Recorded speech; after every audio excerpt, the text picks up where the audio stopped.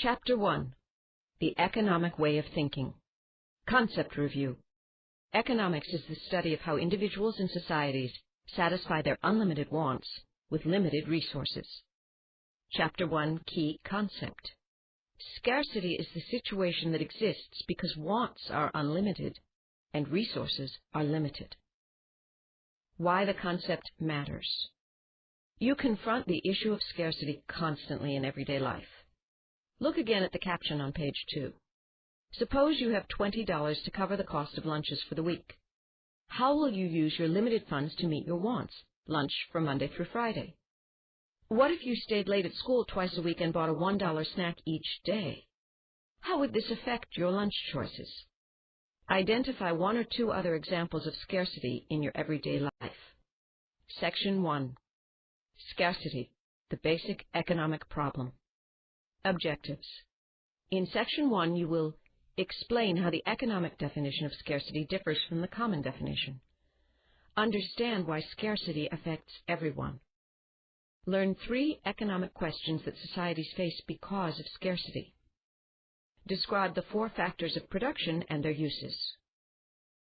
Key terms: wants, needs, scarcity, economics, goods, services, consumer, producer, factors of production, land, labor, capital, entrepreneurship. Taking notes. As you read Section 1, complete a cluster diagram showing how scarcity is the central concept of economics. Use the graphic organizer at Interactive Review at ClassZone.com. What is scarcity? Key concepts. Have you ever felt you wanted a new cell phone, a car, a new pair of running shoes, or the latest MP3 player? You are not alone. Consumers have many economic wants. Wants are desires that can be satisfied by consuming a good or service. When making purchases, people often make a distinction between the things they need and the things they want. Some things that people desire, like a house or an apartment, are more important than other things, like a flat-screen television. Needs are things such as food, clothing, and shelter that are necessary for survival. People always want more, no matter how much they have already. In fact, wants are unlimited, but the resources available to satisfy them are limited. The result of this difference is scarcity, the situation that exists when there are not enough resources to meet human wants. Scarcity is not a temporary shortage of some desired thing. Rather, it is a fundamental and ongoing tension that confronts individuals, businesses, governments, and societies. Indeed, it is so basic to human experience that a social science has developed to understand and explain it. That social science is economics, the study of how people choose to use scarce resources to satisfy their wants. Economics involves 1. Examining how individuals, businesses, governments, and societies choose to use scarce resources to satisfy their wants. 2. Organizing, analyzing, and interpreting data about those economic behaviors. 3. Developing theories and economic laws that explain how the economy works and to predict what might happen in the future. Principle 1. People have wants. Choice is central to the use of scarce resources. People make choices about all the things they desire, both needs and wants. You might think of food as a need because it is necessary for your survival. Nevertheless, you make choices about food. What do you want for dinner tonight? Will you cook a gourmet creation or heat up a frozen dinner? Or will you treat yourself to a meal at your favorite restaurant? You make choices about other needs, too. For example, consider the choices you make about the clothes you wear. Wants are not only unlimited, they are also ever-changing. 25 years ago, for example, few Americans owned a personal computer. Today, however, few Americans can imagine life without computers and computer-related technology. Principle 2. Scarcity affects everyone. Because wants are unlimited and resources are scarce, choices have to be made about how best to use these resources. Scarcity, then, affects which goods are made and which services are provided. Goods are physical objects that can be purchased, such as food, clothing, and furniture. Services are work that one person performs for another for payment. Services include the work of sales clerks, technical support representatives, teachers, nurses, doctors, and lawyers. Scarcity affects the choices of both the consumer, a person who buys goods or services for personal use, and the producer, a person who makes goods or provides services. Application. Applying economic concepts. A. Identify 5 wants that you have right now. Describe how scarcity affects your efforts to meet these wants. Scarcity leads to 3 economic questions. Key concepts. If you have ever had to decide whether something you want is worth the money, then you have experienced scarcity firsthand. Scarcity in the lives of individual consumers, the gap between their unlimited wants and limited resources, is all too easy to understand. Scarcity, however, also confronts producers and whole societies. Indeed, scarcity requires every society to address 3 basic economic questions. What will be produced? How will it be produced? For whom will it be produced? Question 1. What will be produced?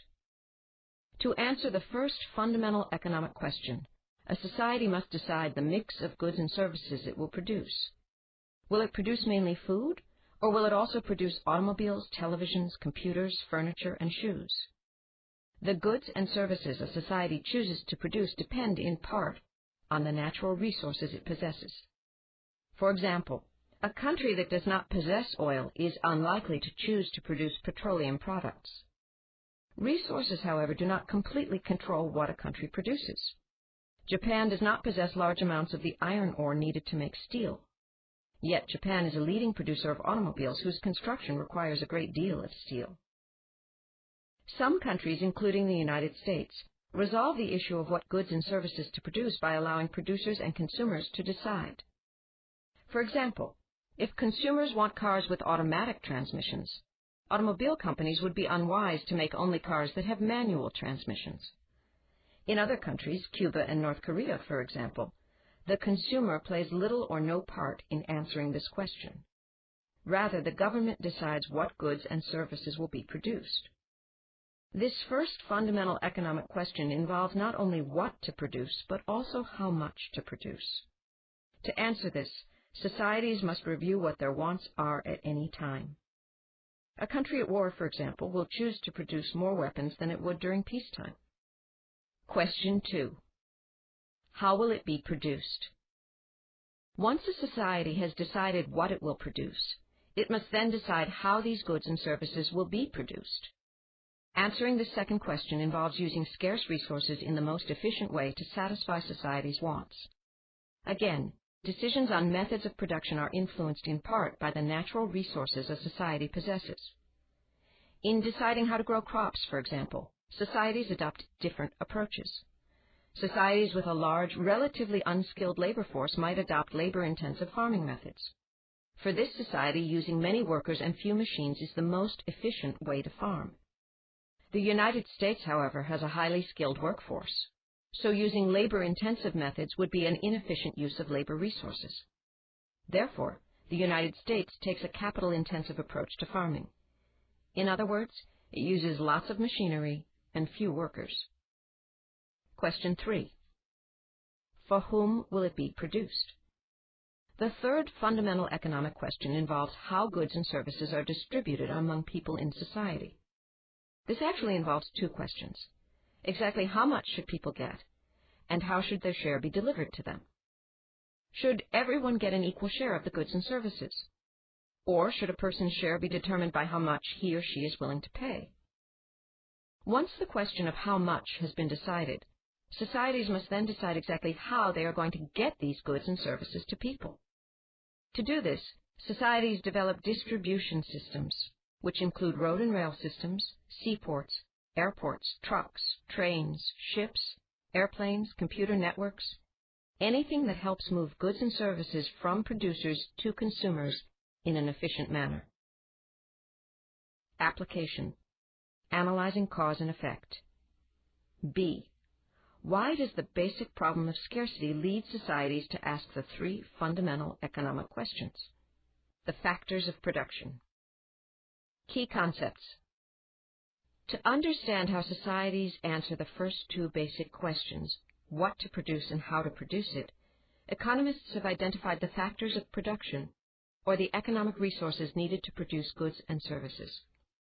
They divide the factors of production into four broad categories: land, labor, capital, and entrepreneurship. All of these factors have one thing in common: their supply is limited. Factor 1. Land. In everyday terms, the word land usually refers to a stretch of ground on the Earth's surface. In economic terms, however, land includes all the natural resources found on or under the ground that are used to produce goods and services. Water, forests, and all kinds of wildlife belong in the category of land. So too do buried deposits of minerals, gas, and oil. Factor 2. Labor. The word labor usually brings to mind images of hard physical work. In economic terms, however, its meaning is far broader. Labor is all the human time, effort, and talent that go into the making of products. Labor, then, is not only the work done by garbage collectors, factory workers, and construction workers. It also includes the work of architects, teachers, doctors, sales clerks, and government officials. Factor 3. Capital. When you hear the word capital, you probably think of money. In economic terms, however, capital is all the resources made and used by people to produce and distribute goods and services. Tools, machinery, and factories are all forms of capital. So are offices, warehouses, stores, roads, and airplanes. In other words, capital is all of a producer's physical resources. For this reason, capital is sometimes called physical capital or real capital. While businesses invest in real capital, workers invest in human capital, the knowledge and skills gained through experience. Human capital includes such things as a college degree or good job training. When workers possess more human capital, they are more productive. Factor 4. Entrepreneurship. The fourth factor of production, entrepreneurship, brings the other three factors together. Entrepreneurship is the combination of vision, skill, ingenuity, and willingness to take risks that is needed to create and run new businesses. Most entrepreneurs are innovators. They try to anticipate the wants of consumers and then satisfy these wants in new ways. This may involve developing a new product, method of production, or way of marketing or distributing products. Entrepreneurs are also risk takers. They risk their time, energy, creativity, and money in the hope of making a profit. The entrepreneurs who build a massive shopping mall or who open a new health club do so because they think they could profit from these business ventures. The risk they take is that these enterprises might fail. Application. Applying economic concepts. C. Think of a product that you recently purchased. How do you think the four factors of production were used to create this product? Chapter 1, page 9. Economics Essentials. Figure 1.1. What are the factors of production? Labor. All the human time, effort, and talent that go into the production of goods and services are considered labor. Capital. All the physical resources made and used by people to produce and distribute goods and services are considered capital. So too are the knowledge and skills that make workers more productive. Entrepreneurship. The combination of vision, skill, ingenuity, and willingness to take risks that is needed to create and run new businesses is called entrepreneurship. Land. All the natural resources found on or under the ground that are used to produce goods and services are considered land. Analyze charts. Two new businesses have opened in your neighborhood: a coffee bar called Lou's Cafe and a health club called Body Power. Construct your own economic essentials diagram to show how the four factors of production are used in one of these businesses. Economics Skill Builder. Analyzing cause and effect. Causes are the events that explain why something happens, and effects are what happens. An effect can become the cause of other effects, resulting in a chain of events or conditions. Identifying causes and effects helps economists understand how economic conditions occur. Use the strategies below to help you identify causes and effects using a graphic organizer. Turmoil reduces oil supply. Oil is a scarce resource, but events in the Middle East have made it more so. The invasion of Iraq in 2003 by United States and British-led coalition forces led to an almost immediate shutdown of Iraq's oil exports, thereby reducing the availability of crude oil by some 1.8 million barrels per day. Unrest in Nigeria, Africa's largest oil producer, further added to global scarcity. More than 2 years later, in part due to continued unrest in the Middle East, oil production was still sluggish. One result of the continued scarcity was a rise in energy prices. Increased energy prices, in turn, caused shipping costs to rise. The increased cost of shipping led shippers to seek more economical means of transport. Some shippers have decreased their use of planes and trucks. Instead, they have turned to less fuel-dependent modes of transport. One example is the use of double-stacked railroad cars that can carry 2 shipping containers stacked one on top of the other.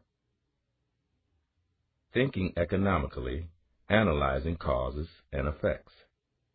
Locate and read an economics-related article in a current affairs magazine, such as Time, Newsweek, or U.S. News and World Report. Make a diagram to summarize the causes and effects discussed in the article. Section 2. Economic Choice Today. Opportunity Cost. Objectives. In Section 2, you will understand why choice is at the heart of economics. Explain how incentives and utility influence people's economic choices. Consider the role of trade-offs and opportunity costs in making economic choices. Demonstrate how to do a cost-benefit analysis.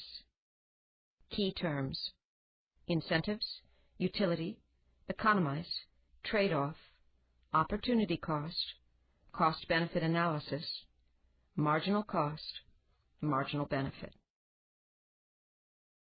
Taking notes. As you read Section 2, complete a cluster diagram to help you see how the key concepts relate to one another. Use the graphic organizer at Interactive Review at ClassZone.com. Making choices. Key concepts. As you recall from Section 1, scarcity forces everyone to choose. But what shapes the economic choices that people make?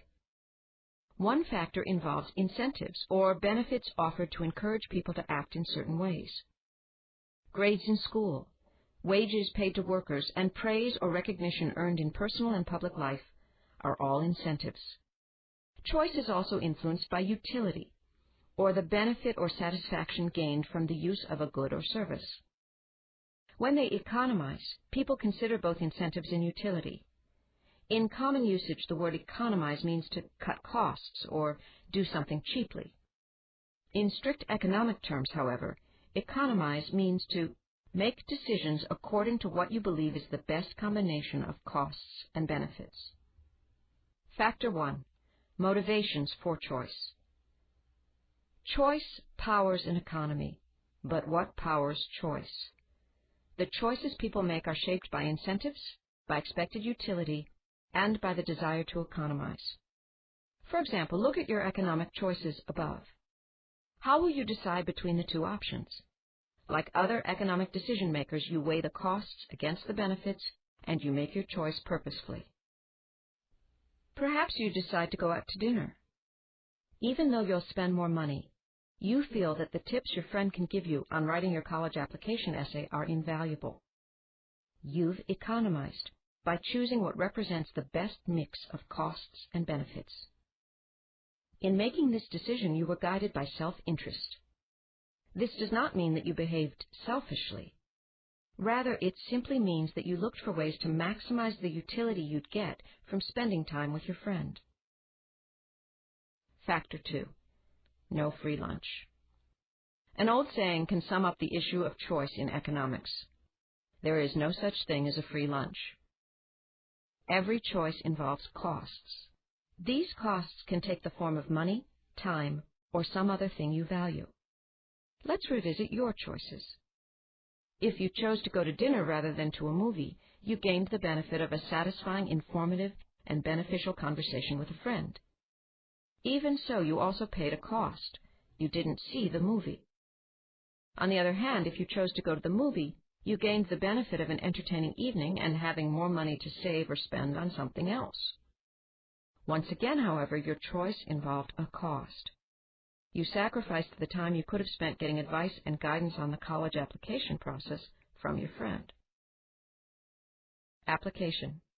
Using a decision-making process. A. You have enough money to buy either an MP3 player that is on sale or some fitness equipment you want. What incentives and utility would guide your decision? Your economic choices. Making choices. How will you spend time with a friend? You and a friend have the choice of going to dinner or going to a movie. There is an incentive for choosing the movies, since dinner would surely cost more.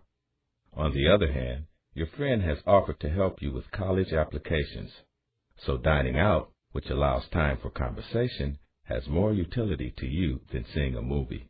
Trade-offs and opportunity cost. Key concepts. Choices, as you have learned, always involve costs.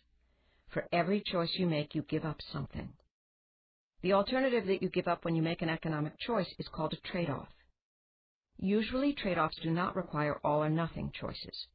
Rather, they involve giving up some of one thing to gain more of another.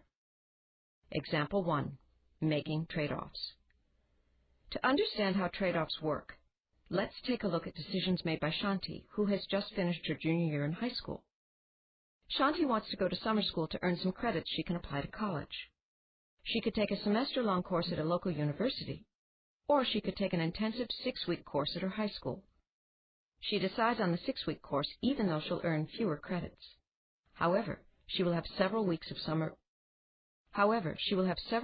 the summer vacation to have fun and relax. Example 2. Counting the opportunity cost. Shanti's friend Dan, who has just graduated, has decided to take off a year before going to college. He's been offered a full-time job for the whole year. However, he decides to take the job for 6 months and then spend time traveling. Dan's choice, like all economic choices, involves an opportunity cost. The opportunity cost of a decision is the value of the next best alternative, or what you give up by choosing one alternative over another. Dan decided to travel around the country and visit friends. The opportunity cost of that decision is the income he could have earned at his job. If, however, Dan had decided to work for the whole year, his opportunity cost would have been the trip around the country that he didn't take. Note that Dan's opportunity cost is not the value of all the things he might have done. Rather, it is the value of his next best alternative, or what he gave up to get what he most wanted. Application. Applying economic concepts. B. Look again at Shanti's decision. What was the opportunity cost of her choice? If she had chosen the semester course, what would her opportunity cost have been? Analyzing choices. Key concepts. Shanti and Dan did not make their choices randomly. Rather, they carefully looked at the benefits they would gain and the opportunity costs they would incur from their decisions. This practice of examining the costs and the expected benefits of a choice as an aid to decision-making is called cost-benefit analysis. Cost-benefit analysis is one of the most useful tools for individuals, businesses, and governments when they need to evaluate the relative worth of economic choices. Example. Max's decision-making grid. Perhaps the simplest application of cost-benefit analysis is the decision-making grid, which shows what you get and what you give up when you make choices. Look at Max's decision-making grid in Figure 1.2 below. Max has to decide how to spend his scarce time, studying for his government class or going out with his friends. Max likes nothing better than to spend hours talking with his friends at the local juice bar. However, the F he has in the government class at the moment will not look good on his transcript, so he certainly could benefit from some extra study time. Max knows that he has 6 hours available for extra study or socializing each week. He begins to build his decision-making grid by listing all the options he has for using these 6 hours. He then lists the benefits and opportunity costs of each of these options. After reviewing all of this information, he chooses 3 extra hours of study a week. He feels that the opportunity cost, 3 hours of time with his friends, is worth the expected benefit, a B grade. Costs and benefits change over time. So do goals and circumstances. Such changes will influence the decisions people make. For instance, Max learns that Pine Tree State, the college he wants to attend, only considers applicants with a 3.4 or better grade point average. If he needs to get a B+ or better to raise his GPA to 3.4, he might decide to spend less time with his friends and study 4 or 5 hours per week rather than 3. Example: marginal costs and benefits. How did Max arrive at his decision? To explain it, economists would look at marginal costs and marginal benefits. Marginal cost is the cost of using one more unit of a good or service, while marginal benefit refers to the benefit or satisfaction received from using one more unit of a good or service. Max's choice was to study 3 extra hours, which gave him a B grade at the opportunity cost of 3 hours with his friends. Look again at Max's decision-making grid in Figure 1.2. What would be the marginal cost of 1 more hour of study? As you can see, it is the loss of 1 more hour with his friends. The marginal benefit of that extra hour would be an improvement in grade from B to B+. Max decided that the benefit of a slight improvement in his grade was not worth the cost of 1 less hour with his friends. The analysis of marginal costs and marginal benefits is central to the study of economics. It helps to explain the decisions consumers, producers, and governments make as they try to meet their unlimited wants with limited resources. Application: using a decision-making process. C. Look at your economic choices above. Construct a decision-making grid that analyzes the potential choices of attending basketball practice and working at an after-school job. Which option would you choose? Section 3. Analyzing production possibilities. Objectives. In Section 3, you will describe what a production possibilities curve is and how it is constructed. Explain what economists learn from using production possibilities curves. Analyze how production possibilities curves show economic growth. Key terms: economic model, production possibilities curve, PPC, efficiency, underutilization, law of increasing opportunity costs. Taking notes. As you read Section 4, complete a summary chart to identify the most important points on production possibilities. Use the graphic organizer at Interactive Review at ClassZone.com. Graphing the possibilities. Key concepts. In Section 2, you learned that all economic choices involve trade-offs. Economists have created economic models, simplified representations of complex economic activities, systems, or problems, to clarify trade-offs.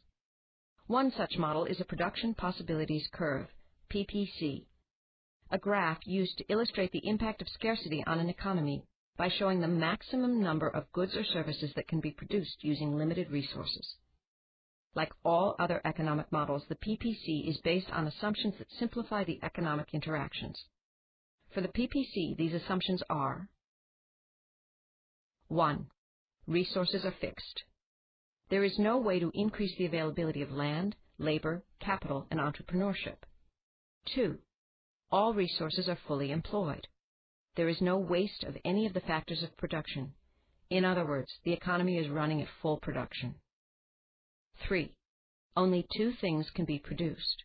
This assumption simplifies the situation and suits the graphic format, with 1 variable on each axis. 4. Technology is fixed. There are no technological breakthroughs to improve methods of production. Since the curve on a PPC represents the border or frontier, between what it is possible to produce and what it is not possible to produce, this model is sometimes called a production possibilities frontier. It is a useful tool for businesses and even governments, but it works just as well with individual, small-scale economic decisions.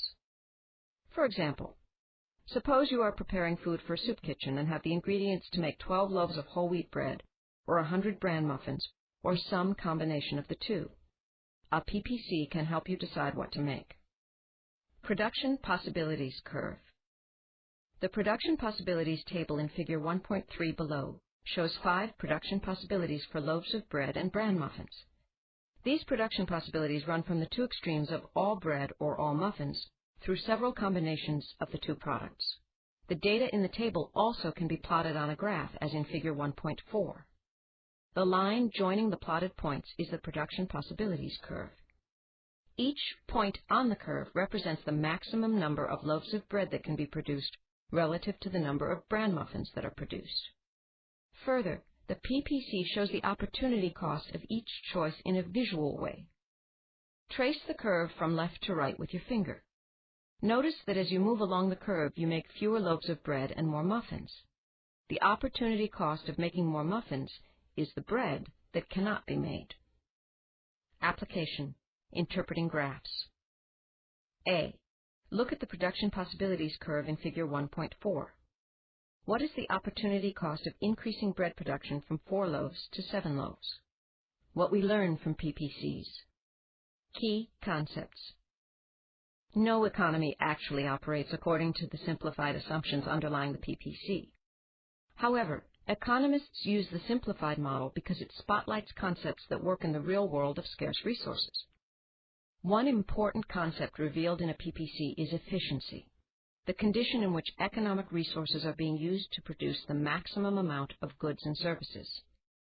Another is underutilization, the condition in which economic resources are not being used to their full potential. As a result, fewer goods and services are being produced than the economy is capable of making. Both of these conditions are easy to see in the PPC. Example: efficiency and underutilization. Figure 1.5 shows the classic production possibilities model of guns versus butter. In this model, guns is shorthand for military spending, and butter represents consumer products. Every point along this PPC shows a different combination of military and consumer production. Regardless of the combination, each point represents efficiency, the most that can be produced with the available resources. Any point inside the curve represents underutilization or the inefficient use of available resources. Look again at Figure 1.5 and notice that point 3 indicates that all resources are not fully employed. The PPC shows that the economy is capable of producing either 47 million more guns, point 1 on the curve, or 30 million more pounds of butter, point 2 on the curve. Any point outside the curve is impossible to meet because resources are fixed. To produce the number of guns indicated at point 4, fewer pounds of butter would have to be made, point 1 on the curve. Similarly, to produce the amount of butter indicated at point 4, fewer guns would have to be made, point 2 on the curve. The shape of the PPC shows a third important economic concept. This is the law of increasing opportunity costs, which states that as production switches from one product to another, increasingly more resources are needed to increase the production of the second product, which causes opportunity costs to rise. Example: increasing opportunity costs. Return again to Figure 1.5. A nation makes 250 million pounds of butter, point 1 on the curve, but wants to make 280 million pounds, point 2 on the curve. The opportunity cost of making the extra 30 million pounds of butter is 37 million guns. That works out to a cost of about 1.2 guns for every pound of butter. If the nation increases its output of butter to 312 million pounds, point 5 on the curve, the opportunity cost of the change would be 63 million guns, nearly 2 guns for every pound of butter. This increase in the opportunity cost, each additional unit costs more to make than the last, explains why the curve is bow-shaped. The reason for the increasing costs is fairly straightforward. Making butter involves different resources than making guns. Converting from gun production to butter production is not a simple procedure. New machinery must be produced, new factories must be built, and workers must be retrained. The cost of all these actions will be fewer and fewer guns. Application. Writing about economics. B. Write a brief paragraph explaining the concepts a PPC shows graphically. Changing production possibilities. The PPC illustrates a country's present production possibilities as if all resources are fixed. However, a country's supply of resources is likely to change over time. When additional resources become available, new production possibilities beyond the original frontier become attainable, and the PPC moves outward. Example, a shift in the PPC. In the late 1700s, the United States occupied a relatively narrow strip of land along the Atlantic coast. Yet in less than 100 years, it has expanded to the Pacific Ocean. This additional land provided the United States with an abundance of natural resources. Similarly, successive waves of immigration have added huge numbers of workers to the labor pool. Also, new technology has made the use of land, labor, and capital more efficient. The addition of new resources, or the more efficient use of resources already available, meant that the United States could produce more goods and services. This is shown on the PPC as a shift of the curve outward, or to the right, as Figure 1.6 illustrates. Economists refer to this increase in the economy's total output as economic growth. You'll learn more about this concept in Chapter 12. Application. Applying economic concepts. C. Identify 3 developments that would cause the PPC to move outward. Section 4. The Economist's Toolbox. Objectives. In Section 4, you will demonstrate how and why economists use economic models. Understand how and why economists use statistics, charts, tables, and graphs. Compare macroeconomics to microeconomics. Contrast positive economics with normative economics. Key terms: statistics, microeconomics, macroeconomics, positive economics, normative economics. Taking notes. As you read Section 4, complete a chart to see similarities and differences between key concepts. Use the graphic organizer at interactivereview@classzone.com. Working with data. Key concepts. An old joke notes that economics is everything we already know expressed in a language we don't understand. While many economists might disagree with the second part of this joke, they probably would have little argument with the first part. Economics is something that everybody engages in every day, and in that way, everyone has knowledge of it.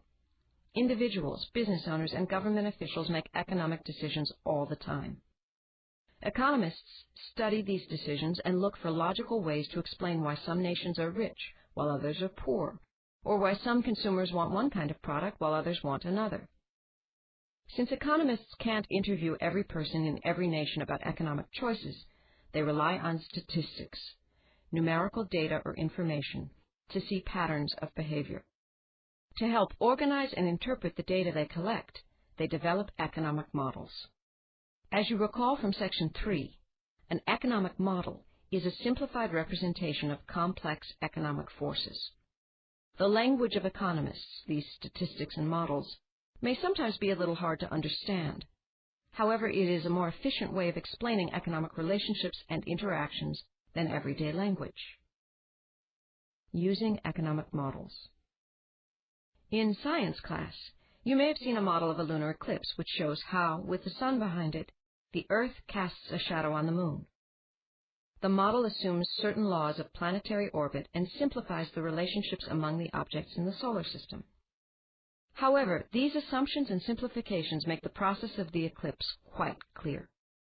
Economic models work in the same way. They are based on assumptions and are simplified because they focus on a limited number of variables. Economists can express their models in words, graphs, or equations. Models help economists explain why things are as they are. In some cases, models can help economists to predict future economic activity. You've already learned how economists construct and use one important economic model, the production possibilities curve, in Section 3. You'll learn about another, the circular flow model, in Chapter 2. Using charts and tables. Economists study statistics in a particular way, looking for trends, connections, and other interesting relationships. They have several tools to help them with this task. Among the most common tools are charts and tables, in which data are arranged and displayed in rows and columns. See Figure 1.7 above. By showing numbers in relation to other numbers, charts and tables can reveal patterns in the data. Suppose, for example, you are curious about how much money various developed countries give to help developing countries. In Figure 1.7, if you looked at one set of numbers, you would see that Luxembourg contributed $236 million, while Canada gave more than 10 times that, offering nearly $2.6 billion. Your immediate interpretation of these data might be that Canada gives far more in foreign aid than Luxembourg does. But looking at other sets of numbers might suggest a different interpretation. Luxembourg may have contributed far less than Canada in actual dollar amounts. However, the foreign aid Luxembourg gave represented close to 1% of the value of all the goods and services the nation produced. Canada's contribution, in contrast, was about 0.3% of its total economy. After studying these numbers, you might conclude that in relative terms, Luxembourg gives more than Canada in foreign aid. Using graphs. When economists are interested in identifying trends in statistics, they often use graphs or visual representations of numerical relationships. The most common type is the line graph. Line graphs are particularly useful for showing changes over time. All line graphs use at least two sets of numbers or variables, one plotted along the horizontal axis running from left to right, the other plotted along the vertical axis running from bottom to top. On the line graph in Figure 1.8 above, the range of time between 1995 and 2001 is shown on the horizontal axis. The number of PCs, personal computers, per 100 people in developing countries is shown on the vertical axis. The number of PCs for each year is plotted on the graph, and then these points are joined to form a line. The line may slope upward, showing an upward trend, or downward, showing a downward trend. The line may be straight, keeping the same slope throughout, or it may be curved, having a varied slope. In later chapters, you'll see that where graphs are used to illustrate economic concepts, lines are referred to as curves, whether they are straight or curved. How would you describe the trend shown in Figure 1.8? A bar graph is especially useful for comparisons. The bar graph in Figure 1.9 above shows information on the percentage of households in the United States that have access to computers and the Internet. The bars vividly illustrate that access to information technology increased dramatically in the United States between 1998 and 2003. A pie graph, often called a pie chart or circle graph, is especially good for representing numbers in relation to a whole. Take a look at the pie graph in Figure 1.10. The whole circle represents all the Internet users in the world. The slices of the pie, which represent regions of the world, are drawn in proportion to the percentage of the whole they constitute. Application. Interpreting graphs. A. Look at the bar graph in Figure 1.10 above. Write a generalization based on information in the graph. Microeconomics and macroeconomics. Key concepts. For scientists, everything in the earth, air, and water, and beyond, is a source of data to be observed and studied. Yet the data often make little sense until they are seen through the lens of a microscope or telescope. Economic information, as with scientific data, takes on meaning when it is viewed through the most useful lens. Two of the lenses through which economists observe economic behavior are microeconomics and macroeconomics. Microeconomics is the study of the behavior of individual players in an economy, such as individuals, families, and businesses. Macroeconomics is the study of the behavior of the economy as a whole and involves topics such as inflation, unemployment, aggregate demand, and aggregate supply. Microeconomics. As the prefix micro, meaning small, would suggest, microeconomics examines specific individual elements in an economy. The elements include prices, costs, profits, competition, and the behavior of consumers and producers. Microeconomics can help you understand how the sandwich shop owner arrived at the price of the lunch you bought today, why the neighborhood has several sandwich shops offering the same kinds of food, and why some of these shops flourish while others fail. Microeconomics can also offer explanations for why students decide to work only on the weekends and not on school nights, why some families buy a used car rather than a new car, and why the mom-and-pop grocery store in your neighborhood closed after the superstore opened nearby. Within the field of microeconomics, there are areas of specialized concentration. Business organization, labor markets, agricultural economics, and the economics of environmental issues are among the topics that microeconomists might study. You will study the issues of microeconomics in more depth, starting in Chapter 4. Macroeconomics. Macroeconomics, as its prefix macro, meaning large, would suggest, examines the economic big picture. In other words, macroeconomics is the study of the economy as a whole. While the limited spending power of an unemployed person would be in the realm of microeconomics, the effect of widespread unemployment on the whole nation would be a macroeconomic issue. In a similar way, the rising price of coffee would interest a microeconomist, but a general rise in prices, a sign that the whole economy is experiencing inflation, would be a matter for a macroeconomist. While microeconomics considers the individual consumer, macroeconomics studies the consumer sector, also called the household sector. A sector is a combination of all the individual units into one larger whole. Macroeconomics also examines the business sector and the public or government sector, that part of the economy that provides public goods and services. Macroeconomists bring a national or global perspective to their work. They study the monetary system, the ups and downs of business cycles, and the impact of national tax policies on the economy. In addition, they look at such global issues as international trade and its effect on rich and poor nations. You will study macroeconomics in depth beginning in Chapter 10. Application. Categorizing economic information. B. Which does each of the news headlines relate to, microeconomics or macroeconomics? 1. National unemployment figures rise. 2.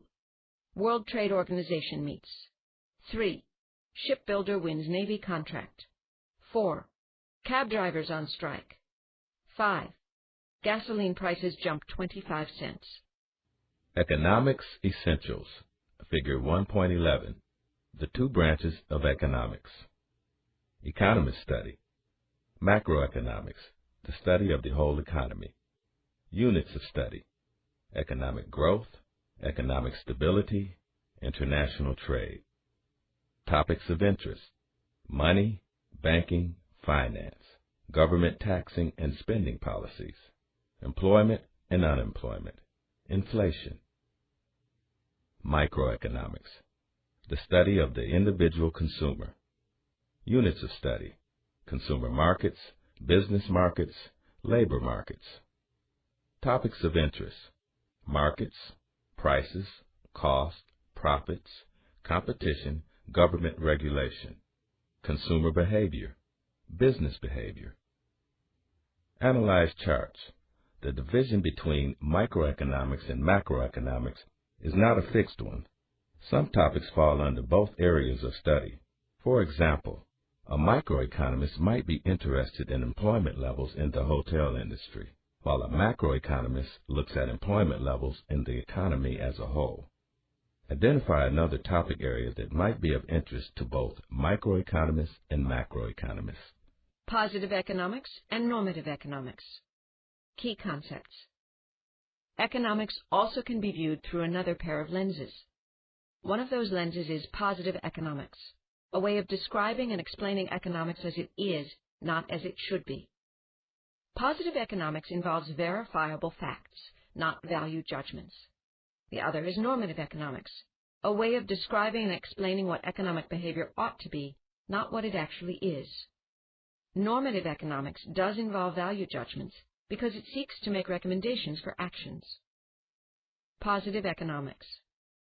Positive economics uses the scientific method to observe data, hypothesize, test, refine, and continue testing.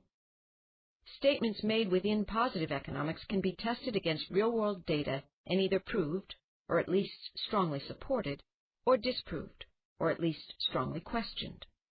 Suppose, for example, your state is debating the pros and cons of a lottery to raise money for education. In the framework of positive economics, researchers would study data from states with lotteries to see if educational spending increased after the lotteries were begun. Normative economics. Normative economics, in contrast, is based on value judgments. It goes beyond the facts to ask if actions are good. Since the values of people differ, so do the recommendations based on normative economics. Consider the issue of using lottery money to fund education. Two economists might agree that the data show that state-run lotteries result in more money for schools, and that many lottery tickets are purchased by people who are poor. Their recommendations, however, might differ because they have different values. One economist might support a lottery because it increases funding for schools. The other might oppose a lottery because it places a burden on the poor. Application. Applying economic concepts. C. Are the following statements examples of positive economics or normative economics? 1. Because of scarcity, everyone must make choices. 2. Americans buy too many cars and do not use mass transit enough. Economics pacesetter. Adam Smith, founder of modern economics. Some 250 years ago, economics as an academic discipline did not even exist. Any discussion of economic issues usually took place in the fields of politics and philosophy. In 1776, however, Adam Smith completely changed this. Seeing the invisible. No other economist has had as much influence as Adam Smith, yet he would not have even considered himself an economist. Smith was born in Kirkcaldy, Scotland, in 1723 and studied, and later taught, literature, logic, and moral philosophy. In 1764 he traveled to France and met many European Enlightenment writers and thinkers.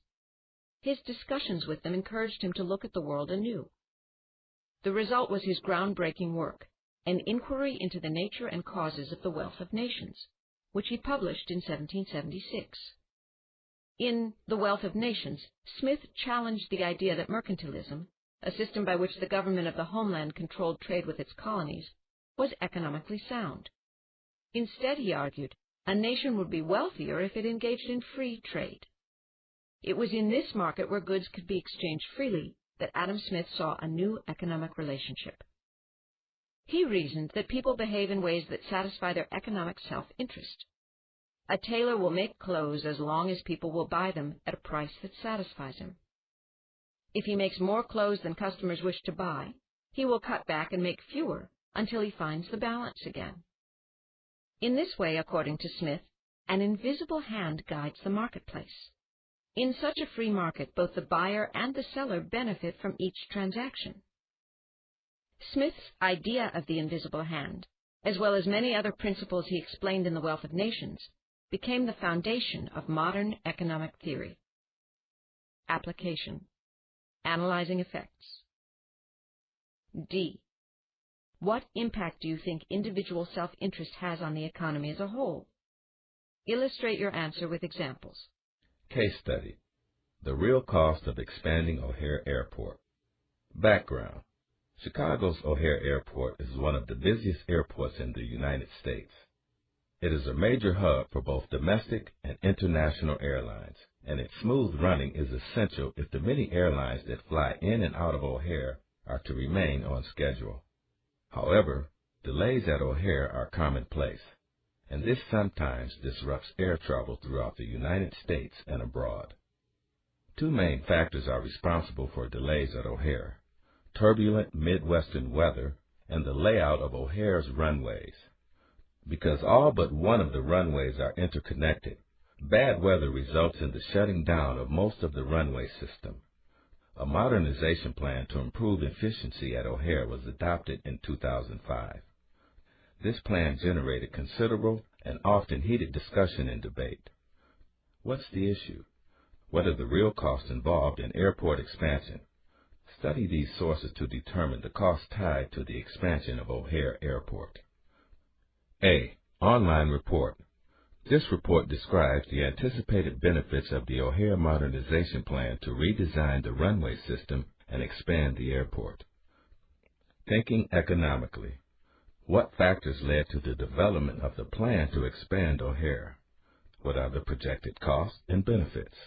B. Political cartoon. Cartoonist Griselda drew this cartoon about people protesting noise pollution at an airport. Thinking economically.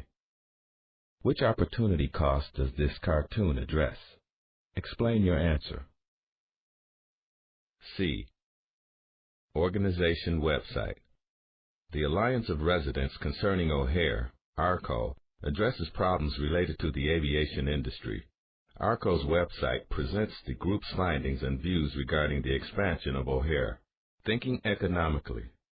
What alternatives does ARCO cite to O'Hare's expansion? Thinking economically, synthesizing. 1. Explain the real cost of expanding O'Hare Airport. Use information presented in the documents to support your answer. 2. Who are the most likely winners and losers as a result of the O'Hare expansion? Explain your answer. 3. How might supporters of expansion use a production possibilities model to strengthen their case? Chapter 2. Economic Systems. Concept Review. Scarcity is the situation that exists when there are not enough resources to meet human wants. Chapter 2. Key Concept. An economic system is the way in which a society uses its scarce resources to satisfy its people's unlimited wants. Why the concept matters. How does a society decide the ways to use scarce resources to meet unlimited wants? Its economic system determines what to produce, how to produce, and for whom to produce. Although every country today uses a mixture of economic systems, some mixed systems provide more economic and political freedom and create more wealth than others. Section 1. Introduction to Economic Systems. Objectives. In Section 1 you will identify the three main types of economic systems, understand how a traditional economy operates, including its advantages and disadvantages. Analyze how modern forces are changing traditional economies. Key terms: economic system, traditional economy, command economy, market economy. Taking notes. As you read Section 1, complete a cluster diagram that provides information on the different kinds of economic systems. Use the graphic organizer at Interactive Review at ClassZone.com. Types of economic systems. Key concepts. In his book Utopia, 16th century writer Thomas More describes a society without scarcity, where wants are limited and easily fulfilled. It is no accident, however, that the word utopia means no place in Greek. In the real world, scarcity is a fact of life. To address scarcity, societies must answer three questions. What should be produced? How should it be produced? For whom will it be produced? The answers to these questions shape the economic system a society has. An economic system is the way a society uses its scarce resources to satisfy its people's unlimited wants. There are three basic types of economic systems: traditional economies, command economies, and market economies. In this chapter, you will learn about these economic systems as well as mixed economies that have features of more than one type. Type 1. Traditional economy. A traditional economy is an economic system in which families, clans, or tribes make economic decisions based on customs and beliefs that have been handed down from generation to generation. The one goal of these societies is survival. Everyone has a set role in this task. Men often are hunters and herders. Women tend to crops and raise children.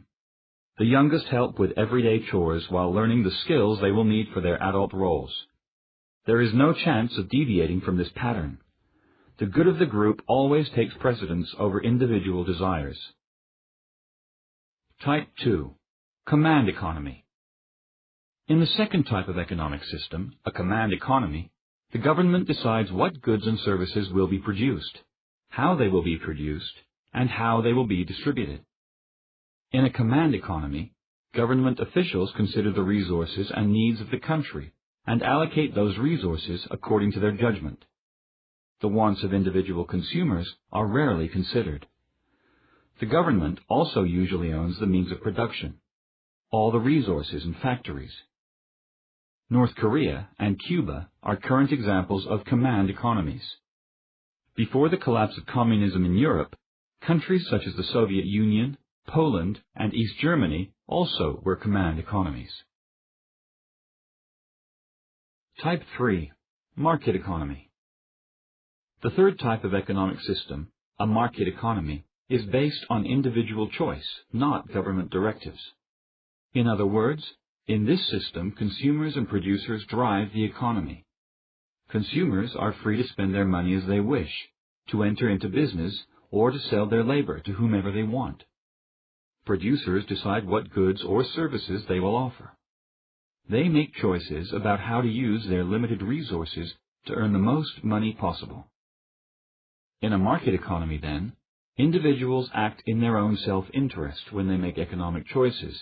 However, as they seek to serve their own interests, they benefit others. As a consumer, you choose to buy the products that best meet your wants. However, this benefits the producers who make those products, because they earn money from your purchases.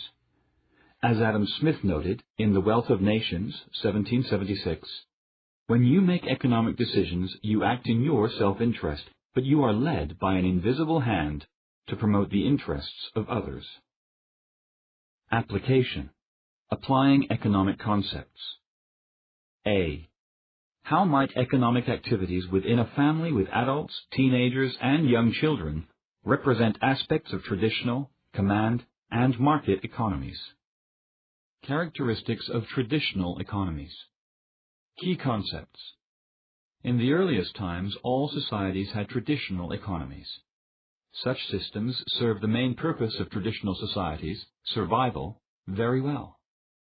The traditional economic system, however, tends to be inefficient and does not adapt to change. Trait 1. Advantages and disadvantages. The one great advantage of a traditional economy is that it so clearly answers the three economic questions. A traditional society produces what best ensures its survival. The methods of production are the same as they have always been. Systems of distribution are also determined by custom and tradition.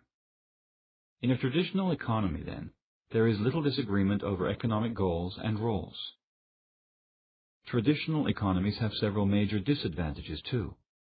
Because they are based on ritual and custom, traditional economies resist change. Therefore, they are less productive than they might be if they adopted new approaches.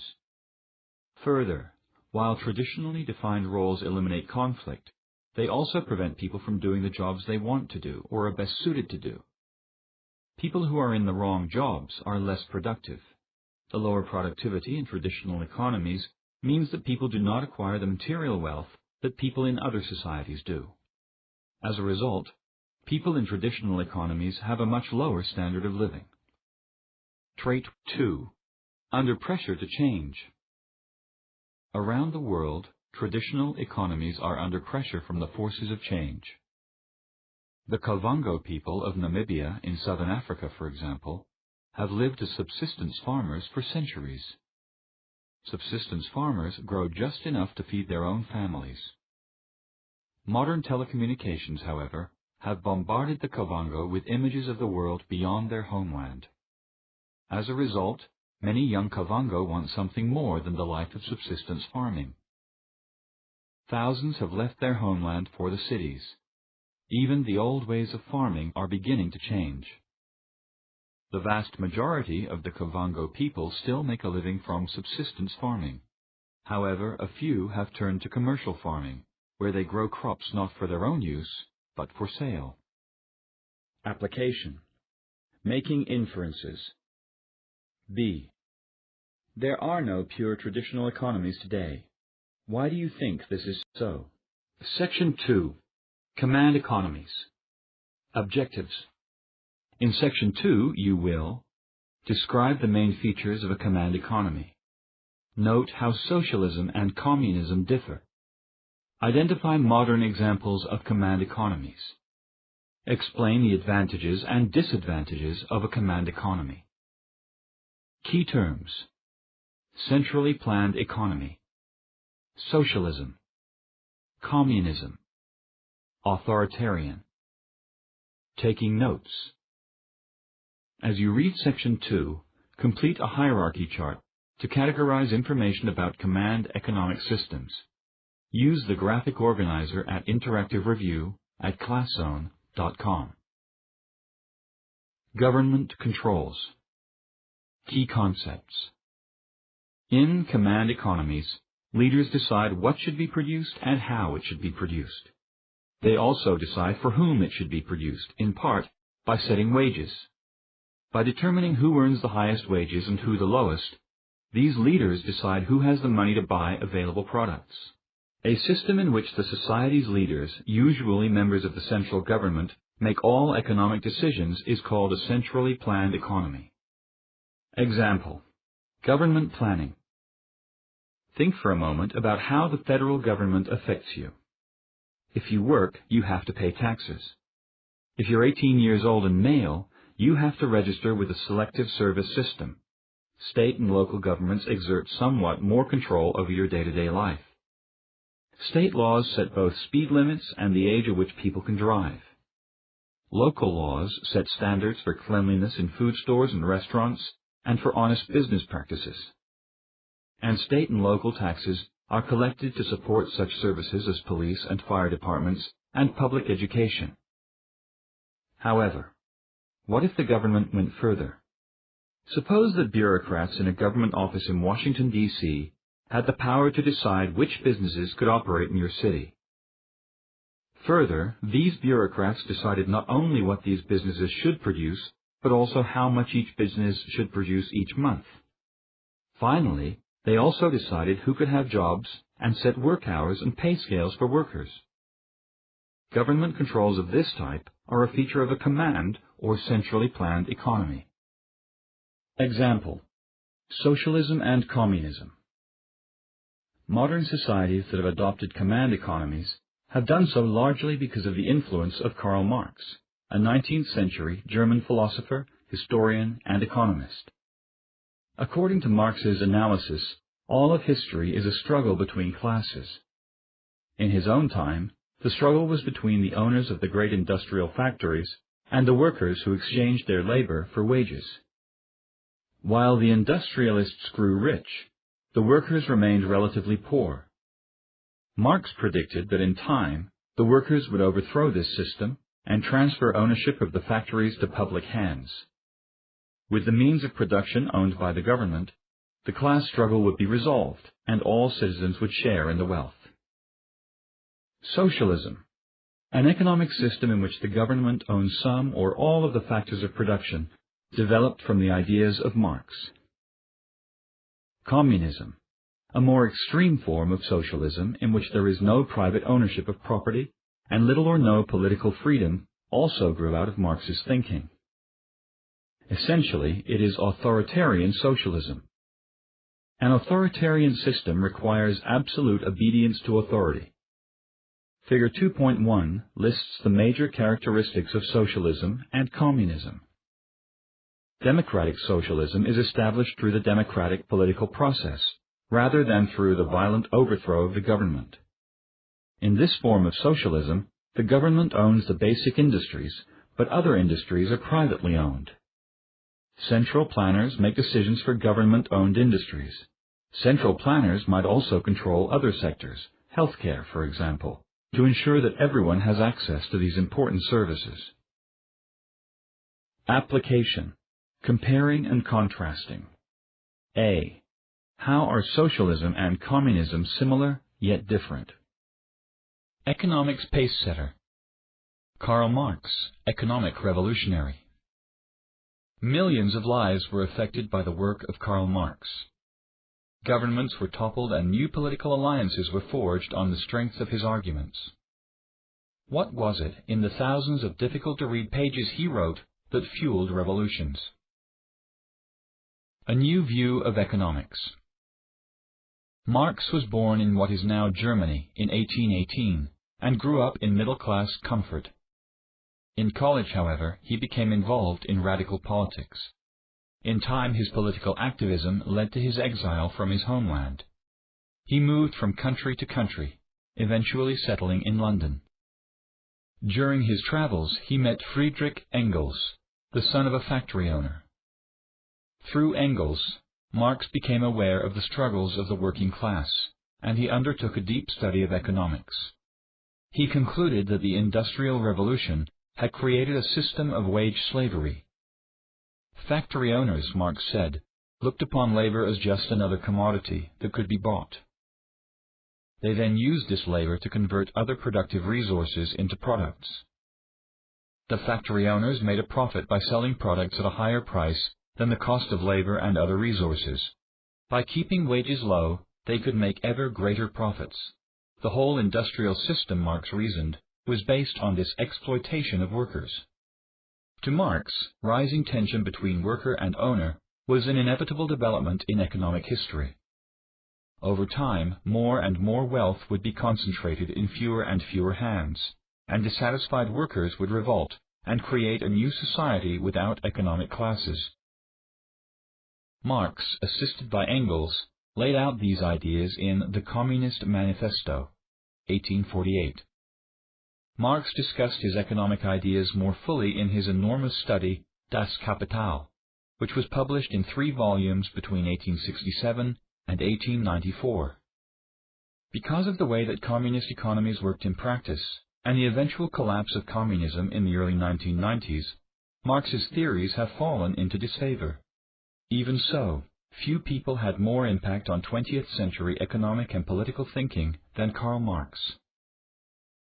Application. Drawing conclusions. B. What did Marx think was the logical outcome of the struggle between owners and workers? Command economies today.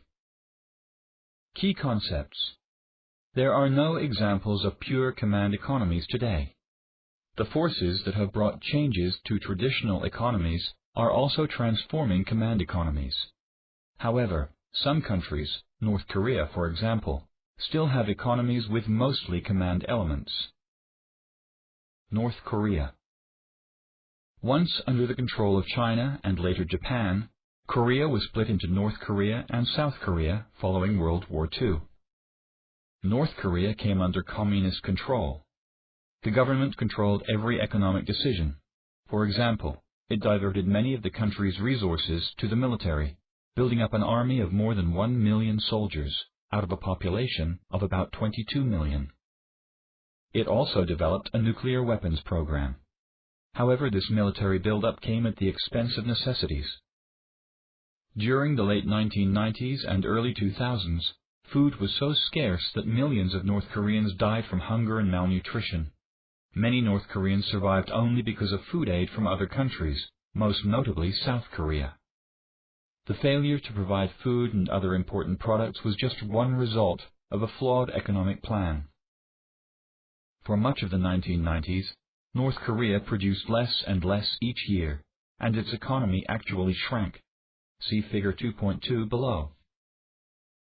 In 2003, however, central planners relaxed some restrictions on private ownership and market activity. North Koreans hoped that this experiment with free markets would revive the country's ailing economy. For more information on North Korea's economy, see the case study on pages 64 to 65. Impact of command economies. In theory, command economies have some advantages. For example, they seek to provide for everyone, even the sick and the old, who are no longer productive economically. Also, leaders in a command economy can use the nation's resources to produce items that may not make money in a market economy, certain medicines, for example. In practice, however, the disadvantages of command economies are abundantly clear. To begin with, central planners often have little understanding of local conditions. Because of this, their economic decisions are frequently misguided or wrong. Also, workers often have little motive to improve their productivity, since they know they will be paid the same wages regardless of their output. And because there is no private property, there is no motivation for workers to use resources wisely. Centrally planned economies often set prices well below those that would be established in a market system. As a result, command economies face shortages. One scene repeated in many command economies is people standing in long lines waiting to buy goods. Such shortages often lead to creative behavior. In the former Soviet Union, for example, light bulbs were almost impossible to buy for home use. However, burned-out bulbs in factories were regularly replaced. Some people took and sold these burned-out bulbs. Why? Other people would buy them and use them to switch out with working bulbs in their factories. They then took the working bulbs to light their homes. Perhaps the greatest failing of strict command systems is the great suffering that people living under them endured. Carrying out centrally planned economic policies requires that individual rights, even the right to life, be subordinate to the needs of the state. Millions of people died in the efforts to build huge collective farms in China and the Soviet Union. Millions more were imprisoned for exercising their political or economic rights. Estimates suggest that the deeply flawed policies of command economies are responsible for more deaths than 2 world wars. Application: applying economic concepts. C. Why are consumer goods often in short supply in a command economy? Section 3. Market economies. Objectives. In Section 3 you will describe what a market is and how it works, identify the main features of a market economy, analyze how the circular flow model represents economic activity in a market economy, explain the advantages and disadvantages of a market economy. Key terms: private property rights, market, laissez-faire, capitalism, voluntary exchange, profit, competition, consumer sovereignty, specialization, circular flow model, product market, factor market. Taking notes. As you read Section 3, complete a chart to identify and describe the features of a market economy. Use the graphic organizer at Interactive Review at Classzone.com. Fundamentals of a market economy. Key concepts. Market economies have several distinct characteristics. Earlier in this chapter, you read about the fundamental feature of a market economy, the fact that people's economic behavior is motivated by self-interest. Self-interested behavior is behind 2 other features of a market economy. One is private property rights, the rights of individuals and groups to own property. In economic terms, property means everything that an individual owns. This includes factories, offices, clothes, furniture, house, car, and other belongings, money, and even intellectual property such as songs or ideas developed for inventions. It also includes the labor individuals provide to earn money to buy what they own. The other feature that stems from self-interest is the market, any place or situation in which people buy and sell resources and goods and services. It may be the farmers' market on Saturdays in a town square, or it may be an enormous cyber market on the internet, such as eBay. Large or small, real or virtual, the market is where people can exchange their private property for someone else's. Feature 1. Private property and markets. For markets to operate efficiently, private property rights need to be well defined and actively enforced by law. If you have ever bought a car, you know that an essential part of the transaction is getting possession of the title. You need proof that the person you are buying it from actually owns it and has the right to sell it. Since clear ownership is vital to any sale or exchange, private property rights are necessary to make markets work properly. If buyers could not trust that the sellers actually had the right to offer their products on the market, trade would break down. Further, suppose you are a musician, but know that your songs can be downloaded for free, depriving you of your right to exchange what you own for money. In such a situation, it is doubtful that you would be motivated to record music.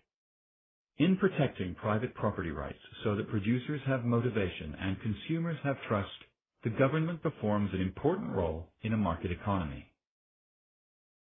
Feature 2. Limited government involvement.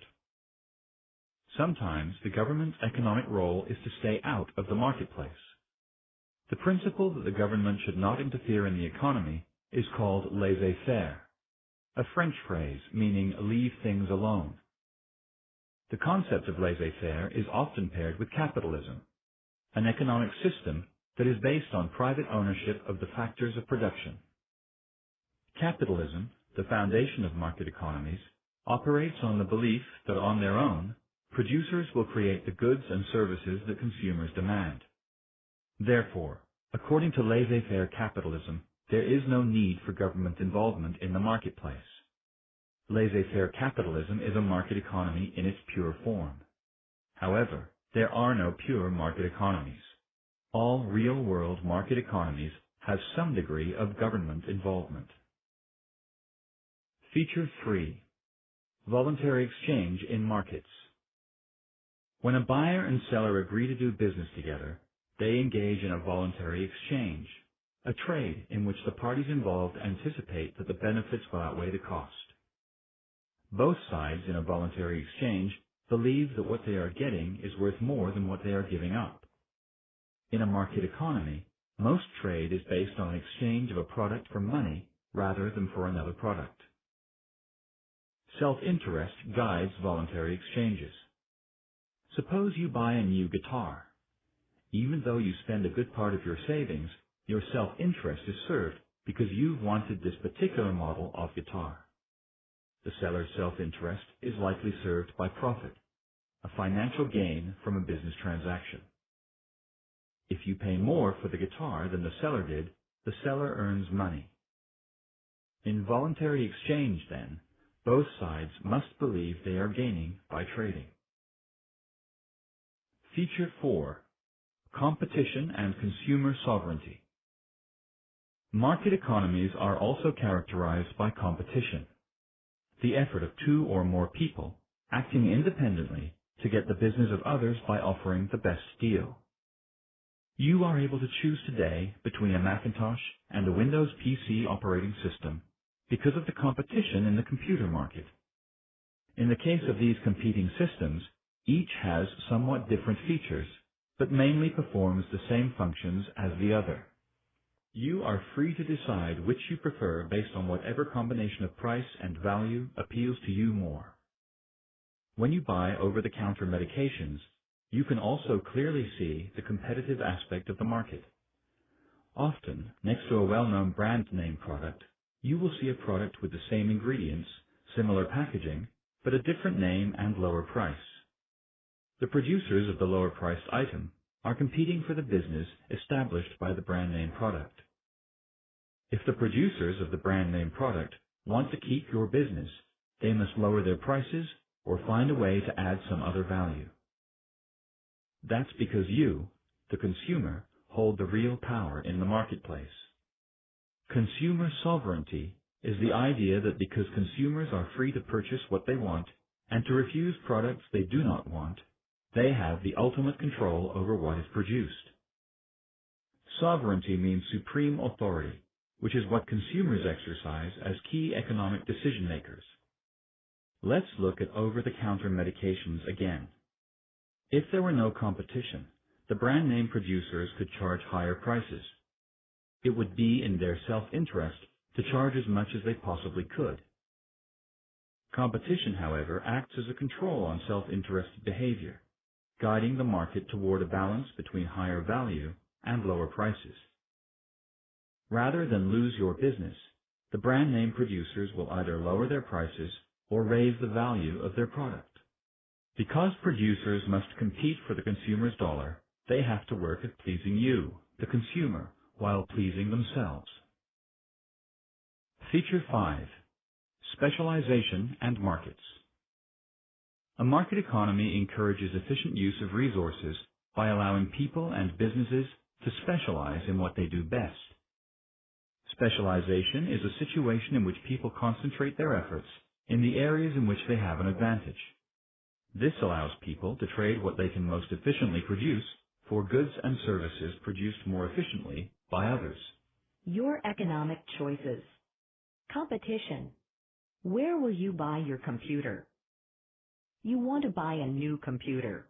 You could buy a standard package from the electronics discount store. The price will be very reasonable, but you won't be able to customize the software package or the service program. Alternately, you could buy from a computer specialty store. You'll pay more, but you can choose the extras that you want, and the customer support program is excellent. Specialization removes the need for households to be self-sufficient, and markets allow households to trade for what they need. Suppose one adult in your house is a bank teller, and another is a welder. Neither banking nor welding needs to happen within your household, but your household does need groceries. By specializing in what they do best, earning money in their jobs, in a market economy, these adults are able to trade the dollars they earn for items and services others specialize in. If, however, they had to grow all the family's food themselves, they'd be less efficient than those who specialized in farming. Also, with each hour spent on growing food, they would lose an hour's worth of wages from their jobs. Specialization, then, leads to higher quality yet lower priced products. Application. Applying economic concepts. A. Which is more important in determining the format in which recordings are offered by the music industry? New technology or consumer sovereignty? Explain. Economics Essentials. Figure 2.3. Fundamentals of a market economy. Government involvement. Buyers and sellers must be free to operate with minimal government intervention. Voluntary exchange. When a buyer and seller agree to do business together, each believes that the benefits outweigh the costs. Profit. Sellers are free to attempt to maximize their profits. Competition. Sellers are free to attempt to get the business of others by offering the best deal. Consumer sovereignty. Buyers can exercise their dominance over what is produced by freely deciding whether to buy or not to buy. Specialization. Buyers and sellers are able to concentrate their efforts in areas where they have an advantage. Private property. Buyers and sellers are free to own and use private property. Analyze charts. Identify a business in your community. Consider how the fundamentals of a market economy noted in the diagram are illustrated by the operations of that business. Record your ideas in a 2-column table. Circular flow in market economies. Key concepts. How do all these fundamental characteristics combine to allow a market economy to function? Economists have developed a model to help them answer this question. Called the circular flow model, it visualizes how all interactions occur in a market economy. The model represents the two key economic decision makers in a market economy: households, which are made up of individuals like you, and businesses. It also shows the two markets where households and businesses meet, that for goods and services, and that for resources. See Figure 2.4 on the next page. Product markets. The market for goods and services is called the product market. This is the market you probably know best. The product market isn't a place as much as it is a set of activities. Whenever or wherever individuals purchase goods or services, at a local mall, a dentist's office, the phone company, or an online service selling concert tickets, they are doing so in the product market. The suppliers of the product market are businesses, which offer their goods or services for sale and use the money they earn from the sales to keep their businesses going. Factor markets. To run a business, firms must, in turn, purchase what they need from the factor market. The market for the factors of production: land, labor, capital, and entrepreneurship. Individuals own all the factors of production. They own some factors of production outright, such as their own labor and entrepreneurship. Others they own indirectly as stockholders in businesses. In the factor market, businesses are the customers and individuals are the producers. A restaurant buys your labor as a server, for example, to serve meals prepared by chefs whose labor they have also bought. The chefs make the meals from products bought from farmers who own the fields and farm equipment. Circular flow. This set of interactions between businesses and individuals is illustrated in Figure 2.4 on the next page. On the left and right of the model, you can see the two main economic decision makers, businesses and households. At the top and bottom are the two main markets, product and factor. The green arrows represent the flow of money. The blue arrows represent the flow of resources and products. Find the households box at the right side of the chart. If you follow the green arrow, you see that individuals spend money in the product market to buy goods and services. From the product market, the money goes to businesses as revenue. The businesses spend this in the factor market, paying for the land, labor, capital, and entrepreneurship needed to produce goods and services. The receivers of that money are individuals who own all the factors of production. With the money they receive, individuals can make more purchases in the product market, and so the cycle continues. If you look at the blue arrows, you can follow the route of the resources and products in the circular flow model. Once again, start with individuals. They sell their land, capital, labor, and entrepreneurship in the factor market. Follow the arrows to see that these factors of production are bought by businesses. The businesses then use these productive resources to make goods and services. The goods and services are then sold in the product market and flow to individuals who purchase them. Application: interpreting economic models. B. Think of a good or a service you have recently bought. Using the circular flow model as a guide, write an explanation of the impact of your purchase on the economy. Impact of market economies. Key concepts.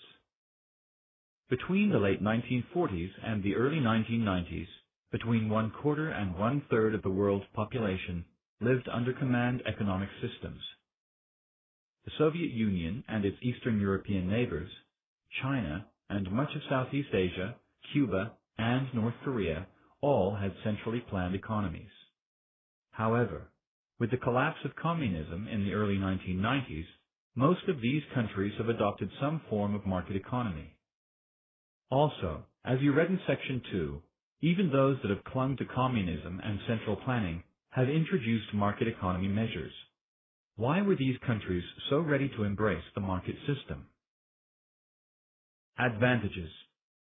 On November 9, 1989, the Berlin Wall, a symbol of the division between the communist and democratic worlds, was finally opened. Over the next few days, hundreds of thousands of East Germans began pouring into West Germany through gates and improvised breaches in the wall. What drew these jubilant East Germans to the West? For most of them, the answer was freedom. Economic and political freedom. Freedom is one of the chief advantages of a market economy. A market economy requires that individuals be free to make their own economic choices, since it depends on the consumer's right to buy or refuse products to determine what will be produced. Individuals are also free to develop their interests and talents in work they find satisfying, rather than being assigned to jobs.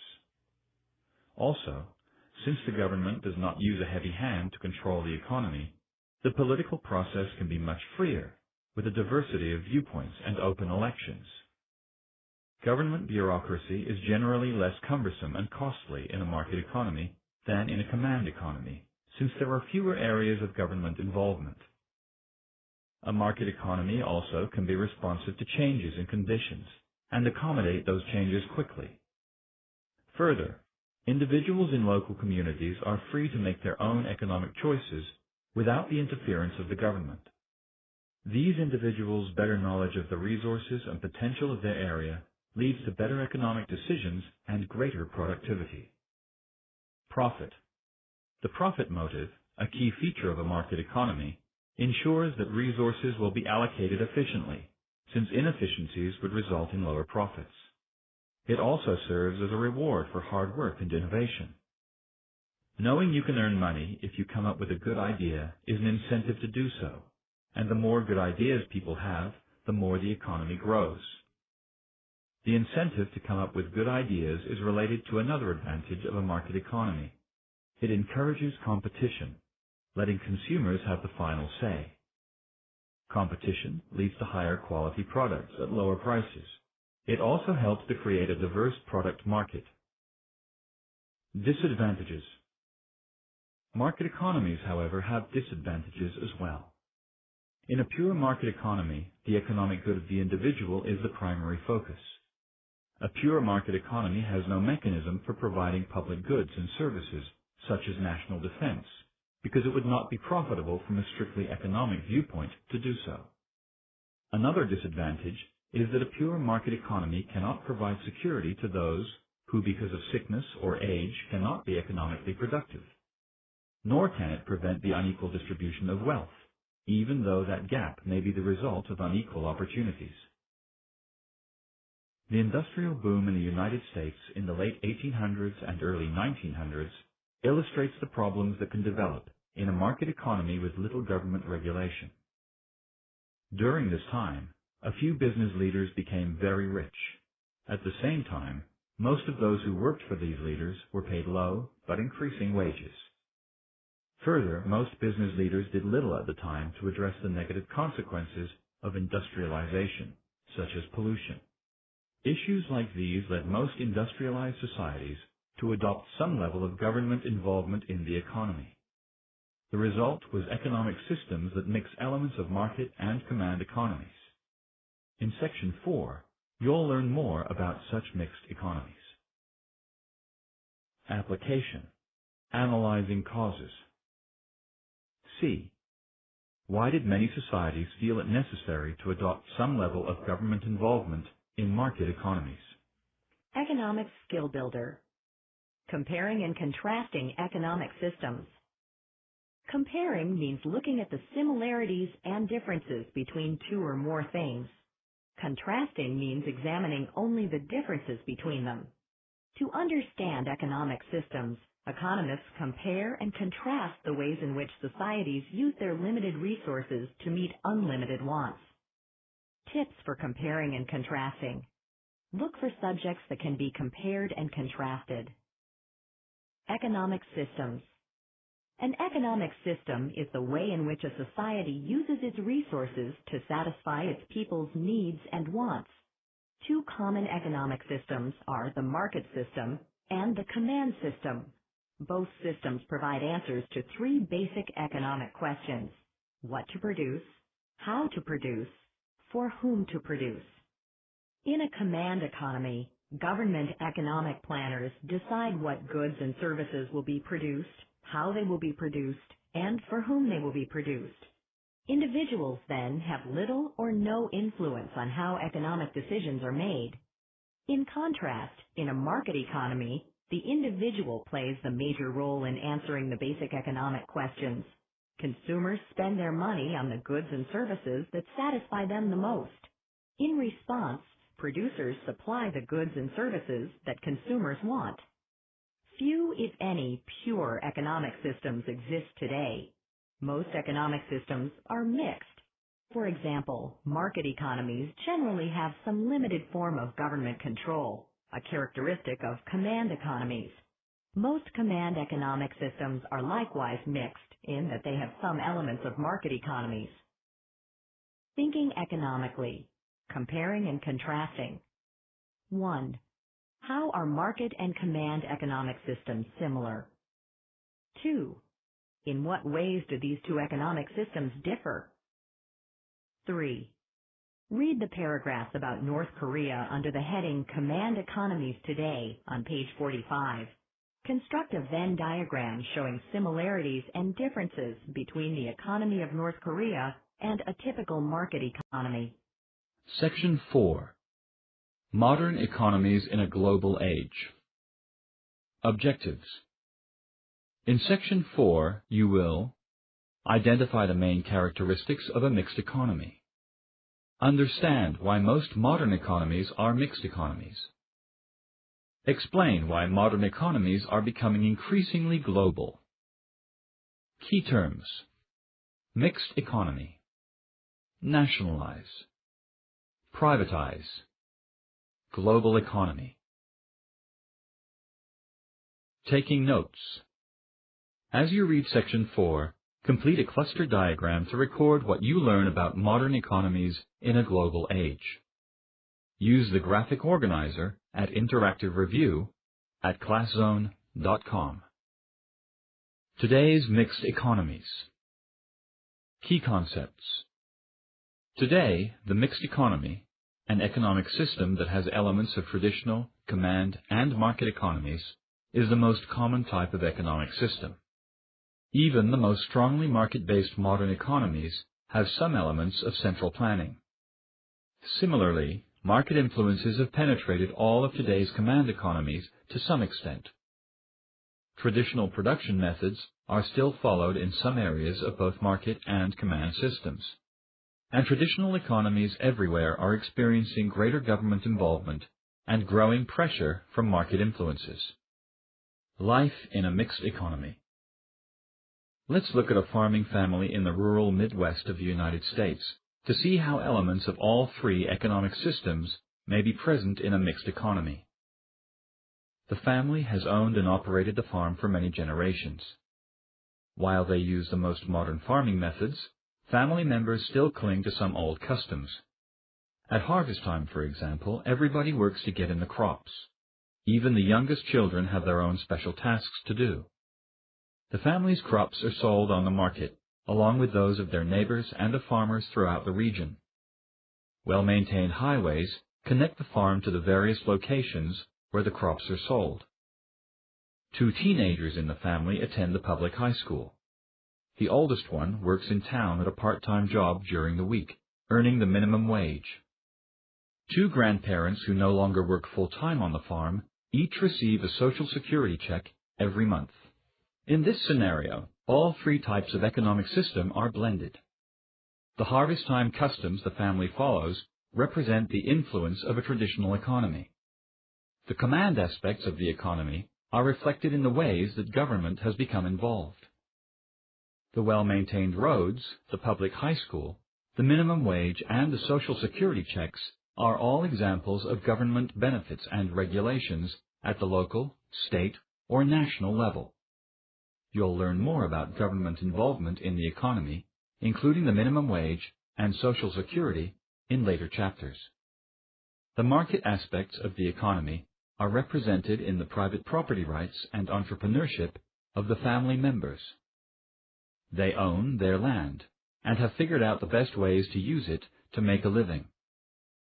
Other aspects of a market economy include the competitive market in which their goods are sold, and the voluntary exchange that takes place when the family sells its crops and when one of the teenagers exchanges labor for wages. Types of mixed economies. Although all modern economies are mixed, they often emphasize one type of system or another. In the scenario you just read, which is based on the economy of the United States, the market economy dominates, even though there are traditional and command elements. The driving forces of the U.S. economy are such features as private ownership and markets. So the United States essentially has a market economic system. Many European countries have a more even mix of market and command economies.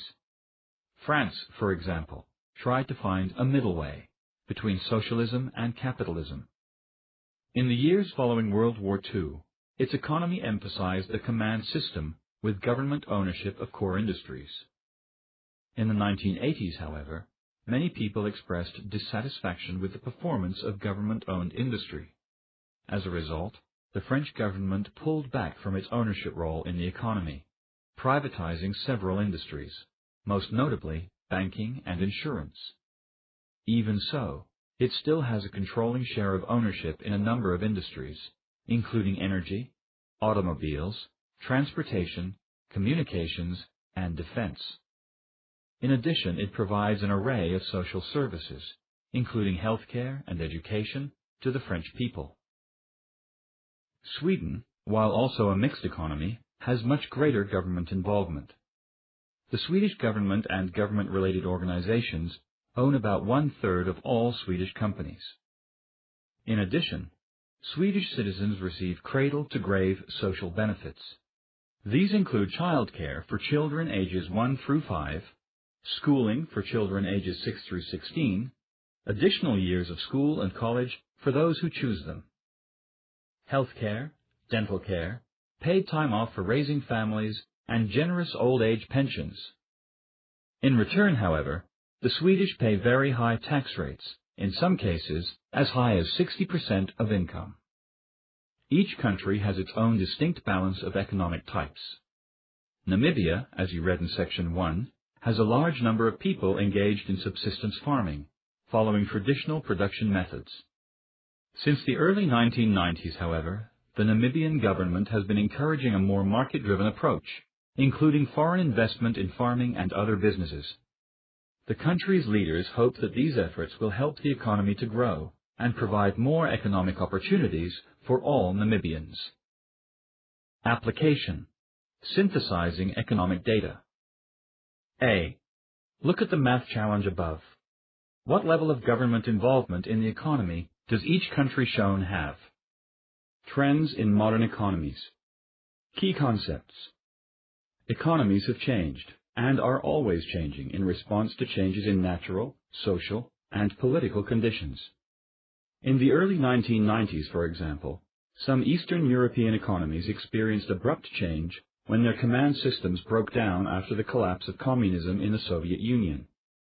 Many of these economies have been making reforms to introduce more market elements. You'll learn more about these economies in Chapter 18. Trend 1.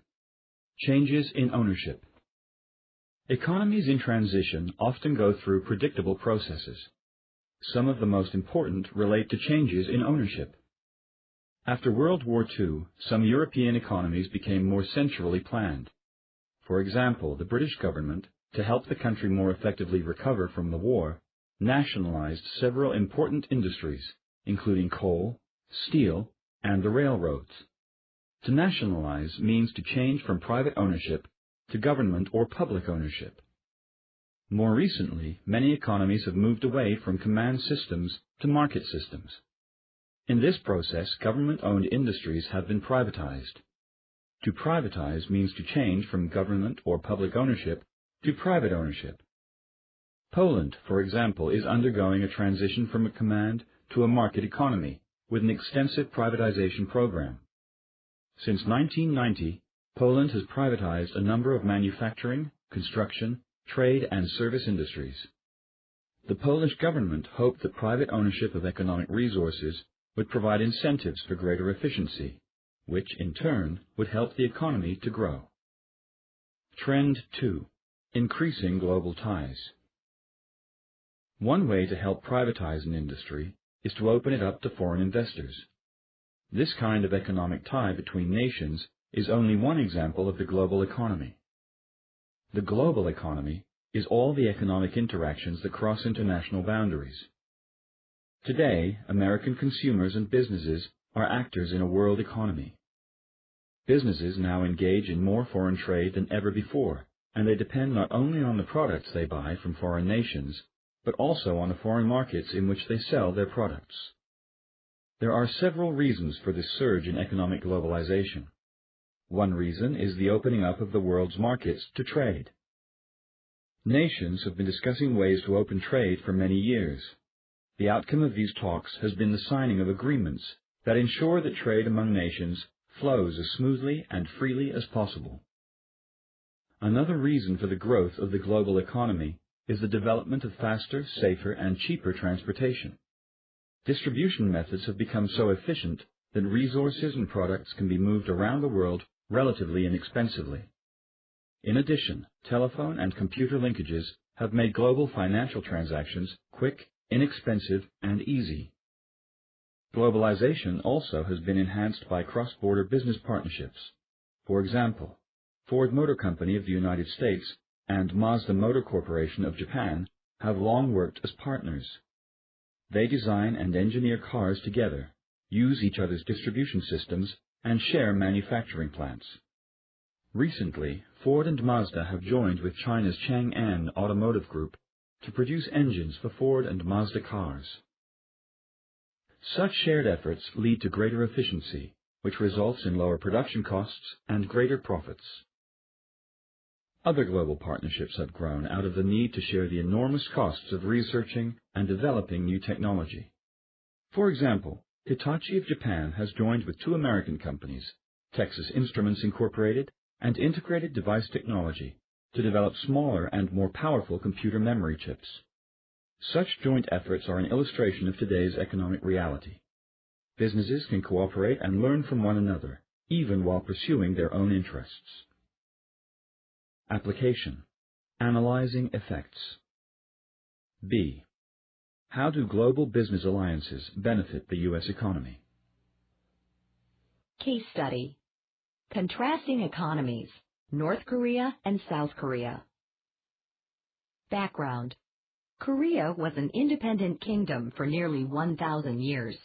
After World War II, the country was divided into two nations, North Korea and South Korea. Since then, the two countries have developed in vastly different ways. After the Korean War ended in 1953, North Korea's communist government followed an economic, political, and military policy of isolation. North Korea has a command economy, though elements of a market system are taking root. South Korea, in contrast, is a democracy with a market economy. South Korea has achieved incredible economic growth, in part because of its chaebols, huge technology conglomerates like Samsung and Hyundai that originated from a single family. Strong government support for businesses has aided the country's economic success. What's the issue? How effective are command and market economies? Use these sources to discover how well the economies of North and South Korea function. A. Online article. In this article, the United States Institute of Peace, USIP, summarizes the findings of Andrew P. Natsios about the Great Famine in North Korea. Natsios is the author of The Great North Korean Famine, Famine, Politics, and Foreign Policy, 2001. Thinking economically.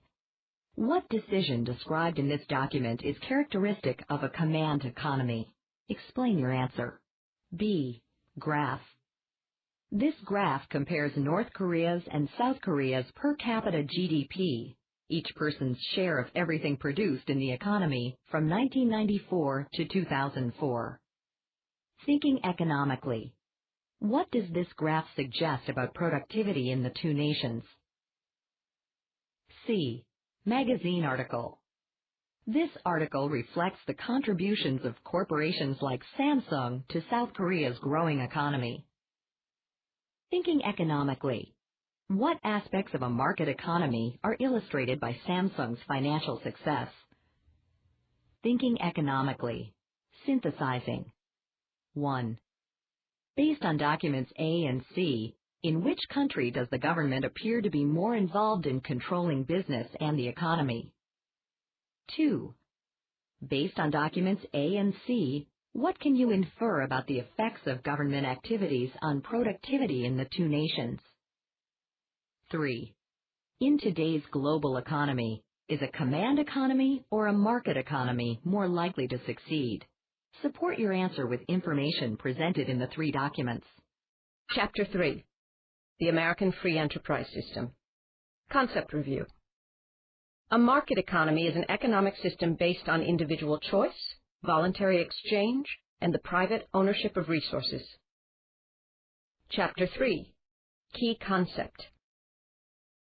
Free enterprise system is another name for capitalism, an economic system based on private ownership of productive resources. This name is sometimes used because in a capitalist system, anyone is free to start a business or enterprise. Why the concept matters. Free enterprise is all around you, from huge suburban malls to industrial developments to neighborhood corner stores. Think about ways that the American economic system affects your day-to-day life. Consider where you shop, what you buy, where you work, and what you do there. What do you think allows this huge economic engine to run? Section 1. Advantages of the free enterprise system. Objectives. In Section 1, you will explain why the United States is considered to have a capitalist or free enterprise system. Identify the legal rights that safeguard the free enterprise system. Analyze how the profit motive and competition help to make the free enterprise system work. Key terms. Free enterprise system. Open opportunity. Legal equality. Free contract. Profit motive. Taking notes. As you read Section 1, complete a cluster diagram using information on free enterprise. Use the graphic organizer at Interactive Review at ClassZone.com. What is a free enterprise system? Key concepts. As you recall from Chapter 2, the United States has a capitalist economic system. Capitalism is an economic system based on the private ownership of the factors of production. The central idea of capitalism is that producers are free to produce the goods and services that consumers want. Consumers are influenced by the desire to buy the goods and services that satisfy their economic wants. Producers are influenced by the desire to earn profits, the money left over after the costs have been subtracted from business revenues. A capitalist system is also known as a free enterprise system because anyone is free to start a business or enterprise. Example, United States. Let's take a look at one American who took advantage of that freedom. Monica Ramirez, a makeup consultant for fashion magazines and television, noticed that very few Hispanic women purchased the cosmetics available in stores. She thought that this might present a business opportunity. So, in 2001, she created Zalia Cosmetics, a line of cosmetics specifically for Latinas. She put her whole savings account into starting the business. Her creativity and energy attracted attention, and she soon had backers willing to invest their money in the business. By 2004, Zalia Cosmetics had sales outlets in the major Hispanic markets of New York, Miami, Dallas, Los Angeles, San Antonio, and Houston. Today, the business continues to grow, and Ramirez is sharing her success. She donates a percentage of her profits to organizations that help and encourage Latina entrepreneurs. As you can see in Figure 3.1 below, Zalia Cosmetics was just one of more than 585,000 new businesses started in the United States in 2001. No matter where you go in the United States, you can see similar signs of a free enterprise economy at work. If you walk through a suburban shopping mall, you'll see national and regional chain stores next to small boutiques and startup shops. Sometimes you'll even see kiosks in the aisles competing for business. Similarly, on a stroll through a city neighborhood, you'll observe corner grocery stores, dry cleaners, and barber shops. At an industrial park, you'll see factories that churn out an immense variety of products. In the countryside beyond the city, you'll notice farms with fields of corn or soybeans, orchards of apples or peaches, or grazing areas for livestock. What do these examples of free enterprise have in common? They are all illustrations of how individual choices are the basis of a market economy. Business owners freely make the choice to start these enterprises. Also, these owners are free to choose how they will use their scarce productive resources. The managers and workers who operate these businesses voluntarily decide to exchange their labor for the pay the owners offer. Finally, consumers make their own choices on which goods and services they will buy. As you recall, government plays a relatively limited role in the American free enterprise system. The government sometimes takes actions that limit free enterprise. For the most part, however, these actions are designed to protect or encourage competition or to enforce contracts. Example, emerging markets. As you read in Chapter 2, most countries today have mixed economic systems with at least some elements of free enterprise. Each economy has its own balance of tradition, free enterprise, and government involvement, and its own distinctive ways in which market forces work. To illustrate this, let's look at the countries of Mexico and Singapore. In the Mexican economy, the government plays a much larger role than in the United States. The Mexican government has established many rules and regulations that make starting a new business quite difficult. As a result, an informal market that gets around these barriers has grown up. In Mexico City, for example, much of the city center is taken up with vendors' stalls, and people jam the streets to buy imported toys, clothing, shoes, CDs, and more at much lower prices than they could find at regular retail stores. Indeed, the stiff competition from street vendors has driven some of the retail stores out of business. The country of Singapore has a thriving free enterprise system. However, the government is so closely involved in the economy that the country is sometimes called Singapore Incorporated. The government establishes what benefits employers must provide to workers. It also requires all workers to put a percentage of income in the Central Provident Fund, a government savings scheme. The fund is used to pay pensions and to finance public projects, such as education, housing, and health care. Even so, the government is considered very supportive of free enterprise. Many of its policies keep business rents, taxes, and other costs low so that Singaporean companies remain competitive in the world economy. Application. Analyzing cause and effect. A. What steps can a government take to support free enterprise? How a free enterprise system works. Key concepts. You learned in Chapter 2 that the right to private property is one of the most fundamental freedoms in a capitalist economy. With that freedom comes the right to exchange that property voluntarily. This exchange lies at the heart of a free enterprise economy. Another key freedom of this type of economy is open opportunity, the ability of everyone to enter and compete in the marketplace of his or her own free choice. This ensures that the market will reflect a wide range of interests and talents and will provide incentives to everyone to be efficient and productive. Free enterprise also requires legal equality, a situation in which everyone has the same economic rights under the law. In other words, everyone has the same legal right to succeed or fail in the marketplace. Another important element of a market economy is the free contract. For voluntary exchange to work, people must be able to decide for themselves which legal agreements they want to enter into, such as business, job, or purchase commitments. These freedoms assure that people are able to engage in free enterprise. But what motivates people to start a business? For most people, it is the profit motive, the incentive that encourages people and organizations to improve their material well-being by seeking to gain from economic activities. Producers motivated by profit seek the highest possible price for their products. Competition offsets the drive to earn profits since it forces prices down. This helps producers find a price that is not so high that it deters buyers and not so low that it inhibits profits. Example: profit in rocks. One memorable example of how the various economic freedoms and the profit motive come together in the free enterprise system is the pet rock. Talking with friends in April 1975, advertising executive Gary Dahl joked that regular pets were too much trouble. Pet rocks, he suggested, were much easier to care for. Dahl's friends were amused by the idea. In response, he wrote a manual on pet rocks, showing how they could be house-trained and taught to do tricks. In August, Dahl began packaging his pet rocks, complete with a care manual, for sale at gift shows. Intrigued, a buyer from a major department store ordered 500. In a matter of weeks, Dahl's joke had become a national story. Articles appeared in newspapers and magazines, and Dahl did several interviews on television. By the end of the year, Dahl had sold more than 2 tons of pet rocks and had become a millionaire. However, as 1976 began, consumers lost interest, and it quickly became obvious that the pet rock was last year's fad. Dahl decided to get out of the pet rock business, guided by the same market forces that had brought him into the business and made him rich. Example: competition over books.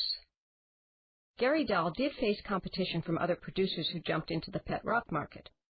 Competition, however, did not drive him out of business. Rather, consumers simply stopped buying pet rocks. The market for books is somewhat different. Demand for books remains high, but booksellers have been going out of business because of new and fierce competition. Before 1995, small chain stores and independent neighborhood booksellers dominated the book market. Around 1995, large chain stores such as Barnes & Noble Incorporated and Borders Group Incorporated began to compete more aggressively. Because of their huge purchasing volume, the large chain stores could buy their books at greatly discounted prices. They passed the savings on to consumers, lowering prices by anywhere from 10% to 40%. They also created a warm and welcoming atmosphere in their stores, with comfortable reading areas, cafes, and frequent readings and book signings by authors. Economics Essentials, Figure 3.2, Free Enterprise and Legal Rights. What legal rights are built into the free enterprise system? Open opportunity. Everyone should have the ability to enter and compete in any marketplace. Open participation serves as an incentive to be efficient and productive. Legal equality. Everyone should have the same economic rights under the law. In other words, the law should not give some people a better chance than others to succeed in the marketplace. Free contract. Everyone should have the right to decide for themselves which legal economic agreements they want to enter into. Voluntary exchange, or cornerstone of free enterprise, cannot function without freedom of contract. Analyze charts. The American free enterprise system is based on the idea of freedom. Producers and consumers are free to pursue their economic self-interest. Certain legal rights have been established to protect and encourage this freedom. Reread the paragraphs on pet rocks on page 73 and those on books on pages 74 and 75.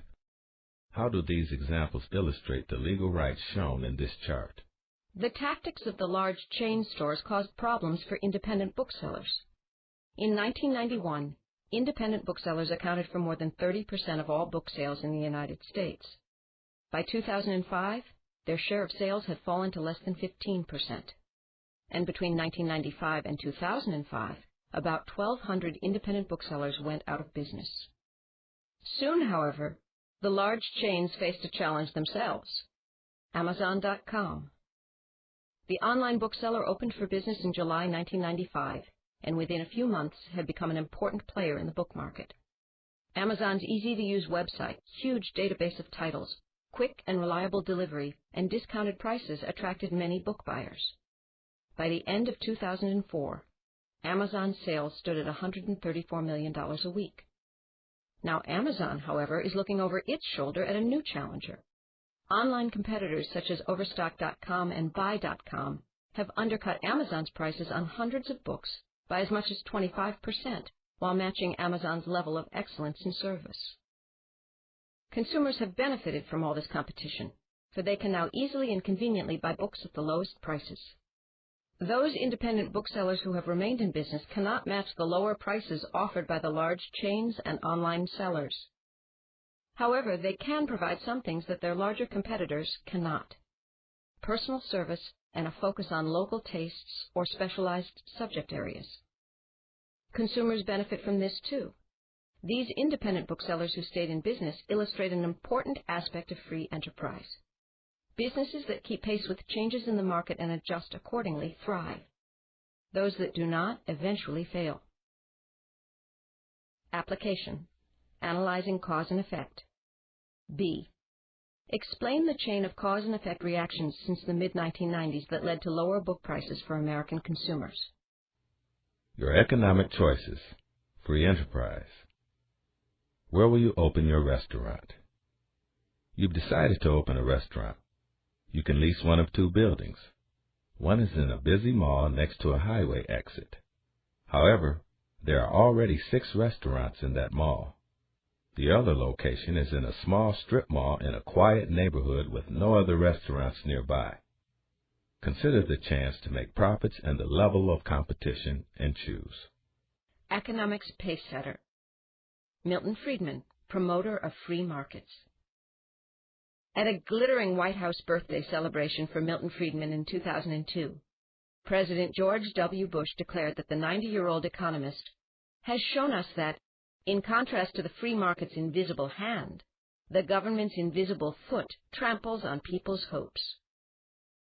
Economics professors are rarely guests of honor at White House galas.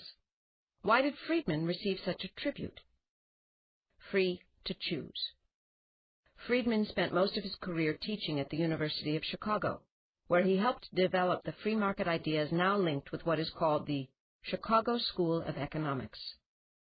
Central to his ideas was the belief that the market should be free to operate in all fields, even such professions as the law and medicine.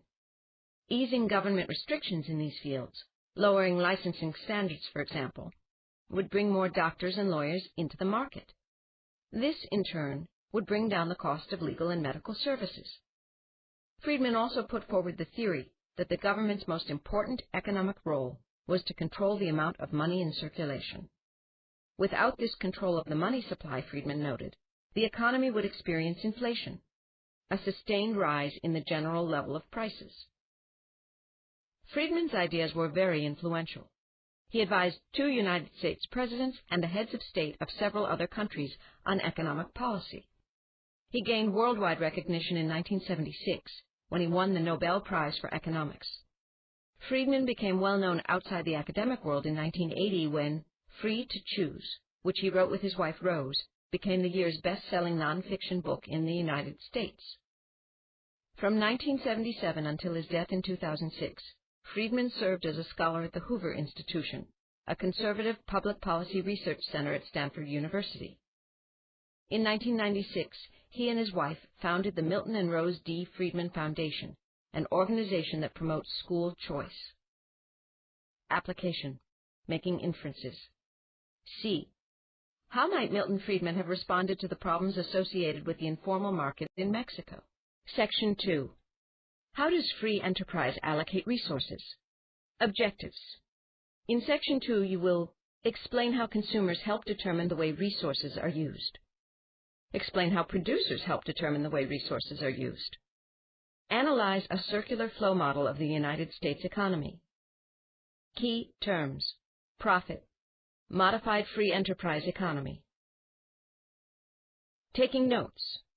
As you read Section 2, complete a cluster diagram to show how consumers, producers, and the government interact to allocate resources. Use the graphic organizer at Interactive Review at ClassZone.com. The roles of producers and consumers. Key concepts.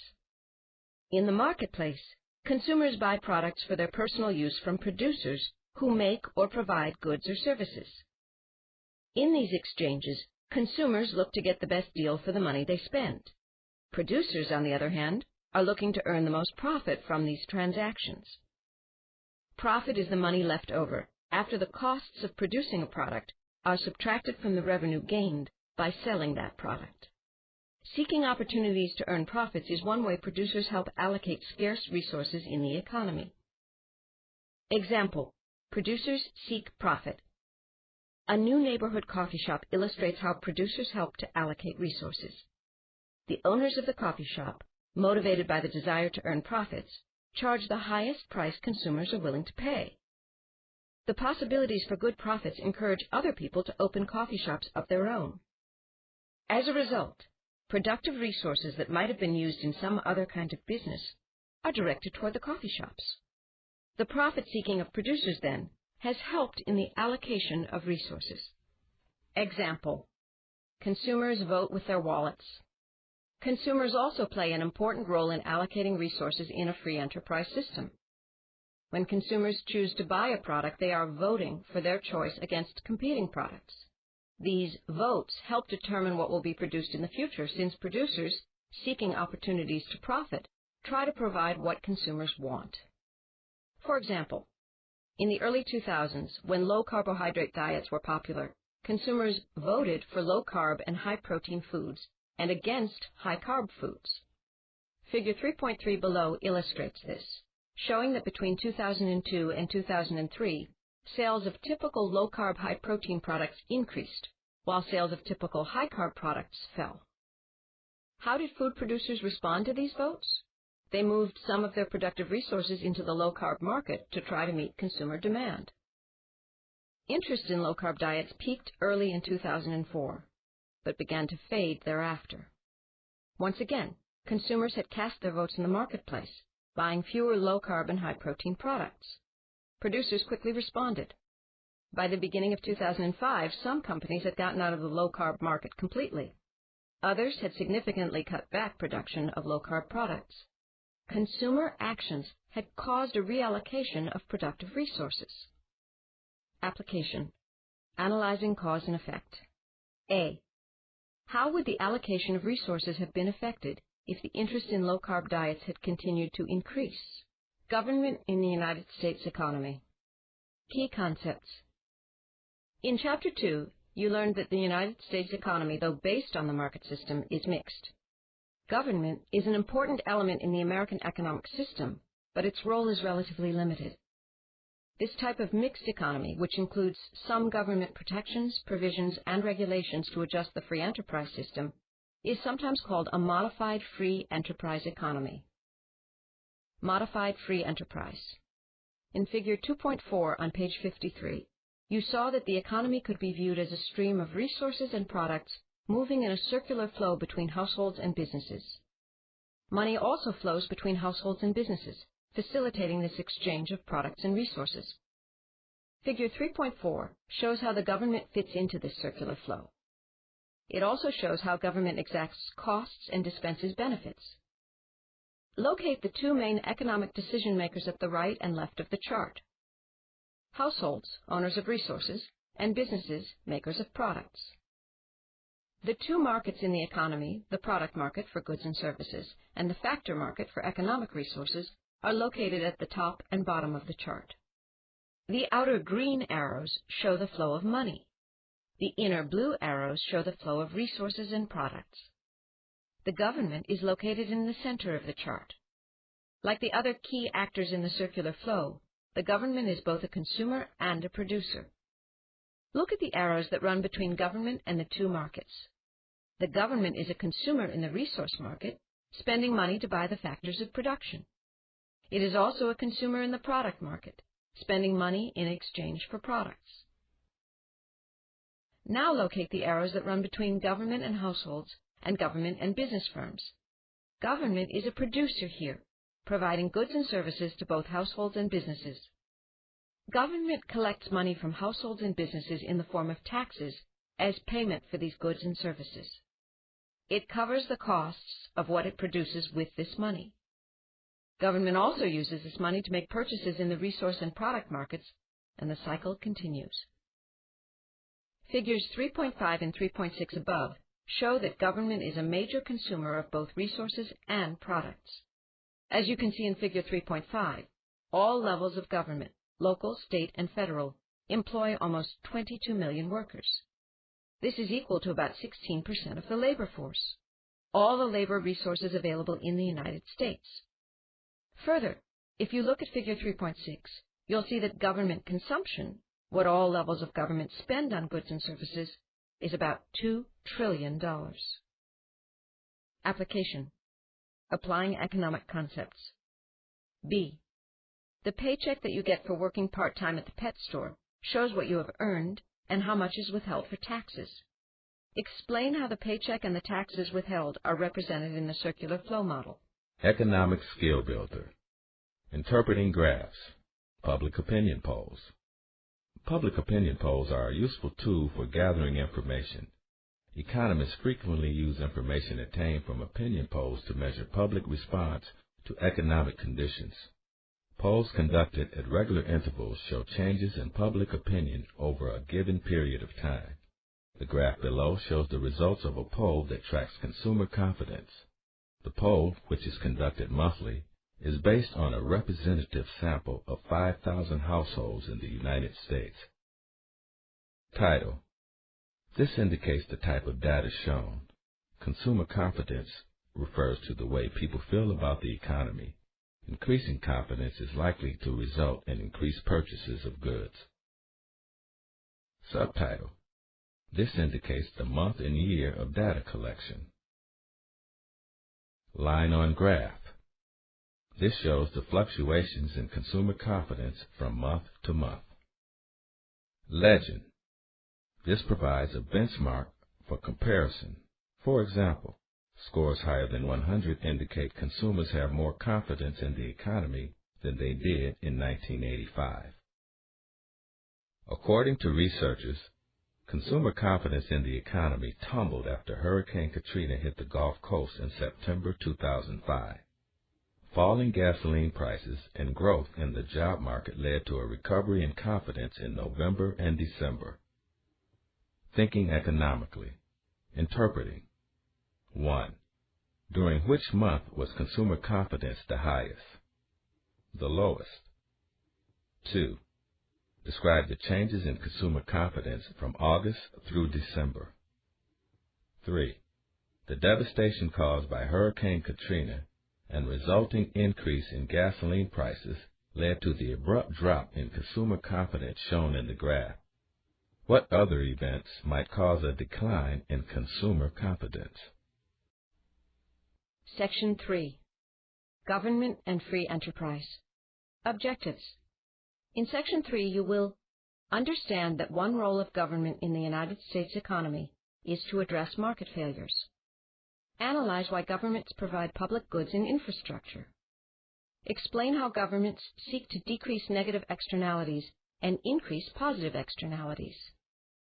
Key terms: market failure, public goods, free rider, infrastructure, externality, negative externality, positive externality, subsidy, safety net, transfer payment, public transfer payment.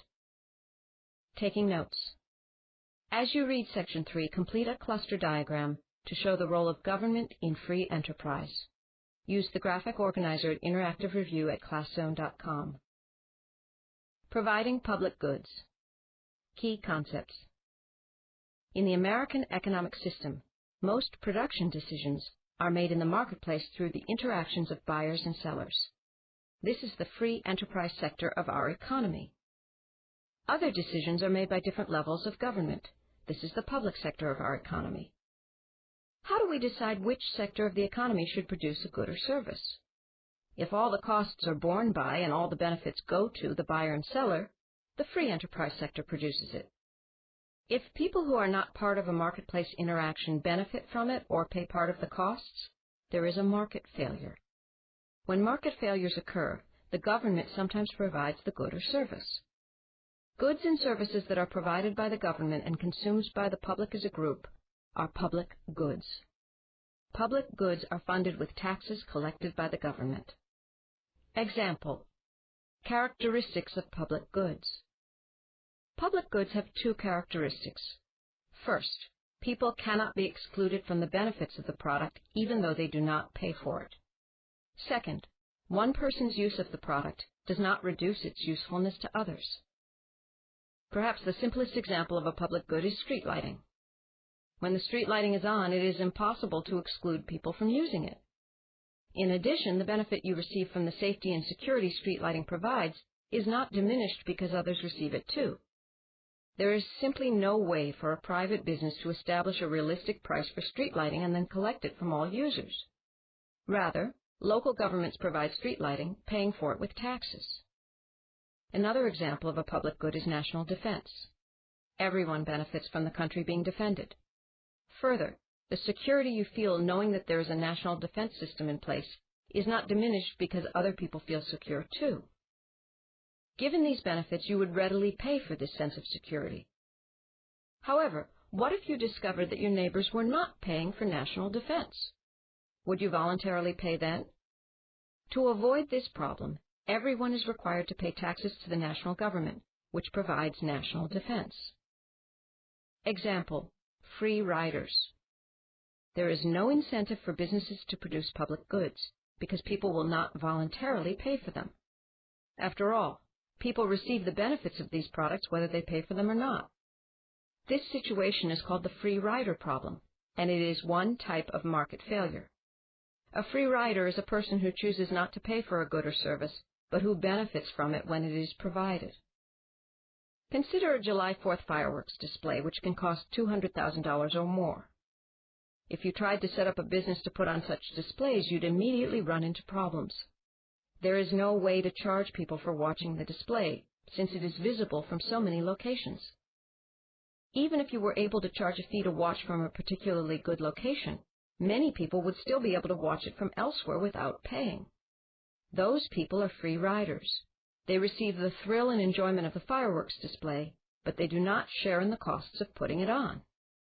Because of them, there is little interest in providing fireworks displays as a business opportunity. One way to address the free rider problem is for government to provide certain goods and services. The city government, for example, could put on the July 4th fireworks display, using taxes to pay for it. In this way, the costs and benefits are shared throughout the community. Another example of the free rider problem is law enforcement. Once a policing system is established, everyone in the community is protected whether they pay for it or not. The best way to ensure that people who benefit from this protection pay a share of the costs is for government to provide the service, paying for it with taxes. Public and private sectors, shared responsibilities. Some goods can be provided by either the public sector or the private sector. These often are toll goods, goods consumed by the public as a group, but people can be excluded from using them. For example, tollways are open for all people to use, but those who do use them have to pay a toll. Similarly, parks are provided for the benefit of everyone, but those who want to enjoy this benefit may have to pay an entrance fee. The initial funding for toll goods is often provided by the public sector. Their day-to-day operation is often the responsibility of the private sector. The private and public sectors share the responsibility for the nation's infrastructure, the goods and services that are necessary for the smooth functioning of society, such as highways, mass transit, power, water, and sewer systems, education and healthcare systems, and police and fire protection. How important is the infrastructure? Imagine, for example, what the United States would be like without its interstate highways, safe airports and seaports, and passenger and freight train systems. To begin with, the nation's economy would grind to a halt. Further, the nation would lose its ability to move troops in case of attack, or to evacuate people in an emergency. A solid infrastructure, then, is essential to economic health. Application. Applying economic concepts. A. Identify another example in which the free rider problem makes public goods or services the best solution. Your economic choices. Public versus private. Will you support tax increases to improve recreational facilities? The mayor wants to build a water park to attract visitors who will spend money at your town's restaurants and stores. But what you pay in sales tax will rise by about $100 a year to cover the cost. With that money, you could buy a couple of video games. What will you choose? Public wants or private wants? Managing externalities. Key concepts. Another type of market failure occurs when economic transactions cause externalities. An externality is a side effect of a transaction that affects someone other than the producer or the buyer. A negative externality is an externality that is a negative effect or cost for people who were not involved in the original economic activity. For example, a manufacturing company discharges pollution into a nearby river. The costs of the pollution are borne by everyone who lives by the river, even if they have no connection to the manufacturing company. A positive externality, in contrast, is an externality that is a positive effect or benefit for people who were not involved in the original economic activity. Another of your neighbors, for example, plants and maintains a beautiful rose garden. All the surrounding homes benefit from the beauty. Example: paying for negative externalities. One of the most commonly discussed negative externalities is industrial pollution. The owner of a factory that belches filthy smoke in the air, influenced by such market forces as the profit motive and competition, has little incentive in the short term to pay the extra money required to reduce the pollution. Everyone living in the surrounding region suffers from this pollution. Not only do they bear the monetary cost of cleaning up the pollution, they suffer other costs too. They are more likely to suffer pollution-related illnesses and therefore face higher medical costs. Limiting negative externalities, then, is one important role of the government in the American economy. The government taxes or fines the polluter, and in the process accomplishes two economic purposes. The money it raises through taxation and fines can offset the higher medical costs. In addition, the cost of the tax or fine to the factory owner provides an incentive to reduce pollution. Example: spreading positive externalities. Positive externalities are benefits that extend to people not involved in the original activity. For example, if a new college is built in your town, local businesses benefit from student purchases of goods and services. Workers benefit too, for as business expands to meet students' wants, more and more jobs become available. The community as a whole benefits from all the taxes collected from students. Local government is able to spend some of these funds to provide more public goods. In addition, the whole community benefits from the potential contribution a more skilled and knowledgeable population can make to the economy. Just as government attempts to limit negative externalities, it tries to increase positive externalities. One way government does this is through subsidies. A subsidy is a government payment that helps cover the cost of an economic activity that is considered to be in the public interest. Since subsidies are paid for with taxes, everyone shares in their cost. Subsidies also spread the benefit of a positive externality as widely as possible. For example, the federal government might provide subsidies to drug companies to develop a new vaccine. This benefits the whole population in the long run, because once the vaccine is in use, there will be fewer and fewer infected people to spread the disease. Similarly, a local government might subsidize influenza shots for the community. Obviously, those people who take advantage of the free or inexpensive shots benefit because they are protected against infection. Even those people who don't get the shot still receive a benefit because they are less likely to encounter someone with the flu and therefore less likely to catch it themselves. Application: explaining an economic concept. B. How might a drunk driving law address negative externalities? Public transfer payments. Key concepts. In addition to providing public goods and managing externalities, the government plays another role in the economy. One limitation of free enterprise is that people who are too old or sick to make a full economic contribution do not always have access to all economic opportunities. For these people, and others who are temporarily struggling, there is a public safety net, government programs designed to protect people from economic hardships. Redistributing income. As many as 37 million people in the United States live below the poverty level, which was defined in 2005 as a yearly income of $9,570 for a single person, with $3,260 added for each additional household member. That is more than 12% of the nation's population. However, people move up and down the income ladder in the United States. Many poor families remain poor for a relatively brief time. For example, the median duration of poverty through the 1990s was between 4 and 5 months. How does a modern society address economic issues such as poverty? One way is to encourage economic growth. Another is through transfer payments, transfers of income from one person or group to another, even though the receiver does not provide any goods or services in return. Some transfer payments are between private individuals. When you receive cash and checks from relatives and friends for your birthday or graduation, you are receiving transfer payments. When someone dies, a transfer payment flows to his or her beneficiaries in the form of inheritance. In both cases, the receiver provides nothing in return for the payment.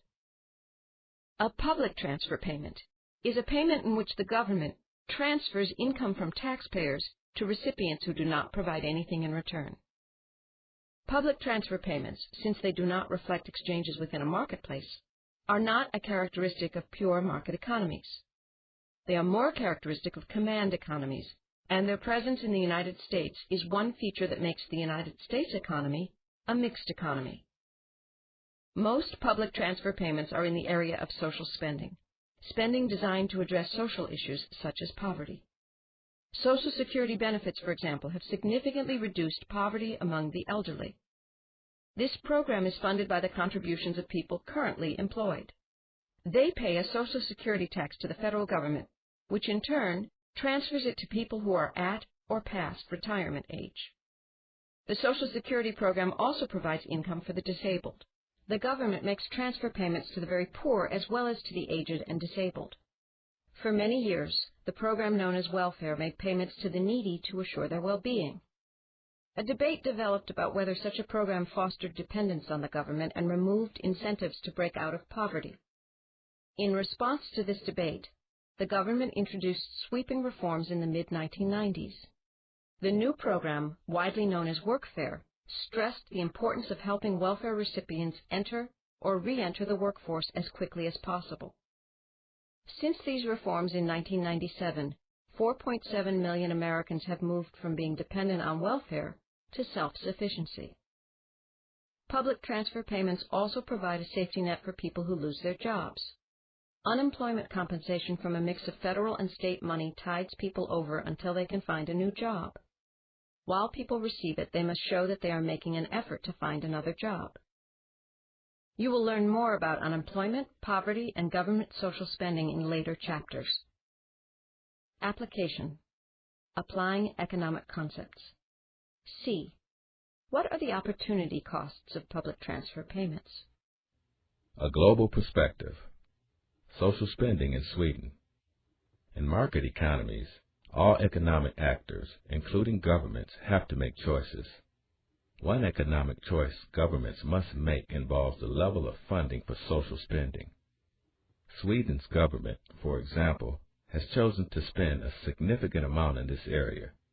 Close to 30% of the country's total economy is spent on such programs as free public education through college, national health, and retirement and disability pensions. In comparison, social spending in the United States is about 15% of the total economy. United States social programs are not as comprehensive as Sweden's. Such generosity, however, comes at a price. Sweden's workers pay hefty taxes to fund this social spending. Average Swedish workers with 2 children pay about 22% of their income in taxes. In contrast, similar American workers pay only about 9%. Connecting across the globe. 1. Synthesizing economic information. How do tax levels relate to the amount of resources devoted to social spending? 2. Drawing conclusions. Which country do you think has more of a market economy, Sweden or the United States? Why? Case study. The United States, land of entrepreneurs. Background. The free enterprise system and the belief that everyone has the right to pursue economic success through lawful means is the backbone of American society. Many people achieve that success through working for an employer who provides a place to work, a paycheck, and other benefits. However, an increasing number of people are working for themselves, and for a variety of reasons. These reasons include a desire to market their own products or to have more freedom. What's the issue? What are some of the options for opening your own business? Study these sources to learn how others found their way and the obstacles and opportunities they faced. A. Magazine article. This article discusses the development of Fizzy Lizzy, a new soft drink from initial concept through launch, and introduces the entrepreneur who came up with the idea. Thinking economically. How did Elizabeth Marlin and Abe Bacall use their productive resources to start this enterprise? B. Chart. These statistics show the number of self-employed entrepreneurs and their businesses relative to sizes of firms with paid employees. Thinking economically. What is the percentage of entrepreneurial firms with no employees? What percentage of paid employees work in companies with 100 or more workers? C. Newspaper article. This article discusses franchises. businesses that offer entrepreneurs an option to start their own business by buying into an established company with an existing business model. Thinking economically. If you were to start your own business, would you buy a franchise or build a new enterprise based on your own ideas? What factors would help you in making your decision? Thinking economically. Synthesizing. 1. How do the legal rights built into the free enterprise system affect the businesses in A and C? 2. Which of these two businesses do you feel would provide more stability for its owner? Why? 3. Do you think entrepreneurs make up a large percentage of the workforce? Why are entrepreneurs important to the economy? Chapter 4. Demand. Concept Review. Microeconomics is the study of the economic behaviors and decisions of small units, such as individuals and businesses. Chapter 4. Key Concept. Demand is the willingness to buy a good or service and the ability to pay for it. Why the concept matters. The concept of demand is demonstrated every time you buy something. List the last 5 goods or services that you purchased. Rate each one with a number from 1, not important to you, to 4, very important. Which of the goods or services would you stop buying if the price rose sharply? Describe the relationship between your ratings and your willingness to buy at a higher price. Section 1. What is demand? Objectives. In Section 1, you will define demand and outline what the law of demand says. Explain how to interpret and create demand schedules and describe the role of market research in this process. Explain how to interpret and create demand curves. Key terms. Demand. Law of demand. Demand schedule. Market demand schedule. Demand curve. Market demand curve. Taking notes. As you read Section 1, complete a cluster diagram like this one for each key concept. Use the graphic organizer at Interactive Review at ClassZone.com. The Law of Demand. Key Concepts. In Chapter 3, you learned that the United States has a free enterprise economy. This type of economic system depends on cooperation between producers and consumers. To make a profit, producers provide products at the highest possible price. Consumers serve their own interests by purchasing the best products at the lowest possible price. The forces of supply and demand establish the price that best serves both producers and consumers. In this chapter, you'll learn about the demand side of this equation. Demand is the desire to have some good or service and the ability to pay for it. You may want to take a round-the-world cruise or to rent a huge apartment that overlooks the ocean. Or you may want to buy a brand new sports car or a state-of-the-art home entertainment center. However, you may not be able to afford any of these things. Therefore, economists will say that you have no actual demand for them, even though you want them. You don't have the money needed to buy them. Conversely, you may want the latest CDs by several of your favorite bands, and at a price of between $12 and $15 each, you can afford them. Since you have both the desire for them and the ability to pay for them, you do have demand for CDs. Price is one of the major factors that influence demand. The law of demand states that when the price of a good or service falls, consumers buy more of it. As the price of a good or service increases, consumers usually buy less of it. In other words, quantity demanded and price have an inverse or opposite relationship. This relationship is graphically illustrated in Figure 4.1 below. Example, price and demand. Let's take a look at an example of demand in action. Cheryl, a senior at Montclair High School, loves movies and enjoys collecting them on DVD. She and Malik, a friend from school, sometimes meet downtown at Montclair Video Mart to look through the DVD stacks. Raphael, the owner of the Video Mart, often jokes that Cheryl and Malik spend so much time at his store that he might have to give them jobs. Actually, Cheryl already has a job, stocking shelves at her neighborhood supermarket. She worked so many hours this summer that she has extra money to spend. Let's see how DVD prices at Montclair Video Mart affect her spending decisions. Cheryl has been saving to buy the DVD boxed set of the original Star Wars trilogy, one of her favorite series of movies. The set costs $69.95, and Cheryl has the money to buy it this weekend. When Cheryl goes to the Montclair Video Mart, she is disappointed to learn that the Star Wars set is sold out, and a new shipment won't arrive for a week. She decides to buy some other DVDs, so that she won't go home empty-handed, but she also decides to save roughly half of her money toward a future purchase of Star Wars. As she looks through the movie DVDs, she sees that most of those she wants sell for $15. How many will she buy at that price? Let's say she decides to buy 3 and keep the rest of her money for the Star Wars trilogy. But what if each of the DVDs she wants costs just $5? Cheryl might decide that the price is such a good deal that she can buy 7. As you can see, the law of demand is more than just an economic concept. It's also a description of how consumers behave. Application. Applying economic concepts. A. You have $50 and want to buy some CDs. If prices of CDs rose from $5 each to $10, how would your quantity demanded of CDs change? Demand schedules. Key concepts. A demand schedule is a table that shows how much of a good or service an individual consumer is willing and able to purchase at each price in a market. In other words, a demand schedule shows the law of demand in chart form. A market demand schedule shows how much of a good or service all consumers are willing and able to buy at each price in a market. Example: individual demand schedule. A demand schedule is a 2-column table that follows a predictable format. The left-hand column of the table lists various prices of a good or service. The right-hand column shows the quantity demanded of the good or service at each price. Cheryl's demand for DVDs can be expressed in a demand schedule.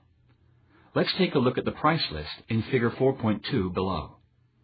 How many DVDs will Cheryl buy if they cost $20 each?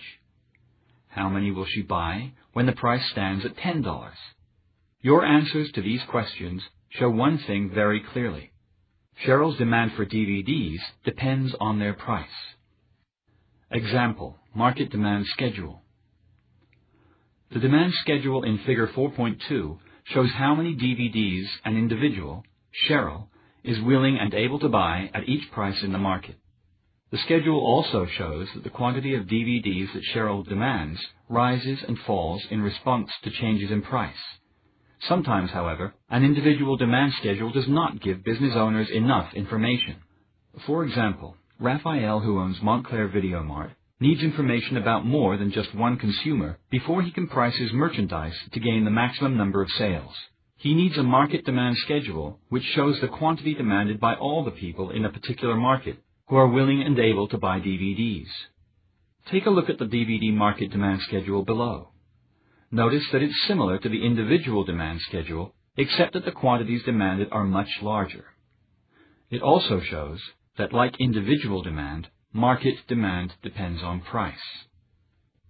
How did Raphael create a market demand schedule? First, he surveyed his customers, asking them how many DVDs they would buy at different prices.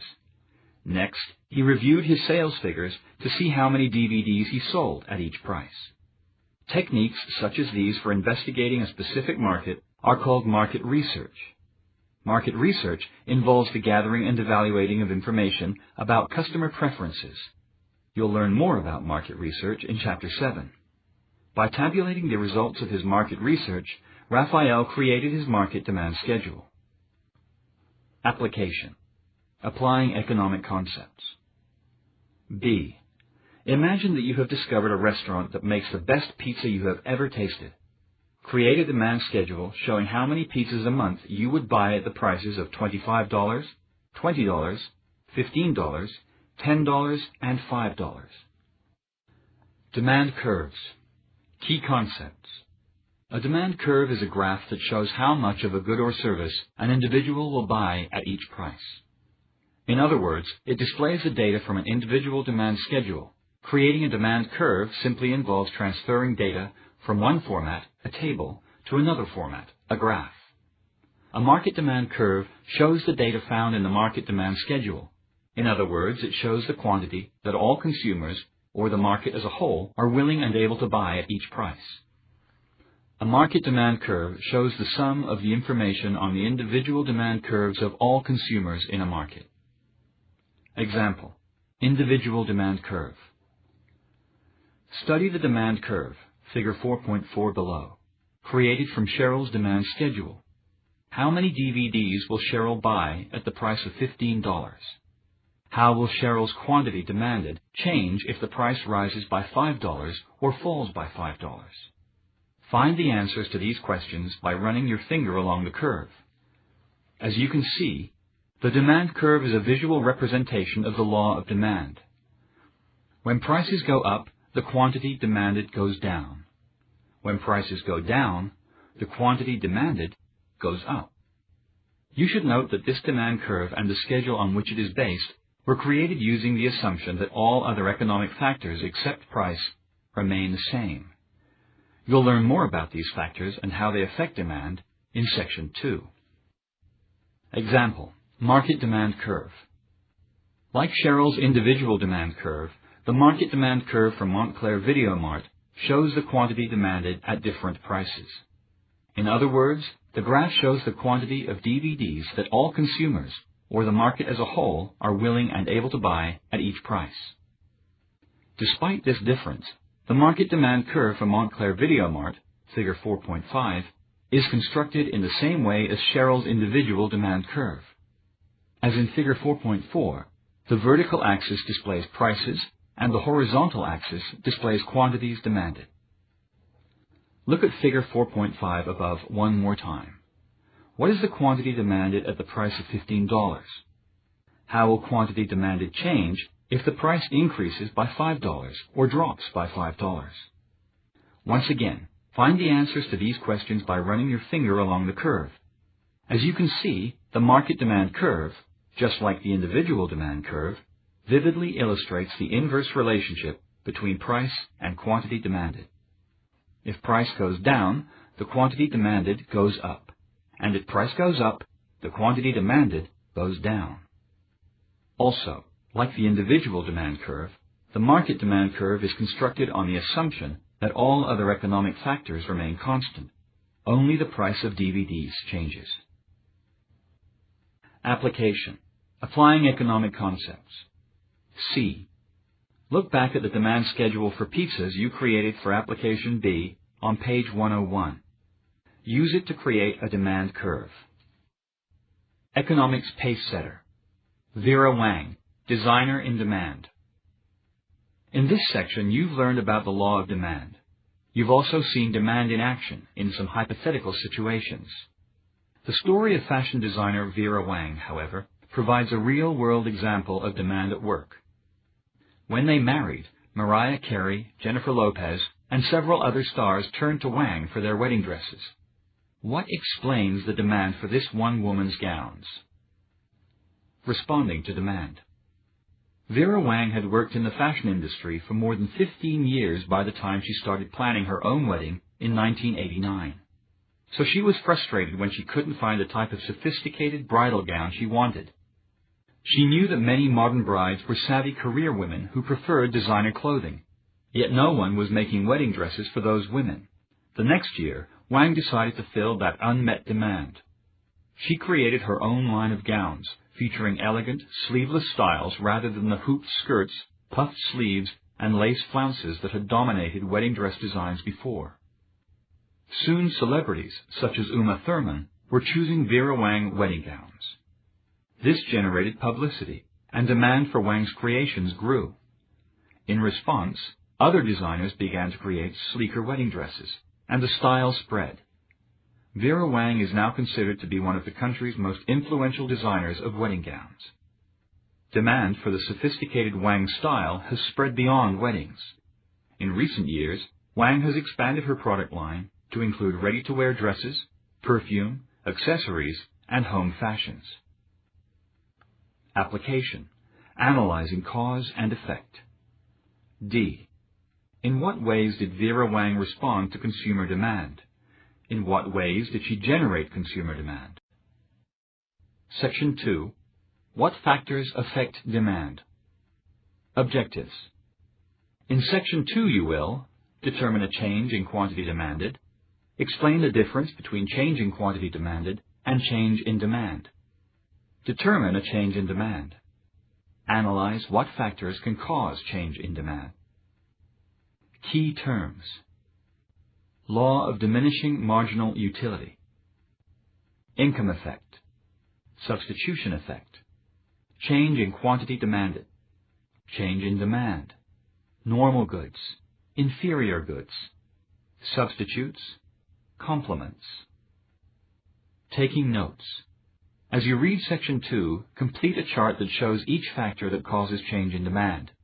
Use the graphic organizer at Interactive Review at ClassZone.com. More about demand curves. Key concepts. The demand schedules and demand curves that you studied in Section 1 were created using the assumption that all other economic factors except the price of DVDs would remain the same. If all other factors remain the same, then the only thing that influences how many DVDs consumers will buy is the price of those DVDs. The demand curve graphically displays that pattern. Now think about the shape of demand curves. Why do they slope downward?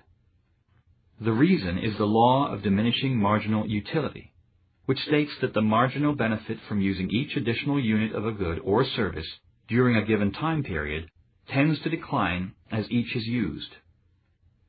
Recall that utility is the satisfaction gained from the use of a good or service. Suppose it is a hot day, and you have just gulped down a glass of lemonade. Would you gain the same benefit from drinking a second glass? How about a third? In all likelihood, you'd find the second glass less satisfying than the first, and the third glass less satisfying than the second.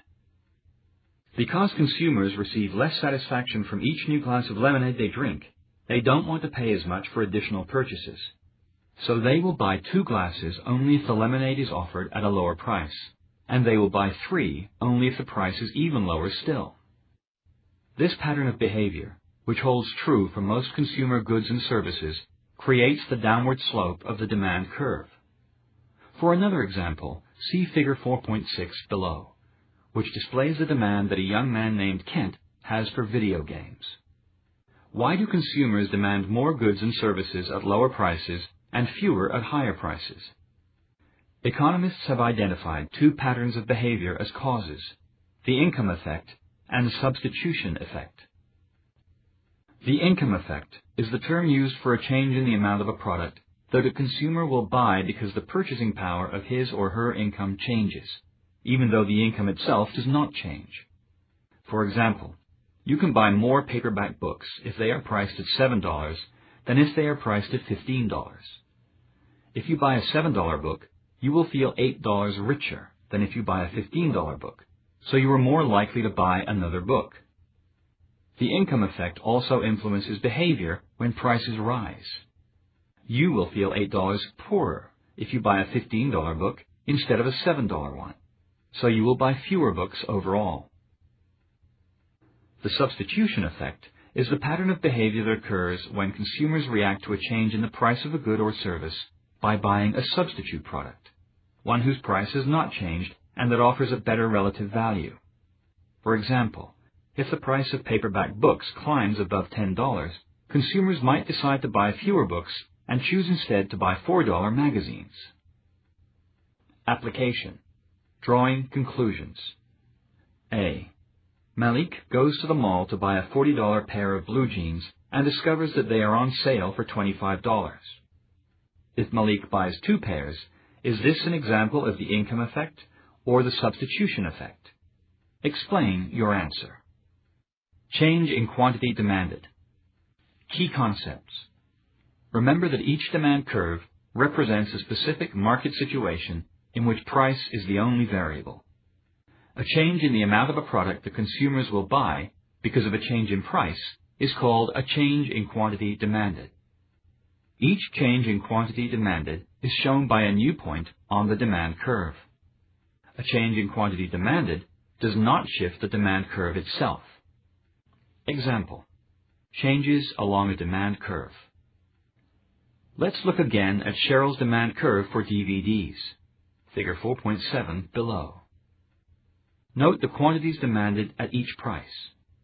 Notice that as quantity demanded changes, the change is shown by the direction of the movement right or left along the demand curve. Figure 4.7 shows change in quantity demanded for one person. A market demand curve provides similar information for an entire market. However, market demand curves have larger quantities demanded and larger changes to quantity demanded because they combine data from all individual demand curves in the market. Application: applying economic concepts. B. Why do increases or decreases in quantity demanded not shift the position of the demand curve? Change in demand. Key concepts. Consider what might happen if you lose your job. If you aren't earning money, you aren't likely to buy many CDs or movie tickets or magazines, no matter how low the price. Similarly, when national unemployment rises, people who are out of work are more likely to spend their limited funds on food and housing than on entertainment. Fewer people would be buying DVDs at every price, so market demand would drop. This is an example of a change in demand, which occurs when a change in the marketplace, such as high unemployment, prompts consumers to buy different amounts of a good or service at every price. Change in demand is also called a shift in demand, because it actually shifts the position of the demand curve. 6 factors can cause a change in demand: income, market size, consumer expectations, consumer taste, substitute goods, and complementary goods. An explanation of each one follows. Factor 1. Income. If a consumer's income changes, either higher or lower, that person's ability to buy goods and services also changes. For example, Tyler works at a garden center. He uses his earnings to buy baseball cards for his collection. In the fall, people garden less and buy fewer gardening products, so Tyler works fewer hours. His smaller paycheck means that he has less money to spend, so he demands fewer baseball cards at every price. Figure 4.8 shows this change. The entire demand curve shifts to the left. Suppose, however, that Tyler is promoted to supervisor and receives a raise of $2 an hour. Now he has more money to spend, so his demand for baseball cards increases and his demand curve shifts to the right, as shown in Figure 4.9 on page 109. As you might guess, changes in income also affect market demand curves. When the incomes of most consumers in a market rise or fall, the total demand in that market also usually rises or falls.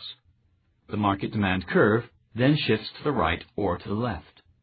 Increased income usually increases demand, but in some cases, it causes demand to fall. Normal goods are goods that consumers demand more of when their incomes rise. Inferior goods are goods that consumers demand less of when their incomes rise. Before his raise, Tyler shopped at discount stores for jeans and t-shirts.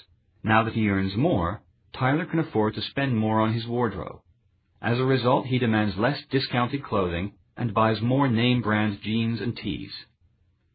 Discounted clothing is considered an inferior good.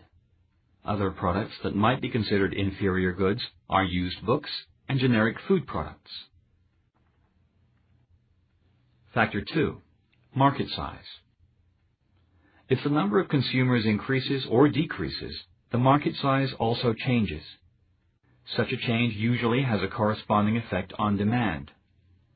Suppose that the town of Montclair is on the ocean. Each summer, thousands of tourists rent beachfront cottages there. As a result, the size of the population and the market grows. So what do you think happens to the market demand curve for pizza in Montclair in the summer? Check the 2 graphs at the top of the next page. Population shifts have often changed the size of markets. For example, in the last 30 years, the northeast region of the United States lost population as many people moved to the south or the west. The causes of the population shift included the search for a better climate, high-tech jobs, or a less congested area. Your economic choices. Normal goods and inferior goods. If your income rises, which car will you choose? Most people prefer to buy a new car if they can afford it. Used cars are an example of inferior goods. Demand for them drops when incomes rise because people prefer new car quality to getting a bargain. One economic result of the migration is that the overall market size of the Northeast has shrunk, while the market size of the South and the West has grown.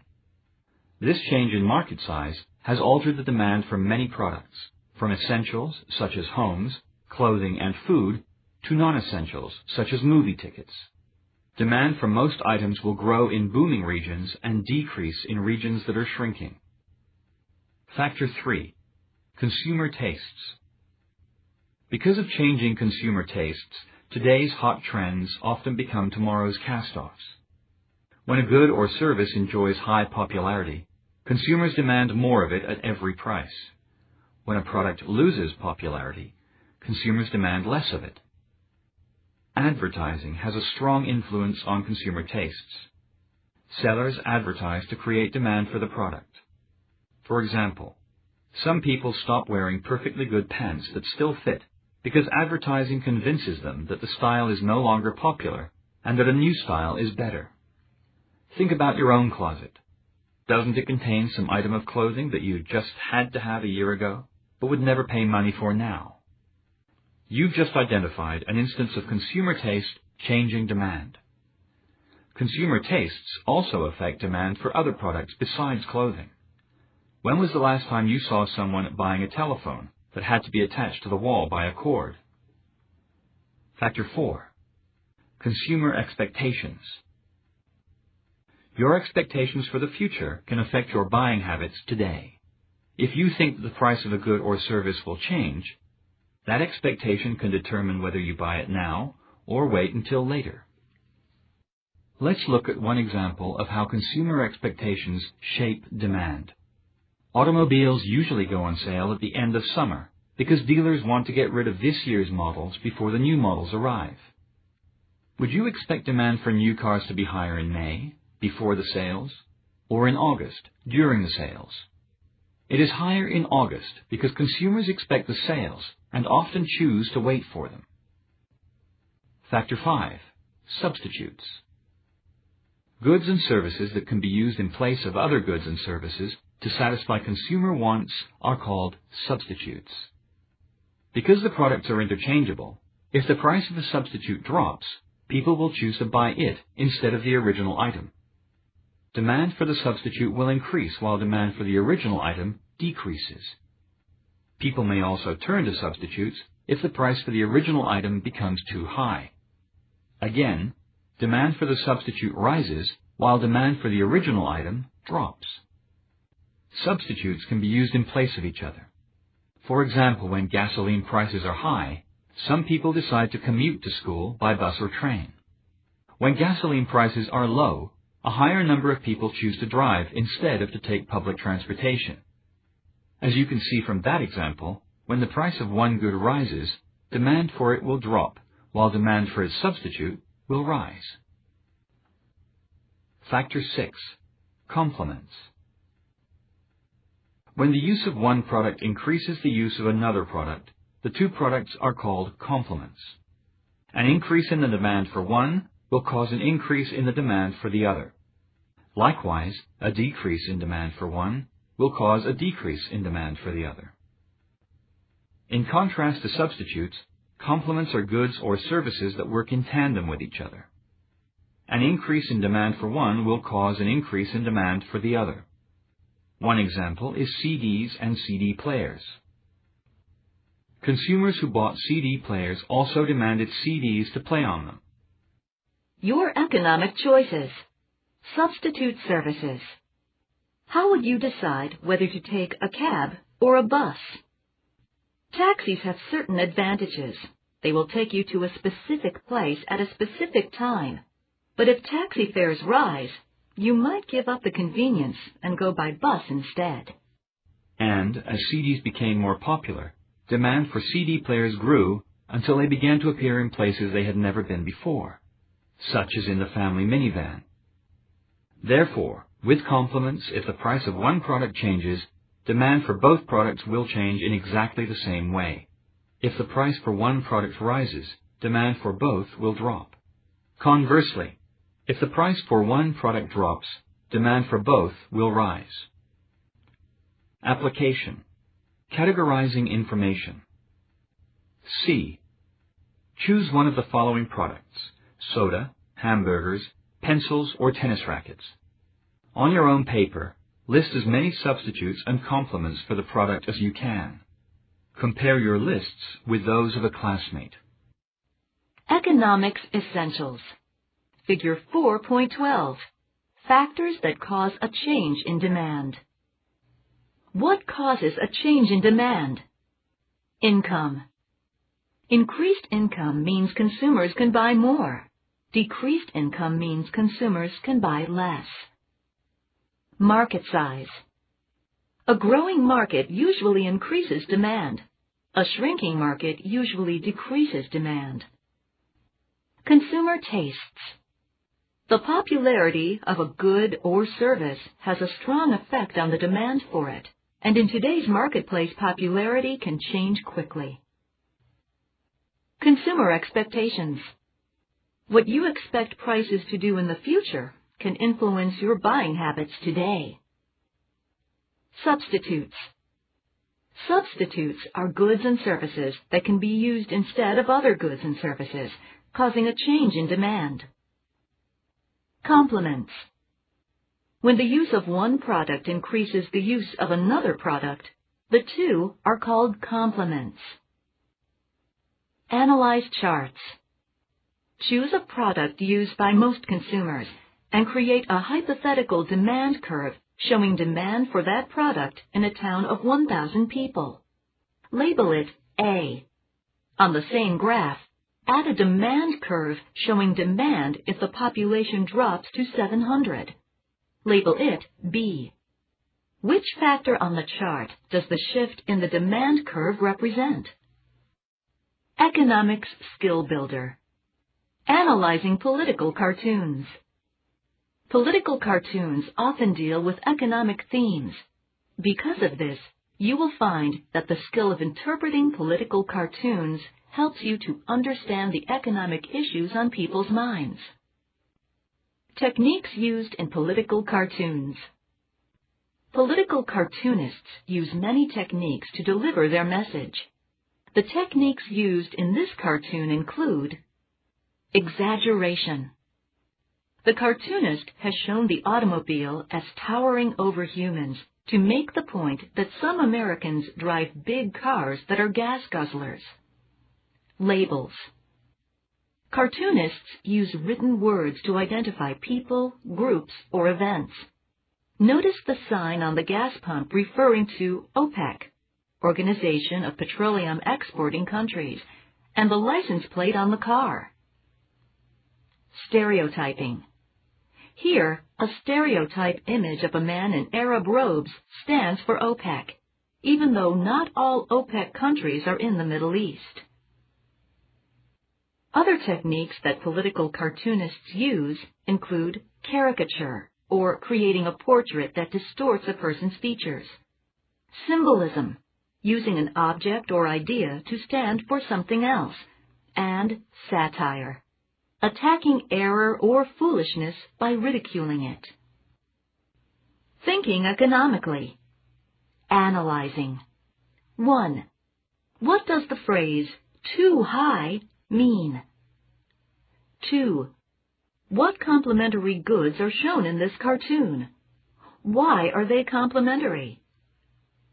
3. How does this cartoon relate to demand? Consider the effect of rising prices, especially rising prices for complementary goods. Section 3. What is elasticity of demand? Objectives.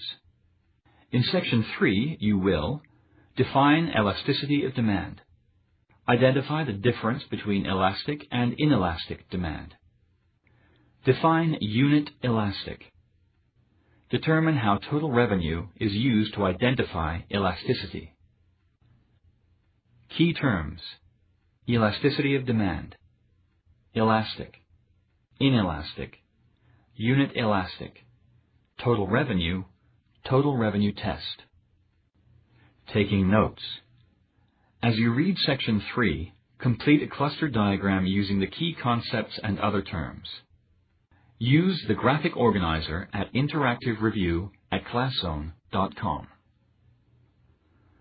Elasticity of demand. Key concepts. You have learned that there are many factors that influence the demand for a product. However, those factors alone are not the only influences on the sales of goods and services. How does the owner of an electronics store know how to price his or her goods so that the entire inventory of PDAs, or personal digital assistants, are sold? Store owners know that consumers are responsive to changes in price. Let's examine the relationship between price and demand and how it affects consumers' buying habits. Consumer demand is not limitless. It is highly dependent on price. But as you know, demand is seldom fixed. As a result, price is also seldom fixed.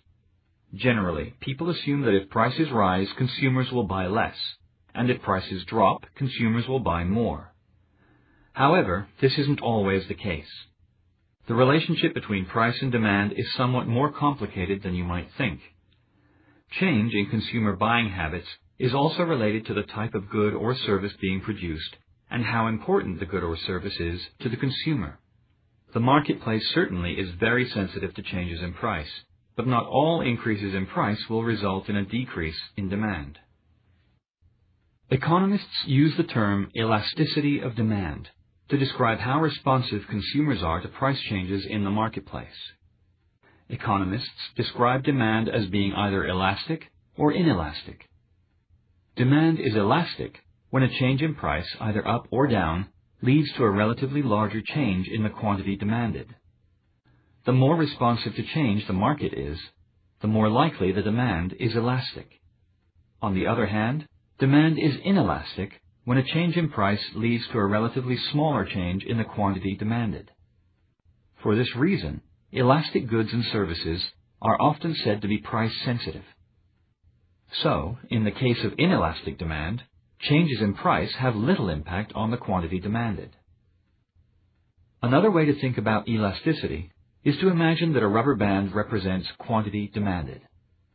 When the quantity demanded increases by a marked amount, the demand is elastic and the rubber band stretches.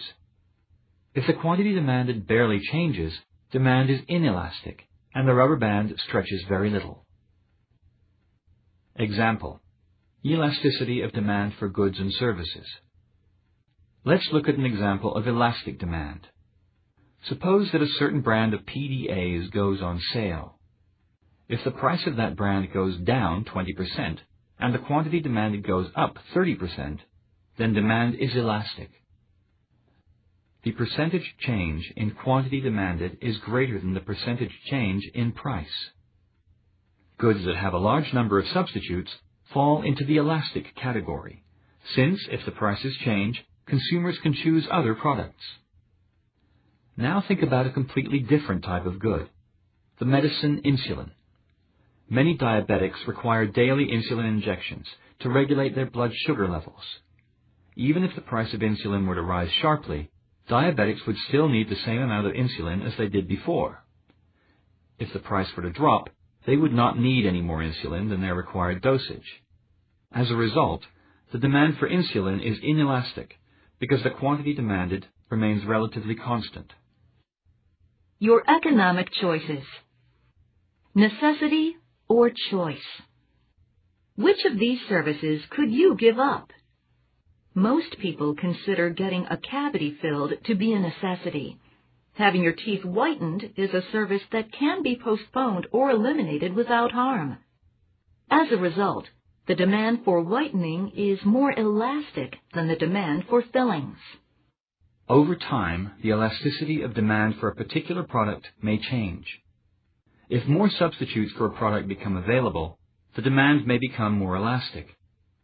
For example, the cost of cell phones and their service has become more elastic as more providers enter the market.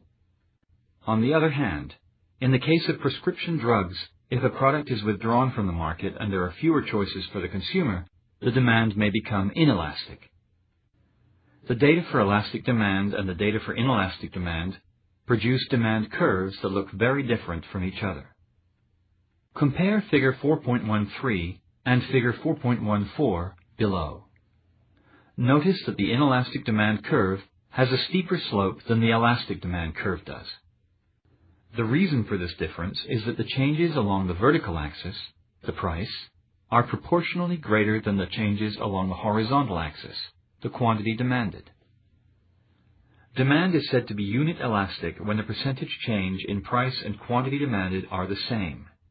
In other words, a 10% increase in price would cause exactly a 10% drop in quantity demanded, while the reverse would be true. No good or service is ever really unit elastic. Instead, unit elasticity is simply the dividing point between elastic and inelastic demand. It is a useful concept for figuring out whether demand is elastic or inelastic. Application. Drawing conclusions. A. Decide how elastic demand is for the following item. Explain your reasoning. When a grocery store sells soup at $1.09 per can, it sells 1,500 cans per week. When it dropped the price to 75 cents, it sold an additional 1,000 cans. What determines elasticity? Key concepts. Just as there are factors that cause a change in demand, there are also factors that affect the elasticity of demand.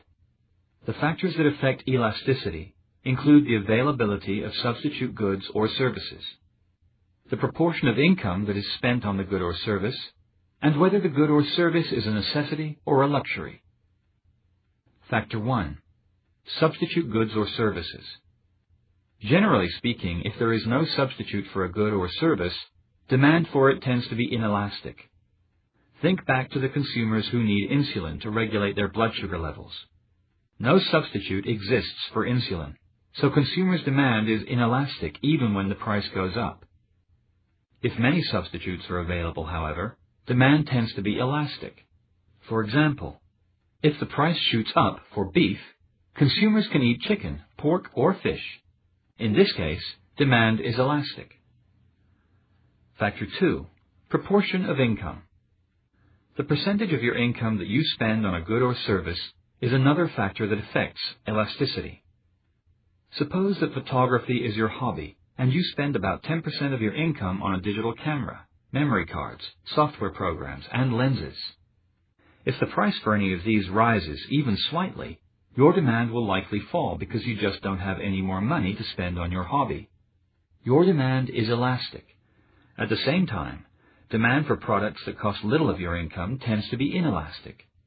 For example, if the cost of pencils or ballpoint pens rose, would you buy fewer pencils and pens? Probably not. You spend so little on these items that you could easily pay the increase. Your economic choices. Proportion of income. How much would you invest in a hobby? This amateur photographer spends about 10% of her income to pay for her digital camera and supplies. If the costs of taking photographs rise sharply, she won't be able to increase her demand by an equal amount because she won't have enough money to pay for the additional expenses. If the level of your income increases, you are likely to increase your demand for some goods or services. Suppose you ordinarily see one movie per month. If your income increases, you may choose to attend the movies several times a month. Factor 3. Necessities versus luxuries. A necessity is something you must have, such as food or water. Demand for necessities tends to be inelastic. Even if the price rises, consumers will pay whatever they can afford for necessary goods and services. But that doesn't mean that consumers will buy the same quantities, no matter what the price. If the price of a necessity such as milk rises too much, consumers may choose to buy a substitute, such as a cheaper brand of milk or powdered milk. The quantity demanded of milk will change as the law of demand predicts. However, the change in quantity demanded is smaller than the change in price, so demand is inelastic. In contrast, a luxury is something that you desire but that is not essential to your life, such as a plasma television. The demand for luxuries tends to be elastic. Consumers will think twice about paying a higher price for something they don't truly need. The change in quantity demanded is much greater than the change in price. Application: evaluating. B. Create a chart like the one above for the following products: mountain bikes, airplane tickets, and home heating oil. Determine if the products are elastic or inelastic. Calculating elasticity of demand. Key concepts. Businesses find it useful to figure the elasticity of demand because it helps them to decide whether to make price cuts. If demand for a good or service is elastic, price cuts might help the business earn more. If demand is inelastic, price cuts won't help. To determine elasticity, economists look at whether the percentage change in quantity demanded is greater than the percentage change in price. To calculate that relationship, economists use mathematical formulas. One such set of formulas is shown below. Another way to determine elasticity is shown on page 122. Application: applying economic concepts. C. Choose 2 points on the demand curve shown in figure 4.13 and determine the price and quantity demanded for each point. Then use that data to calculate elasticity of demand. Total revenue test. Key concepts. Businesses need to know about elasticity of demand because it influences the amount of revenue they will earn. Economists measure elasticity of demand by calculating a seller's total revenue, the amount of money a company receives for selling its products. Total revenue is calculated using the following formula, in which P is the price and Q is the quantity sold. Total revenue equals P times Q. You can measure elasticity by comparing the total revenue a business would receive when offering its product at various prices. This method is the total revenue test. If total revenue increases after the price of a product drops, then demand for that product is considered elastic.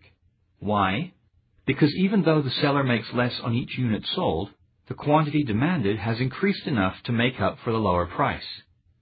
For example, if a hot dog stand sells 100 hot dogs for $2.50 each, the total revenue is $250 for the day. However, if the price of hot dogs drops to $2 each and 150 are sold, the total revenue for the day will be $300. The demand is elastic. But if the total revenue decreases after the price is lowered, demand is considered inelastic. If the hot dog stand lowers its price to $1 each and sells 200 hot dogs, it makes $200 in total revenue. Clearly, the price reduction has caused only a modest increase in quantities sold, which is not enough to compensate for lower revenues. Example: revenue table. Let's look at an example of demand for movie tickets. In figure 4.17, you can see how total revenues show whether demand is elastic or inelastic. Application: creating tables. D. Use the information from figure 4.14 to estimate prices to make a total revenue table. Case study. Fueling automobile demand. Background. Automobiles make up a huge portion of the American economy. In recent years, the demand for automobiles and all the services connected with them has accounted for approximately 1/5 of all retail sales. Over the past decade, the total number of automobiles, including light trucks and SUVs, sport utility vehicles, sold has been over 16 million units. Car dealers are constantly looking for ways to sustain and increase demand for their product. Paul Taylor, chief economist of the National Automobile Dealers Association, observed, "The key to sales of 16.9 million will be the continued strong economy and sustained incentives." Incentives are awards designed to lure potential buyers into an automobile showroom and encourage sales. Manufacturers have tried everything from giving away mountain bikes to 0% financing. What's the issue? How does demand affect your selection of a vehicle? Study these sources to discover how the law of demand and the factors that affect demand shape the market. A. Online article. Most car dealers offer some sort of incentive. This article discusses Volkswagen's new approach in dealer incentives to car buyers. Thinking economically. Do incentives described in this document change the demand for automobiles or the quantity demanded? Explain your answer. B. Political cartoon. Brian Duffy, a cartoonist with the Des Moines Register, drew this cartoon about the rising price of gasoline. Thinking economically. Which of the factors that cause a change in demand does this cartoon address? Explain your answer. C. Online report. An auto buying service linking buyers and sellers examines demand for hybrid automobiles. Hybrid cars get power from a combination of batteries and a gas-powered engine. Thinking economically. Which of the factors affecting demand is evident in this article? Use evidence from the article to support your answer. Thinking economically. Synthesizing. 1. How would the demand for automobiles be affected by information presented in each of these documents? Support your answer with examples from the documents. 2. Identify and discuss the factors that affect elasticity of demand illustrated in these documents. 3. Explain how documents B and C illustrate a cause and effect relationship in the demand for SUVs. Use evidence from these documents to support your answer. Chapter 5. Supply. Concept review. Demand is the willingness to buy a good or service and the ability to pay for it. Chapter 5. Key concept. Supply is the willingness and ability of producers to offer goods and services for sale. Why the concept matters. You may not think of yourself as a producer, but you are. You offer your labor when you do chores around the house or work at a part-time job. If you have a car, you sometimes provide transportation for your friends. Also, if you belong to a sports or academic team, you supply your skills and knowledge. List 5 things that you supply. Then list the costs you incur and the rewards you receive for supplying them. How would your willingness and ability to supply these things be affected if these costs and rewards changed? Section 1. What is supply? Objectives. In Section 1, you will define supply and outline what the law of supply says. Explain how to create and interpret supply schedules. Explain how to create and interpret supply curves. Key terms. Supply, law of supply, supply schedule, market supply schedule, supply curve, market supply curve. Taking notes. As you read Section 1, complete a cluster diagram like the one shown using the key concepts and other helpful words and phrases. Use the graphic organizer at Interactive Review at ClassZone.com. The law of supply. Key concepts. In Chapter 4, you learned about the demand side of market interactions and how consumers serve their interests by purchasing the best products at the lowest possible price. You also discovered that there are other factors that change demand at every price. Demand, however, is only one side of the market equation. In this chapter, you will learn about the supply side of the equation in order to understand why producers want to provide products at the highest possible price. Supply refers to the willingness and ability of producers to offer goods and services for sale. Anyone who provides goods or services is a producer. Manufacturers who make anything from nutrition bars to automobiles are producers. So too are farmers who grow crops, retailers who sell products, and utility companies, airlines, or pet sitters who provide services. The 2 key words in the definition of supply are willingness and ability. For example, the Smith family grows various fruits and vegetables on their small farm. They sell their produce at a local farmer's market. If the prices at the market are too low, the Smiths may not be willing to take on the expense of growing and transporting their produce. Also, if the weather is bad and the Smiths' crops of fruits and vegetables are ruined, they will not be able to supply anything for the market. In other words, they will not offer produce for sale if they do not have both the willingness and the ability to do so. As is true with demand, price is a major factor that influences supply. The law of supply states that producers are willing to sell more of a good or service at a higher price than they are at a lower price. Producers want to earn a profit, so when the price of a good or service rises, they are willing to supply more of it. When the price falls, they want to supply less of it. In other words, price and quantity supplied have a direct relationship. This relationship is illustrated in Figure 5.1. Example: price and supply.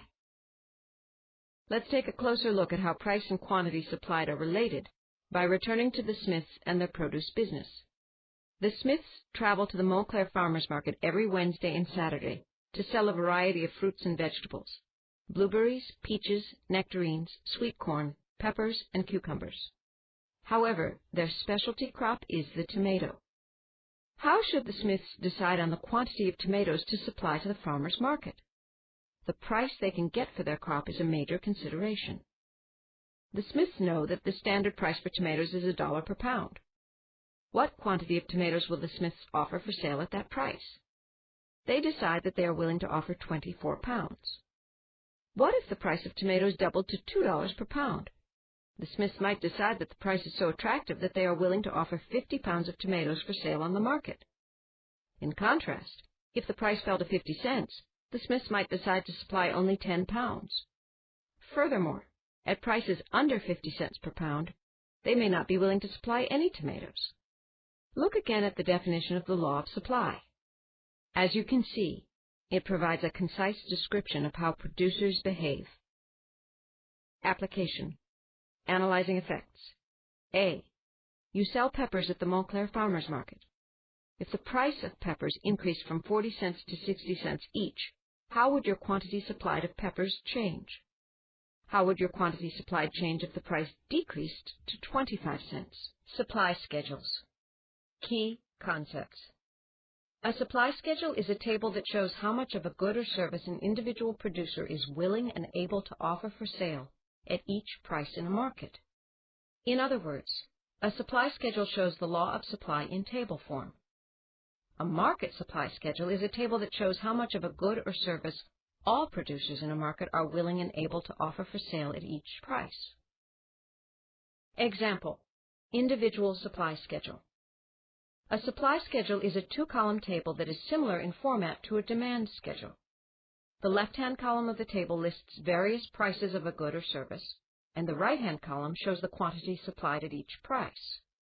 The Smiths' supply of tomatoes can be expressed in a supply schedule, Figure 5.2.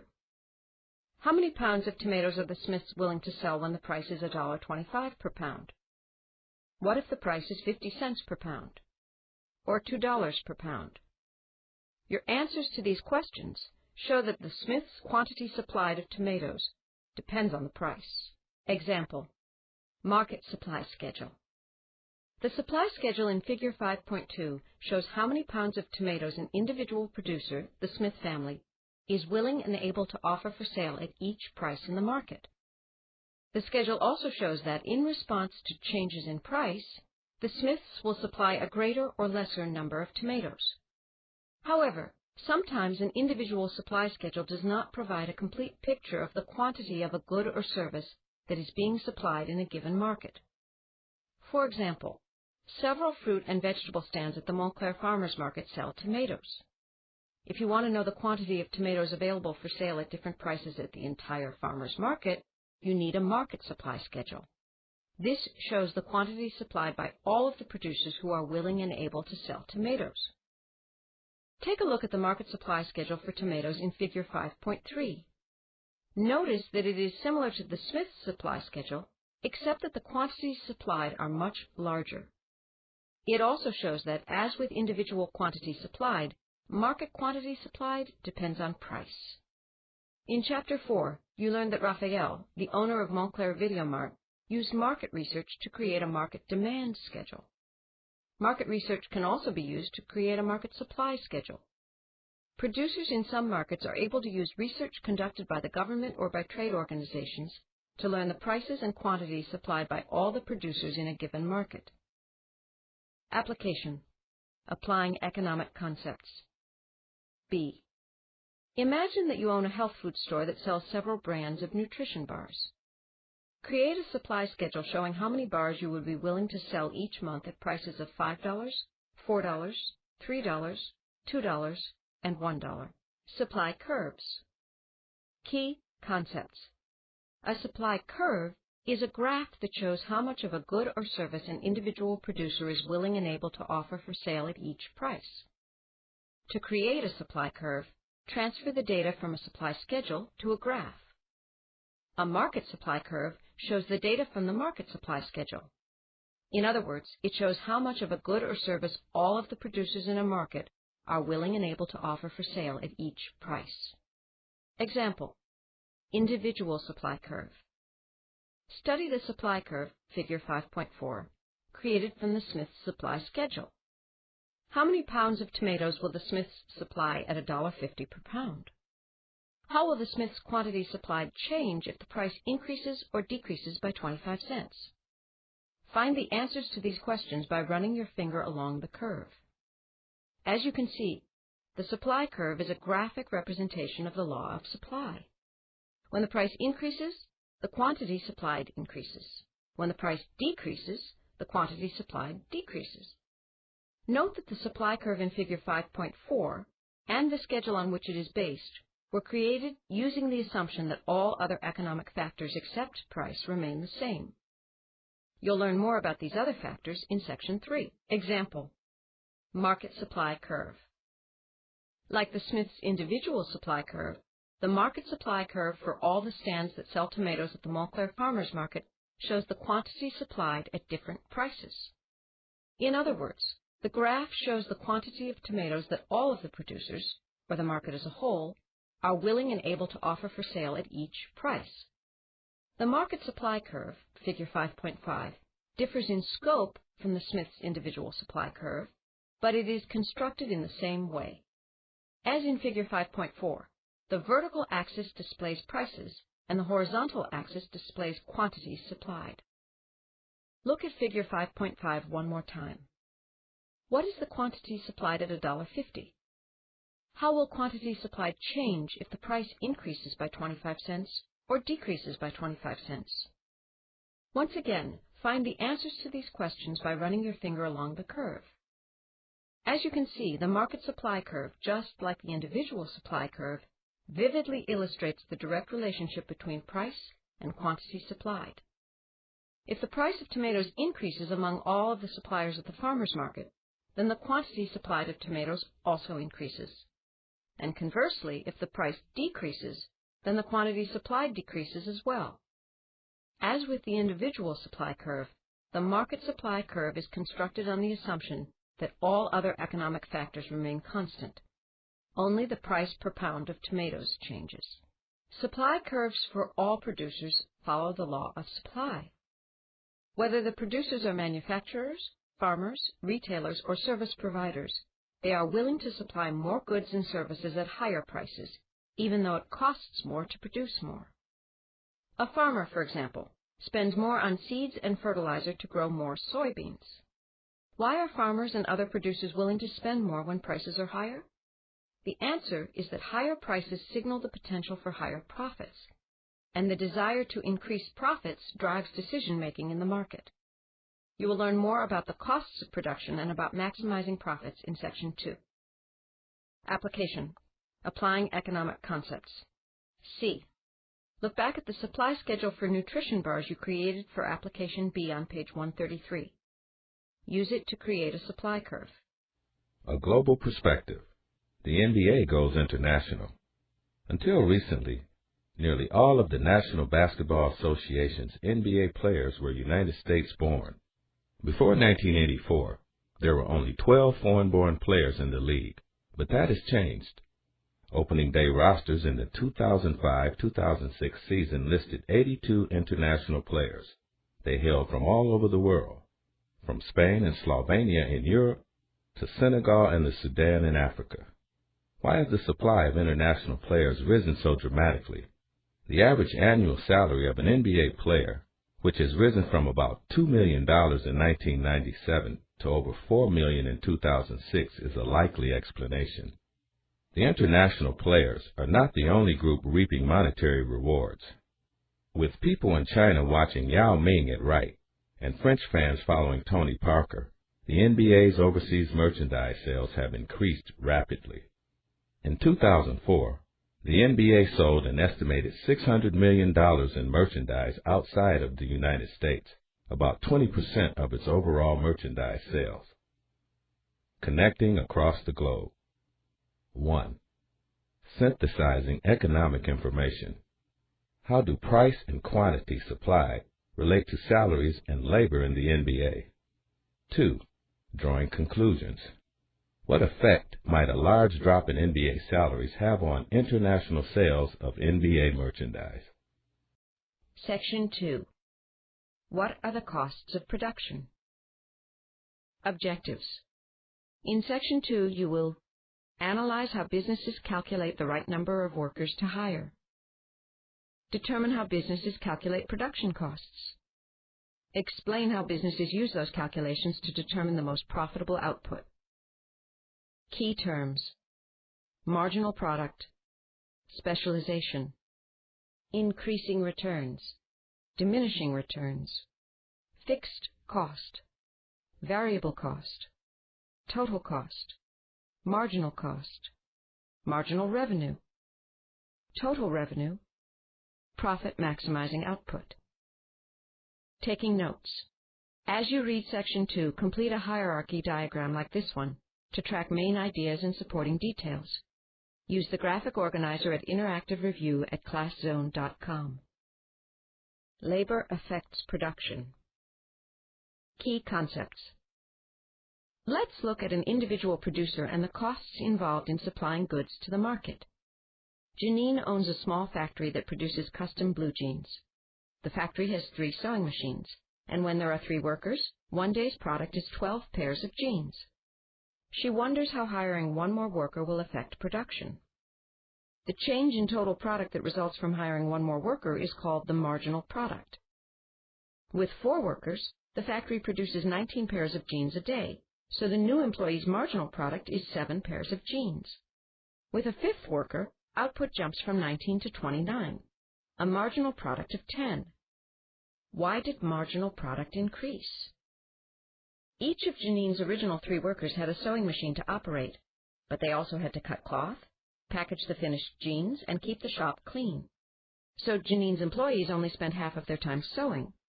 The 4th employee helped with the other tasks, so marginal product increased. But the sewing machines were often still idle.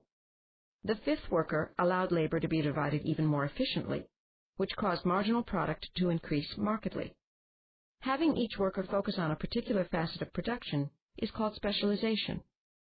But does hiring more workers always cause marginal product to increase? Example: marginal product schedule.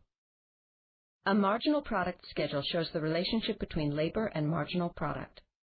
As you can see from Janine's marginal product schedule, figure 5.7, 1 or 2 workers produced very little, but marginal product was still slightly larger with each added worker. Then, with between 3 and 6 workers, the benefits of specialization become increasingly apparent. With up to 6 employees, Janine's operation experiences increasing returns, meaning each new worker adds more to total output than the last, as shown by the marginal product. Figure 5.7 shows that increasing returns stop with the 7th worker. This is also related to specialization. Workers 7, 8, 9, and 10 can still add to productivity, but their work overlaps with that of the first 6 workers. With between 7 and 10 employees, Janine's operation experiences diminishing returns, as each new worker causes total output to grow, but at a decreasing rate. With 11 workers, total output actually decreases and Janine experiences negative returns.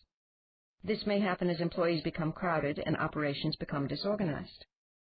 It is rare, however, for a business to hire so many workers that it has negative returns. Application. Drawing conclusions. A. Why do Janine's increasing returns peak with 6 employees? Production costs. Key concepts. The goal of every business is to earn as much profit as possible. Profit is the money that businesses get from selling their products once the money it costs to make those products has been subtracted. Businesses have different kinds of costs. Fixed costs are expenses that the owners of a business must incur whether they produce nothing, a little, or a lot. Variable costs are business costs that vary as the level of production output changes. Businesses find the total cost of production by adding fixed and variable costs together. Finally, businesses are interested in knowing their marginal cost, or the additional cost of producing one more unit of their product. Example, fixed and variable costs. Janine's fixed costs include the mortgage on her factory, her insurance, and the utilities that are on even when the factory is closed at night and on weekends. These costs are the same whether she is producing no jeans, 3 pairs, or 42 pairs of jeans per day. She must also pay the salaries of managers who keep the company running, but are not involved directly in production. Wages are one of Janine's chief variable costs. As she hires additional workers to increase the level of production, her costs for wages increase. She also incurs additional costs for more fabric, thread, zippers, and buttons, as well as increased electricity costs to run the machines and light the factory. Shipping her jeans to customers is another variable cost. The more pairs of jeans that Janine's factory produces, the more her variable costs increase. Conversely, if she decides to cut back the hours or the number of workers, or if she closes the factory for a week's vacation, her variable costs decrease. To determine the total cost to produce a certain number of pairs of jeans, Janine can add her fixed and variable costs. And by figuring out her marginal cost, she can determine what it costs to produce each additional pair of jeans. Fixed costs, variable costs.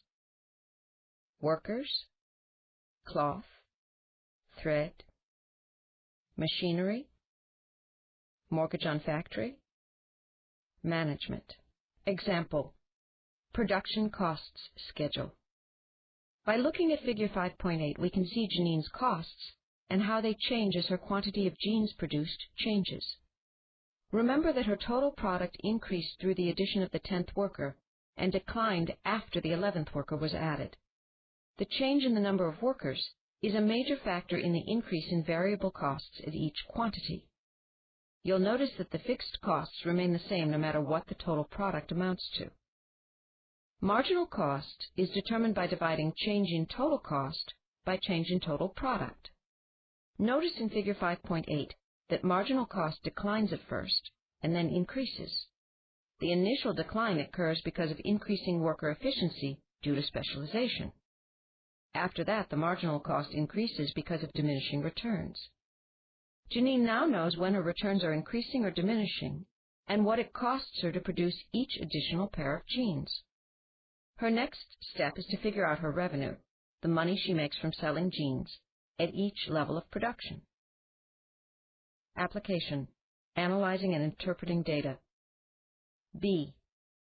Why does it cost Janine more to produce 65 pairs of jeans with 11 workers than to produce 66 pairs of jeans with 9 workers? Earning the highest profit. Key concepts.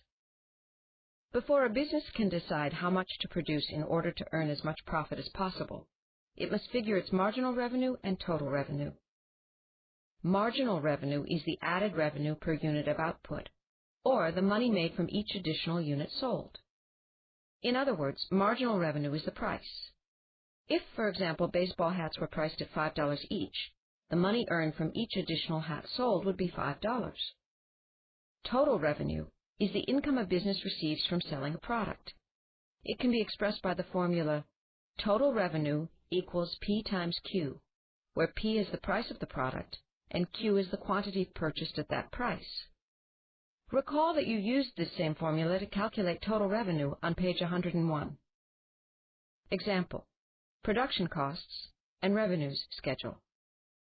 You have seen how Janine explored the relationship between labor and marginal product. You have also seen what it cost her to produce various quantities of jeans. Next, you will learn how she calculates her revenue and her profits. Look at Figure 5.9, which shows Janine's costs, revenues, and profit for various levels of total product. Janine calculates her total revenue by multiplying the marginal revenue, $20 per pair of jeans, by the total product. Then she can determine her profit by subtracting her total costs from her total revenue. Remember that Janine is trying to decide how many workers she should hire and how many pairs of jeans she should produce in order to make the most profit. To make these decisions, she needs to perform a marginal analysis, which is a comparison of the added costs and benefits of an economic action. In other words, she needs to look at the costs and benefits of adding each additional worker and producing additional pairs of jeans. Using Figure 5.9, Janine can see that when she has no employees and therefore does not produce any jeans, she loses money because she still incurs fixed costs. If she hires one worker who produces 3 pairs of jeans, her costs are $70, but she only collects $60 in total revenue. Therefore, she still doesn't earn a profit. When she hires a second worker and together the 2 workers produce 7 pairs of jeans, costs are $102 and revenues are $140, so she earns a very small profit of $38. Janine has finally passed the break-even point, the point at which enough revenue is being generated to cover expenses. At the break-even point, total costs and total revenue are exactly equal. Like all business owners, Janine wants to do a lot better than break even. She wants to earn as much profit as possible. She can see that as she adds additional workers and produces more jeans, her profits increase. When you look at Figure 5.9 again, you can see that Janine's profits continue to rise as she adds workers, up to and including the 9th worker, and produces more jeans. Why does this happen? Recall that during the stage of diminishing returns, see Figure 5.7 on page 139, total production continues to rise, but it rises more slowly. Although Janine is getting less production from each additional worker, marginal revenue is still greater than marginal cost, so Janine hires more workers, produces more, and increases profits. When Janine's factory has 9 workers producing 66 pairs of jeans, it has reached the level of production where it realizes the greatest amount of profit. This is called profit-maximizing output. This level of output is reached when the marginal cost and the marginal revenue are equal, here both at $20. After that point, profits begin to decline. When Janine adds a 10th worker, the marginal product of 1 pair of jeans increases total revenue, but the increase in marginal cost is greater than the increase in marginal revenue. Since the goal of every business is to maximize profit, having a 10th employee runs counter to Janine's best interests. Application: analyzing and interpreting data. C. If the price of jeans increased to $22 per pair, how would it affect Janine's total revenue and profit? Economics Skill Builder. Evaluating sources. There are many sources of economic information, including news articles, reports, books, and electronic media. Knowing how to interpret sources is how we gain economic information. Techniques for reading source material. The following passage appeared on the website of the Portland Cement Association. The passage is a source of information about the supply of cement in the United States in 2004. To interpret this source of information, use the following strategies. Identify the subject of the passage. Then ask yourself what, if any, economic concept is involved. This passage is about cement. The economic concept discussed is supply. Identify economic factors that are relevant to the discussion. The cement shortage is explained in part by an increase in market demand and by the rising cost and limited availability of ships to carry imported cement. Evaluate the passage's credibility. Do you think the source of the passage is reliable? Are other cited sources reliable? Information from this association and the United States Geological Survey is likely to be reliable. Thinking economically. Interpreting. 1. According to the passage, what variables affect the supply of concrete in the United States? 2. Do you think cement will continue to be in short supply in the United States? Explain your answer using information from the passage. 3. Who do you think is most likely to benefit from the information provided in the passage? Why? Section 3. What factors affect supply? Objectives. In Section 3, you will explain the difference between change in quantity supplied and change in supply. Understand how to determine a change in supply. Identify the factors that can cause a change in supply. Key terms: change in quantity supplied, change in supply, input costs, labor productivity, technology, excise tax, regulation. Taking notes. As you read Section 3, complete a chart like this one, showing each factor that causes change in supply. Use the graphic organizer at Interactive Review at ClassZone.com. Changes in quantity supplied. Key concepts. The supply schedules and supply curves that you studied in Section 1 were created using the assumption that all other economic factors except the price of tomatoes would remain the same. If all other factors remain the same, then the only thing that influences how many tomatoes producers will offer for sale is the price of those tomatoes. The supply curve shows that pattern. In Chapter 4, you learned the difference between change in demand and change in quantity demanded. Change in quantity demanded is shown by the points along an existing demand curve, while change in demand actually shifts the demand curve itself. Similarly, the different points on a supply curve show change in quantity supplied. Change in quantity supplied is an increase or decrease in the amount of a good or service that producers are willing to sell because of a change in price. Example: changes along a supply curve. Each new point on the supply curve shows a change in quantity supplied. A change in quantity supplied does not shift the supply curve itself. Let's look again at the Smith's supply curve for tomatoes, Figure 5.10. Note the quantity supplied at each price. Notice that as quantity supplied changes, the change is shown by the direction of movement right or left along the supply curve. A movement to the right indicates an increase in both price and quantity supplied. A movement to the left shows a decrease in both price and quantity supplied. Just as Figure 5.10 shows change in quantity supplied by one individual, a market supply curve shows similar information for an entire market. However, market supply curves have larger quantities supplied and therefore larger changes to quantity supplied because they combine the data from all the individual supply curves in the market. For example, when the price increases from 75 cents to $1.75 on the market supply curve, Figure 5.5, the quantity supplied increases from 100 pounds to 300. Compare this with the change in quantity supplied at those prices in Figure 5.10. Application. Applying economic concepts. A. Changes in quantity supplied do not shift the position of the supply curve. Y. Changes in supply. Key concepts. Consider what might happen if the workers at an automobile factory negotiate a large wage increase so that it's more expensive to produce each automobile. As the firm's costs increase, it is less willing and able to offer as many automobiles for sale.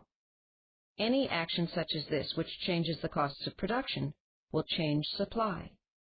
Change in supply occurs when something prompts producers to offer different amounts for sale at every price. When production costs increase, supply decreases. When production costs decrease, supply increases. Just like change in demand, change in supply actually shifts the supply curve.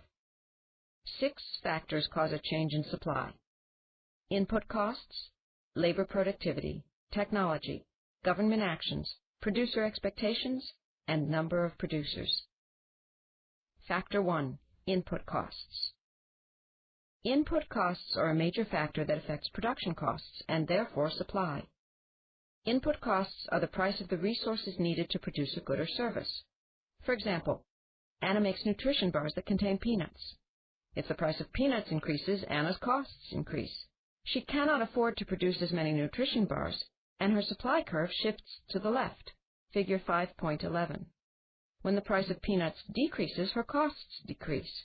She is willing and able to increase the quantity she can supply at every price, and the curve shifts to the right, figure 5.12. Factor 2. Labor productivity.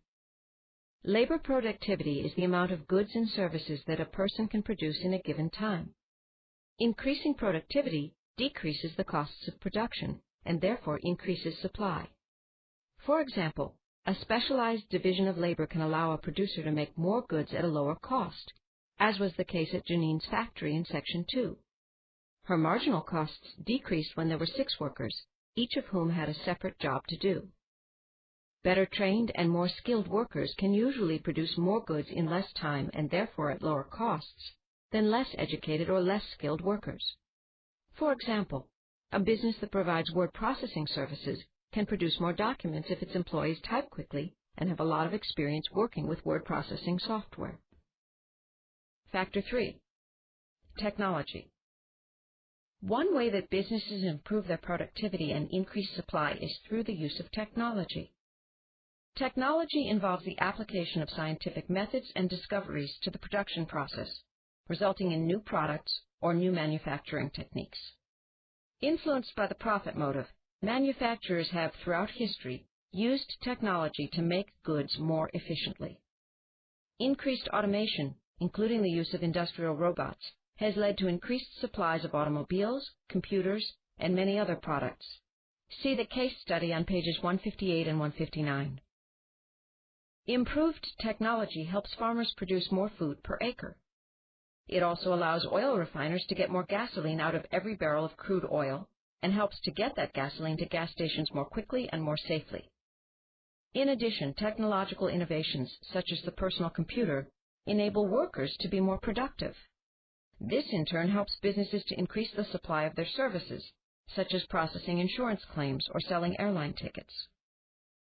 Factor 4. Government action.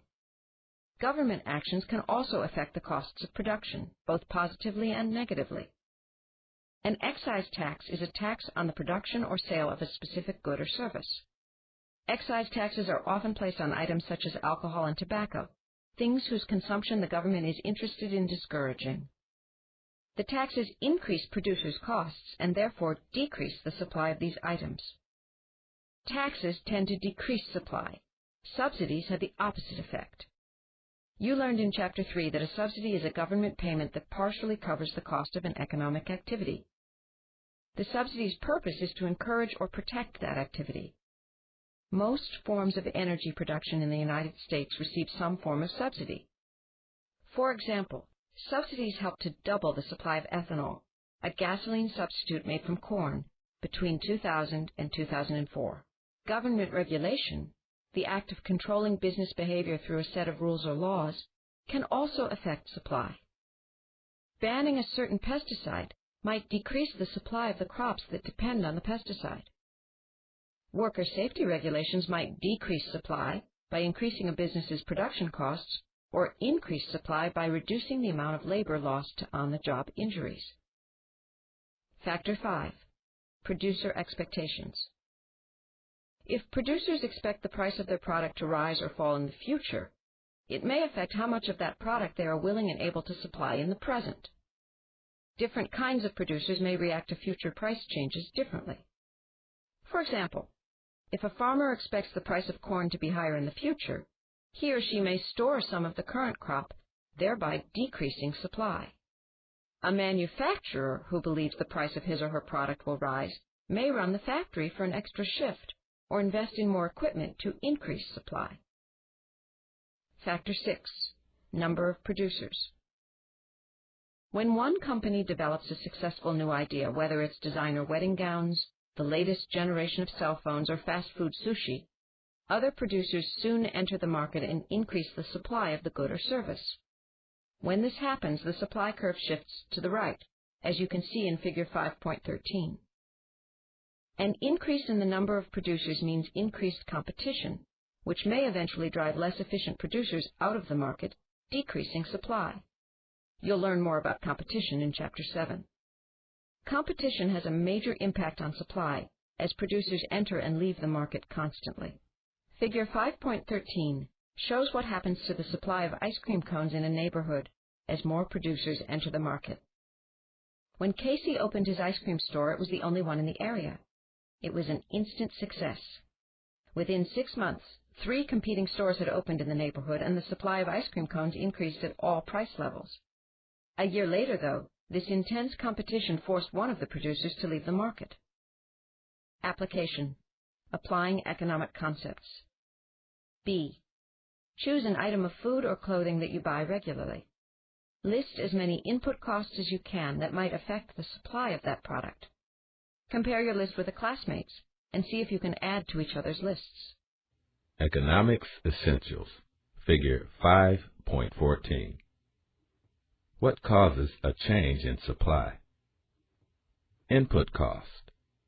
Input cost, the collective price of the resources that go into producing a good or service, affects supply directly.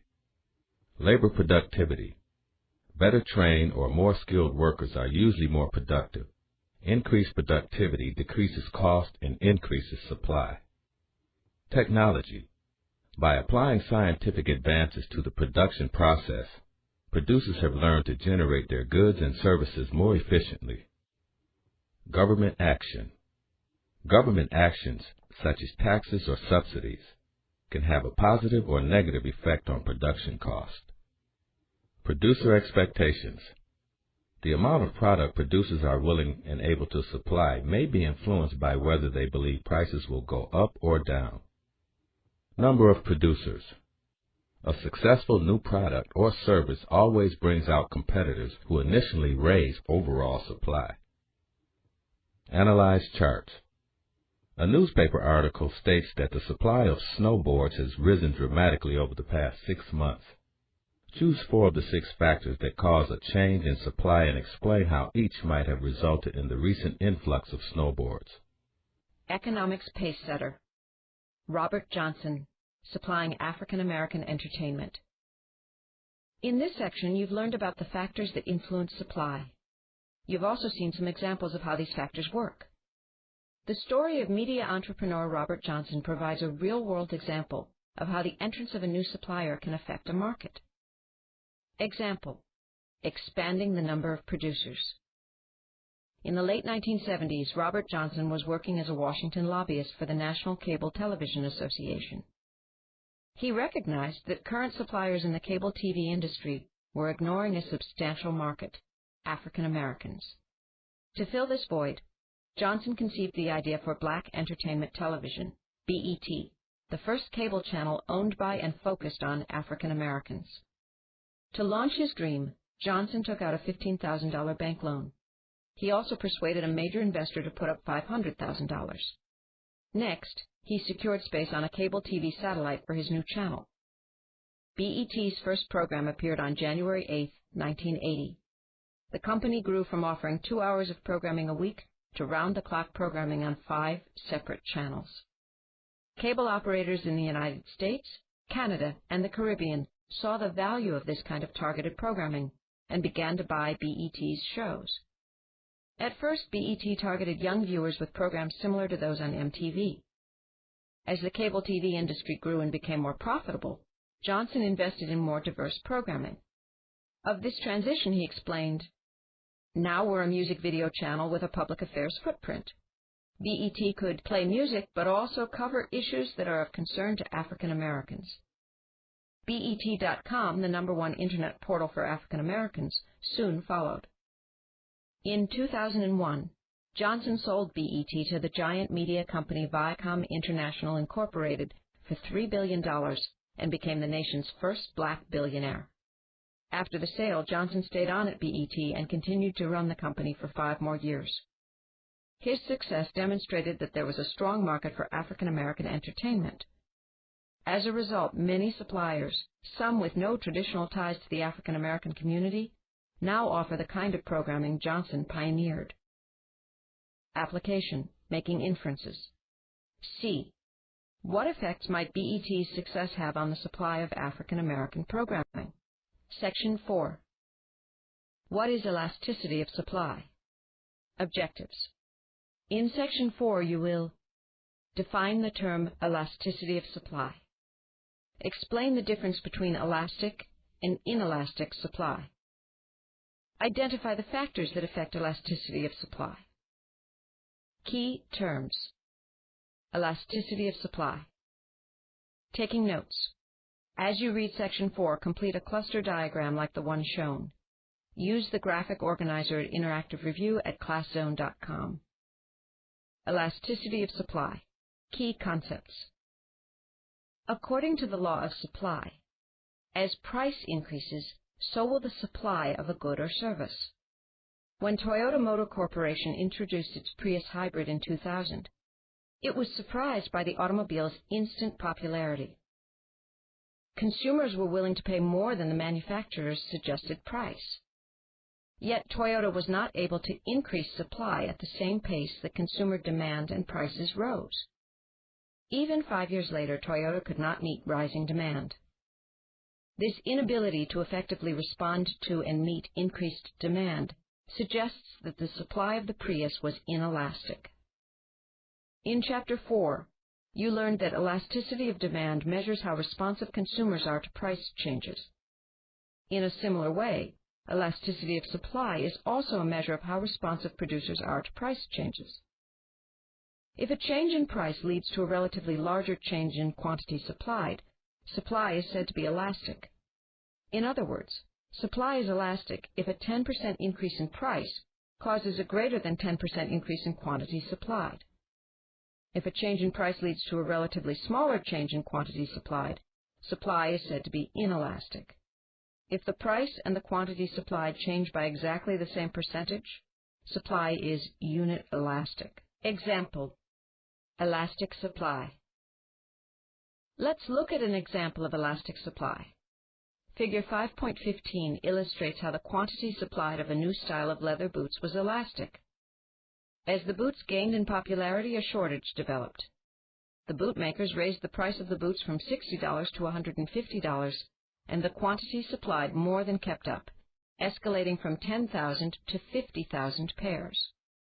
The producer was able to rapidly increase the quantity supplied because, unlike car manufacturing, for instance, the raw materials needed to make boots are neither particularly expensive nor hard to come by. The actual manufacturing process is also, relatively speaking, fairly uncomplicated and easy to increase. Example: inelastic supply.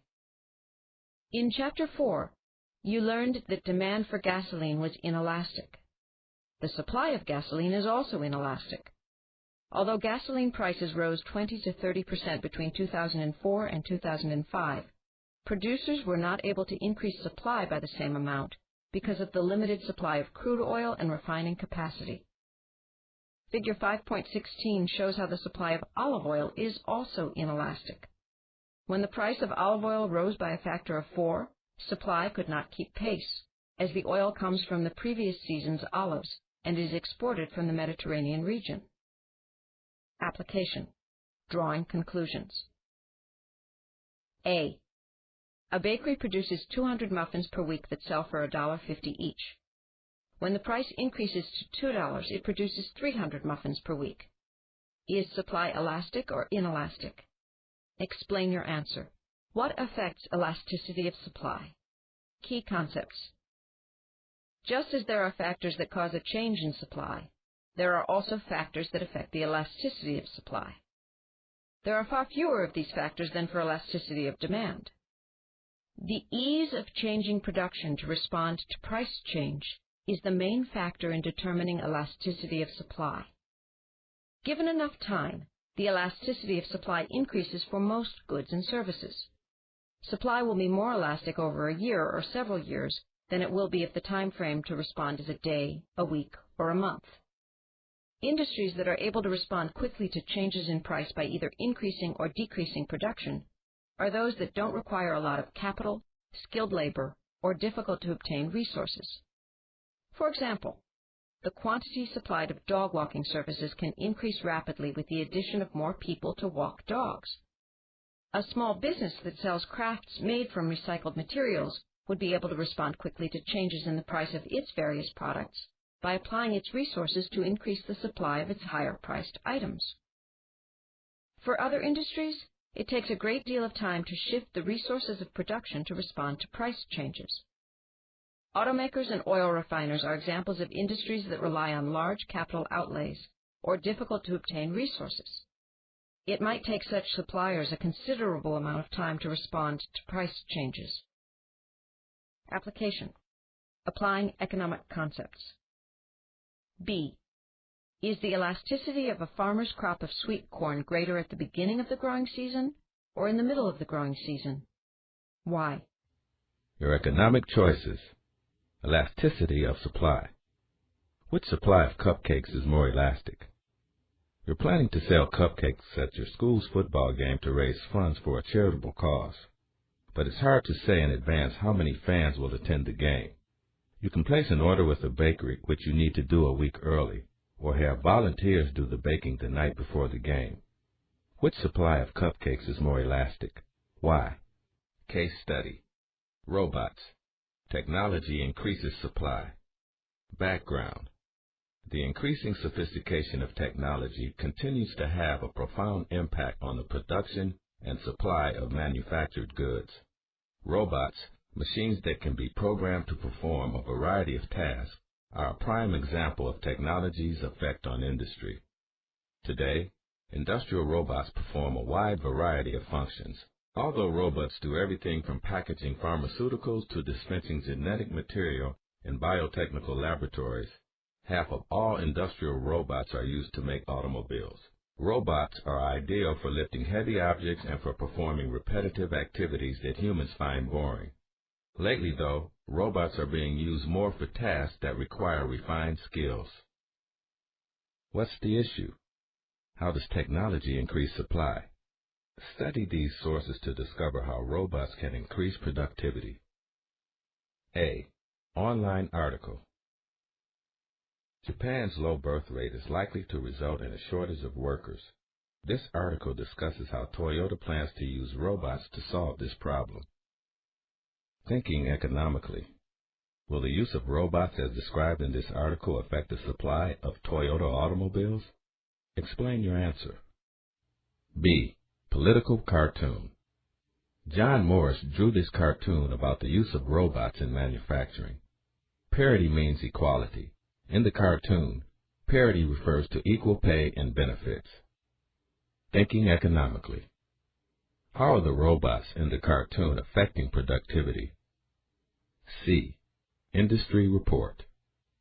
Epson, a maker of industrial robots, presents a case study involving the use of robots in a bakery. Thinking economically. In this report, how does the use of robots help the supplier respond to a seasonal change in demand? Would this robotic solution help a department store facing holiday staffing shortage? Why or why not? Thinking economically. Synthesizing. 1. Which of the 6 factors that can cause a change in supply is highlighted in the 3 documents? Does this factor generally increase or decrease supply? 2. Which document, B or C, addresses the issue of elasticity? Explain. 3. In which article, A or C, are the robots an example of variable cost? Why? Chapter 6. Demand, Supply, and Prices. Concept review. Demand is the willingness to buy a good or a service and the ability to pay for it. Supply is the willingness and ability to produce and sell a product. Chapter 6. Key concept. The equilibrium price is the price at which quantity demanded and quantity supplied are the same. Why the concept matters. You've been looking for a vintage concert t-shirt to buy. You see the shirt you want offered on an internet site, but the price is too high. After exchanging several emails, you and the seller set a price. It's higher than you wanted to pay, and lower than the seller wanted to receive, but it's acceptable to you both. In a market economy, the forces of demand and supply act in much the same way. They work together to set a price that buyers and sellers find acceptable. Section 1.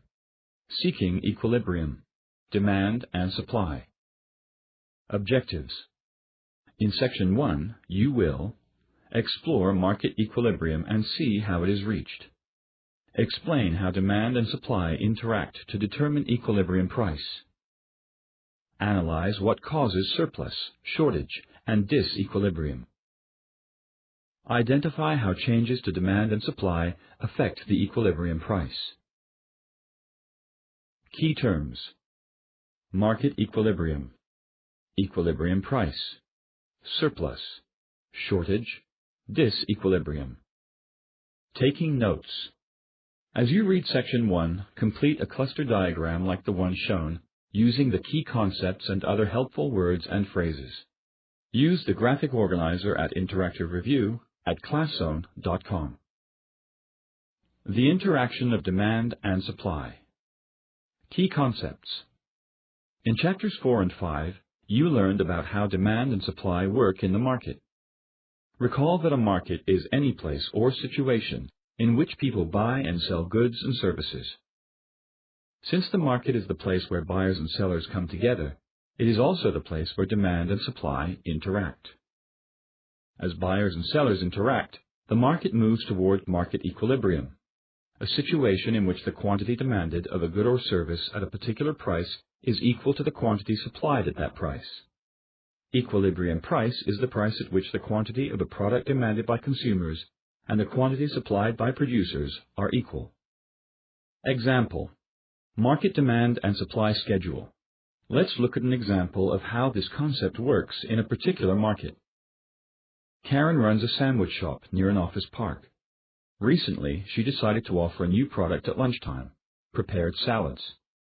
On the first day, she makes up 40 salads and offers them at $10 each. She is disappointed when she sells only 10 and has to throw the rest away. The next day, she is more cautious. She lowers the price to $4 each and makes only 15 salads. She discovers that 35 customers wanted her salads at the lower price. How can Karen find the right price? Over the course of a week, Karen experiments with different combinations of price and quantity of salad supplied until she discovers market equilibrium at $6 per salad. At that price, she is willing to offer 25 salads for sale, and she sells all of them. When she has either too many or too few salads, she is motivated to change her price. Market equilibrium is the point at which quantity demanded and quantity supplied are in balance. Look at Figure 6.1 to see the information that Karen gathered from her first week selling prepared salads. This table is a combined market demand and supply schedule that shows the quantities of salads supplied and demanded at various prices. Notice that quantity demanded and quantity supplied are different at every line of the schedule except one. That line represents market equilibrium and shows the equilibrium price of $6. When Karen offers salads at prices above $6, she produces more salads than she can sell and has to throw some away. When she offers salads at prices below $6, there is unmet demand because people want more salads than Karen is willing to offer at those prices. Karen's experience shows how the laws of demand and supply interact in the market. She wants to offer more salads at higher prices than at lower prices because she wants to earn more profit. Her costs would make it impossible to earn much, if any, profit if she were to sell the number of salads that the office workers would like to buy at the lower prices. In a similar way, while the office workers may like the idea of fresh salads for lunch, they are not willing to buy the quantity of salads that Karen wants to sell at higher prices. Example: market demand and supply curve.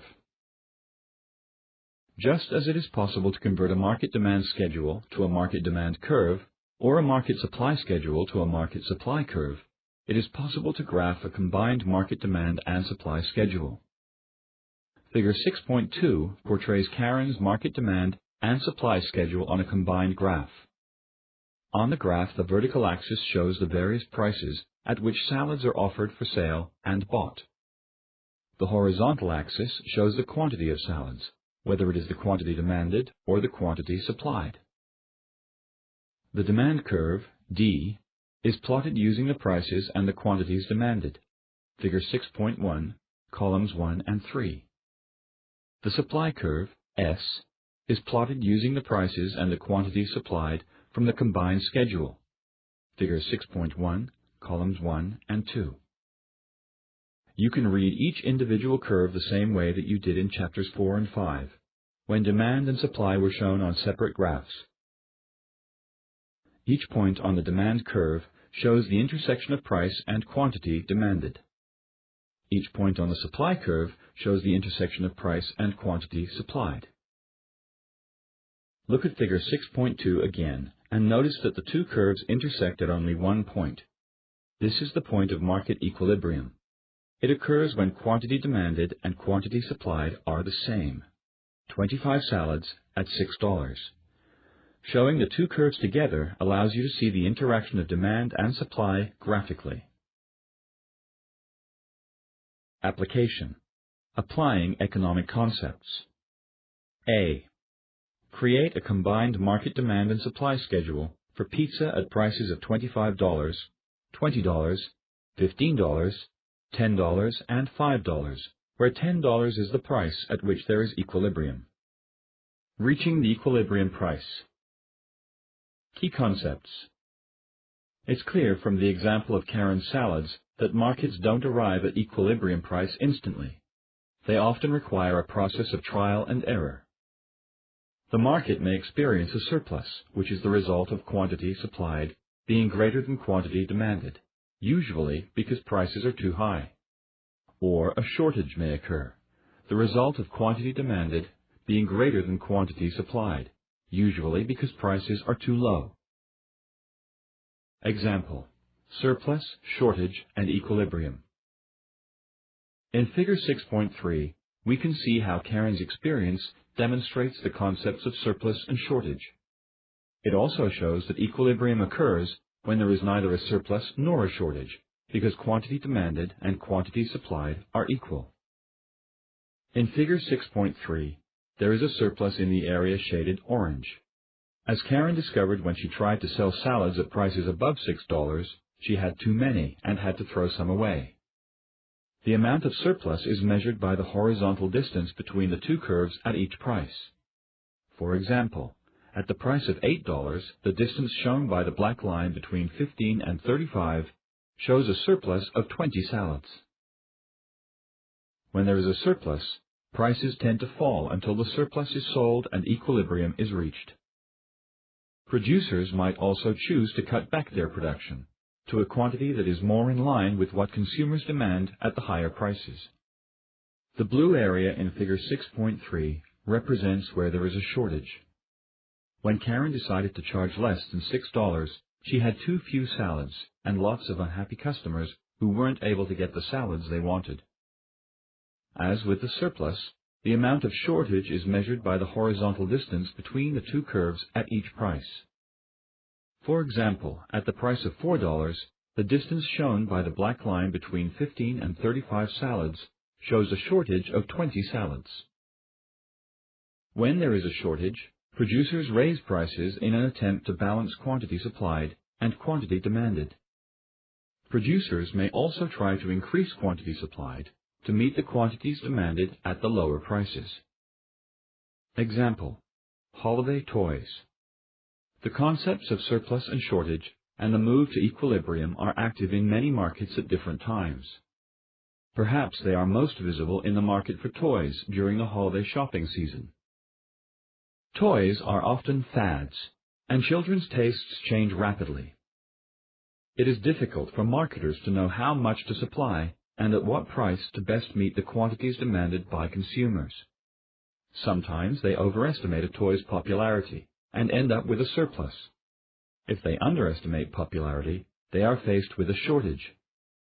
In 1996, for example, Tyco Toys Inc. introduced Tickle Me Elmo. The toy included a microchip that made the toy laugh when it was touched. Tyco expected the toy to be popular and ordered about 500,000 for the holiday season. it was priced around $30.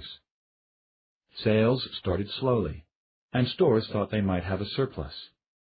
But after several popular television personalities promoted it, Tickle Me Elmo became the hottest toy of that holiday season, and a shortage developed. Even when prices increased markedly, buyers were undeterred. They continued to purchase the toys until they were all gone. Tyco tried to increase its supply, but the factories that made Tickle Me Elmo were located in Asia, and the shortage persisted throughout the holiday season. By spring, the quantity supplied had doubled. By then, however, the height of the fad was over. Initially, stores tried to sell the toys at the same high prices charged during the holiday season, but consumers were reluctant to buy, and a surplus resulted. Eventually, the market reached equilibrium at a price of about $25. When you see suppliers reducing prices, it is often because they have a surplus of products to sell. Consider, for example, what happens to the prices of clothing items that are out of season or no longer in fashion. On the other hand, if an item becomes particularly popular, or is in short supply for some other reason, suppliers will raise prices. The market does not always reach equilibrium quickly, but it is always moving toward equilibrium. Application: applying economic concepts. B. Look back at the market demand and supply schedule you created for application A on page 166. Use it to create a graph showing the interaction of demand and supply, and mark it to show surplus, shortage, and equilibrium. Equilibrium: price in real life. Key concepts. In theory, the relationship between demand and supply in the market seems straightforward. The real world, however, is more complex. In earlier chapters, you learned that there are several factors that can cause demand and supply to change. When there is an imbalance between quantity demanded and quantity supplied, a state of disequilibrium exists, and the process of finding equilibrium starts over again. Example: change in demand and equilibrium price. Let's take a look at how the market moves from disequilibrium by considering the effects of changes in demand on the equilibrium price for athletic shoes. Recall that a change in demand occurs when one of 6 factors: income, consumer taste, consumer expectations, market size, substitutes, and complements, prompts consumers to change the quantity demanded at every price. In figures 6.4 and 6.5, the intersection of the demand curve, D1, and the supply curves, S, shows an equilibrium price of $75, with quantity demanded and supplied of 3,000 pairs of shoes. When a change in consumer taste causes a decrease in demand for athletic shoes at every price, the demand curve shifts to the left, as shown in figure 6.4. Notice that this new demand curve, D2, intersects the supply curve at a lower price, around $65. This becomes the new equilibrium price. At this new lower equilibrium price, the quantity demanded decreases to 2,500 pairs of shoes. In other words, when consumers demand fewer goods and services at every price, the equilibrium price will fall and suppliers will sell fewer units, even though the price is lower. Suppose that an increase in the number of young adults causes demand for athletic shoes to increase. When there is an increase in demand, the demand curve shifts to the right, as shown in figure 6.5. Notice that the new demand curve, D3, intersects the supply curve at a higher price, around $90. As the equilibrium price increases to this higher level, the quantity demanded also increases to 3,500 pairs of shoes.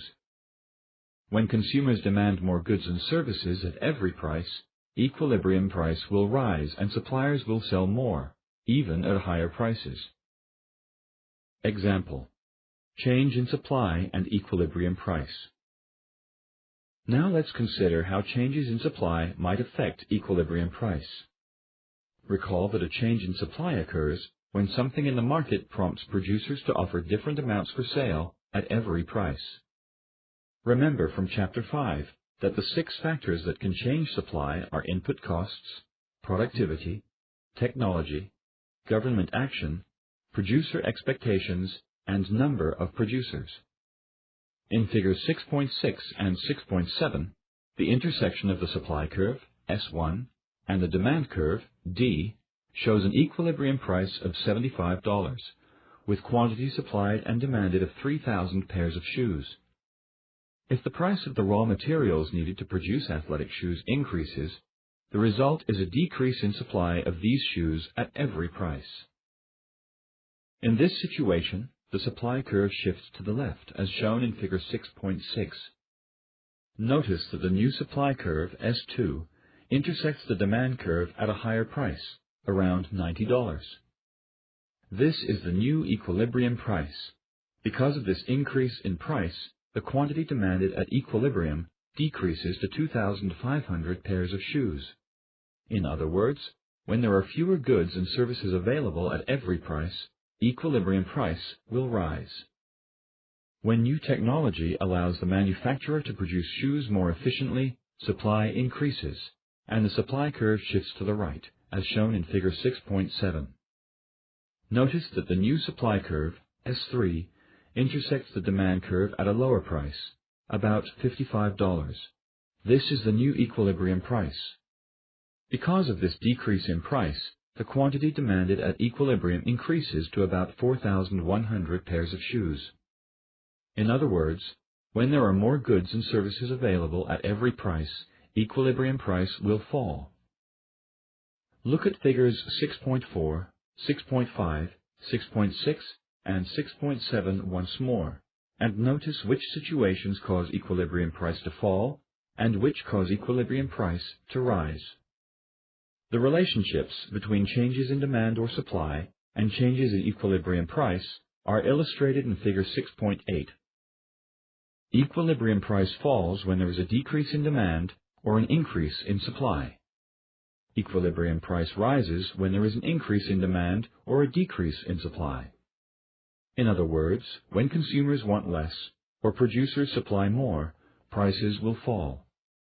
When consumers want more or producers supply less, prices will rise. Application: Analyzing effects. C. If one of the 3 pizza parlors in your neighborhood closes, what will happen to the supply of pizza? How will that affect the equilibrium price of pizza? Economic skill builder. Interpreting graphs, shifting curves. Graphs show statistical information in a visual manner. A graph that shows a shifting curve should immediately alert the reader to one of the following: a change in quantity demanded at every price, or a change in quantity supplied at every price. In figure 6.9, a change in the number of producers has caused an increase in supply at every price. The sandwich shop across the street from Forest View High School now has a competitor. Techniques for analyzing shifting curves. Use the following strategies, along with what you learned throughout Section 1, to analyze the graph. Thinking economically. Analyzing. 1. What are the pre-shift and post-shift equilibrium prices for a sandwich? Will an increase in quantity supplied at every price always result in a lower equilibrium price? Why? 2. Imagine that instead of an increase in supply, there is a decrease in demand. How will the equilibrium price change? Why? 3. On a separate sheet of paper, sketch intersecting quantity supplied and demanded curves with an equilibrium price of $4 at 80 sandwiches. How have the curves shifted from those that appear in figure 6.9? Section 2. Prices as signals and incentives. Objectives. In Section 2, you will analyze how the price system works. Explain how prices provide information about markets. Describe how prices act as incentives to producers. Key terms: competitive pricing, incentive. Taking notes. As you read Section 2, complete a chart like the one shown to keep track of how each key concept affects producers and consumers. Use the graphic organizer at Interactive Review at ClassZone.com. How the price system works. Key concepts. To better understand how price works in the market, let's look at how one kind of change in supply affects the equilibrium price. More producers in a market increases supply, which leads to increased competition and a lower equilibrium price. Competitive pricing occurs when producers sell goods and services at prices that best balance the twin desires of making the highest profit and luring customers away from rival producers. By entering a market at a lower price, a new supplier can add to its customer base, while it maintains overall profits by selling more units. Example: competitive pricing. Let's look at an example of competitive pricing. As winter approaches, Elm Street Hardware prices its snow shovels at $20. But Uptown Automotive sees an opportunity to take some customers, mostly for tools which both stores sell, from Elm Street. Uptown enters the snow shovel market, raising the overall supply. It also prices the shovels at $13. Uptown has a lower profit margin per shovel, but hopes to sell hundreds of them in order to maintain overall profit. Elm Street can choose to lower its prices as well, or risk losing customers. Example: characteristics of the price system. In a market economy, the price system has 4 characteristics.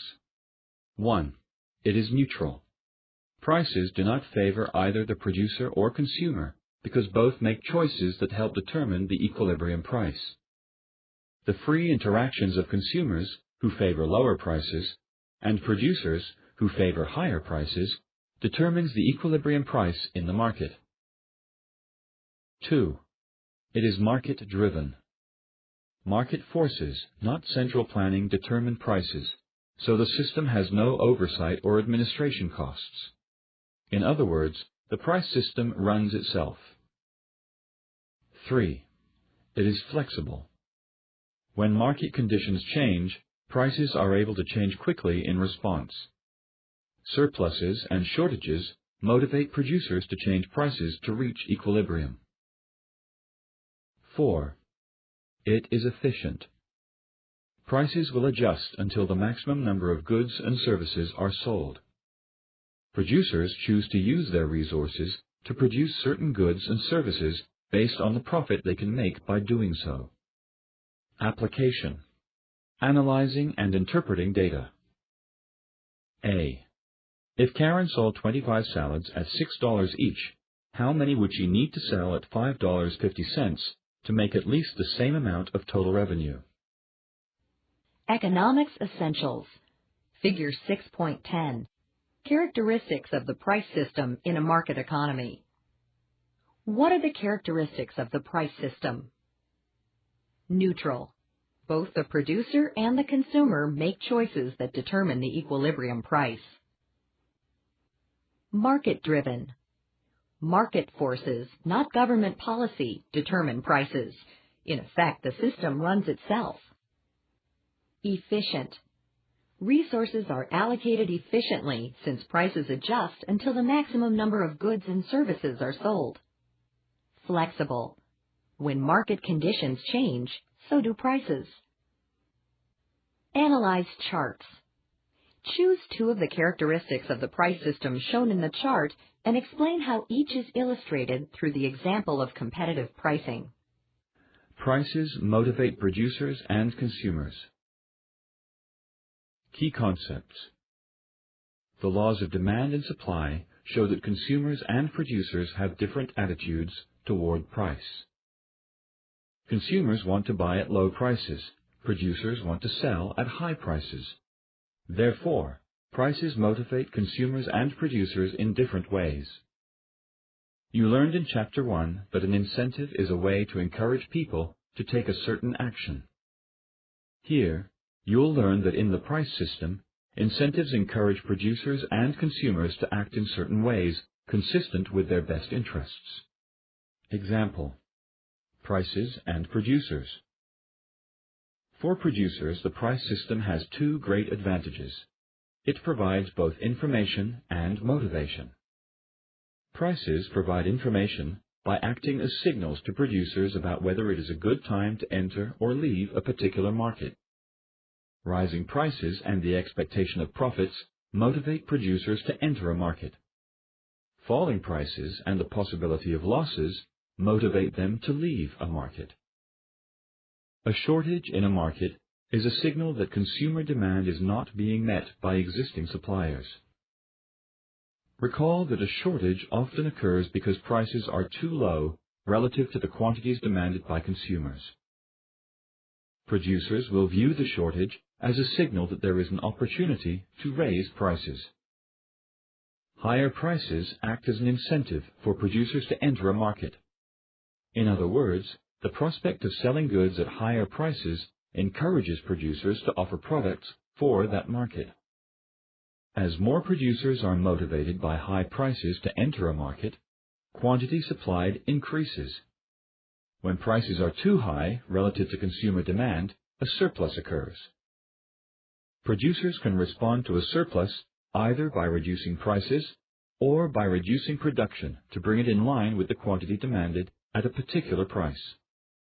Either way, falling prices signal that it is a good time for producers to leave the market. Sometimes, less efficient producers leave a market completely, as increased competition and lower prices drive them out of business. More often, producers shift their business to focus on opportunities in markets with higher potential profits. Competitive pricing in the market often informs the choices made by producers. When a market is growing and when there is unmet demand, a producer may decide to enter the market with a price that is lower than its competitors. The new producer can still, however, earn a profit by selling more units at the lower price. So, while prices are the signals that are visible in the market, it is the expectation of profits or the possibility of losses that motivates producers to enter or leave a market. Example: prices and consumers. Prices also act as signals and incentives for consumers. Surpluses that lead to lower prices tell consumers that it is a good time to buy a particular good or service. Producers often send this signal to consumers through advertising and store displays that draw consumers to certain products. Producers may also suggest that the low prices won't last, encouraging consumers to buy sooner rather than later. High prices generally discourage consumers from buying a particular product and may signal that it is time for them to switch to a substitute that is available at a lower price. A high price may signal that a particular product is in short supply or has a higher status. Brand marketers rely on the consumer perception that a certain logo is worth a higher price. Recall what you learned about normal and inferior goods in Chapter 4. Most consumers prefer to buy normal goods at the best possible price. They will buy inferior goods only when they cannot afford something better. While price is a powerful incentive to consumers, the other factors that affect demand also influence consumers' buying habits. Application: making inferences. B. A cup of gourmet coffee commands a higher price than a regular coffee. How will this fact influence the takeout coffee market? Your economic choices. Prices and consumers. How does price affect your decision? A new digital video camera with state-of-the-art features costs $500, but you've saved only $250. You can either buy a less expensive substitute with the money you have now, or you can save up to buy the advanced camera later. If other consumers also choose to wait to buy the new camera, a surplus may develop, and the price may decrease. Economics pace setter. Michael Dell, using price to beat the competition. High-tech entrepreneur Michael Dell saw an opportunity to use competitive pricing to take business away from much larger companies. By 2005, IBM Corporation, Compaq Computer Corporation, and others had either left the PC market or were facing major problems. How did Dell thrive as its competitors struggled? Lowering costs to reduce prices. Michael Dell began assembling and selling computers as a freshman in college. He became so successful that he quit college in 1984 to focus on his business. He had sales worth $6 million in his first year. Dell's success was largely due to his approach to marketing and production. He bypassed computer retailers and sold over the telephone directly to knowledgeable computer users in business and government. Each computer was built to customer requirements and assembled after it was ordered. In this way, Dell lowered his costs significantly and became the low-price leader in the market. The company's sales grew from $69.5 million in 1986 to almost $258 million in 1989.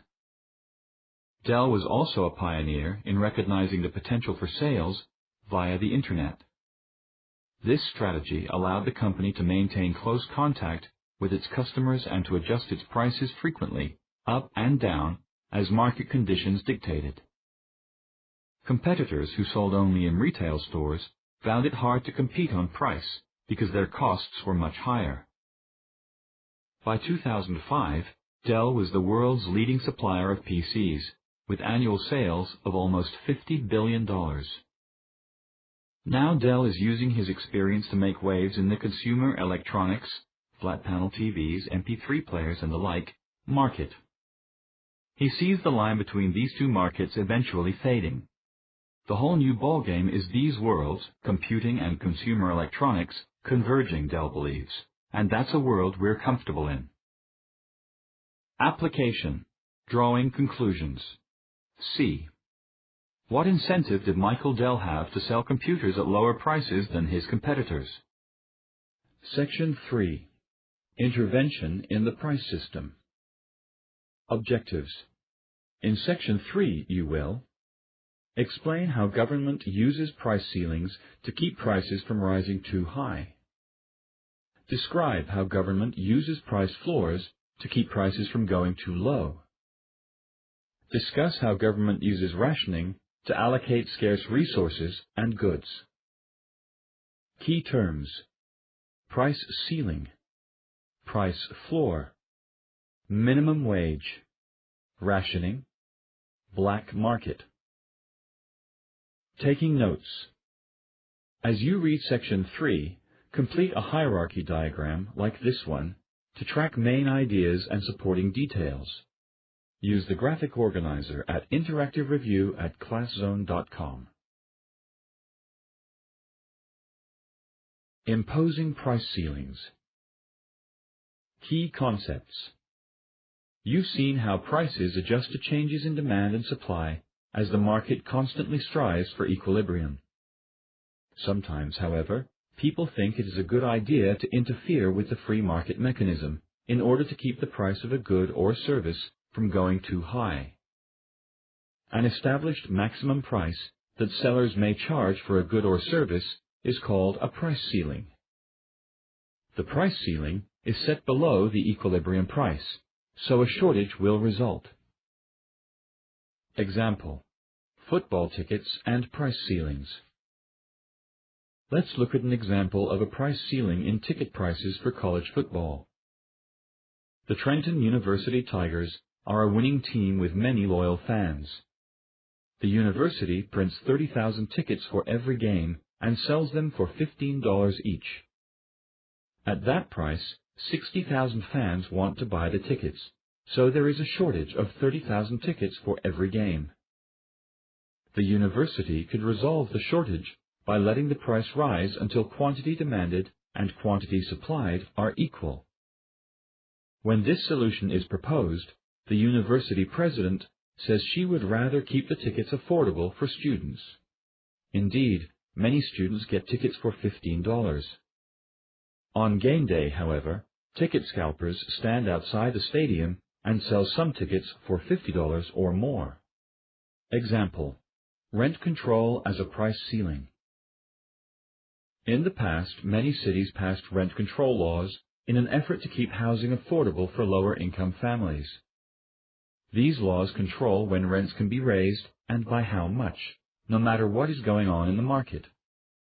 Of course, the people who live in rent-controlled housing appreciate the lower price in the short term. But rent control can have unexpected consequences. Without the possibility of raising rents to match the market, there is no incentive to increase the supply of rental housing, and a shortage soon develops. In addition, landlords are reluctant to increase their costs by investing money in property maintenance, so housing conditions often deteriorate. By 2005, rent control was becoming far less common, as most cities realized it made housing shortages worse in the long run. Santa Monica, California, is an example of a city that had strict rent control laws. In the late 1990s, state legislators passed a law that changed the way local communities could regulate rental housing. As a result, property owners in Santa Monica could let the market determine the initial rent when a new tenant moved in, although the city's rent control board still regulated yearly rent increases thereafter. Figure 6.12 illustrates what happened to rents when the new law fully took effect. Rents increased by 40 to 85%, showing that the apartments had been priced artificially low. The increases reflect the shortage that rent control had created. Application. Applying economic concepts. A. Create a demand and supply graph for Trenton University football tickets, showing how the price ceiling of $15 is below the equilibrium price. Setting price floors. Key concepts. Sometimes the government decides to intervene in the price system to increase income to certain producers. A price floor is an established minimum price that buyers must pay for a good or service. For example, the government has used various programs designed to provide price floors under corn, milk, and other agricultural products.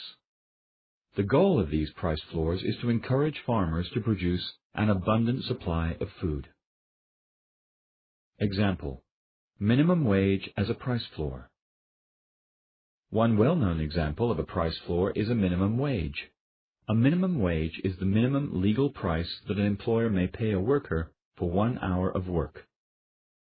The United States government established its first minimum wage in 1938.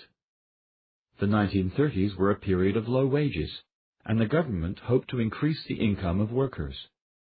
If the minimum wage is set above the equilibrium price for certain jobs in a market, employers may decide that paying the higher wages is not profitable. As a result, they may choose to employ fewer workers, and unemployment will increase. If the minimum wage is set below the equilibrium price, then it will have no effect. Application. Analyzing effects. B. Suppose that the Trenton University Tigers were so bad that only 10,000 people want to buy tickets for $15. What effect would keeping $15 as a price floor have? Rationing resources and products. Key concepts. The market uses prices to allocate goods and services. Sometimes, in periods of national emergency, such as in wartime, the government decides to use another way to distribute scarce products or resources. Rationing is a system in which the government allocates goods and services using factors other than price. The goods might be rationed on a first-come, first-served basis, or on the basis of a lottery. Generally, a system is set up that uses coupons, allowing each person a certain amount of a particular item. Or the government may decree that certain resources be used to produce certain goods. When such a system is used, some people try to skirt the rules to get the goods and services they want, creating what is known as a black market. In a black market, goods and services are illegally bought and sold in violation of price controls or rationing. Example: rationing resources. During World War II, the United States government empowered the Office of Price Administration, which was established in 1941 to ration scarce goods. The hope was that these goods would be distributed to everyone, not just those who could afford the higher market prices born of shortages. It also allocated resources in ways that favored the war effort rather than the consumer market. Figure 6.14 shows some of the goods that were rationed. Rationing also led consumers to look for substitutes. Margarine, a butter substitute, was purchased in huge quantities during the war. North Korea maintained a strict rationing system between 1946 and 2002. Most importantly, staple foods, meat, rice, and cabbage, were strictly rationed. However, the system was plagued by inefficiency and corruption. The amount of your ration was generally determined by who you knew, where you lived, and what your occupation was. Government officials in the largest cities often received more than their allotment, while the majority of people got by with less, or received less nutritious substitutes. Some families had meat or fish only a few times a year. Between 1996 and 2000, widespread famine in North Korea made the situation desperate. Ration coupons were still distributed, but in most cases the rations were not. As many as 1 million people died due to the famine. In response, people established unofficial markets, where they traded handicrafts for food. In 2002, the government officially legalized these market activities, and prices rose sharply. Wages also increased. Skeptical of markets, however, the leaders of North Korea were in 2005 considering a return to the rationing system that failed them in the past. Example: black markets, an unplanned result of rationing. When rationing is imposed, black markets often come into existence. During World War II, black markets in meat, sugar, and gasoline developed in the United States. Some people found ways, including the use of stolen or counterfeit ration coupons, to secure more of these scarce goods. During the height of North Korea's rationing system, free trade in grain was expressly forbidden, and most other markets were severely restricted. Prices were very high at the markets that did exist. In 1985, it cost half of the average monthly salary of a typical North Korean to buy a chicken on the black market. Even after the government began allowing some market activities in 2002, the black market flourished because many forms of private property, including homes and cars, were still illegal. Some people started smuggling clothes, televisions, and other goods from China to sell in North Korea. You'll read more about the black market in the discussion of the underground economy in Chapter 12. Application: making inferences. C. How does the example of rationing during World War II show that the price system is a more efficient way to allocate resources? Case study. Prices for concert tickets. Background. Americans spend billions of dollars on concert tickets yearly, an estimated $3 billion in 2005. With ticket prices for the most popular acts averaging more than $50, most younger or less affluent fans can no longer afford to attend many live concerts. And yet, remarkably, forecasters believe that concert ticket prices have yet to peak. Ticket prices reflect a number of costs. Performers must cover expenses such as travel, costumes, instruments, and equipment before they reap a profit. Venues, or places where concerts are held, also seek to make a profit, as do ticket distributors. However, in the United States, the sale of concert tickets, along with most other goods and services, is driven by 3 basic elements of a market economy: demand, supply, and pricing.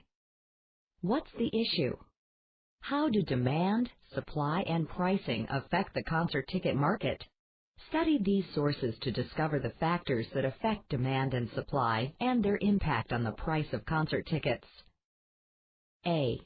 Congressional transcript. Pearl Jam believed that Ticketmaster Corporation, their ticket distributor, was setting too high a price on the band's concert tickets.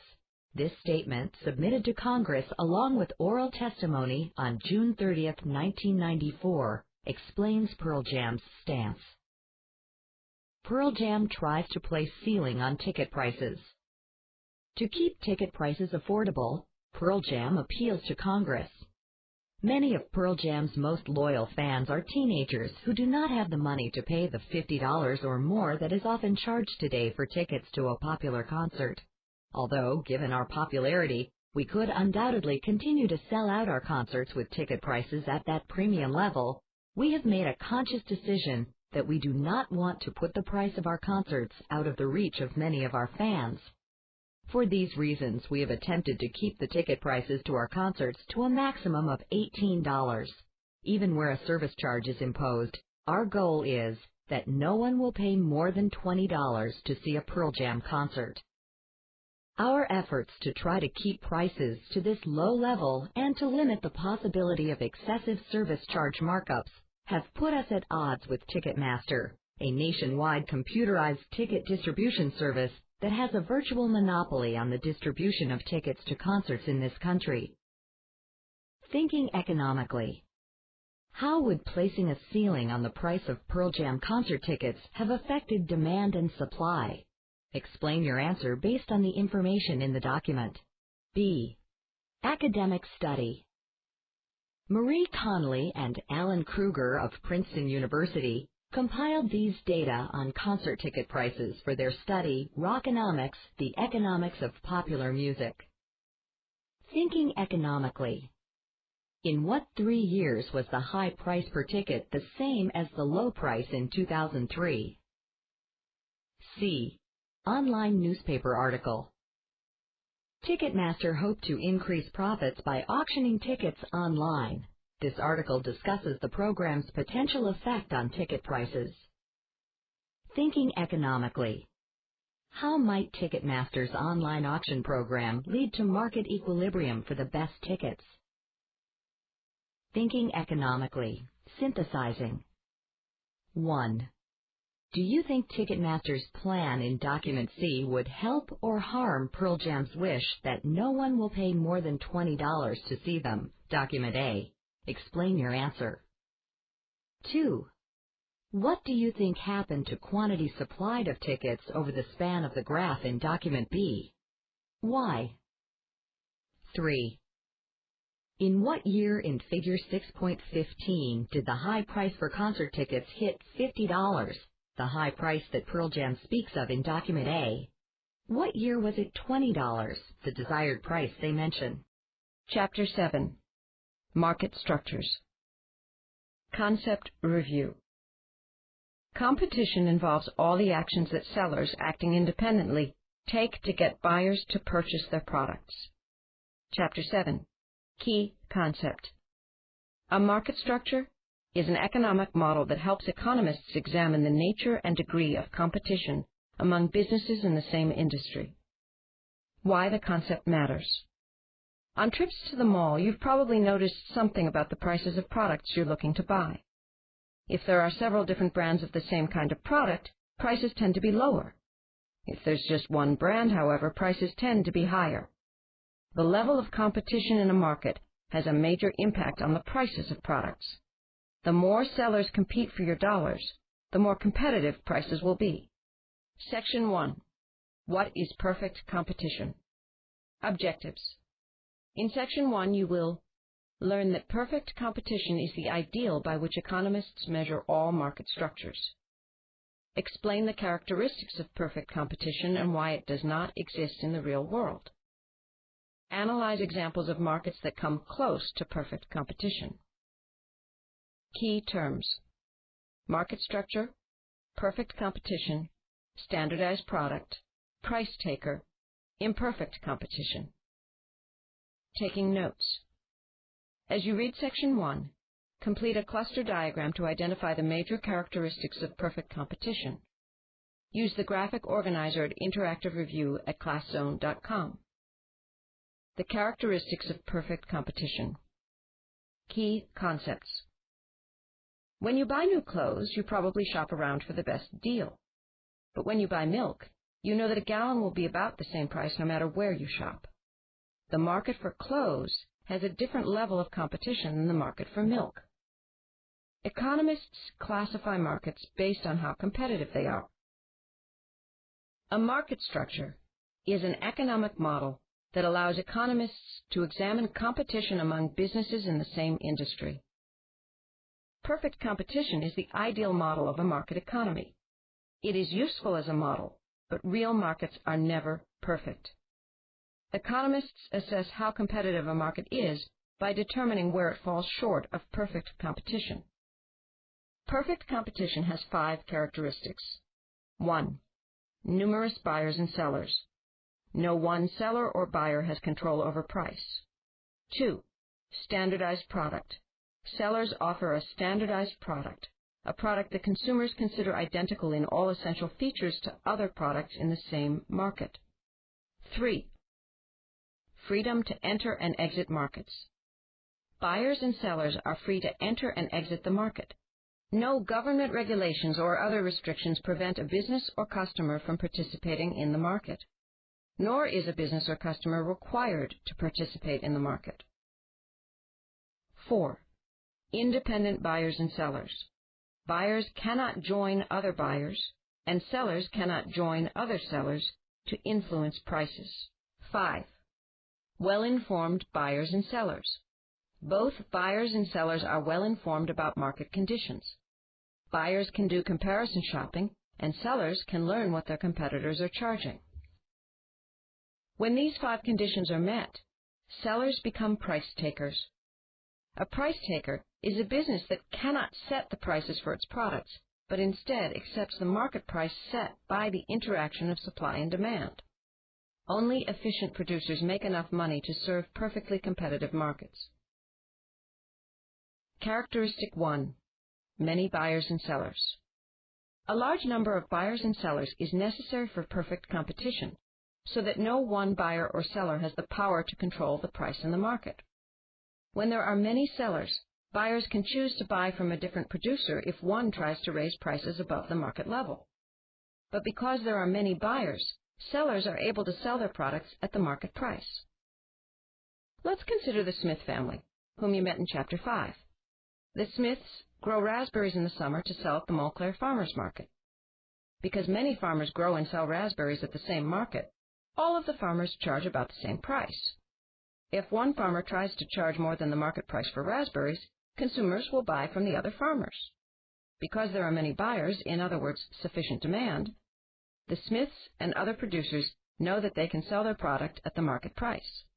Lack of demand will not cause them to lower their prices. Characteristic 2. Standardized product.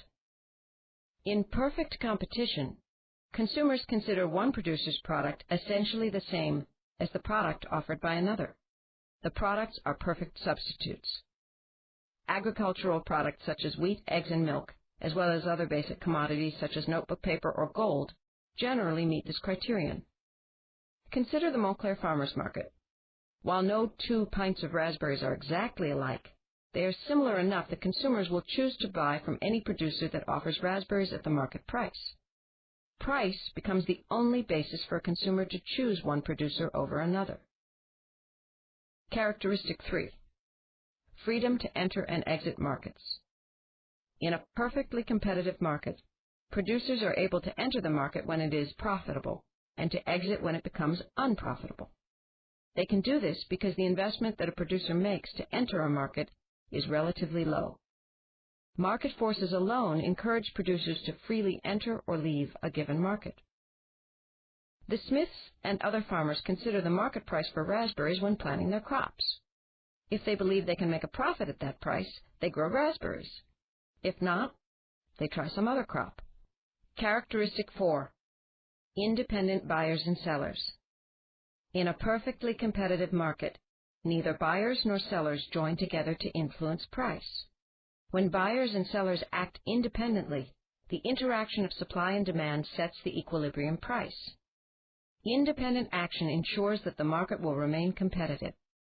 At the Montclair Farmers Market, the farmers do not band together to raise prices, nor do the consumers organize to negotiate lower prices.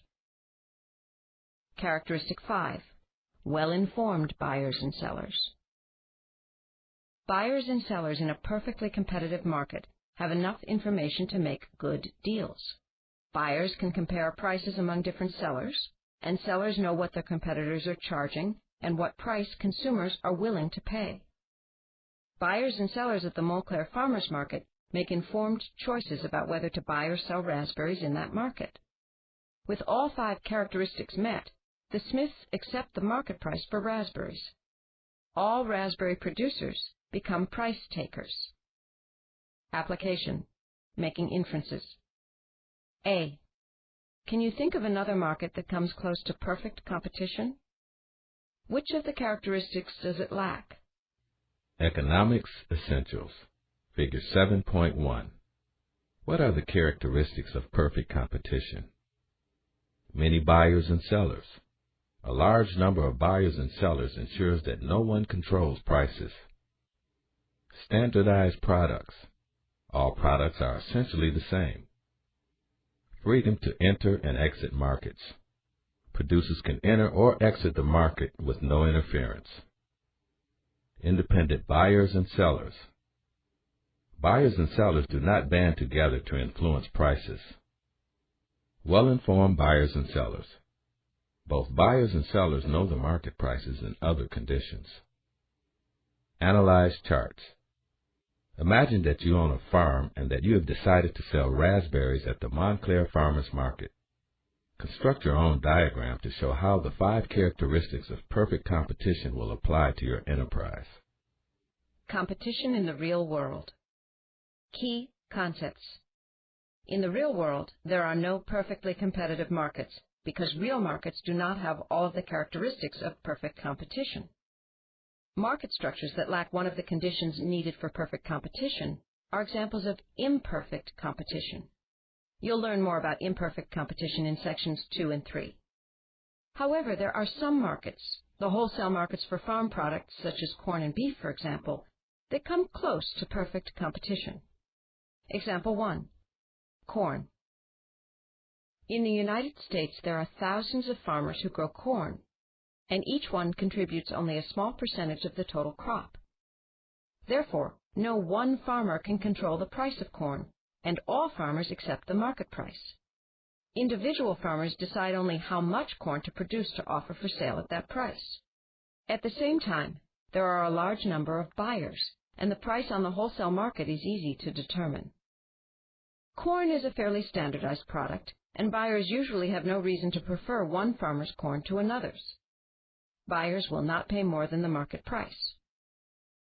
In reality, there are several reasons that imperfect competition occurs in the corn market.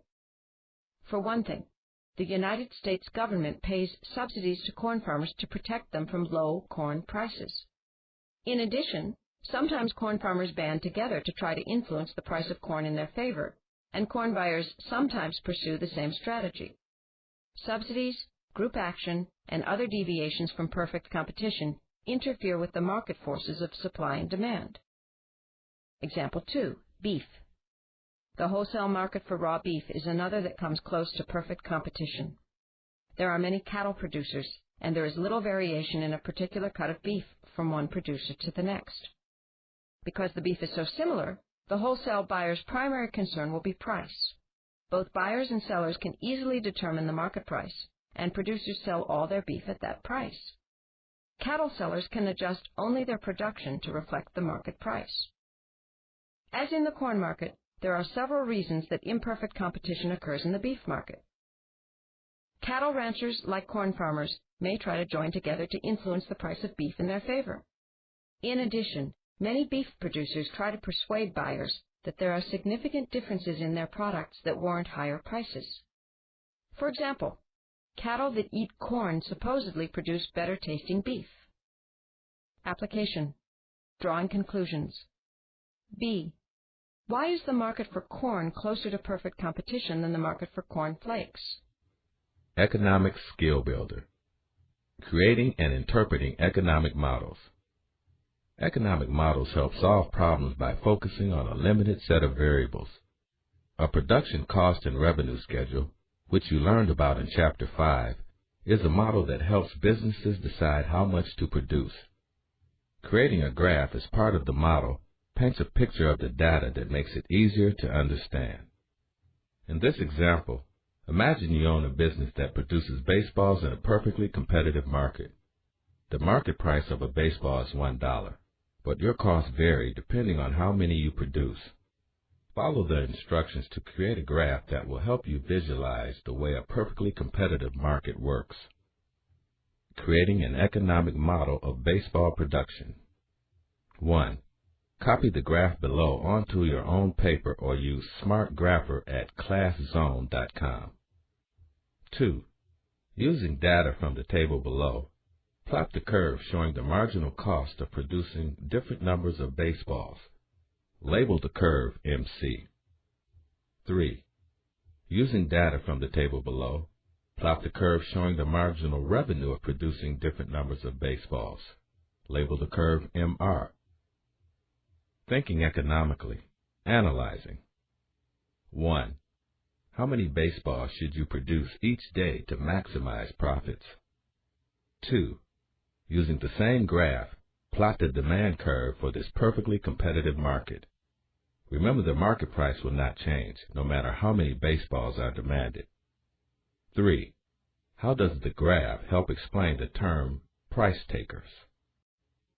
Section 2. The impact of monopoly. Objectives. In Section 2, you will describe the characteristics of a monopoly, analyze 4 different types of monopolies and discuss how they come about. Explain how a monopoly sets its prices and production goals. Key terms: monopoly, cartel, price maker, barrier to entry, natural monopoly, government monopoly, technological monopoly, geographic monopoly, economies of scale, patent. Taking notes. As you read Section 2, complete a chart to show how different types of monopolies exhibit the characteristics of monopoly. Use the graphic organizer at Interactive Review at ClassZone.com. Characteristics of a monopoly. Key concepts. Perfect competition is the most competitive market structure. The least competitive is monopoly, a market structure in which only one seller sells a product for which there are no close substitutes. The term monopoly may be used for either the market structure or the monopolistic business. Pure monopolies are as rare as perfect competition, but some businesses come close. For example, a cartel is a formal organization of sellers or producers that agree to act together to set prices and limit output. In this way, a cartel may function as a monopoly. Because a monopoly is the only seller of a product with no close substitutes, it becomes a price maker, a business that does not have to consider competitors when setting its prices. Consumers either accept the seller's price or choose not to buy the product. Other firms may want to enter the market, but they often face a barrier to entry, something that hinders a business from entering a market. Large size, government regulations, or special resources or technology are all barriers to entry. Let's take a closer look at the 3 characteristics of monopoly through the De Beers cartel, which held a virtual monopoly on the diamond market for most of the 20th century. At one time, it controlled as much as 80% of the market in uncut diamonds. De Beers used its monopoly power to control the price of diamonds and created barriers to entry that kept other firms from competing. Characteristic 1. Only one seller. In a monopoly, a single business is identified with the industry because it controls the supply of a product that has no close substitutes. For example, De Beers once produced more than half of the world's diamond supply and bought up diamonds from smaller producers to resell. In this way, it controlled the market. Characteristic 2. A restricted, regulated market. In some cases, government regulations allow a single firm to control a market, such as a local electric utility. In the case of De Beers, the company worked with the South African government to ensure that any new diamond mines were required to sell their diamonds through De Beers. The company also restricted access to the market for raw diamonds for producers outside of South Africa. By controlling the supply of diamonds, De Beers made it difficult for other producers to make a profit. Characteristic 3. Control of prices. Monopolists can control prices because there are no close substitutes for their product and they have no competition. When economic downturns reduced demand for diamonds, De Beers created artificial shortages by withholding diamonds from the market. The reduced supply allowed the cartel to continue charging a higher price. Application. Analyzing effects. A. What effect did the De Beers diamond monopoly have on the price of diamonds? Economics Essentials, Figure 7.2. What are the characteristics of a monopoly? Only one seller. A single business controls the supply of a product that has no close substitutes. Control of prices. Monopolies act as price makers because they sell products that have no close substitutes and they face no competition. Restricted regulated market. Government regulations or other barriers to entry keep other firms out of the market. Analyze charts. Imagine that you are a business person with unlimited funds. Could you gain a monopoly over the market for housing in your neighborhood? Using the chart, explain the steps you would need to take. How might your neighborhood change if one person controlled property prices? A global perspective, OPEC, controlling the oil pipelines. The Organization of the Petroleum Exporting Countries, OPEC, does not have a monopoly on oil reserves or oil production. However, the 11 member nations of the cartel possess more than 2/3 of the world's oil reserves and produce about 2/5 of the world's oil supply. By regulating the amount of oil that flows through its pipelines, OPEC exerts control over the market price for oil. Market forces often counteract OPEC's supply adjustments. For example, in the early 1980s, demand for oil fell as consumers and businesses implemented strategies to reduce energy use. Despite OPEC's efforts to reduce supply and stabilize the price, crude oil prices fell through most of the 1980s. Another factor that limits OPEC's control over oil prices is member unity. Members sometimes choose not to follow OPEC's moves to reduce oil output, because that would reduce their revenues. Despite these limitations, OPEC continues to play a major role in the world market for petroleum. Connecting across the globe. 1. Applying economic concepts. In what ways does OPEC act like a monopoly? 2. Making inferences. What will happen to OPEC's monopolistic power as the world discovers new sources of energy? Explain your answer. Types of monopolies. Key concepts. There are several reasons why monopolies exist, and not all monopolies are harmful to consumers. A natural monopoly is a market situation in which the costs of production are lowest when only one firm provides output. A government monopoly is a monopoly that exists because the government either owns and runs the business or authorizes only one producer. A technological monopoly is a monopoly that exists because the firm controls a manufacturing method, an invention, or a type of technology. A geographic monopoly is a monopoly that exists because there are no other producers or sellers within a certain region. Example 1. Natural monopoly. A water company. In some markets, it would be inefficient to have more than one company competing for consumers' business. Most public utilities fall into this category. Let's look at the water company in your community as an example. It pumps the water from its source through a complex network of pipes to all the homes, businesses, and public facilities in the community. It also monitors water quality for safety and removes and treats wastewater so that it may be recycled. It would be a waste of community resources to have several companies developing separate, complex systems in order to compete for business. A single supplier is most efficient due to economies of scale, a situation in which the average cost of production falls as the producer grows larger. The more customers the water company serves, the more efficient its operation becomes, as its high fixed costs are spread out over a large number of buyers. These economies of scale result in government support for natural monopolies. While supporting natural monopolies, the government also regulates them to ensure that they do not charge excessively high prices for their services. Example 2. Government monopoly. The Postal Service. Government-run businesses provide goods and services that either could not be provided by private firms or that are not attractive to them because of insufficient profit opportunities. One of the oldest government monopolies in the United States is the United States Postal Service, which has the exclusive right to deliver first-class mail. Originally, only the government could provide this service in an efficient and cost-effective manner. However, new services and new technologies have been chipping away at this monopoly. Private delivery companies offer services that compete with the United States Postal Service. Many people now send information by fax, email, and text messages. In addition, many pay their bills online. Example 3. Technological monopoly. Polaroid.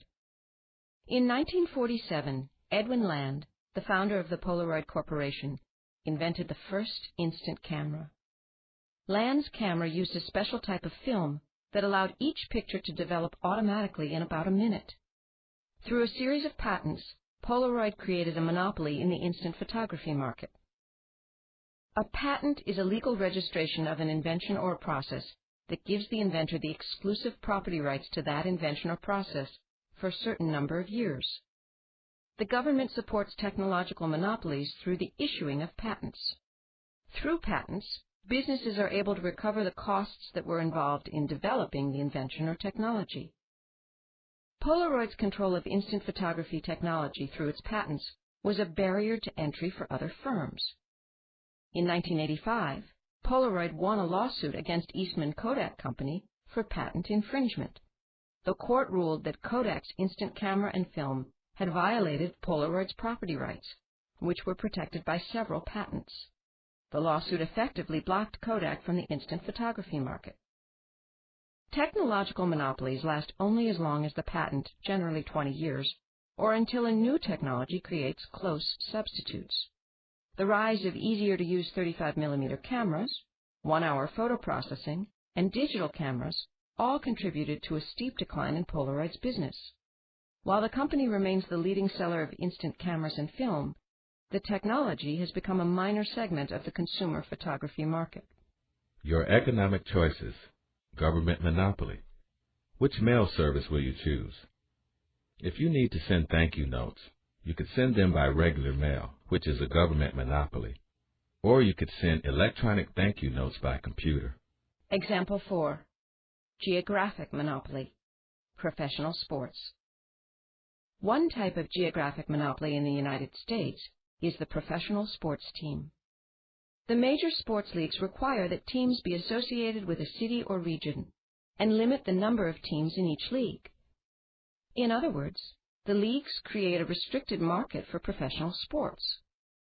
Most cities and towns are not directly represented by a team, so many teams draw their fans from a large surrounding geographic region. Because of their geographic monopolies, the owners of these teams are able to charge higher prices for tickets to games than if they faced competition. They also have a ready market for sports apparel and other merchandise featuring the team logo and colors. Another type of geographic monopoly is created by physical isolation. For example, Joe operates the only gas station at an interstate exit in the middle of a desert. The next station in either direction is more than 50 miles away. Joe has a geographic monopoly because he is the only supplier of a product with no close substitutes. Drivers on the interstate in that area depend on Joe's gas and have no other choice of supplier. They can either buy gas from Joe or risk running out of gas before they reach the next station. Because of his geographic location as the single supplier of a product that has no close substitutes, Joe is able to control the price that he charges, and gas at Joe's is always very expensive. Isolated locations or small communities may have other examples of geographic monopolies if the market is too small to support two similar businesses. Geographic monopolies have become less common in the United States. Cars allow people to travel greater distances to shop, and catalog marketers and Internet businesses, combined with efficient delivery companies, offer consumers more alternatives to shopping at local stores. Application. Drawing conclusions. B. Which type of monopoly do you think is least harmful to consumers? Why? Profit maximization by monopolies. Key concepts. Although a monopoly firm is the only supplier in its market, the firm cannot charge any price it wishes. A monopolist still faces a downward sloping demand curve. In other words, the monopoly will sell more at lower prices than at higher prices. The monopolist controls price by controlling supply. A monopoly produces less of a product than would be supplied in a competitive market, thereby artificially raising the equilibrium price. It's difficult to study this process in the real world because most countries have laws to prevent monopolies. We have to look at small instances in which a company has a monopoly over one particular specialized product. Such a limited monopoly lasts only for the life of the patent or until a competitor develops a similar product. Example: drug manufacturer. Pharmaceutical manufacturers offer an example of how companies with limited monopolies try to maximize their profits. On average, drug patents last for about 11 years in the United States. Drug companies try to maximize their profits during that period because when the patent expires, they face competition from other manufacturers who begin marketing generic versions of the drug. A generic drug contains the same ingredients and acts in the same way as the patented drug, but it is sold at much lower prices. As an example, consider the Schering-Plough Company and its antihistamine Claritin. The drug was originally approved for use as a prescription medication in the United States in 1993, although it had been patented earlier. Unlike many other such drugs, Claritin did not make users drowsy. This advantage, combined with a strong marketing campaign, led Claritin to become a top seller, making as much as $3 billion in annual worldwide sales. When the patent on Claritin expired in 2002, numerous generic equivalents entered the market. In response, Schering-Plough lowered Claritin's price and gained approval for a non-prescription form of the drug. But sales of Claritin fell to about $1 billion as consumers switched to less costly generic equivalents. Application. Applying economic concepts. C. Using the three characteristics of monopoly, explain what happened to the market for Claritin when its patent expired. Section 3. Other market structures. Objectives. In Section 3, you will learn that monopolistic competition and oligopoly are market structures that fall between perfect competition and monopoly. Identify the characteristics of monopolistic competition. Describe the characteristics of oligopoly. Key terms: monopolistic competition, product differentiation, non-price competition, focus group, oligopoly, market share, startup costs. Taking notes. As you read Section 3, complete a chart to compare and contrast monopolistic competition and oligopoly. Use the graphic organizer at Interactive Review at ClassZone.com. Characteristics of monopolistic competition. Key concepts. Most markets in the real world fall somewhere between the models of perfect competition and monopoly. One of the most common market structures is monopolistic competition, in which many sellers offer similar but not standardized products. The market for T-shirts printed with images or slogans is one example. The market is competitive because there are many buyers, you, your friends, and many other buyers, and many sellers, stores at the mall, online merchants, sports teams, and many other sellers. The market is monopolistic because each seller has influence over a small segment of the market with products that are not exactly like those of their competitors. Someone looking for a pink T-shirt with fuzzy kittens would not accept a black Monster Truck Rally T-shirt as a close substitute. Product differentiation and non-price competition are the distinguishing features of monopolistic competition. Product differentiation is the attempt to distinguish a product from similar products. Sometimes the effort focuses on substantial differences between products, such as vehicle gas mileage ratings. But companies also try to differentiate their products when there are few real differences between products. For example, a battery company might spend millions of dollars on advertising to convince consumers that their batteries last longer than other batteries, even though the real difference in longevity may be minimal. Another way companies in monopolistic competitive markets try to gain business is through non-price competition. Non-price competition means using factors other than low price, such as style, service, advertising, or giveaways, to try to convince customers to buy one product rather than another. If you've ever decided to eat at a particular fast food restaurant just to get the cool gizmo it's giving away, you have participated in non-price competition. Monopolistic competition has four major characteristics: many buyers for many sellers, similar but differentiated products, limited lasting control over prices, and freedom to enter or exit the market. Let's take a closer look at each of these characteristics by focusing on the market for hamburgers. Characteristic 1. Many sellers and many buyers. In monopolistic competition, there are many sellers and many buyers. The number of sellers is usually smaller than in a perfectly competitive market, but sufficient to allow meaningful competition. Sellers act independently in choosing what kind of product to produce, how much to produce, and what price to charge. When you want a hamburger, you have many different restaurants from which to choose. The number of restaurants assures that you have a variety of kinds of hamburgers to choose from, and that prices will be competitive. No single seller has a large enough share of the market to significantly control supply or price. However, there are probably a few restaurants that make burgers you really like, and others with burgers you really don't like. The restaurants that make your favorite burgers have a sort of monopoly on your business. Characteristic 2. Similar but differentiated products. Sellers in monopolistic competition gain their limited monopoly-like power by making a distinctive product or by convincing consumers that their product is different from the competition. Hamburger restaurants might advertise the quality of their ingredients or the way they cook the burger.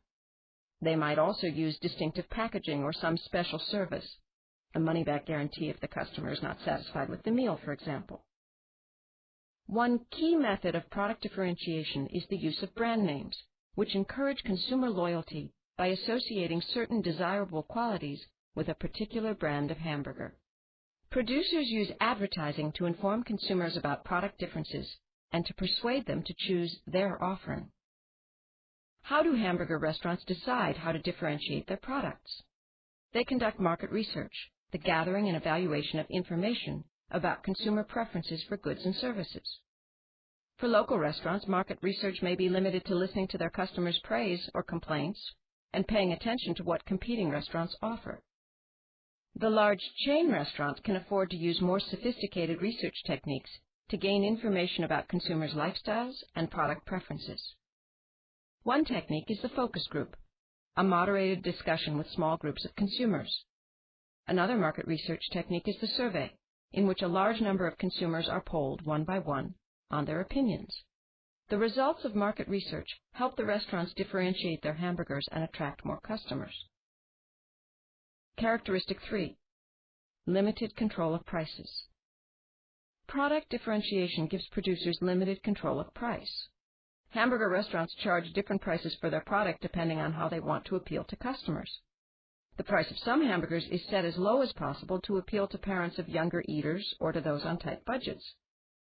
Prices for name brand hamburgers or burgers with better quality ingredients may be set slightly higher. If consumers perceive that the differences are important enough, they will pay the extra price to get the hamburger they want. Yet producers in monopolistic competition also know that there are many close substitutes for their product. They understand the factors that affect demand and recognize that consumers will switch to a substitute if the price goes too high. Characteristic 4. Freedom to enter or exit market. There are generally no huge barriers to entry in monopolistically competitive markets. It does not require a large amount of capital for someone to open a hamburger stand, for example. When firms earn a profit in the hamburger market, other firms will enter and increase competition. Increased competition forces firms to continue to find ways to differentiate their products. The competition can be especially intense for small businesses facing much larger competitors. Some firms will not be able to compete and will start to take losses. This is the signal that it is time for those firms to exit the market. Leaving the restaurant market is relatively easy. The owners sell off the cooking equipment, tables, and other supplies at a discount. If their finances are solid, they may then look for another market where profits might be made. Application. Applying economic concepts. A. Think about an item of clothing that you purchased recently. How did the seller differentiate the product? List several ways, then compare lists with a classmate. Characteristics of an oligopoly. Key concepts. Oligopoly, a market structure in which only a few sellers offer a similar product, is less competitive than monopolistic competition. In an oligopoly, a few large firms have a large market share, % of total sales in a market, and dominate the market. For example, if you want to see a movie in a theater, chances are the movie will have been made by one of just a few major studios. What's more, the theater you go to is probably part of one of just a few major theater chains. Both the market for film production and the market for movie theaters are oligopolies. There are few firms in an oligopoly because of high startup costs, the expenses that a new business must pay to enter a market and begin selling to consumers. Making a movie can be expensive, especially if you want to make one that can compete with what the major studios produce. And getting it into theaters across the country requires a huge network of promoters and distributors, and even more money. An oligopoly has four major characteristics. There are few sellers but many buyers. In industrial markets, sellers offer standardized products, but in consumer markets, they offer differentiated products. The few sellers have more power to control prices than in monopolistic competition, but to enter or exit the market is difficult. Characteristic 1. Few sellers and many buyers. In an oligopoly, a few firms dominate an entire market. There is not a single supplier as in a monopoly, but there are fewer firms than in monopolistic competition. These few firms produce a large part of the total product in the market. Economists consider an industry to be an oligopoly if the four largest firms control at least 40% of the market.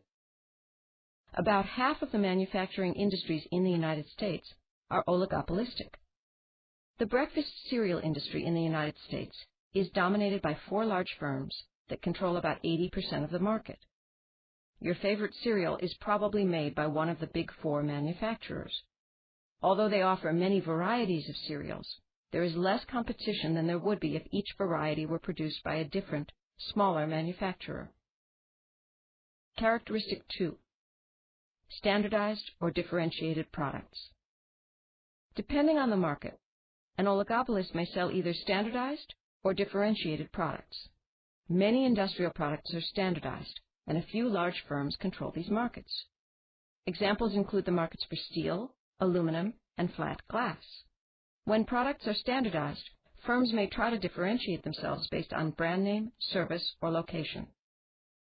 Breakfast cereals, soft drinks, and many other consumer goods are examples of differentiated products sold by oligopolies. Oligopolists market differentiated products using marketing strategies similar to those used in monopolistic competition. They use surveys, focus groups, and other market research techniques to find out what you like. The companies then create brand name products that can be marketed across the country or around the world. Characteristic 3. More control of prices. Because there are few sellers in an oligopoly, each one has more control over product price than in a monopolistically competitive market. For example, each breakfast cereal manufacturer has a large enough share of the market that decisions it makes about supply and price affect the market as a whole. Because of this, a seller in an oligopoly is not as independent as a seller in monopolistic competition. A decision made by one seller may cause the other sellers to respond in some way. For example, if one of the leading breakfast cereal manufacturers lowers its prices, the other manufacturers will probably also lower prices rather than lose customers to the competition. Therefore, no firm is likely to gain market share based on price, and all risk losing profits. But if one manufacturer decides to raise prices, the others may not follow suit in order to take customers and gain market share. Consequently, firms in an oligopoly try to anticipate how their competitors will respond to their actions before they make decisions on price, output, or marketing. Characteristic 4. Little freedom to enter or exit market. Startup costs for a new company in an oligopolistic market can be extremely high. Entering the breakfast cereal industry on a small scale is not very expensive, but the profits are low too. The factories, warehouses, and other infrastructure needed to compete against the major manufacturers require large amounts of funds. In addition, existing manufacturers may hold patents that act as further barriers to entry. Firms in an oligopoly have established brands and plentiful resources that make it difficult for new firms to enter the market successfully. For example, breakfast cereal manufacturers have agreements with grocery stores that guarantee them the best shelf space. Existing manufacturers also have economies of scale that help them to keep their expenses low. Smaller firms with smaller operations lack the economies of scale. However, all of the investments by firms in an oligopoly make it difficult for them to exit the market. When a major breakfast cereal manufacturer begins losing money, its operations are too vast and complex to sell and reinvest easily as a small business might. It must trim its operations and work to stimulate demand for its product. Application: categorizing information.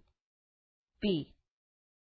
Which of these products produced by oligopolies are standardized and which are differentiated? Automobiles, cement, copper, sporting goods, tires. Comparing market structures. Key concepts. Each of the 4 market structures has different benefits and problems, and each type creates a different balance of power, namely the power to influence prices between producers and consumers. Consumers get the most value in markets that approach perfect competition. No actual markets are perfectly competitive, but in those that come close, prices are set primarily by supply and demand. However, such markets usually deal in a standardized product, so consumers have little choice other than the best price. In monopolistic competition, consumers continue to benefit from companies competing for their business, but businesses gain some control over prices, so they are more likely to earn a profit. Opening a business in such a market is usually relatively affordable, which is another benefit for businesses. In markets dominated by oligopolies, consumer choices may be more limited than in more competitive markets. Businesses in such markets gain more control of price, making it easier for them to make a profit. However, the cost of doing business in such a market is high. A market ruled by a monopoly is very favorable for the business that holds the monopoly. It faces little or no competition from other companies, and monopoly gives consumers the least influence over prices. They decide only whether they are willing to buy the product at the price set by the monopolist. Application: drawing conclusions. C. What difference does it make to consumers whether a market is ruled by monopolistic competition or by an oligopoly? Economics Pacesetter. Joan Robinson. Challenging established ideas. In this section, you learned about monopolistic competition and oligopoly. British economist Joan Robinson was one of the first to write about these market structures. As strange as it may seem to us now, most economists before 1930 described market competition only in terms of the extremes of perfect competition and monopoly.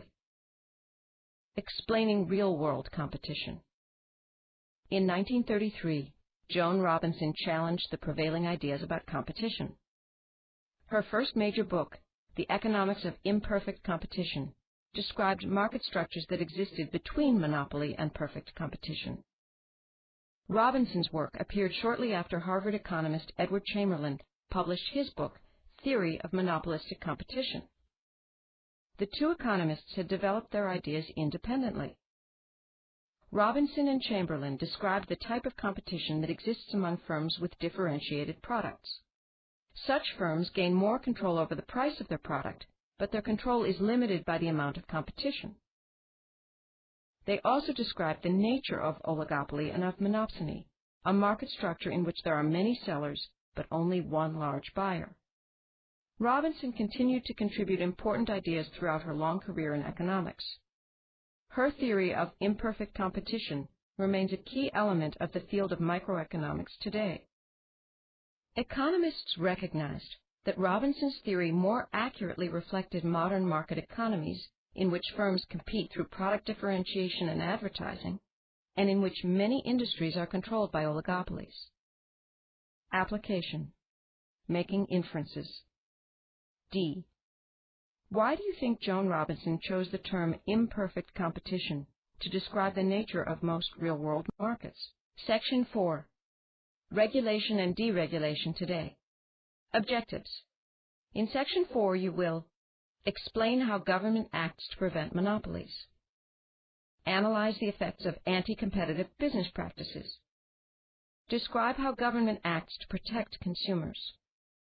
Discuss why some industries have been deregulated and the results of that deregulation. Key terms: regulation, antitrust legislation, trust, merger, price fixing, market allocation, predatory pricing, cease and desist order, public disclosure, deregulation. Taking notes. As you read Section 4, complete a hierarchy diagram to track main ideas and supporting details. Use the graphic organizer at Interactive Review at ClassZone.com. Promoting competition. Key concepts. The forces of the marketplace generally keep businesses competitive with one another and attentive to consumer welfare. But sometimes the government uses regulation, controlling business behavior through a set of rules or laws to promote competition and protect consumers. The most important laws that promote competition are collectively called antitrust legislation, laws that define monopolies and give government the power to control them and break them up. A trust is a group of firms combined for the purpose of reducing competition in an industry. A trust is similar to a cartel, which you learned about in Section 2. To keep trusts from forming, the government regulates business mergers. A merger is when one company combines with or purchases another to form a single firm. Origins of antitrust legislation. During the late 1800s, a few large trusts, such as Standard Oil, dominated the oil, steel, and railroad industries in the United States. The United States government became concerned that these combinations would use their power to control prices and output. As a result, in 1890, the government passed the Sherman Antitrust Act. This gave government the power to control monopolies and to regulate business practices that might reduce competition. Over time, other laws strengthened the government's ability to regulate business and to encourage competition. To understand why government officials pushed for antitrust laws, consider one of the trusts that developed in the late 1800s, the Standard Oil Company. By merging with other companies and eliminating competitors, Standard Oil gained control of about 90% of the United States oil industry. Such a huge holding, government officials contended, gave Standard Oil the ability to set production levels and prices. In 1911, the United States government won a court case under the Sherman Antitrust Act that required the breakup of the trust. In order to increase competition, Standard Oil was forced to relinquish control of 33 companies that had once been part of the trust. Antitrust legislation today. At various times, the United States government has used antitrust legislation to break up large companies that attempt to maintain their market power through restraint of competition. The government might allow a large, dominant firm to remain intact because it is the most efficient producer. Or it might order that the company change its business practices to allow other firms to compete more easily. The responsibility for enforcing antitrust legislation is shared by the Federal Trade Commission, FTC, and the Department of Justice. A major focus of their work is the assessment of mergers. The government tends to support mergers that might benefit consumers. For example, larger firms are often able to operate more efficiently and lower operating costs may lead to lower prices for consumers. On the other hand, the government tends to block mergers that lead to greater market concentration in the hands of a few firms. A merger that makes it more difficult for new firms to enter a market will also be looked upon with concern. To evaluate a potential merger, the government looks at how a particular market is defined. A company that is proposing a merger would try to define its market as broadly as possible in order to make its control of the market seem smaller. For example, a soft drink producer might claim that its market competition includes all beverages, such as water, tea, coffee, and juice. To determine whether the merger will increase the concentration in the market and decrease competition, the government considers the market share of the firms before and after the proposed merger. Government regulators also look at whether the merger allows a firm to eliminate possible competitors.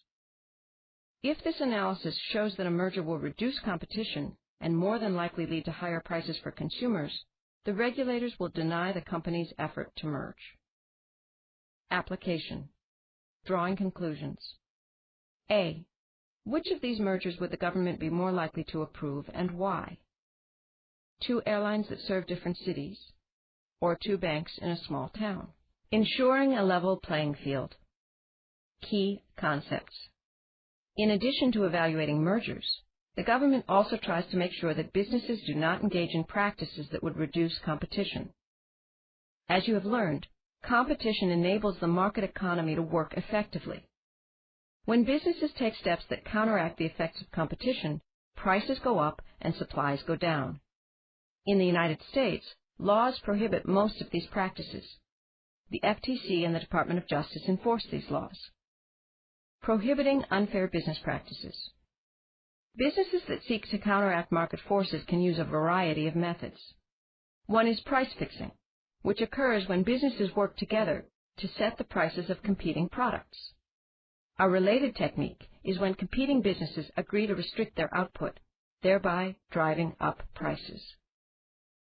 For example, in the mid-1990s, the 5 major recorded music distributors began enforcing a minimum advertised price for compact discs sold in the United States. As a result, CD prices remained artificially high.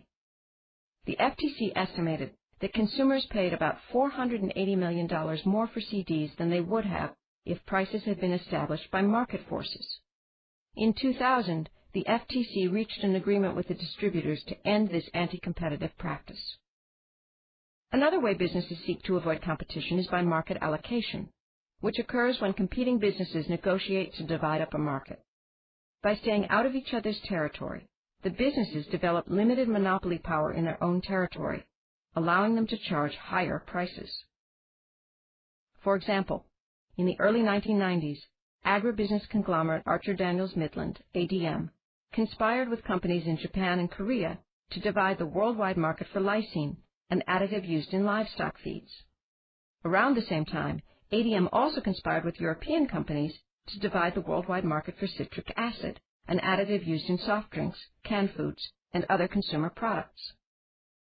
Both of these illicit agreements also included price fixing. In 1996, the Department of Justice charged ADM with antitrust violations in both the lysine and citric acid markets. ADM pleaded guilty and paid a $100 million fine. Occasionally, businesses use anti-competitive methods to drive other firms out of a market.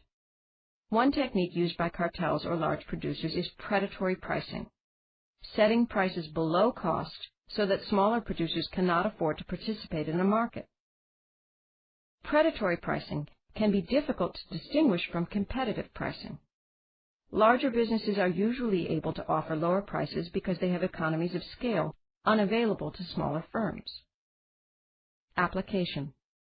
Applying economic concepts. B. If you owned an ice cream store, could you negotiate with other ice cream store owners to set a standard price for a scoop of ice cream? Why or why not? Protecting consumers. Key concepts. When the government becomes aware that a firm is engaged in behavior that is unfair to competitors or consumers, it may issue a cease and desist order, a ruling that requires a firm to stop an unfair business practice.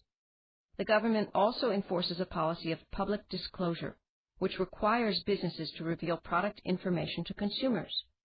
This protects consumers and promotes competition by giving consumers the information they need to make informed buying decisions. Consumer protection agencies. Besides enforcing laws that ensure competitive markets, the government protects consumers by regulating other aspects of business. Figure 7.6 shows some of the most important federal agencies that protect consumers. The Federal Trade Commission has primary responsibility for promoting competition and preventing unfair business practices. The Federal Communications Commission and Securities and Exchange Commission regulate specific industries. The Food and Drug Administration, Environmental Protection Agency, and Consumer Product Safety Commission protect consumers by regulating multiple industries to ensure the safety and quality of specific products and to protect consumer health. Application. Making inferences. C. Why do you think the government has decided to set up agencies to protect consumers from unsafe products? Deregulating industries. Key concepts. Much government regulation in the 20th century focused on controlling industries that provided important public services. For example, in the 1930s, in response to bank closings and other problems during the Great Depression, the United States Congress passed many laws for oversight of the financial services industry. In the 1970s, a trend toward deregulation began. Deregulation involves actions taken to reduce or to remove government oversight and control of business. Deregulation has benefits and drawbacks. Deregulation generally results in lower prices for consumers because the markets become more competitive. Firms in industries with regulated prices have little or no incentive to reduce costs.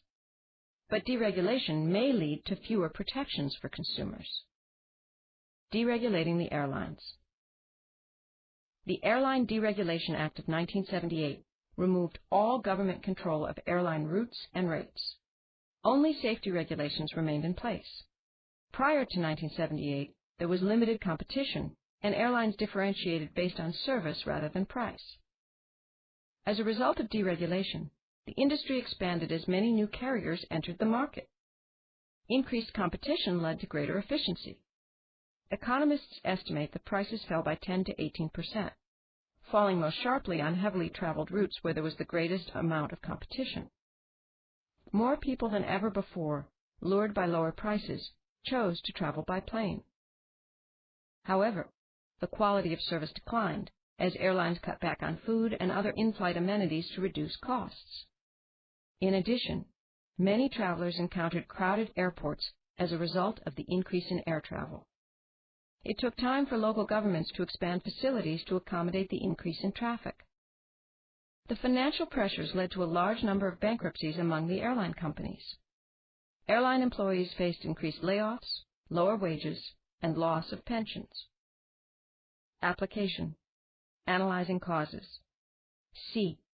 Why did deregulation of the airline industry lead to lower prices for many consumers? Case study.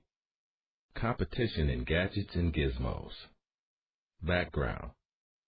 Cellular phones are a highly successful telecommunications product. Since they first appeared on the market in the 1980s, cell phone sales have grown steadily. Now billions of people around the world own cell phones. As the global market becomes saturated with cell phones, sales growth will slow. To counteract this, cell phone producers rely on product differentiation to increase sales.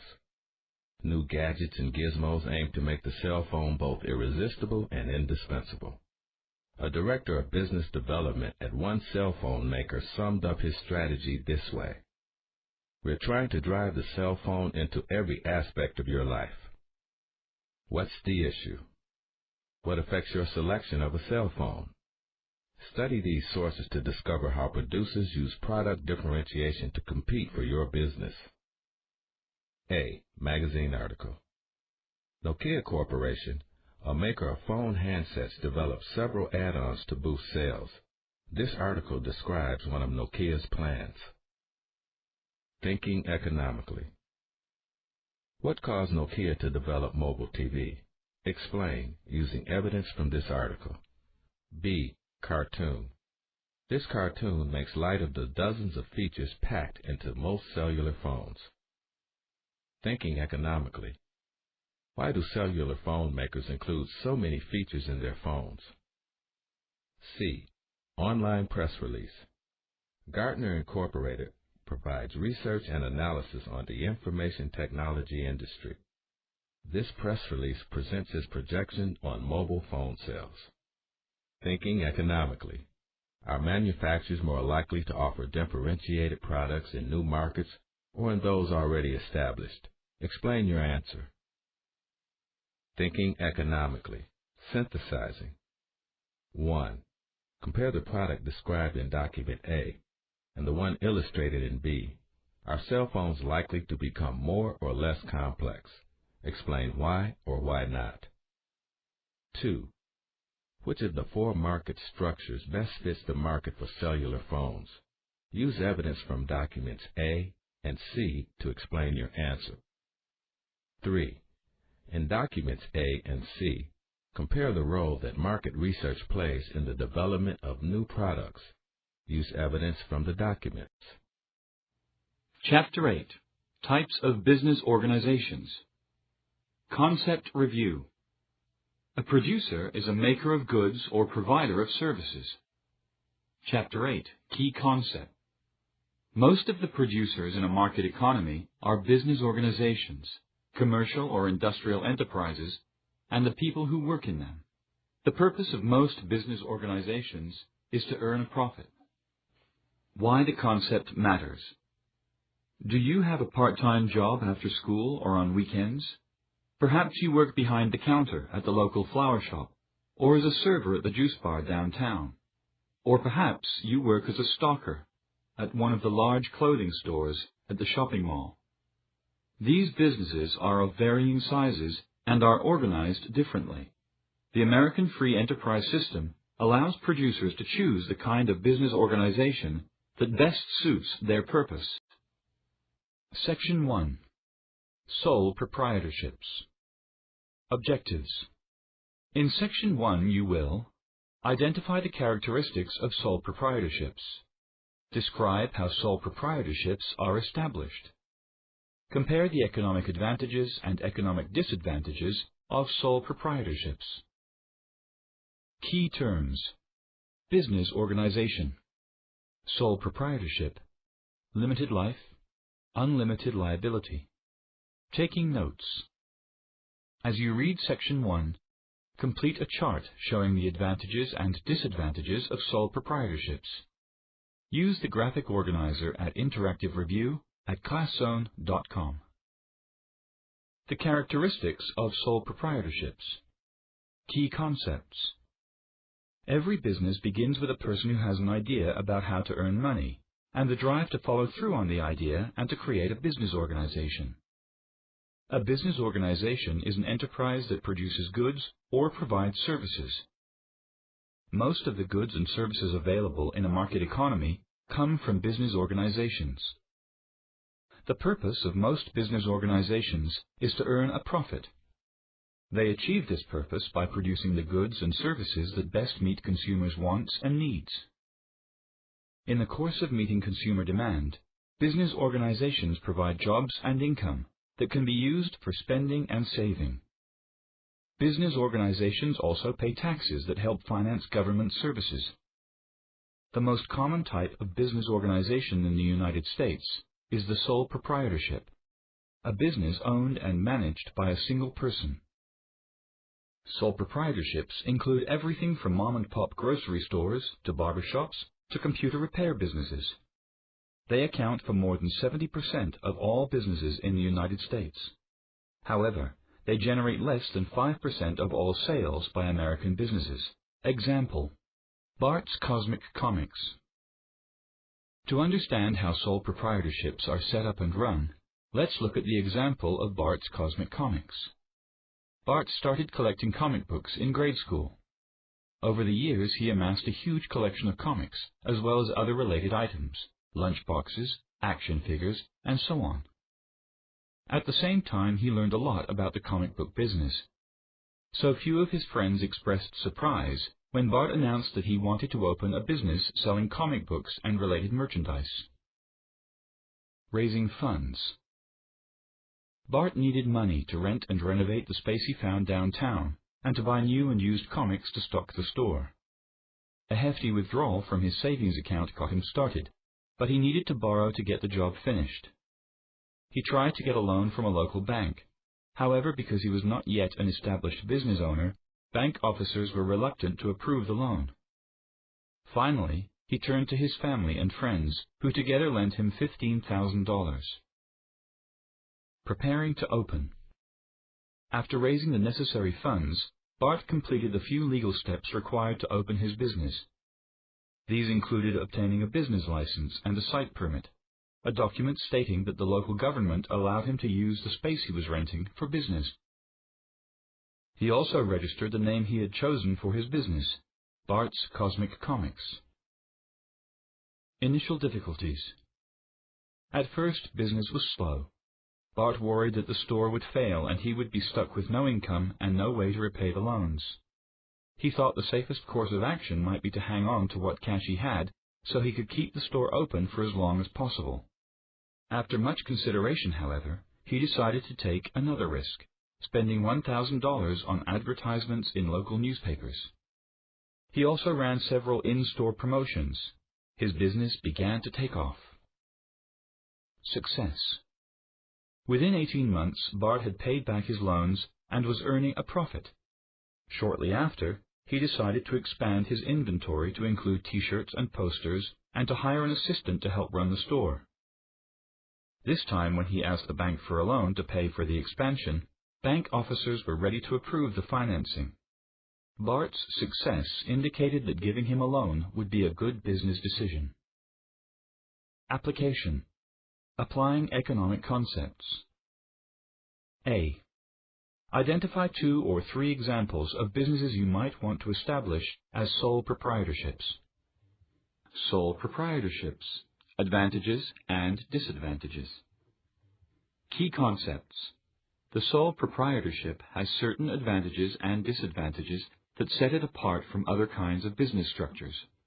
For example, sole proprietorships are not governed by as many regulations as other types of businesses. Also, sole proprietorships have limited life, a situation in which a business ceases to exist if the owner dies, retires, or leaves the business for some other reason.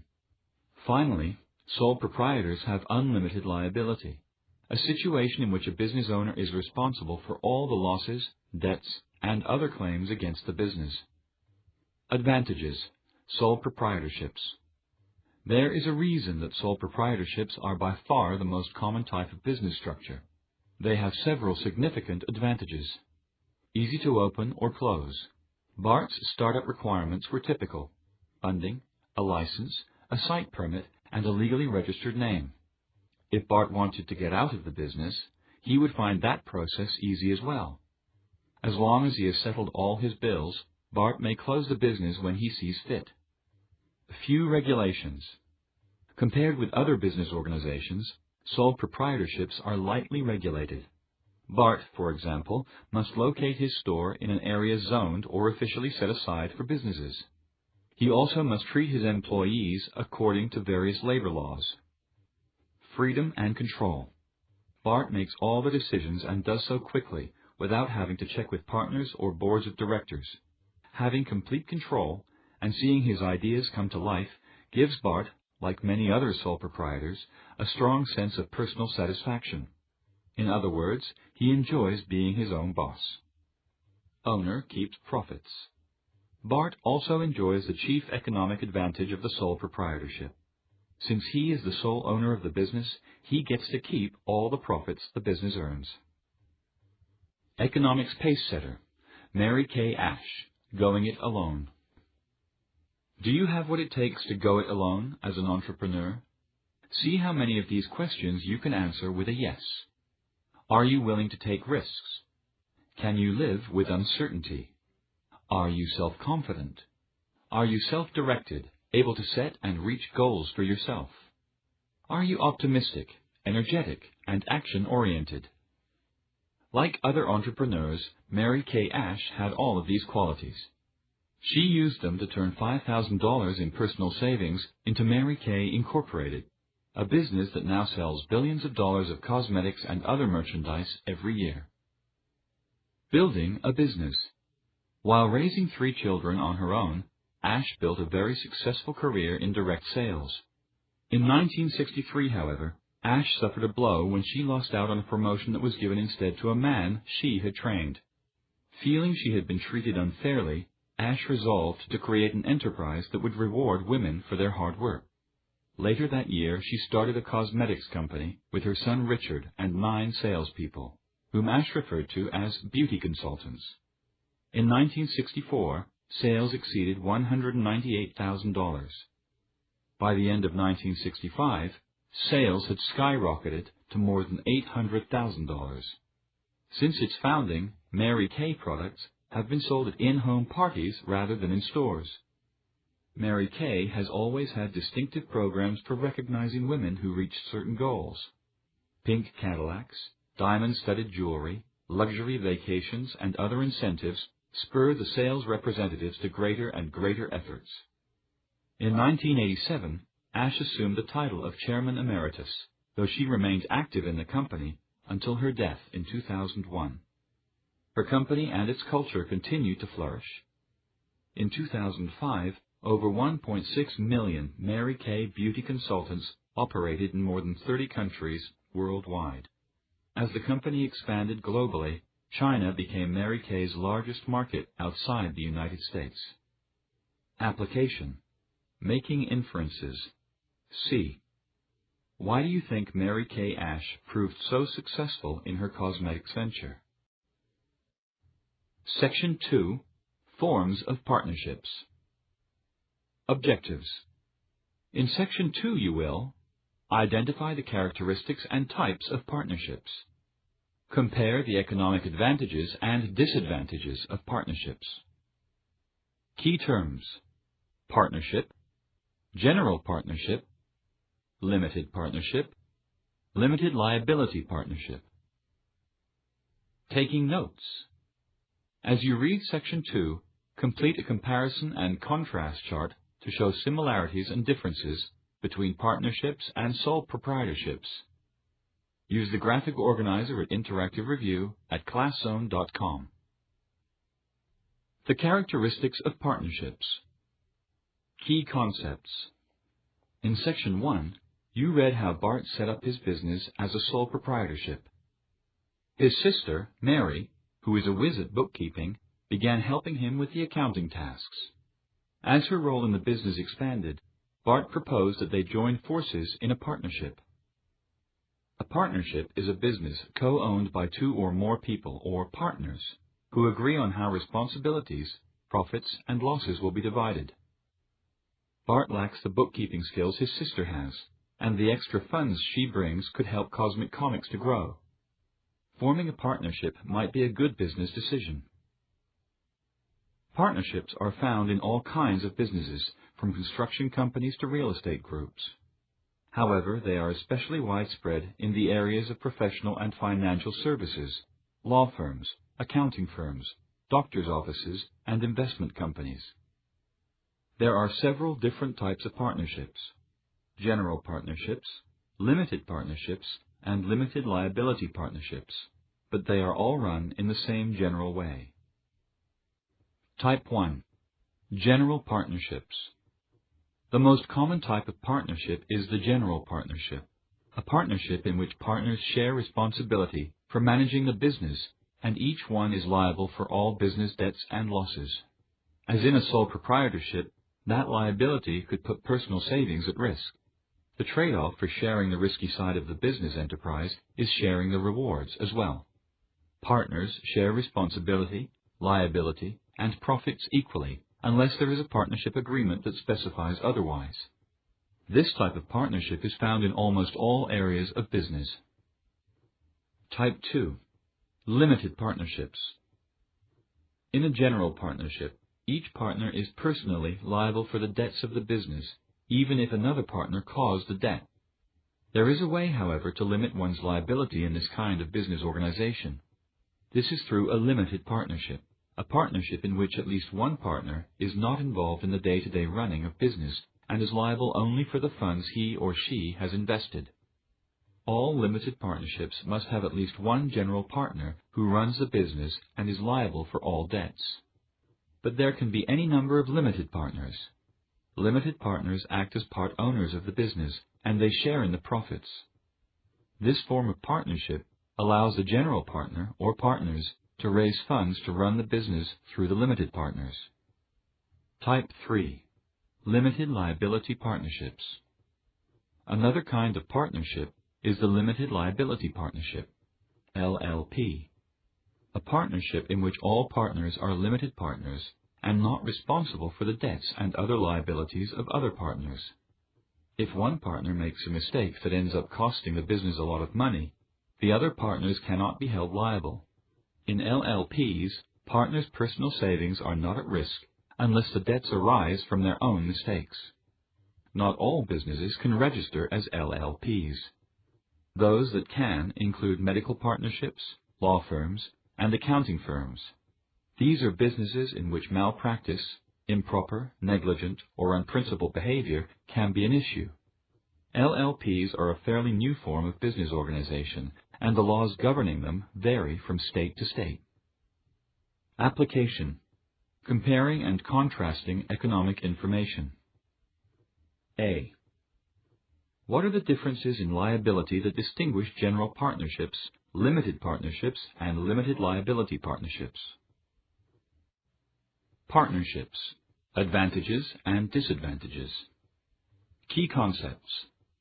Some of the economic advantages of partnerships are similar to those of sole proprietorships. Like sole proprietorships, partnerships are easy to set up and dissolve, and have few government regulations. Compared with sole proprietorships, however, partners have greater access to funds. Also, possibilities exist for specialization among partners, which can promote efficiency. The disadvantages of partnerships are similar to the disadvantages of sole proprietorships. Like the sole proprietor, at least one of the partners, except in LLPs, faces unlimited liability. Partnerships, too, have limited life. However, partnerships have at least one disadvantage that sole proprietorships avoid. Disagreements among partners can lead to serious problems in running the business.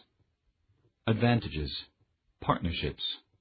Bart and Mary realized that if they formed a partnership, they would benefit from some of the same advantages that sole proprietorships have, plus some important additional advantages. Easy to open and close. Partnerships, like sole proprietorships, are easy to start up and dissolve. Ending the partnership would be equally straightforward for Bart and his sister. As long as they have settled all their bills, Bart and Mary may dissolve the partnership when they see fit. Few regulations.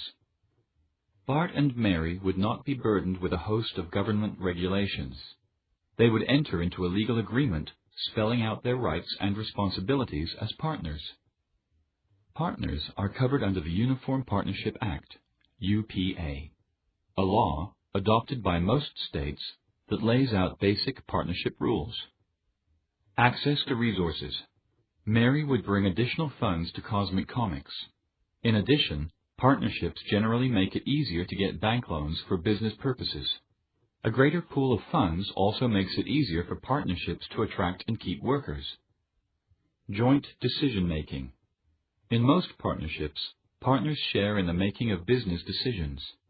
This may result in better decisions, for each partner brings his or her own particular perspective to the process. The exception is limited partnerships, in which the limited partner does not participate in running the business. Specialization. Also, each partner may bring specific skills to the business. For example, Bart brings knowledge of comic books, while Mary, who studied business accounting in college, brings skills in bookkeeping and finance. Having partners focus on their special skills promotes efficiency. Disadvantages. Partnerships. Bart and Mary also consider the disadvantages of partnerships. Unlimited liability. The biggest disadvantage of most partnerships is the same as that of sole proprietorships: unlimited liability. Both Bart and Mary are personally responsible for the full extent of the partnership's debts and other liabilities, so they risk having to use their personal savings and even having to sell their property to cover their business debts. Potential for conflict. As partners, they may encounter a new disadvantage as well. Having more than one decision-maker can often lead to better decisions. However, it can also detract from efficiency if there are many partners and each decision requires the approval of all. Further, disagreements among partners can become so severe that they lead to the closing of the business. Limited life.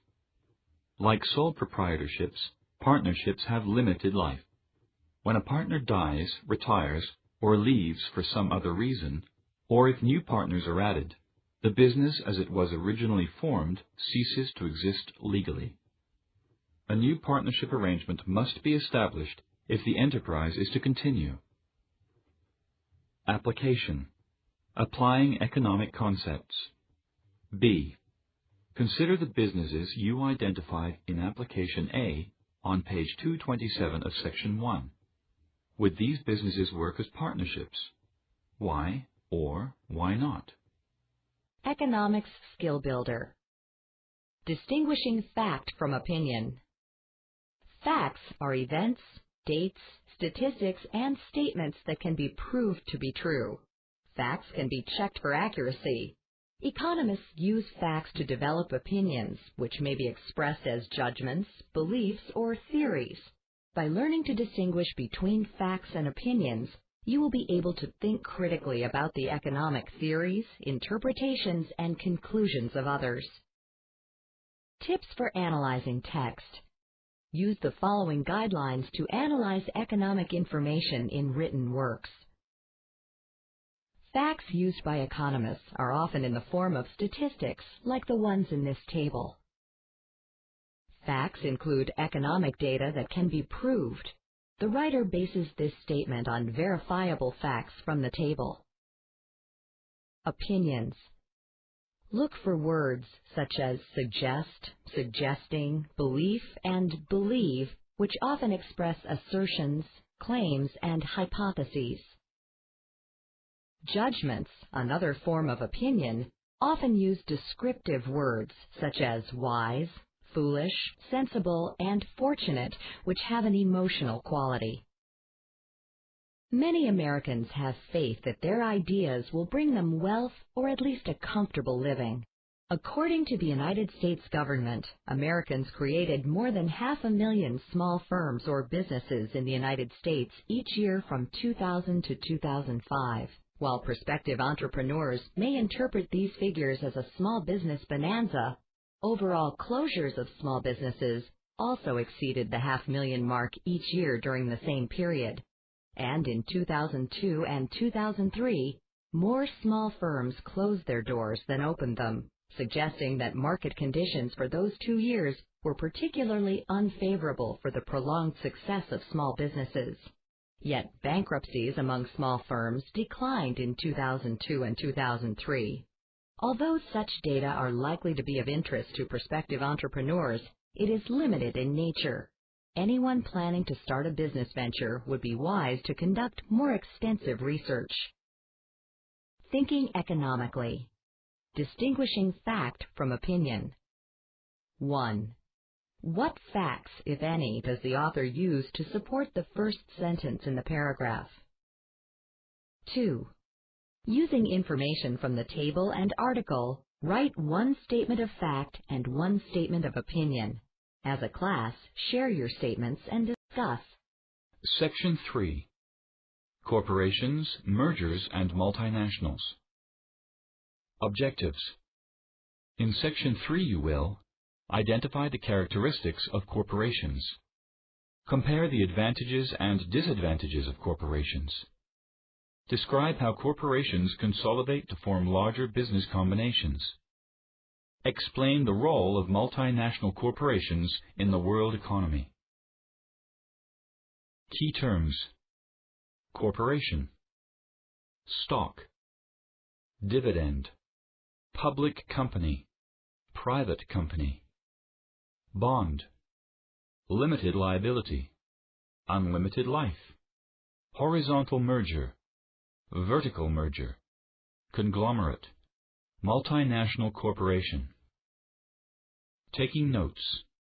As you read Section 3, complete a cluster diagram that categorizes information about corporations. Use the graphic organizer at Interactive Review at ClassZone.com. Characteristics of corporations. Key concepts. Corporations are the third main kind of business organization. A corporation is a business owned by individuals called shareholders or stockholders. The shareholders own the rights to the company's profits, but they face limited liability for the company's debts and losses. These individuals acquire ownership rights through the purchase of stock or shares of ownership in the corporation. For example, suppose a large company sells 1 million shares in the form of stock. If you bought 10,000 shares, you would own 1% of the company. If the company runs into trouble, you would not be responsible for any of its debt. Your only risk is that the value of your stock might decline. If the company does well and earns a profit, you might receive a payment called a dividend, part of the profit that the company pays out to stockholders. A corporation that issues stock that can be freely bought and sold is called a public company. One that retains control over who can buy or sell the stock is called a private company. Corporations make up about 20% of the number of businesses in the United States, but they produce most of the country's goods and services and employ the majority of American workers. Example: F&S Publishing Incorporated. To better understand how corporations operate, let's look at F&S Publishing Incorporated, a successful publishing business. Frank and Shirley, the founders, decided to turn their business into a corporation because they wished to avoid unlimited liability. A corporation, unlike a partnership or sole proprietorship, is a formal legal entity separate from the individuals who own and run it. The financial liabilities of F&S Publishing Incorporated are separate from the personal financial liabilities of Frank, Shirley, and other F&S stockholders. If the business fails, only the assets of F&S itself, the office building, equipment, and company bank accounts are at risk. Setting up a corporation involves more work and expense than establishing a sole proprietorship or partnership. Frank and Shirley hired a law firm to draw up and file papers requesting permission from the state government to incorporate. The state government agreed to the request and issued a corporate charter. This document named F&S Publishing Incorporated as the business, stated its address and purpose, and specified how much stock Frank and Shirley could sell. F&S Publishing Incorporated is organized like the majority of corporations. Stockholders, the owners of the corporation, elect a board of directors. The board hires corporate officers, such as the president and the vice president in charge of sales, production, finance, and so on. These officers are responsible for the smooth running of the corporation. In most corporations, the stockholders and the board of directors are not involved in the day-to-day running of the business. F&S Publishing Incorporated, however, is a small company, and Frank and Shirley became members of the board of directors as well as managers. Frank and Shirley decided to make their business a public company. They bought enough of the stock themselves so they would each have a seat on the board of directors. They sold the rest of the stock to raise money to expand the business. Application: applying economic concepts. A.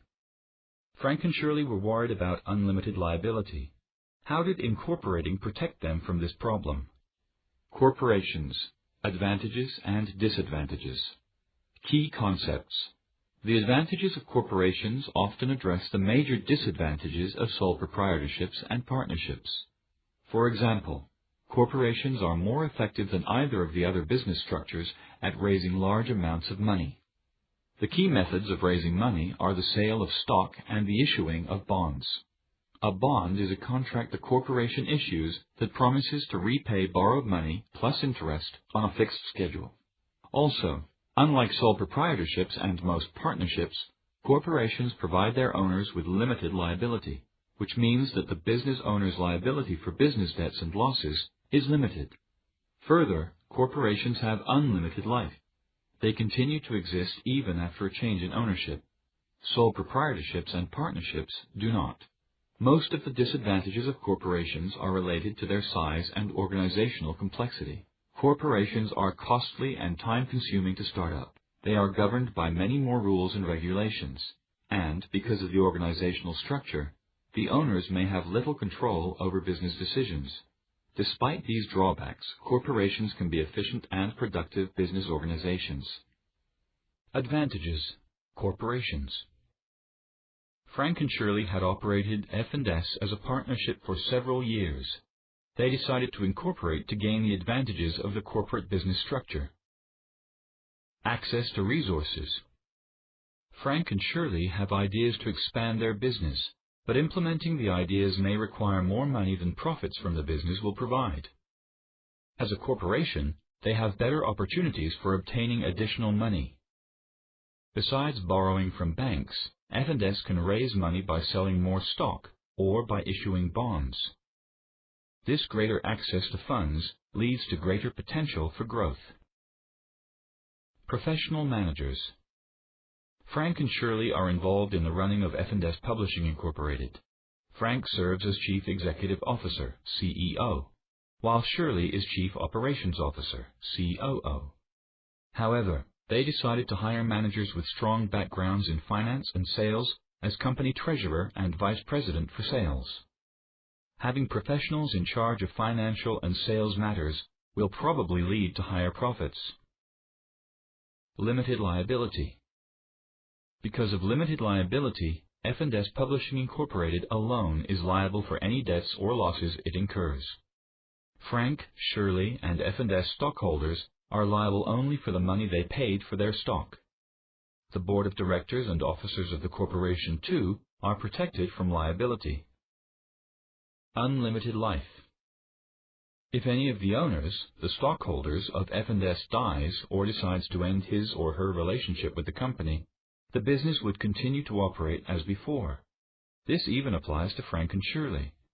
If either or both of them move on to another business, F&S Publishing Incorporated can continue without them for as long as it is a viable business. Disadvantages: corporations. Frank and Shirley discovered some of the disadvantages to incorporating when they first began the process. They learned about other disadvantages of corporations as they ran their business. Startup cost and effort. When they first started, Frank and Shirley set up their business as a partnership. Compared to setting up the partnership, Frank and Shirley found the process of setting up a corporation more time-consuming, difficult, and expensive. The paperwork they had to prepare and file with the state government was extensive, and they had to hire a law firm to help with this task. Heavy regulation. As a public company, F&S Publishing Incorporated must prepare annual reports for the Securities and Exchange Commission, SEC, the government agency that oversees the sale of stocks. It also has to prepare and issue quarterly financial reports for stockholders. Further, the company must hold yearly meetings for its stockholders. All of these regulations help ensure that corporations are run for the benefit of the shareholders. Private companies are subject to fewer regulations related to their ownership. Double taxation. Frank and Shirley experience an effect known as double taxation. As officers of the company, they are well aware of the taxes on profits that the corporation must pay. As stockholders, they know that their dividend income, paid out of the company profits, is also taxed. Some small corporations qualify for S-corporation status, a tax status which avoids double taxation. Loss of control.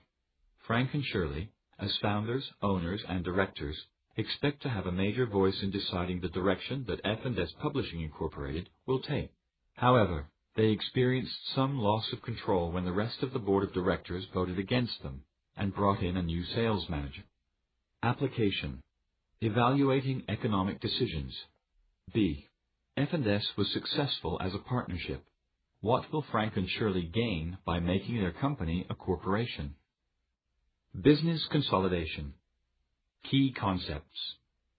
You've probably seen news stories about them. Business consolidations that merge or combine several large companies into one mega company. These consolidations take place for several possible reasons.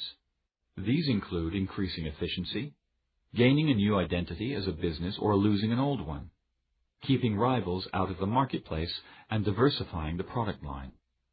There are two main kinds of mergers. See Figure 8.7. A horizontal merger describes the joining of companies that offer the same or similar products or services. A vertical merger describes the combining of companies involved in different steps of production or marketing of a product or service. An alternative to the two main types is a conglomerate, which results from a merger of companies that produce unrelated goods or services.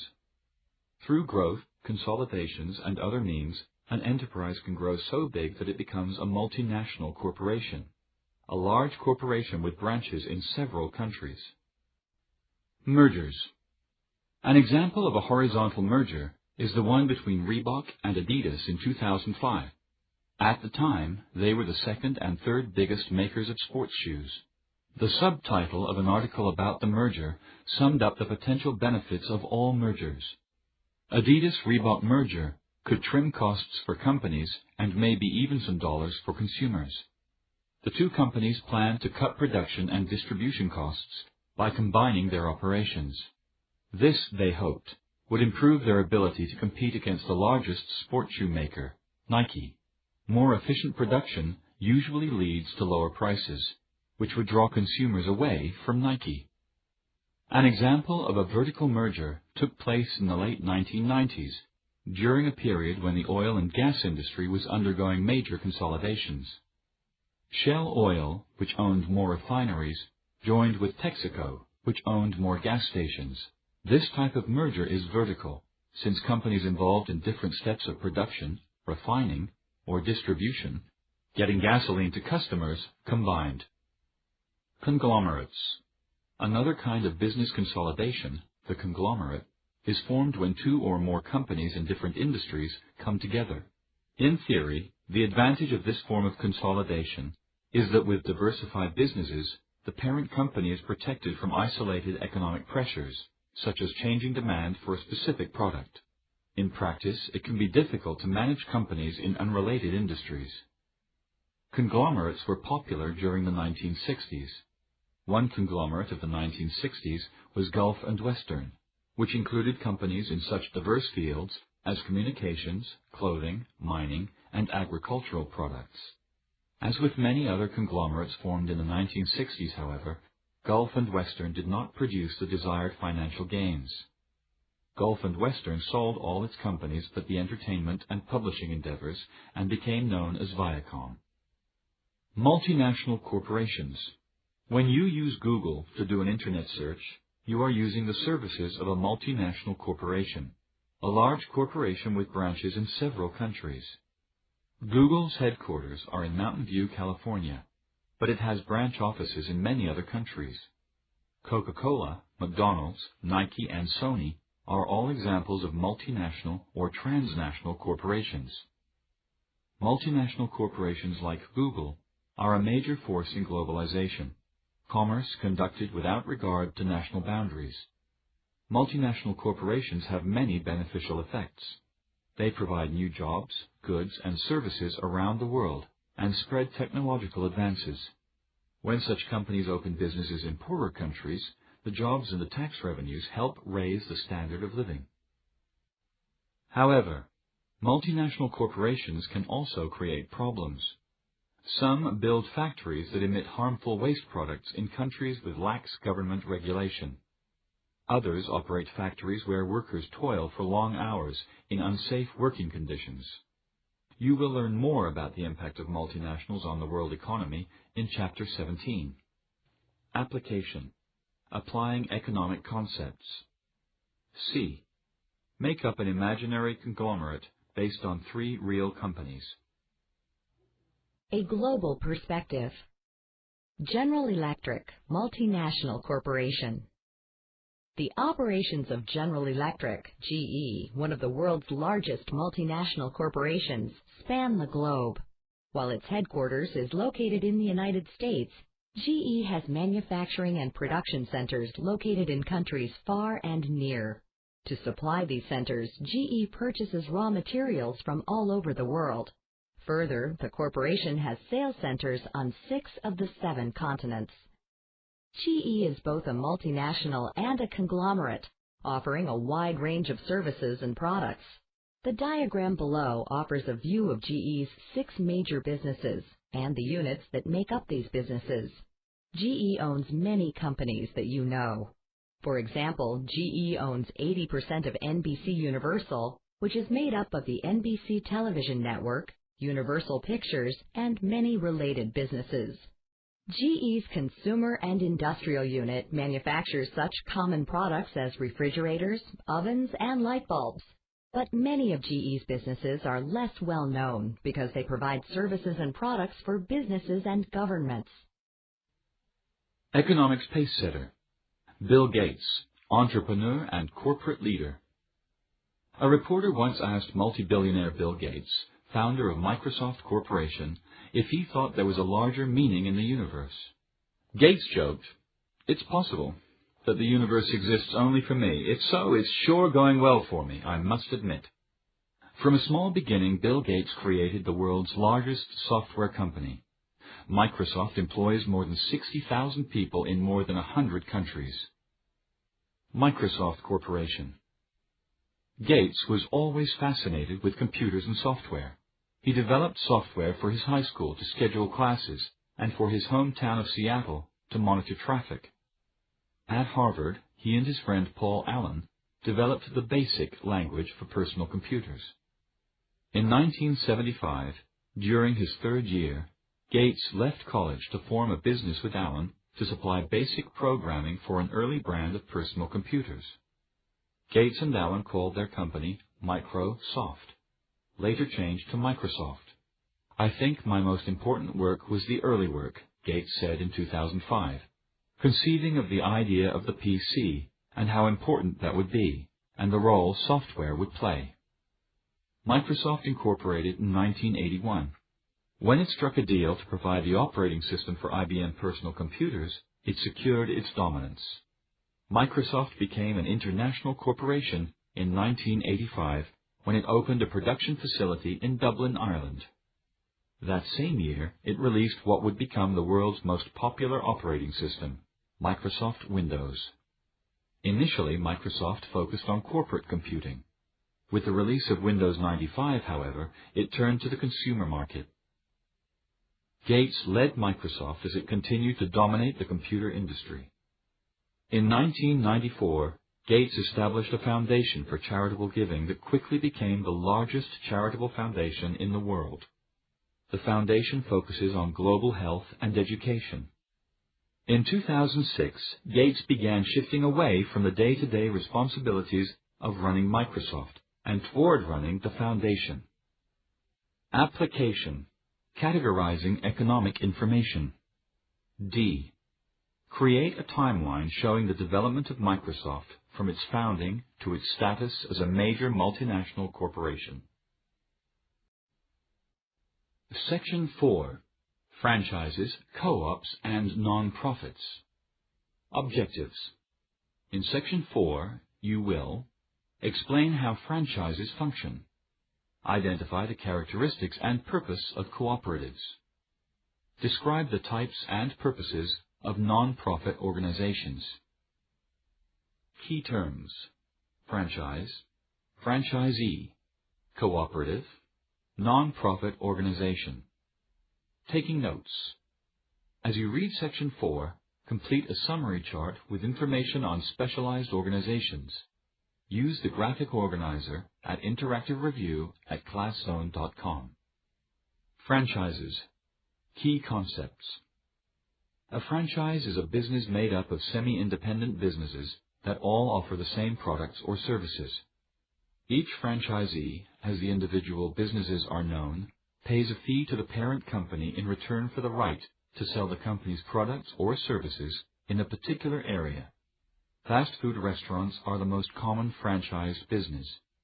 However, this kind of business organization is also found in many other industries, including hotels, rental cars, and car service. Example: an almost independent business. The Mango Grove Juice and Nut Bar in the city center provides an illustration of how a franchise works. Tim, who runs the Mango Grove, had worked as assistant manager at a local restaurant for several years. He really wanted to run his own business, but he didn't think he had the experience or the funds to go it alone. On trips to other cities, he had been impressed by the popularity of the Mango Grove Juice and Nut Bar, an organic juice and sandwich restaurant. So he looked into becoming a franchisee of that business in his home city. Advantages. Franchises. Becoming a franchisee of Mango Grove Juice and Nut Bar appealed to Tim for several reasons.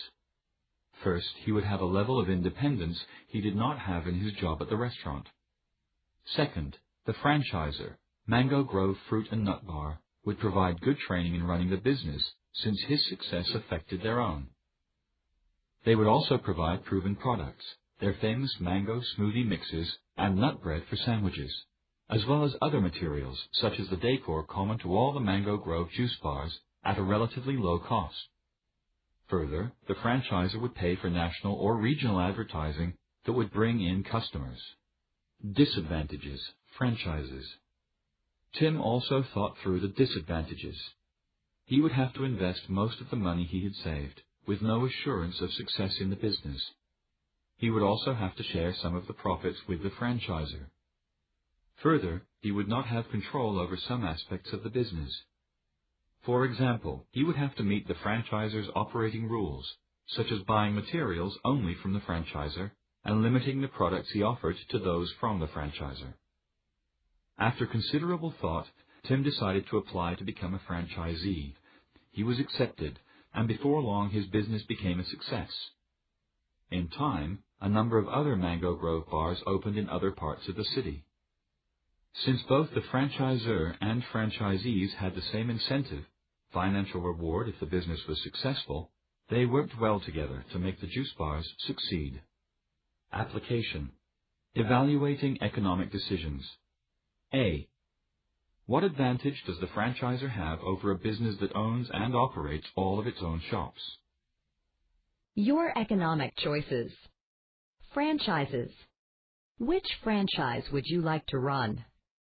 Hundreds of different businesses operate as franchises. Fast food restaurants and coffee bars are among the most common. Which type of franchise would you like to run? Why? Cooperatives and non-profits. Key concepts. The primary purpose of most businesses is to earn money for the owners, in other words, to make a profit. But not all businesses exist solely to make a profit. A cooperative is a type of business operated for the shared benefit of the owners, who are also its customers.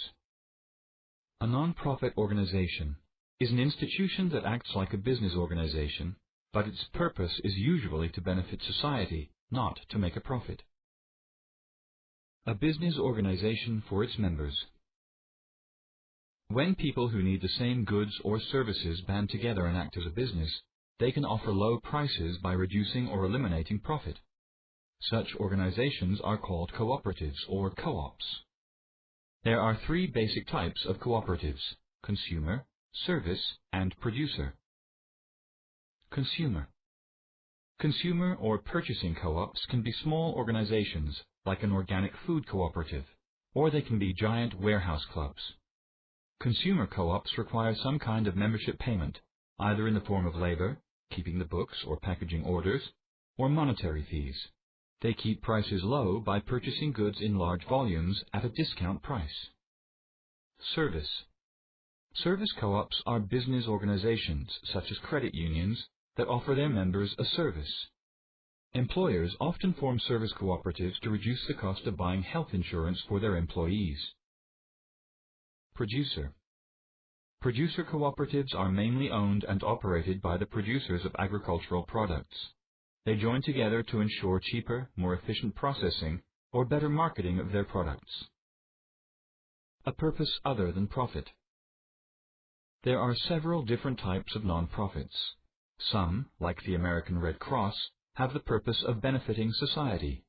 They provide their goods or services for free or for a minimal fee. Other nonprofits, like the American Bar Association, are professional organizations. Such organizations exist to promote the common interests of their members. Business associations, trade associations, labor unions, and museums are all examples of organizations pursuing goals other than profits. The structure of a nonprofit resembles that of a corporation. A nonprofit must receive a government charter, for example, and has unlimited life. Unlike a corporation, however, many nonprofit organizations are not required to pay taxes because they do not generate profits and they serve society. Nonprofits raise most of their money from donations, grants, or membership fees. Some nonprofits sell products or services, but only as a way of raising funds to support their mission. Application. Making inferences. B. The National Association of Home Builders promotes the interests of construction companies. Habitat for Humanity builds homes for the disadvantaged. Which of these nonprofits is the government more likely to excuse from paying taxes? Why? Case study. Apple, the evolution of one company. Background. Steve Jobs and Steve Wozniak joined forces when they were students. Together they created a personal computer, named it Apple, and in 1976 started a company with the same name. In the years that followed, their company attained worldwide prominence. While the success story of Jobs and Wozniak often sounds like a fairy tale, the evolution of the company was not without its ups and downs. But by 2005, Apple had annual revenues of nearly $14 billion. What's the issue? How does a company evolve from an idea into a billion-dollar enterprise? Study these sources to discover the factors behind the success of Apple Incorporated. A. Online biography. This article describes how two young men with an interest in computers created the basis for Apple Incorporated. Thinking economically. According to the document, why were Jobs and Wozniak able to succeed in starting their own company? B. Interview. In this interview, Evelyn Richards, who covered computers for Mercury News in the 1980s, describes Apple's innovative approach to introducing Macintosh, the company's new personal computer. Thinking economically. How did Apple's marketing of Macintosh contribute to its success? C. Timeline. This timeline shows some of the highlights and challenges that Apple Incorporated has experienced.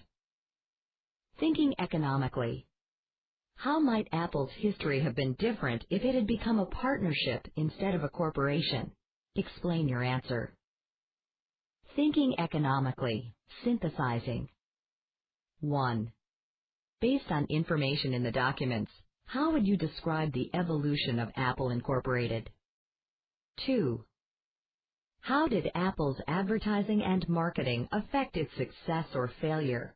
Use examples from the documents in your answer. 3. What single overriding concern has defined the evolution of Apple and determined its success? Use information from the documents to support your answer. Chapter 9. The Role of Labor. Concept Review. Labor productivity is the value of the goods or services a worker can produce in a set amount of time. Chapter 9. Key Concept. Labor, the human effort used to produce goods and services, is subject to the same forces of demand and supply that govern the rest of the economy. Why the concept matters. The value of your labor depends on the demand for what you do and the supply of other people able to do the same thing. It's up to you to figure out what you do best and to distinguish yourself from other workers. Maybe what you really want to do will require special training or years of experience. Think of your dream job and write a plan for how you will get that job. Evaluate the demand for the job and the supply of people capable of performing it. Section 1. How are wages determined? Objectives. In Section 1, you will identify what wages are, Describe how the interaction of supply and demand determines wages. Explain why wage rates differ. Key terms: wages, equilibrium wage, derived demand, wage rate, human capital, glass ceiling, minimum wage. Taking notes. As you read Section 1, complete a cluster diagram like the one below to record what you learn about wages. Use the graphic organizer at Interactive Review at ClassZone.com. Labor, demand and supply. Key concepts. Have you ever wondered why working at a fast food restaurant pays so little? This section will help answer that question. In Chapter 1, you learned about the 4 factors of production: land, labor, capital, and entrepreneurship. Each of those has a price that must be figured into production costs. The price of labor is wages, the payments workers receive in return for work. Wages, just like the other factors of production, are governed by the forces of supply and demand. The interaction of these 2 economic forces produces an equilibrium or balance. An equilibrium wage is the wage at which the number of workers needed equals the number of workers available. In other words, an equilibrium wage produces neither a surplus nor a shortage of workers. Let's look at demand and supply separately and see how they affect wages at fast food restaurants. Demand for labor. In a competitive labor market, wages reflect a worker's labor productivity, the value of the goods or services a worker produces in a set amount of time. A business hires workers to help it produce goods or provide services. A producer's demand for labor is therefore a derived demand, a demand for a product or resource because of its contribution to the final product. Workers with higher productivity tend to earn higher wages. In 1 hour, a fast food chef might be able to produce $50 worth of food that customers want. An attorney, by contrast, might be able to provide services worth $300 in the same hour's time. Employers, then, are willing to pay attorneys higher wages than fast food chefs. The demand for labor depends in part on its price. As with anything else, when the price goes down, the quantity demanded goes up, and when the price goes up, the quantity demanded goes down. For example, suppose that fast food chefs are paid $12 per hour. If the wage should fall to $10 per hour, many restaurants would hire additional chefs. On the other hand, if the wage rose to $14 per hour, some restaurants would stop hiring, and others would have to lay off some chefs. This is illustrated in Figure 9.1. The demand curve for labor, then, is a downward slope. The lower the price of labor, the greater the quantity of labor employers would demand. Supply of labor. Now let's consider the situation from the worker's point of view, to see how the supply of labor works. Suppose a new fast food restaurant opens and wants to hire chefs. If it puts an ad in the newspaper for chefs who would be paid $10 per hour, fewer people will respond, and probably none of the chefs currently employed at $12 per hour. Workers who are earning less than $10 per hour in some other kind of job might leave their jobs and become fast food chefs, because the wages are higher than their current wages. But suppose the new restaurant offers fast food chefs $15 per hour. Any worker earning less than that will be interested, including experienced chefs currently employed at $12 per hour. More workers will be willing to work at higher wages than at lower wages. For this reason, the supply curve for labor is upward sloping, as illustrated in Figure 9.2 on page 259. Equilibrium wage.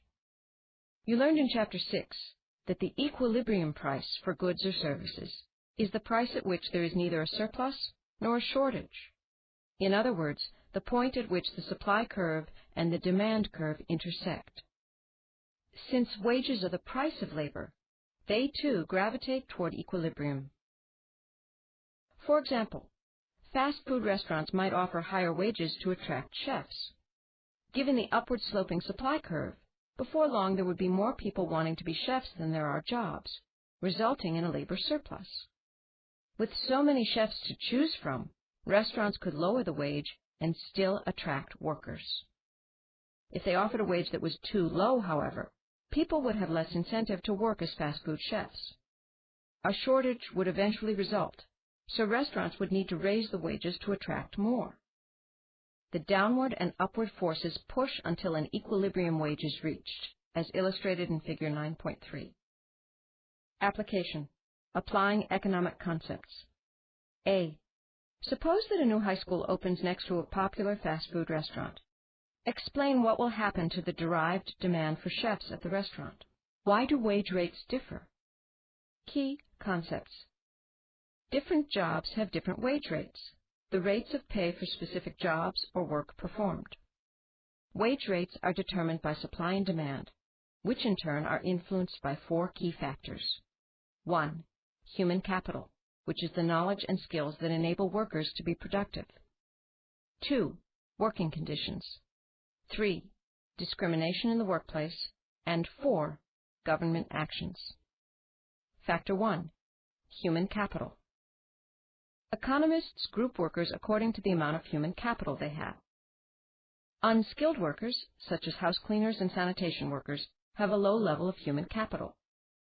Semi-skilled workers, construction and clerical workers, for example, have received some training, so their human capital is higher.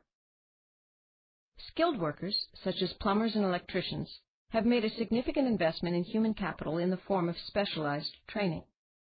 Professional workers, doctors, lawyers, and others with intensive specialized training, have the highest human capital. The demand for skilled and professional workers is high, but the supply of these workers is relatively low. For this reason, and because training increases their productivity, highly skilled workers tend to receive higher wages. The prospect of higher wages leads many people to invest in their human capital and enroll in vocational school, specialist training programs, and higher education. Factor 2. Working conditions. It's a tough job, but someone has to do it.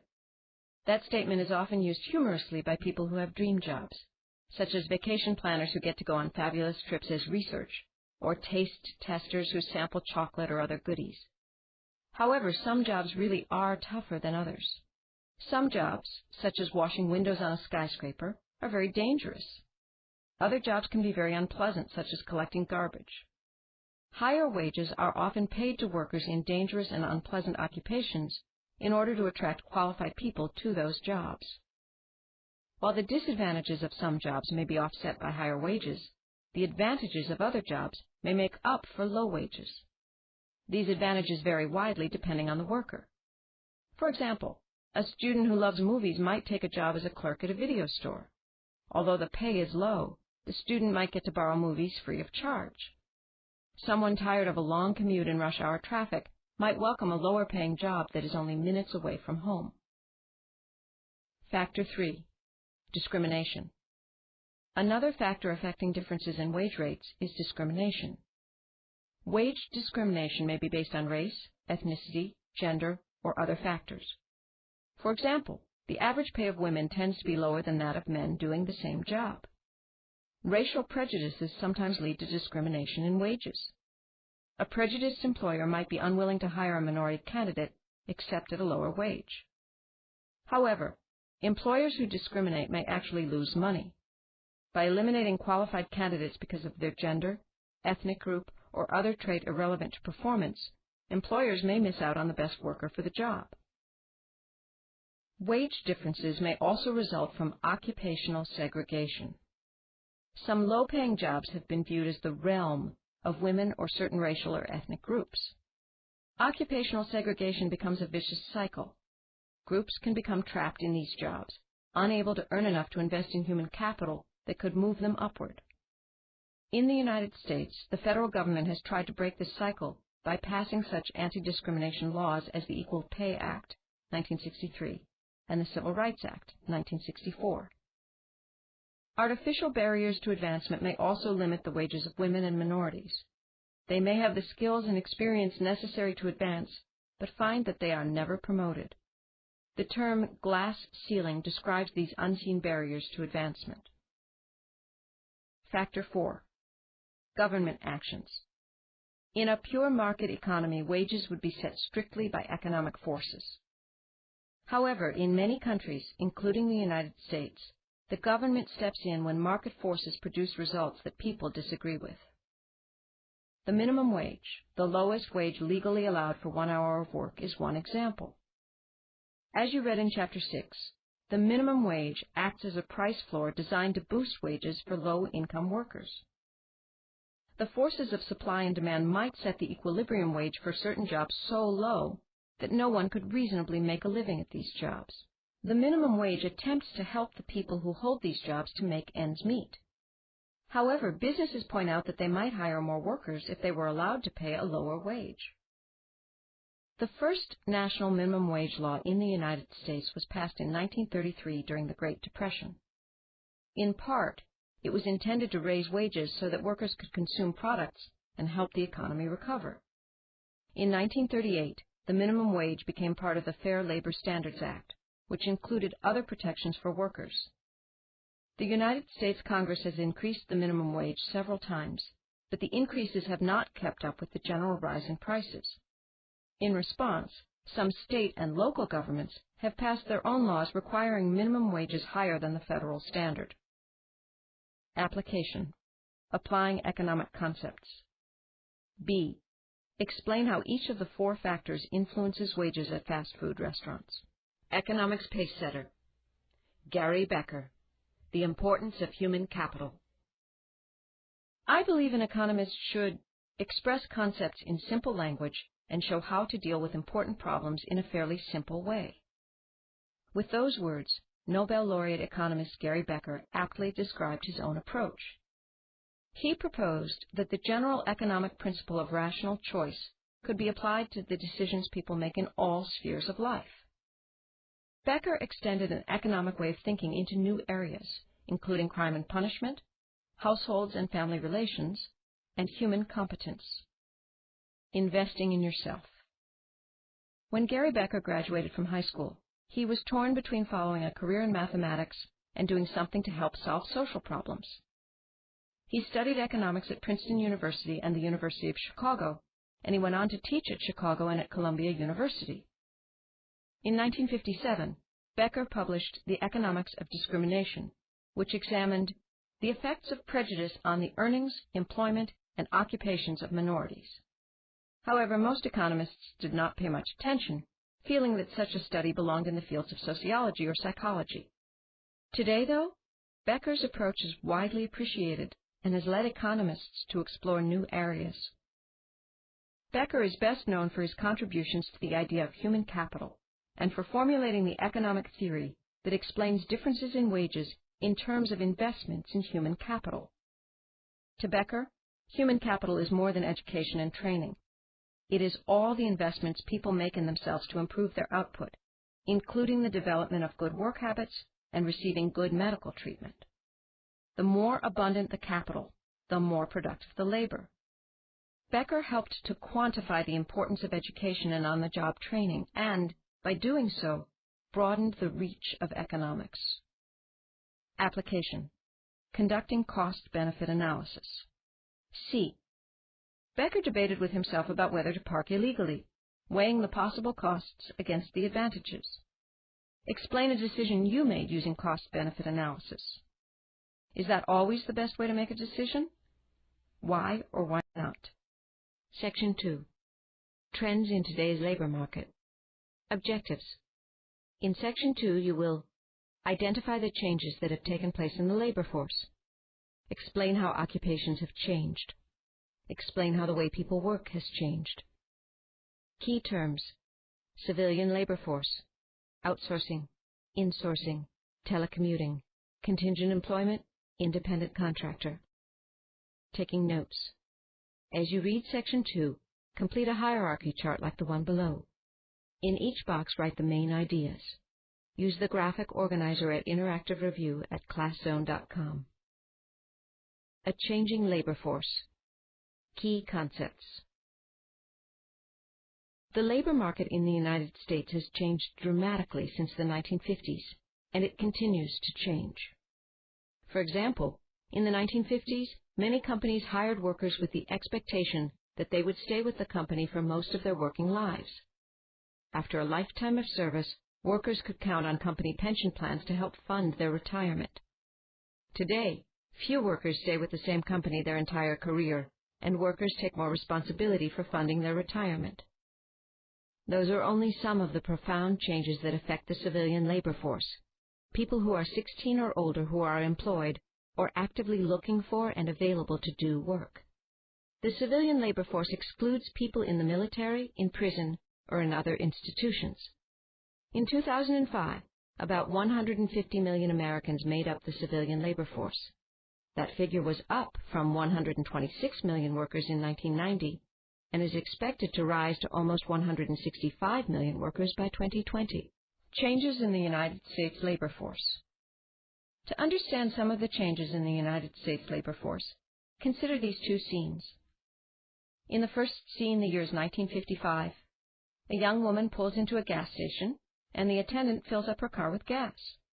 Then she picks up her children at school and heads home to get dinner ready in time for her husband's arrival from work. The second scene is set in today's world. A young mother pulls into a gas station, swipes her credit card, and fills up her tank. Her business meeting ran long, and she is late getting to the daycare center. Her husband will pick up dinner for the family on his way home from work. One obvious change these scenes demonstrate is the addition of many more women to the workforce. As shown in figures 9.7 and 9.8, women have been a significant factor in the growth of the labor market in the United States. Since the 1950s, the kinds of jobs open to women have expanded. As job opportunities have improved, wages for women have risen, and many more women have been drawn into the workforce. The United States workforce has also become better educated. About 30% of people in the labor force have a college degree, and an additional 30% of workers have some college credits. In a workforce with such a high degree of human capital, productivity and wages are also high compared with many other nations. Application. Evaluating economic decisions. A. Explain how rising opportunity costs have led more women into the workplace. Changing occupations. Key concepts. Economists group occupations into three economic sectors. The primary sector is made up of jobs related directly to natural resources, such as farming, forestry, fishing, and mining. Jobs in the secondary sector are related to the production of goods, including the materials and energy needed to produce them. Examples include welders, truck drivers, and construction workers. The tertiary sector is made up of service-related jobs in such industries as banking, insurance, retail, education, and communications. As you can see in figures 9.9 and 9.10, United States manufacturing jobs have declined since the 1950s, while service sector jobs have increased dramatically. All of the 10 fastest-growing occupations are service-related, most of them in the area of medical services. Technology and change. Think back for a moment to the young mother at the gas station. In the years between 1955 and today, the job of gas station attendant has been mainly replaced by the computerized, credit card-operated gasoline pump. In the same way, ATMs have greatly affected the occupation of bank teller. Technological changes have eliminated or redefined many other jobs in all three sectors. The personal computer and the Internet have drastically changed the way on-the-job information is stored, transferred, and used. About half of all American workers use a computer on the job. As a result, those occupations that support the use of computers, software engineers and network and data communications analysts, for example, have been among the fastest growing in the United States. More than 80% of managers and professionals use a computer at work. However, even in less skilled jobs, more and more workers are using computers. About 20% of machine operators, laborers, and farmers use a computer on the job. Basic computer skills have become necessary for many different types of jobs. Globalization and jobs. Today's labor market is global. Technology allows companies to employ people not just all over the country, but all over the world. Many companies have sought to cut their costs by outsourcing, the practice of contracting with an outside company to provide goods or services. Most outsourcing by United States companies goes to other United States companies. For example, many American businesses hire other American firms to handle their accounting. However, the term outsourcing has become connected with the practice of moving jobs from the United States to foreign countries where wages are lower. As this happens more frequently, it would seem that their American operations would lose jobs. But many companies actually add more jobs in the United States than they outsource abroad, just in different parts of their businesses. In 2004, IBM decided to send about 3,000 jobs overseas.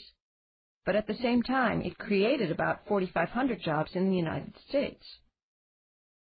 The American economy has also benefited from insourcing, the practice of foreign companies establishing operations in, and therefore bringing jobs to, the United States.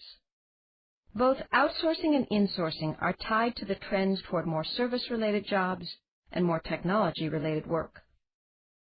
Application: predicting economic trends. B. Think of an example of an occupation that is likely to be eliminated or substantially redefined as a result of technology. Changes in the way people work. Key concepts. The way people work has been transformed by technology. In the past, many workers needed to physically commute to and from an office in order to accomplish their work. The Internet and laptop computers have allowed some of these workers to engage in telecommuting, the practice of working part or all of the time in a location other than the traditional office. But the job market has also changed. In the past, companies offered most workers permanent positions. Today, companies offer fewer permanent positions and more contingent employment, work that is temporary or part-time. Similarly, more people work as independent contractors, selling their services to businesses on a contract basis. People used to enter a field and stay in more or less the same line of work for most of their work life. Now, most people will change careers several times as the world of work continues to evolve. Working at the office from home. Many telecommuters enjoy the reduced stress, flexibility in work time, and increased free time they have by avoiding a commute to work. Employers benefit from an expanded labor pool, increased productivity, and lower real estate costs. Society benefits, too, from fewer drivers on crowded freeways and lower pollution. However, there are also costs. People who work at home may feel that their work too often spills over into their personal time. Some miss the social life of the office and the chance to network.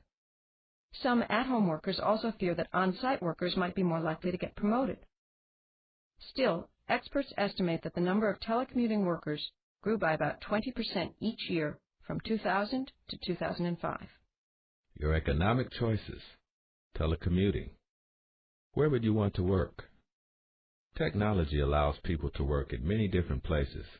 Alternative workplaces have different benefits and drawbacks than the traditional office. Alternatives to permanent employment. Through much of the 1900s, United States companies would hire workers for permanent full-time jobs. Employees would work 40 hours per week in exchange for both wages and benefits. In the 1990s, companies began to hire fewer full-time employees and more contingent employees and contract workers. Contingent workers, sometimes called temps, make up over 5% of the total workforce. Independent contractors make up over 7% of the workforce. Hiring contingent employees and contract workers makes it easier for businesses to adjust their workforce to suit production demands. Discharging temporary workers is easier and less costly than discharging permanent employees. Since most temporary workers do not receive benefits, labor costs are also lower. Most contingent workers would prefer to have the steady income and benefits that come with permanent full-time employment.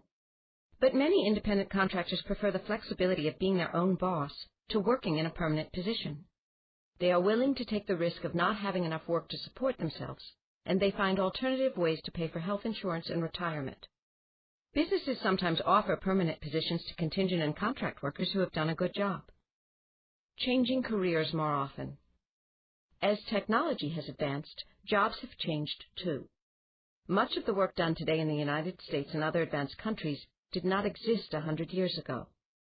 Some of the work did not exist even 10 years ago. With every new technology, new types of jobs are created. But as technology advances, many older professions become less in demand or even obsolete. To fill the new jobs, workers must learn and adapt to the new technologies. Someone who started out as a radio repair technician might need to learn how to work with cellular phone technology. In a similar way, the economy changes more quickly than it did in the past. Companies have become more flexible, changing their business plans constantly to maximize profits. Globalization allows companies to move jobs across national boundaries. As the economy changes, workers must change and adapt. The technician who adapted to cellular phone technology might need to change yet again in a few years. Application: Analyzing cause and effect. C. A 2003 report concluded that telecommuters can save their employers $5,000 a year. Explain how that savings may come about. Economic skill builder. Drawing conclusions from graphs. Drawing conclusions means analyzing a source of information and forming an opinion. You have already had some practice analyzing line and pie graphs in chapters 6 and 8. These graphs are bar graphs. Practicing the skill. Begin by using the following strategies to analyze the graphs. They are similar to the strategies you used in chapter 6 to analyze a line graph. Your analysis will enable you to draw conclusions about the information shown on the graphs. Read the title to identify the main idea of the graphs. Check the vertical axes. Note that the axes use different scales. Check the horizontal axes. Both axes list a variety of occupations. Read the source lines to confirm that the data come from a reliable source. Now put it all together. Both graphs claim to present the same information. Compare the two graphs and consider their differences. Thinking economically, drawing conclusions. 1. What is the main difference between the two graphs? 2. Which graph really shows the fastest growing occupations? Explain your answer. 3. What would be a better title for each graph? 4. Which of these jobs are most likely to have higher than average wages? Why? Section 3. Organized labor in the United States. Objectives. In Section 3, you will describe how the labor movement developed in the United States. Discuss why organized labor has declined in the United States. Explain how labor unions affect wage rates and employment. Key terms: labor union, strike, closed shop, union shop, right to work law, collective bargaining, binding arbitration. Taking notes. As you read Section 3, complete a summary chart like the one below. In each box, write the main ideas for each topic. Use the graphic organizer at Interactive Review at ClassZone.com. The labor movement's rise to power. Key concepts. Organized labor helped to shape the modern workplace.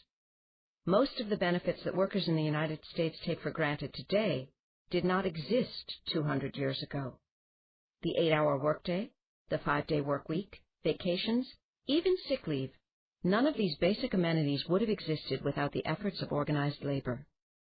In the industries of the 1800s, workers put in long hours, often 60 hours per week or more, for low pay. Factory laborers often worked in dangerous conditions. Individual workers had little power to demand improvements from a business owner. If a worker complained too much, they would be fired. Workers in industrialized nations around the world faced similar problems, but this section will focus on the labor movement in the United States. To improve their bargaining power, factory workers in the 1800s began to join together and act as a group. A labor union is an organization of workers who collectively seek to improve wages, working conditions, benefits, job security, and other work-related matters. Unions attempted to negotiate with businesses to achieve their goals, but businesses often resisted. As unions sought ways to gain negotiating power, they turned to the strike, or work stoppage. The threat of shutting down production demonstrated the power of organized labor. Different types of unions addressed different needs. Some workers joined a craft union, a union of workers with similar skills who work in different industries for different employers. Examples include typesetters or, more recently, electricians. Others joined an industrial union, a union for workers with different skills who work in the same industry. For example, workers in the textile industry formed some of the earliest industrial unions. Early developments. Local craft unions were the main kind of worker association during the early years of the United States. By the 1830s, local unions began joining together into federations to advance their common cause. The first national federation was the National Trades Union, NTU, founded in 1834. A financial crisis that gripped the country in 1837 brought an end to the NTU and temporarily subdued union activity. In 1869, organized labor took a huge step forward when Uriah Stevens founded the Knights of Labor. Unlike other unions, it organized workers by industry, not by trade or skill level. The Knights of Labor became a nationwide union and adopted political goals, including an 8-hour workday for all workers and the end of child labor. Its membership grew quickly, especially after the union helped workers win concessions from the big railroad companies in the 1880s. During the explosion of industrialism in the late 1800s, employers strongly resisted the efforts of workers to organize, and many labor protests turned violent. In 1886, one person was killed and several others were seriously wounded when police attacked workers protesting for an 8-hour workday outside the McCormick Harvester Company in Chicago. The next day, people gathered at Haymarket Square to protest the deaths, and police troops arrived to disperse the crowd. Someone threw a bomb into the police, killing 7 officers, and the riot that followed left dozens of other people dead and hundreds injured. In 1892, 10 workers were killed in a strike against Carnegie Steel in Homestead, Pennsylvania, and the union was broken up. In 1894, a strike in Illinois against the Pullman Palace Car Company won the support of railway workers across the country, who collectively brought the nation's railroads to a halt. The dispute turned violent when National Guard troops were brought in to keep the nation's railroads running. A federal court ruled that the American Railway Union could not interfere with the trains, and the strike was broken. A new model for unions. The violence associated with organized labor, as well as its often controversial political agenda, led to a decline in union membership. But Samuel Gompers offered a different model for union organization. In 1886, he founded the American Federation of Labor, AFL, an organization of craft unions that focused on the interests of skilled labor. The AFL continued to seek improvements in wages, benefits, and working conditions, but it focused on achieving these goals through the economic power of workers instead of through legislation. By the early 1900s, the AFL had a membership of about 1.7 million workers. Legal action against organized labor forced Gompers to modify his stance against political activity, and the AFL began supporting pro-union candidates. The International Ladies Garment Workers Union was founded in 1900. The union gained strength following successful strikes in 1909 and 1910. Perhaps the most famous woman to participate in the United States labor movement was Mary Harris Jones, known as Mother Jones. In 1903, she led 80 children, many of whom had been injured while working, on a march to the home of President Theodore Roosevelt. The march helped to emphasize the need for child labor laws. Unions gain power. During the Great Depression of the 1930s, union membership in the United States declined as millions of people lost their jobs. Yet unions gained power through laws passed as part of the New Deal, a series of reforms that attempted to revive the country's economy. The Norris-LaGuardia Act, 1932, outlawed the practice of hiring only workers who agreed not to join a union. It also required employers to allow workers to organize without interference from their employer. The National Labor Relations Act, 1935, also known as the Wagner Act, protected the rights of workers in the private sector to form unions and to use strikes and other job actions. The Fair Labor Standards Act, 1938, set a minimum wage, required extra pay for overtime work, and made most child labor illegal.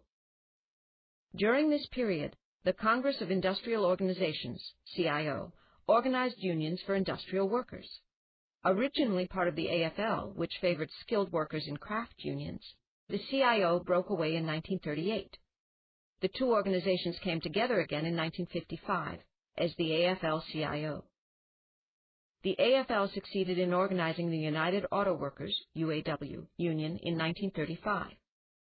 After a tense sit-down strike in Flint, Michigan in 1937, General Motors became the first automaker to recognize the union. Figure 9.13, History of the American Labor Movement. 1834, National Trades Union formed. 1869, Uriah Stevens founds the Knights of Labor. 1886, protests in Chicago, advertised by this flyer, turns into the Haymarket Riot. 1886, American Federation of Labor, AFL, founded by Samuel Gompers. 1893, Eugene V. Debs founds the American Railway Union.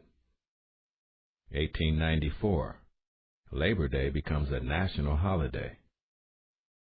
1900, International Ladies Garment Workers Union founded. Chrysler and Ford soon followed.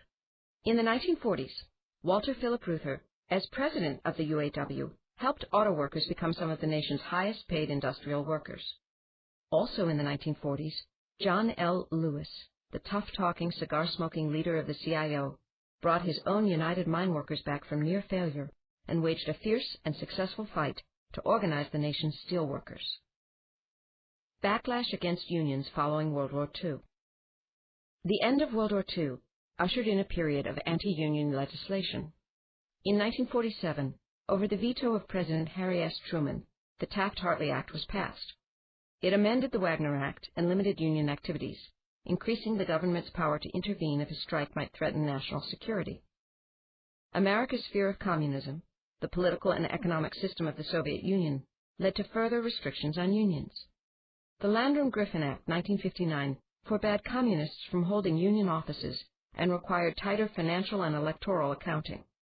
George Meany, president of the AFL-CIO from 1955 to 1979, was a strong anti-communist and worked to get rid of unions that he considered sympathetic to communist ideas. Application: comparing and contrasting economic information. A. What motivated workers in the 1800s to form unions? Why did they continue to form unions in the early to mid-1900s? Figure 9.13, History of the American Labor Movement. 1935. Congress passes the National Labor Relations Act, also called the Wagner Act. 1935. United Auto Workers organized. 1959. Congress passes Landrum-Griffin Act. 1962. Cesar Chavez founds National Farm Workers Association, NFWA, which later becomes United Farm Workers. 1981. Air traffic controller strike is unsuccessful. 2005. Service Employees International Union breaks away from AFL-CIO. The labor movement's steady decline. Key concepts. For 30 years following World War II, labor unions represented about 30% of the United States workforce. Since the mid-1970s, membership in unions has declined steadily, falling to about 12.5% in 2005. The decline in unions can be traced to three causes: unions' tarnished reputations, changes in the labor force, and laws restricting union influence. Loss of reputation and labor force changes. In the late 1900s, labor unions began to lose their luster in the eyes of many Americans. Prolonged strikes both disrupted the public and placed a burden on the striking families. Some unions began requiring companies to employ more workers than necessary, a tactic known as featherbedding. Featherbedding, especially in the railroad industry, raised criticisms of wastefulness. Investigators discovered that a few labor unions had ties to organized crime, which reflected badly on all unions. The changing nature of the United States workforce also led to reduced union membership. Union membership was traditionally rooted in manufacturing industries, but the number of manufacturing jobs in the United States fell sharply in the second half of the 20th century as the economy shifted toward service industries. The increase in the number of contingent and contract workers also led to lower union membership because such workers are less likely to pursue union representation. As manufacturing declined, unions shifted their organizing efforts toward service workers. The American Federation of State, County, and Municipal Employees had about 1.4 million members in 2005. The Service Employees International Union, SEIU, which organizes such service workers as caregivers and janitors, had a membership of 1.8 million in 2005. The SEIU was the largest union in the AFL-CIO, but in 2005 it left the group. Several other smaller unions also left the AFL-CIO and joined SEIU to form a new coalition with different priorities. Right-to-work laws. Another factor in the steady decline of union membership in the United States is legislation that tries to limit union influence. Unions had developed the closed shop, a business required to hire only union members. The closed shop was intended to maintain union standards for workers who only work at a business briefly, such as musicians or restaurant employees. Unions also developed the union shop, a business where workers are required to join a union within a set time period after being hired. Union shops allowed businesses to hire non-union workers without diluting the strength of the union. The Taft-Hartley Act outlawed the closed shop and weakened possibilities for a union shop. It also gave states the power to make it illegal to require workers to join unions. Such laws became known as right-to-work laws, a name meant to emphasize that workers are free not to join a union. However, the effect of right-to-work laws and similar legislation is to weaken unions and to help businesses operate without unions. Most right-to-work states are in the Southeast and the Central West, and union membership in these areas is low. Application: predicting economic trends. B. Consider the trends in today's labor force that you learned about in Section 2. As more service industries unionize, is union membership as a percent of the labor force likely to return to the levels of the mid-1900s? Why or why not? Union negotiating methods. Key concepts. Despite the decline in membership, organized labor still wields power in the American economy. Unions continue to use collective bargaining, the process of negotiation between businesses and their organized employees to establish wages and to improve working conditions. Since it represents many employees together, a union can arrive at a better deal for workers than if each employee bargained with the employer separately. As a result, unionized companies tend to pay higher wages than companies without unions. Collective bargaining. In the 1930s and 1940s, unions negotiated for higher wages, better working conditions, and fair grievance procedures for workers who felt that they had been treated unjustly. As these demands were increasingly met, unions negotiated for job security and such fringe benefits as health insurance. Benefits and job security are important issues in today's negotiations as well, but in many cases, today's workers are not pressing for higher wages. Instead, they are trying to hold the line against pay cuts and reductions in benefits, including pensions. Unions have the threat of a strike to provide a motivation for management to come to terms, but strikes occur much less frequently than in the past.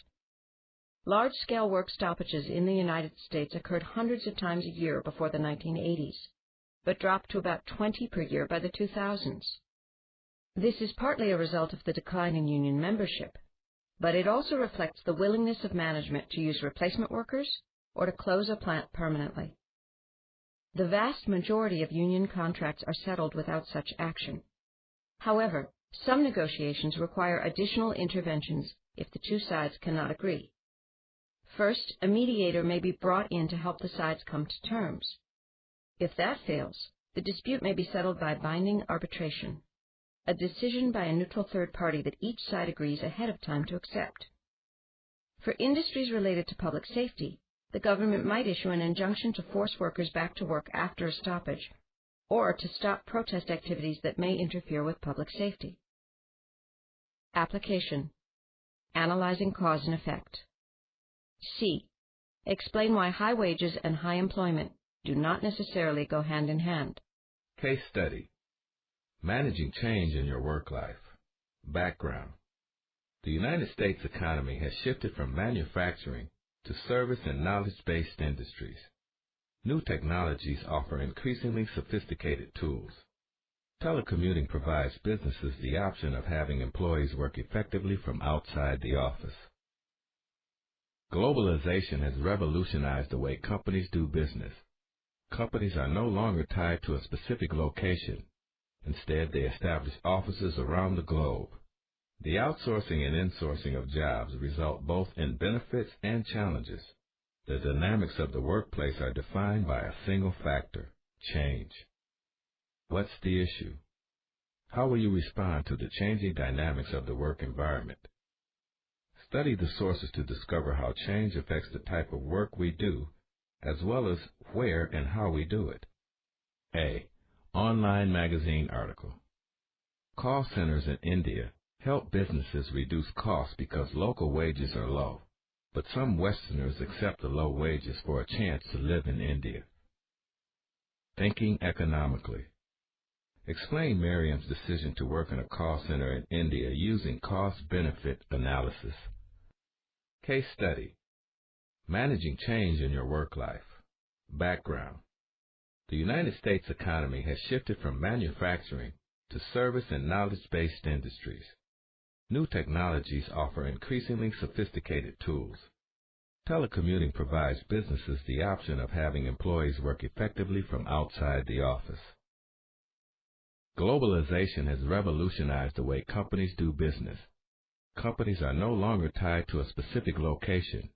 Instead, they establish offices around the globe. The outsourcing and insourcing of jobs result both in benefits and challenges. The dynamics of the workplace are defined by a single factor: change. What's the issue? How will you respond to the changing dynamics of the work environment? Study the sources to discover how change affects the type of work we do, as well as where and how we do it. A. Online magazine article. Call centers in India help businesses reduce costs because local wages are low, but some Westerners accept the low wages for a chance to live in India. Thinking economically. Explain Miriam's decision to work in a call center in India using cost-benefit analysis. Canadian cartoonist Andrew Toos drew this cartoon about working in an increasingly technological society. Thinking economically. What does the cartoon suggest about new technological developments in the world of work? Explain your answer. C. Online newspaper article. Many worry that outsourcing may reduce the number of jobs in the United States. This article presents a different perspective. Thinking economically. How will Permac employees benefit from outsourcing? Identify others who will also benefit and explain why. Thinking economically, synthesizing. 1. What skills are you likely to need in order to manage change successfully in your work life? Support your answer with examples from the documents.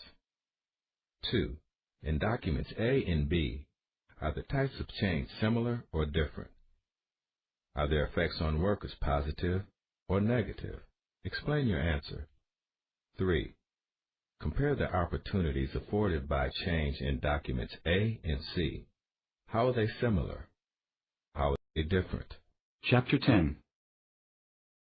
Money and Banking. Concept Review.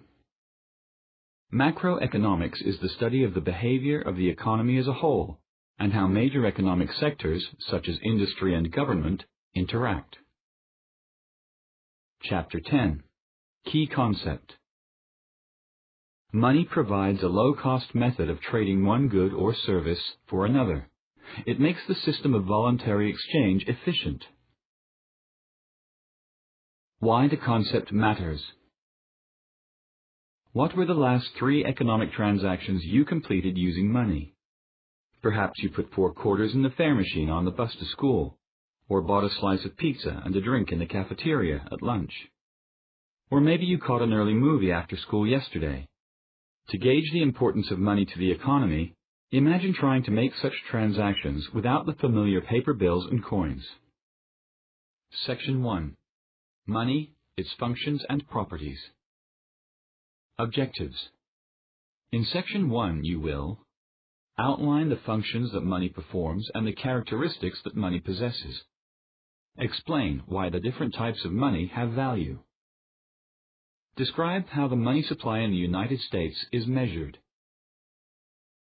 Key terms: money, medium of exchange, barter, standard of value, store of value, commodity money, representative money, fiat money, currency, demand deposits, near money. Taking notes. As you read Section 1, complete a cluster diagram summarizing key information about money. Use the graphic organizer at Interactive Review at ClassZone.com. Functions of money. Key concepts. What do the following things have in common? Cattle, corn, rice, salt, copper, gold, silver, seashells, stones, and whale teeth. At different times and in different places, they have all been used as money. In fact, money is anything that people will accept as payment for goods and services. Whatever it is that people choose to use as money, it should perform three important functions. Function 1. Medium of exchange. Money must serve as a medium of exchange, or the means through which goods and services can be exchanged.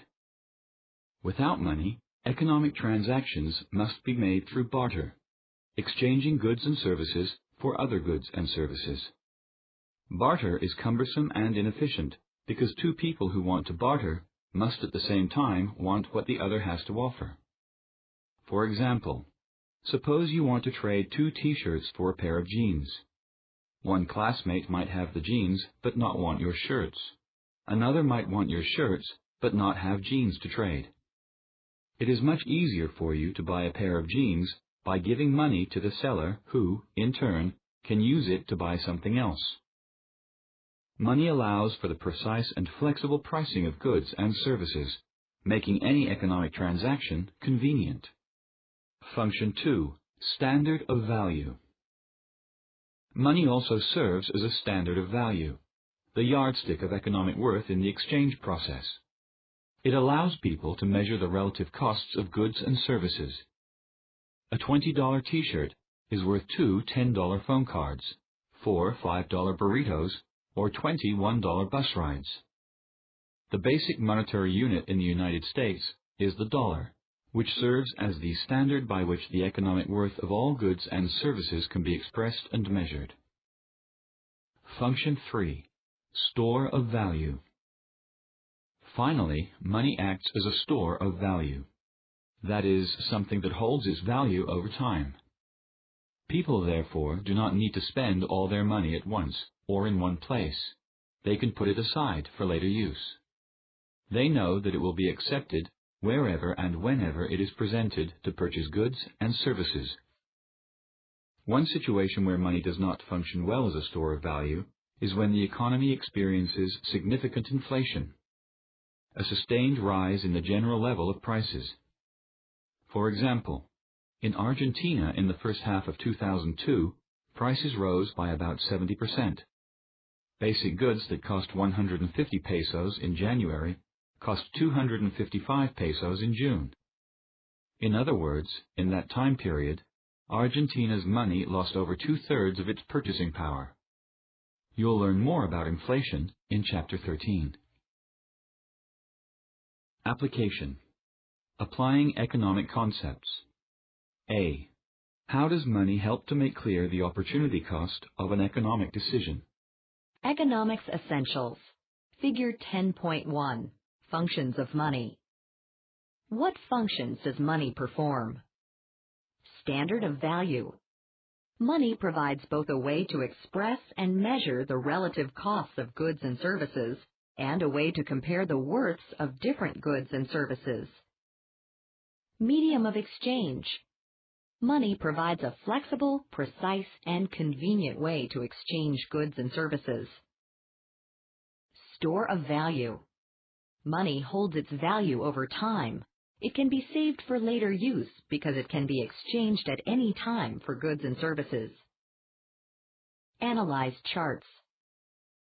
You've read that salt was used as money in the past. How effectively do you think salt would function as money? Use the three functions of money in the chart to frame your answer. Properties of money. Key concepts. To perform the three functions of money, an item must possess certain physical and economic properties. Physical properties of money are the characteristics of the item itself. Economic properties are linked to the role that money plays in the market. Property 1. Physical. The following are physical properties of useful money.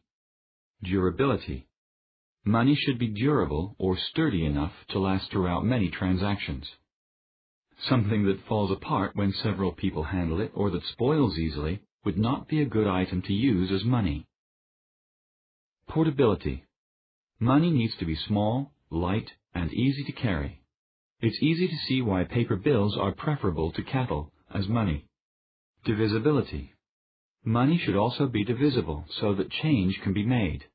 For example, the dollar can be divided an endless number of ways using different combinations of pennies, nickels, dimes, or quarters.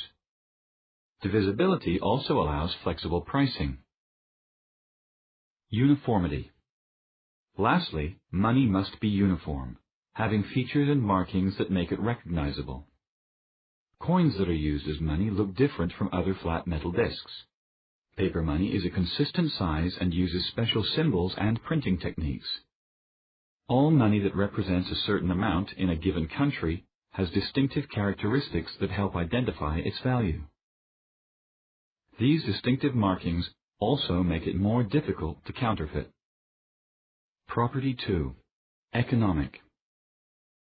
Useful money must also have the following economic properties. Stability of value. Money's purchasing power, or value, should be relatively stable. In other words, the amount of goods and services that you can buy with a certain amount of money should not change quickly. Rapid changes in purchasing power would mean that money would not successfully serve as a store of value. Scarcity.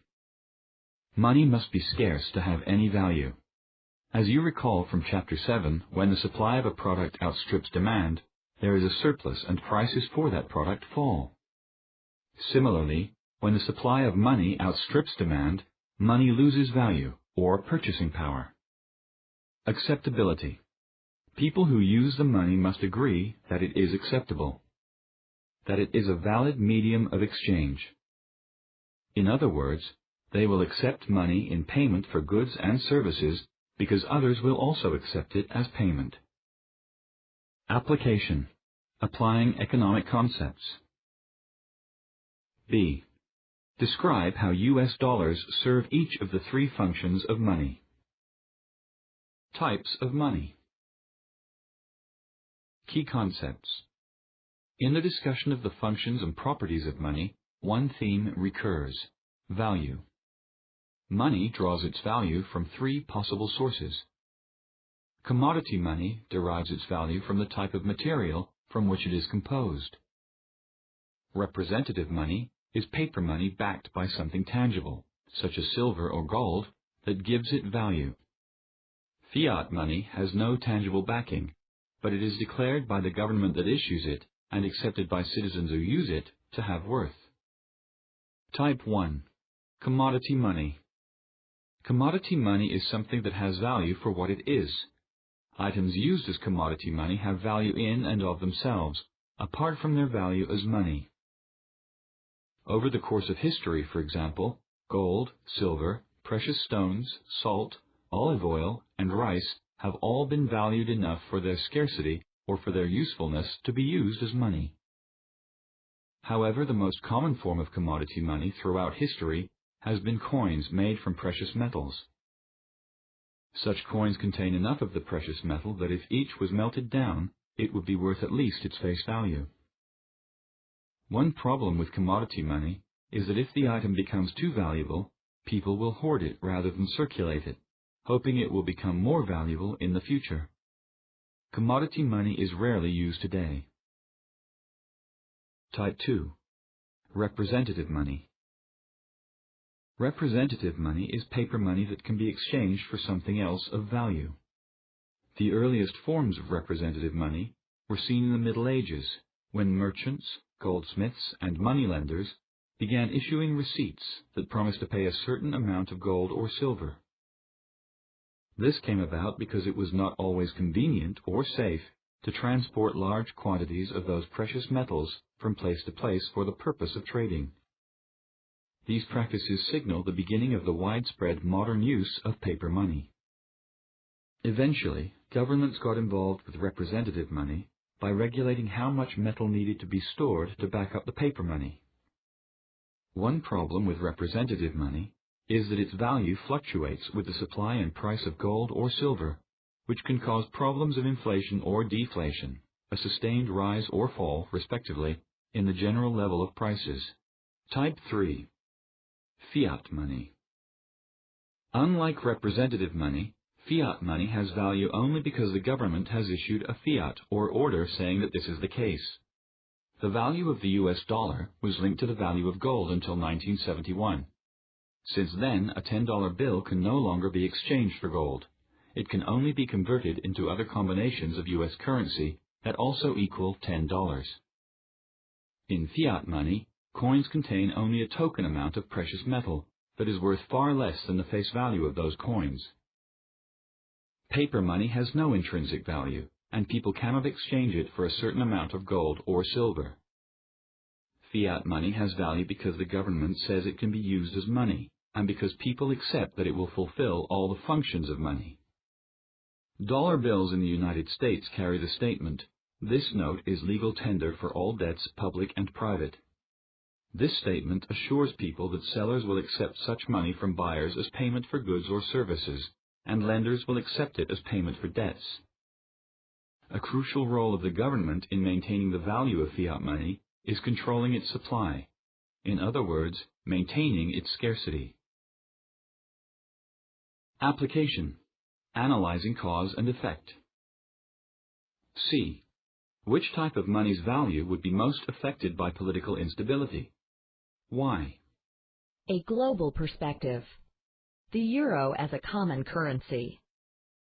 On January 1, 2002, a new currency, the euro, was put into full use in 12 European countries, each a member of the European Union, EU.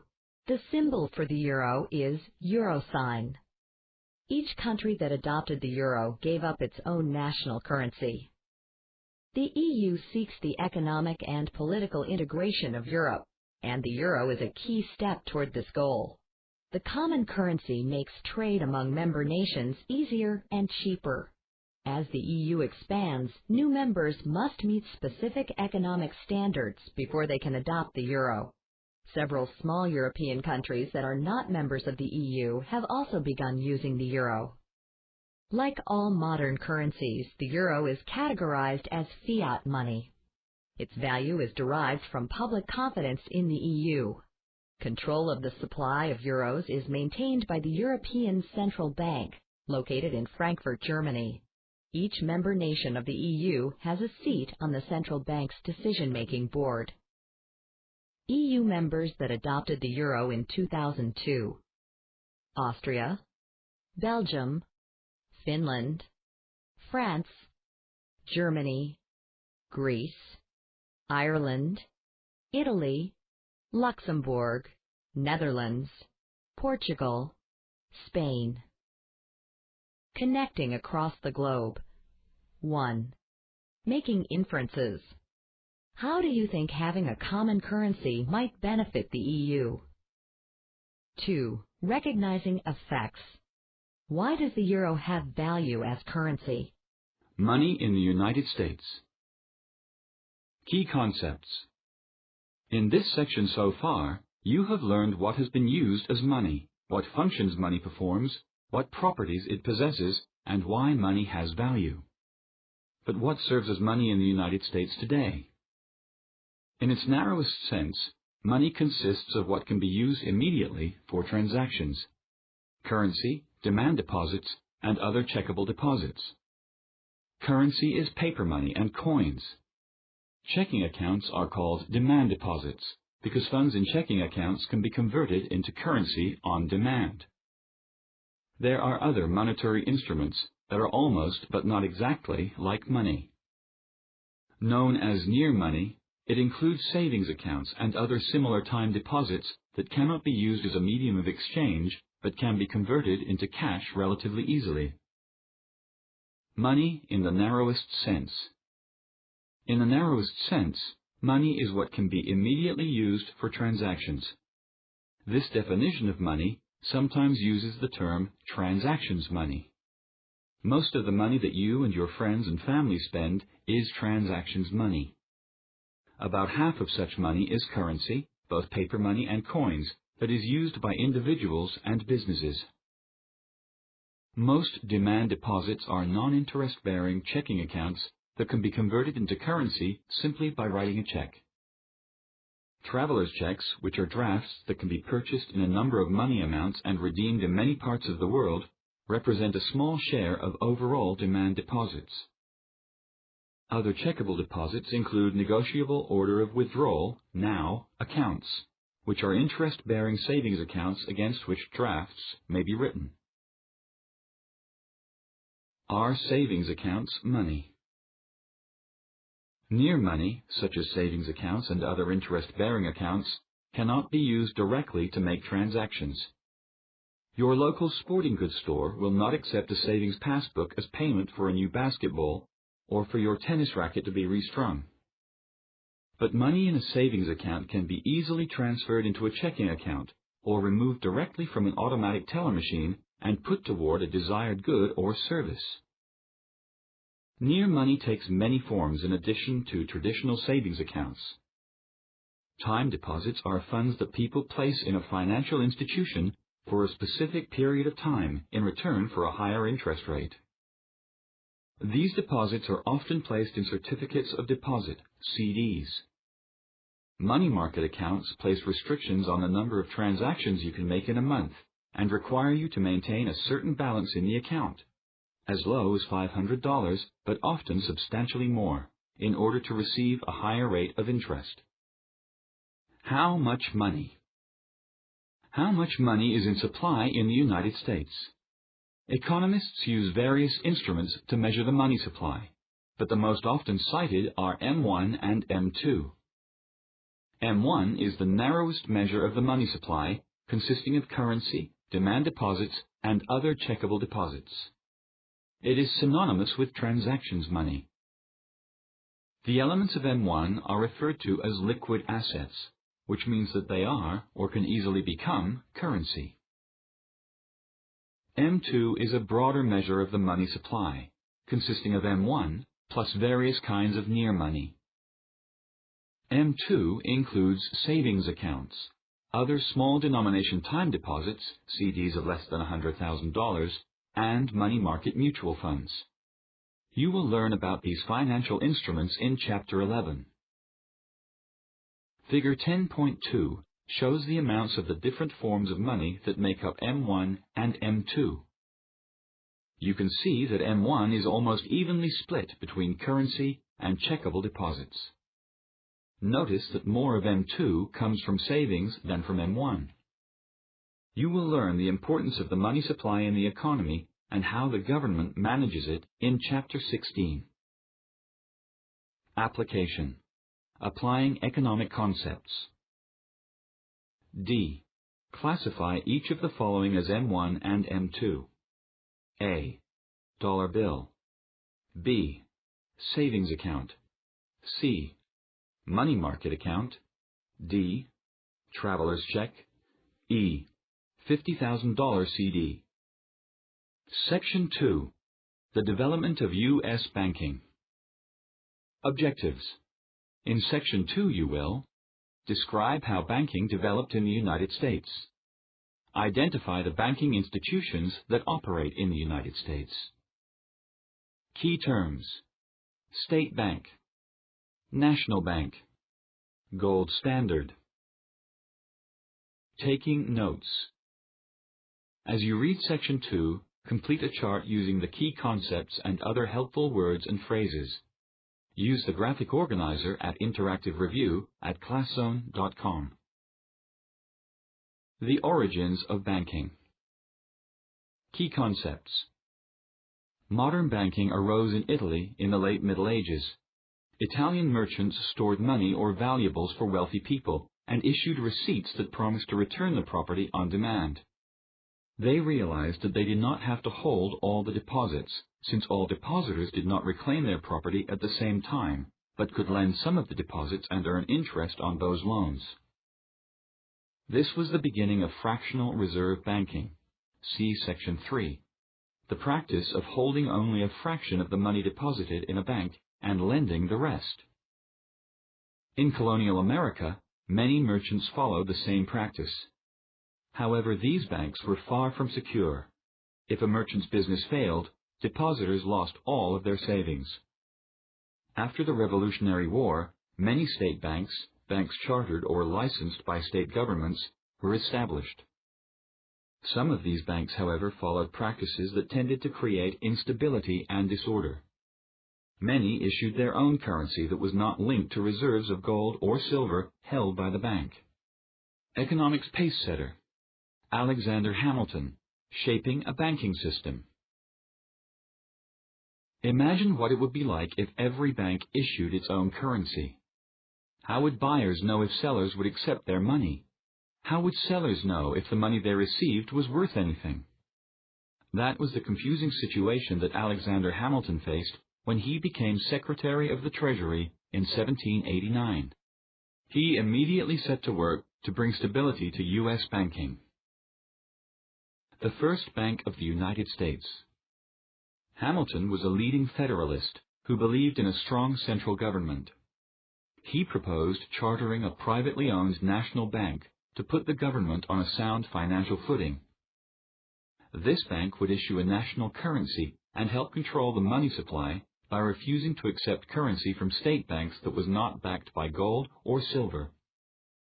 It also would lend money to the federal government, state banks, and businesses. The Constitution did not specifically authorize Congress to charter a national bank.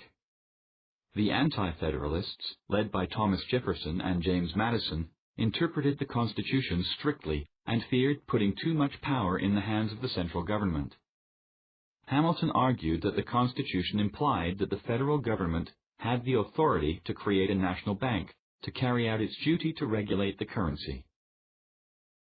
Hamilton won the fight, and the First Bank of the United States was chartered in 1791. Over time, it achieved the financial goals that Hamilton had set. However, opponents argued that the bank's policies restrained economic growth, and Congress refused to renew the charter in 1811. The fact that Hamilton was the architect of the bank was always a strike against it, as he had made many enemies during his career. One, Aaron Burr, killed him in a duel. Maybe Hamilton was right when he said, "Men often oppose a thing merely because they have had no agency in planning it, or because it may have been planned by those whom they dislike." Application. Making inferences. A. How did the First National Bank force state banks to become more stable? 19th century developments. Key concepts. Without a central bank, the government had difficulty financing the War of 1812 against Britain. Furthermore, state banks soon returned to the unrestrained issuing of currency that was not linked to reserves of gold or silver held by the banks. The resulting increase in the money supply led to inflation during the war. The Second Bank of the United States. Congress finally agreed to charter the Second Bank of the United States in 1816.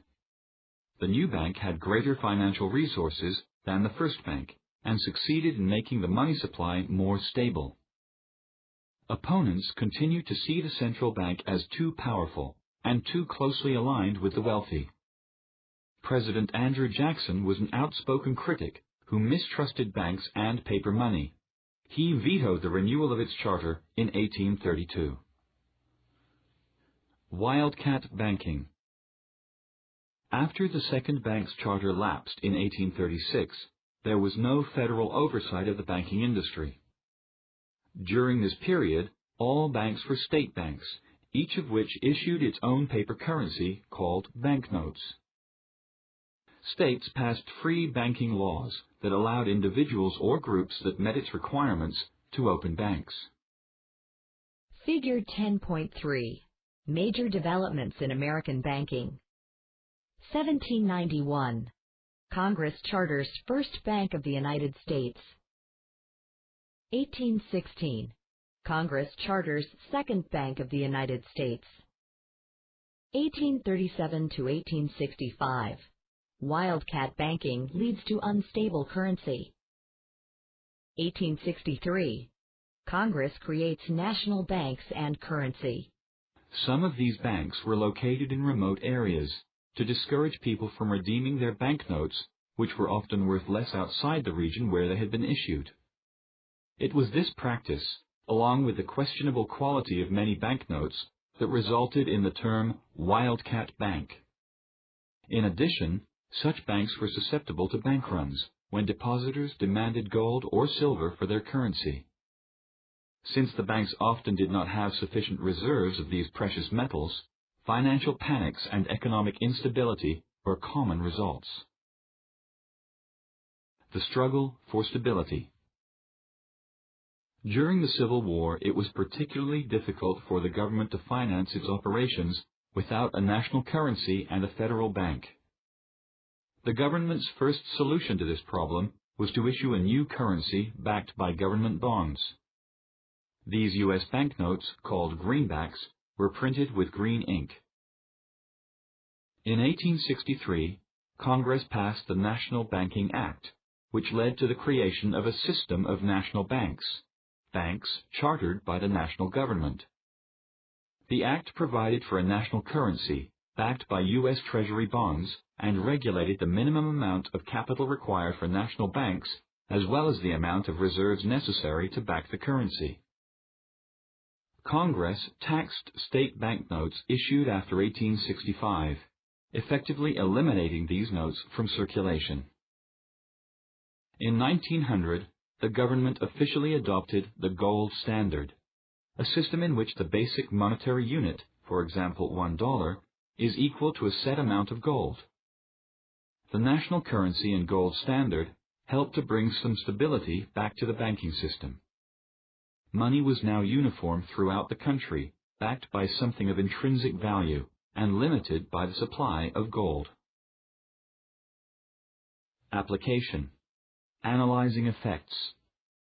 B. How did the National Banking Act of 1863 attempt to eliminate the problems caused by wildcat banking? 1900. United States adopts gold standard. 1913. President Wilson establishes Federal Reserve System. 1933. Banking Act creates Federal Deposit Insurance Corporation. 1950. Banks issue first credit cards. 1971. President Nixon ends the dollar's link to gold.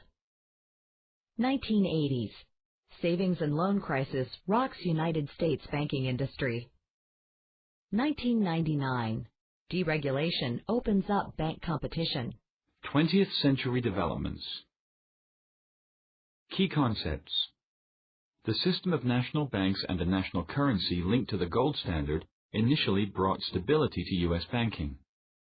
Yet the economy still experienced periods of inflation and recession and financial panics. This economic instability was largely due to the lack of a central decision-making institution that could manage the money supply in a flexible way to meet the economy's changing needs. A new central bank. In 1913, Congress passed the Federal Reserve Act, which established the Federal Reserve System, commonly known as the Fed, a true central bank. It consists of 12 regional banks with a central decision-making board. The Fed provides financial services to the federal government, makes loans to banks that serve the public, issues Federal Reserve notes as the national currency, and regulates the money supply to ensure that money retains its purchasing power. You'll learn more about the structure and functions of the Federal Reserve in Chapter 16. The Great Depression and the New Deal. At the start of the Great Depression in 1929, many banks failed due to bank runs as consumers panicked and withdrew all of their money. When the banks failed, many more depositors lost their money.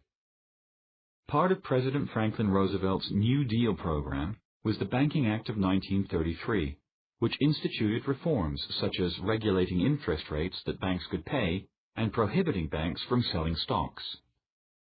The Federal Deposit Insurance Corporation, FDIC, provided federal insurance so that if a bank failed, people would no longer lose their money. This legislation set the tone for almost 50 years by increasing the regulation of banking in the United States. Deregulation and the S&L crisis. In 1980 and 1982, Congress passed laws that lifted government limits on savings interest rates. This allowed savings and loans associations, S&Ls, to operate much like commercial banks. Deregulation encouraged the S&Ls to take more risks in the types of loans they made. As a result, many S&Ls failed and lost their depositors' money. Congress agreed to fund the S&L industry's restructuring in order to protect consumers, which cost taxpayers hundreds of billions of dollars. Application: comparing and contrasting. C. How are the First Bank of the United States and the Federal Reserve different? Financial institutions in the United States. Key concepts. The term bank is used to refer to almost any kind of financial institution that takes in deposits and makes loans, helping individuals, businesses, and governments to manage their money. In the end, though, the goal of a bank is to earn a profit. All financial institutions receive a charter from the government, either state or federal. Government regulations set the amount of money the owners of a bank must invest in it, the size of the reserves a bank must hold, and the ways that loans may be made. The term may refer to commercial banks, savings and loan associations, or credit unions. In the past, these institutions provided very different and distinct services. Today, however, because of the deregulation of banking, these distinctions are much less apparent. The distinctive characteristics of each type of financial institution are described in more detail below. Figure 10.4 on page 302 compares the three types of banks based on numbers of institutions and total assets. Type 1. Commercial banks. Privately owned commercial banks are the oldest form of banking and are the financial institutions most commonly thought of as banks. As their name implies, commercial banks were initially established to provide loans to businesses. Now they provide a wide range of services, including checking and savings accounts, loans, investment assistance, and credit cards to both businesses and individual consumers. You will learn more about these services in Section 3. In 2003, there were about 2,000 national commercial banks and about 5,800 state-chartered banks insured by the FDIC. All national commercial banks belong to the Federal Reserve System, but only about 16% of state-chartered banks choose to join the Fed. About 1,500 of these commercial banks are large ones with assets of $300 million or more. In 2005, the 7 largest banks in the United States held 50% of the total assets controlled by all these large banks. Type 2. Savings institutions. Savings and loan associations, S&Ls, began in the United States in the 1830s. They were originally chartered by individual states as mutual societies for two purposes: to take savings deposits and provide home mortgage loans. In other words, groups of people pooled their savings in a safe place to earn interest and have a source of financing for families who wanted to buy homes. The S&Ls continue to fulfill these purposes, but they now also offer many of the services provided by commercial banks. Since 1933, the federal government may also charter S&Ls and since 1982, many federally chartered S&Ls have chosen to call themselves savings banks. Many savings institutions are now financed through the sale of stock, just as commercial banks are. In 2003, there were about 800 federally chartered savings institutions and 600 state-chartered institutions. These institutions are now insured under a specific fund of the FDIC as part of the reforms that followed the S&L crisis of the 1980s. Type 3. Credit unions. Credit unions are cooperative savings and lending institutions, rather like the early S&Ls. They offer services similar to commercial banks and S&Ls, including savings and checking accounts, but specialize in mortgages and auto loans. The first credit union in the United States was chartered in 1909. The Federal Credit Union Act of 1934 created a system of federally chartered credit unions. In 2003, there were about 5,800 federally chartered credit unions and about 3,600 chartered by the states. Most credit unions have deposit insurance through the National Credit Union Association, NCUA, similar to the FDIC. The major difference between credit unions and other financial institutions is that credit unions have membership requirements. To become a member, a person must work for a particular company, belong to a particular organization, or be part of a particular community affiliated with the credit union. Credit unions are cooperatives, non-profit organizations owned by and operated for members, who numbered more than 80 million nationwide in 2003.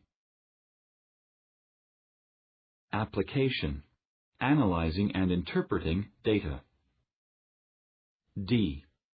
Which type of bank described above has the largest percentage of its institutions chartered by the federal government? Why might this situation have developed? Section 3. Innovations in modern banking. Objectives. In Section 3 you will describe the services that banks provide. Discuss the changes that deregulation has brought to banking. Explain how technology has changed banking in the United States. Key terms: automated teller machine, debit card, stored value card. Taking notes. As you read Section 3, complete a hierarchy diagram to track main ideas and supporting details. Use the graphic organizer at Interactive Review at ClassZone.com. What services do banks provide? Key concepts. Banks offer a number of services that allow them to act like money stores. In other words, just as stores are places where goods are bought and sold, banks are places where money can be bought, borrowed, and sold, lent. By using these services, customers are able to do three things: store money, earn money, and borrow money. Banks are businesses that earn money by charging interest or fees on these services. Service 1. Customers can store money. As you read in Section 2, banks began as safe places to store money and other valuables. They still serve the same purpose today. Customers deposit money in the bank, and the bank stores currency in vaults and is also insured against theft and other loss. Customers' bank accounts are also insured in case the bank fails. Banks are also a safe place to store important papers and valuables through the use of safe deposit boxes. Service 2. Customers can earn money. When customers deposit their money in bank accounts, they can earn money on their deposits. Savings accounts and some checking accounts pay some level of interest. Banks offer other accounts, such as money market accounts and certificates of deposits, CDs, that pay a higher rate of interest. You will learn more about saving and investing in Chapter 11 and in Consumer and Personal Finance, which begins on page 574. Service 3. Customers can borrow money. Banks also allow customers to borrow money through the practice of fractional reserve banking. See Figure 10.5. The percent of deposits that banks must keep in reserve is set by the Fed. Banks provide customers, each of whom must be approved by the bank, with different loans for different circumstances. One common loan is a mortgage. A mortgage loan allows a buyer to purchase a real estate property, such as a house, without paying the entire value of the property up front. The lender and the borrower agree on a time period for the loan, often up to 30 years, and an interest rate to be paid to the lender. From this, a monthly mortgage payment amount is settled.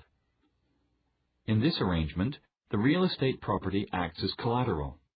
So if the borrower defaults on the loan, stops making the payments, the lender takes control of the property. It can then be sold by the bank to cover the balance of the mortgage. It may not seem so, but a purchase made on a credit card is a loan too. Credit cards are issued by banks to users who are in effect borrowers. When you use a credit card to buy a new skateboard or a tank of gasoline, the issuing bank pays the seller and lends you the money. When you pay the bank back, you're repaying a loan.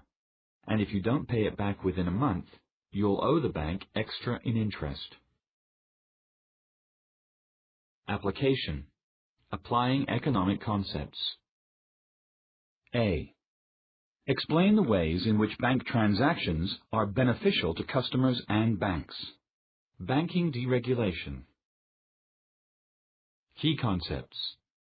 Prior to the 1980s, government tightly regulated the amount of interest that banks could pay on deposits and could charge on loans. Regulations also prevented banks from operating in more than one state. Several states also had limitations on the number of branches that a bank could have within a state. Deregulation in the 1980s and 1990s ended these restrictions and brought major changes to what we think of as banks and how they operate. Bank mergers. The end of restrictions on interstate banking led to a large number of mergers as larger banks acquired smaller ones and smaller ones joined together to be able to enter different geographic markets. The number of mergers has steadily declined since 1998, when there were almost 500, to less than 200 in 2003. Yet, as Figure 10.6 shows, mergers that created very large banking organizations continued. In 2004, Bank of America Investment Services Incorporated and J.P. Morgan Chase & Company became two of the largest banks in the United States, with assets of around $1 trillion each. Analyze charts. In most of the mergers shown here, the acquiring banks hoped to increase their customer base by gaining offices in regions where they had no presence. What reasons might target banks, the banks acquired, have for entering into a merger? In contrast, some 95% of commercial banks have assets of $1 billion or less. One benefit from the mergers has been increased competition that has kept interest rates low and resulted in more consumer services. There has also been an increase in the number of bank branches, even while the number of banks has declined. Larger banks and more branches offer customers greater availability of services.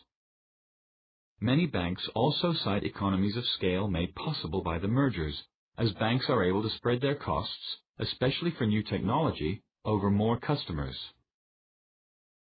However, some see potential problems associated with mergers. Although competition between these merged banks has heated up, there are increasingly fewer banks to choose from. Further, it is feared that larger banks may show less interest in small customers and local community issues. If this is the case, consumers will choose a bank that provides them with what they want, and the large banks will either respond or lose customers.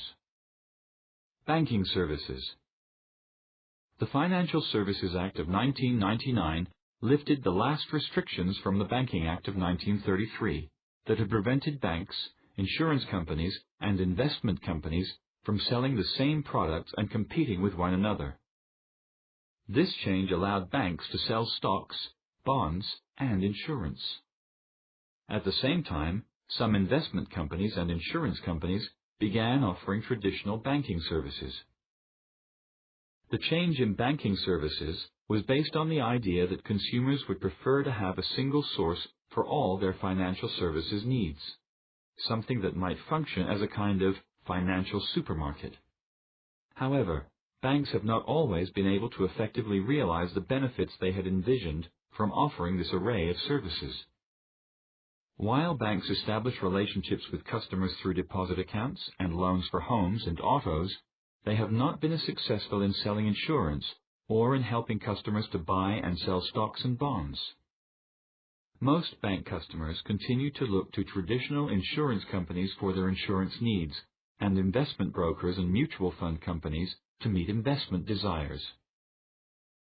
Application: Analyzing effects. B. How did deregulation change the ways that banks competed? Technology and banking. Key concepts. Deregulation is not the only thing that has changed the nature of banking. Technology, particularly computer technology, has changed the way customers use banks, producing a system generally referred to as electronic banking. For example, banks have begun using automated teller machines, ATMs, electronic devices that allow bank customers to make deposits, withdrawals, and transfers and check their account balances at any time without seeing a bank officer. Other innovations include debit cards, cards that can be used like an ATM card to withdraw cash or like a check to make purchases, and stored value cards, cards that represent money that the holder has on deposit with the issuer, such as a department store. These cards give customers the ability to use the money in their accounts in more convenient ways. You'll learn more about ATM and debit cards in Consumer and Personal Finance. Automated teller machines. Between school, sports practice, and a part-time job, you might find it difficult to get to the bank while it is open to deposit your paycheck and to withdraw spending money. The ATM solves that problem. ATMs are the oldest and most familiar of the developments in electronic banking. They began to be used widely in the 1970s and are now located not just at banks, but also at retail stores, workplaces, airports, and entertainment venues such as movie theaters and sports stadiums. ATMs are basically data terminals that are linked to a central computer that is in turn linked to individual banks' computers. The bank provides you with a plastic ATM card with a magnetic strip on the back that contains your account information. You insert your card into the ATM, enter your personal identification number, PIN, and follow the instructions on the screen. You may check your account balance, make deposits, withdraw cash, transfer money between accounts, and make loan payments through the ATM. All ATM networks are connected, so that consumers can use their ATM cards at any machine, no matter what bank owns it. Some banks charge fees for ATM use, especially to consumers who do not have an account at the bank that owns the particular ATM. ATMs allow people to bank even when the bank is closed and to avoid waiting in line for simple transactions.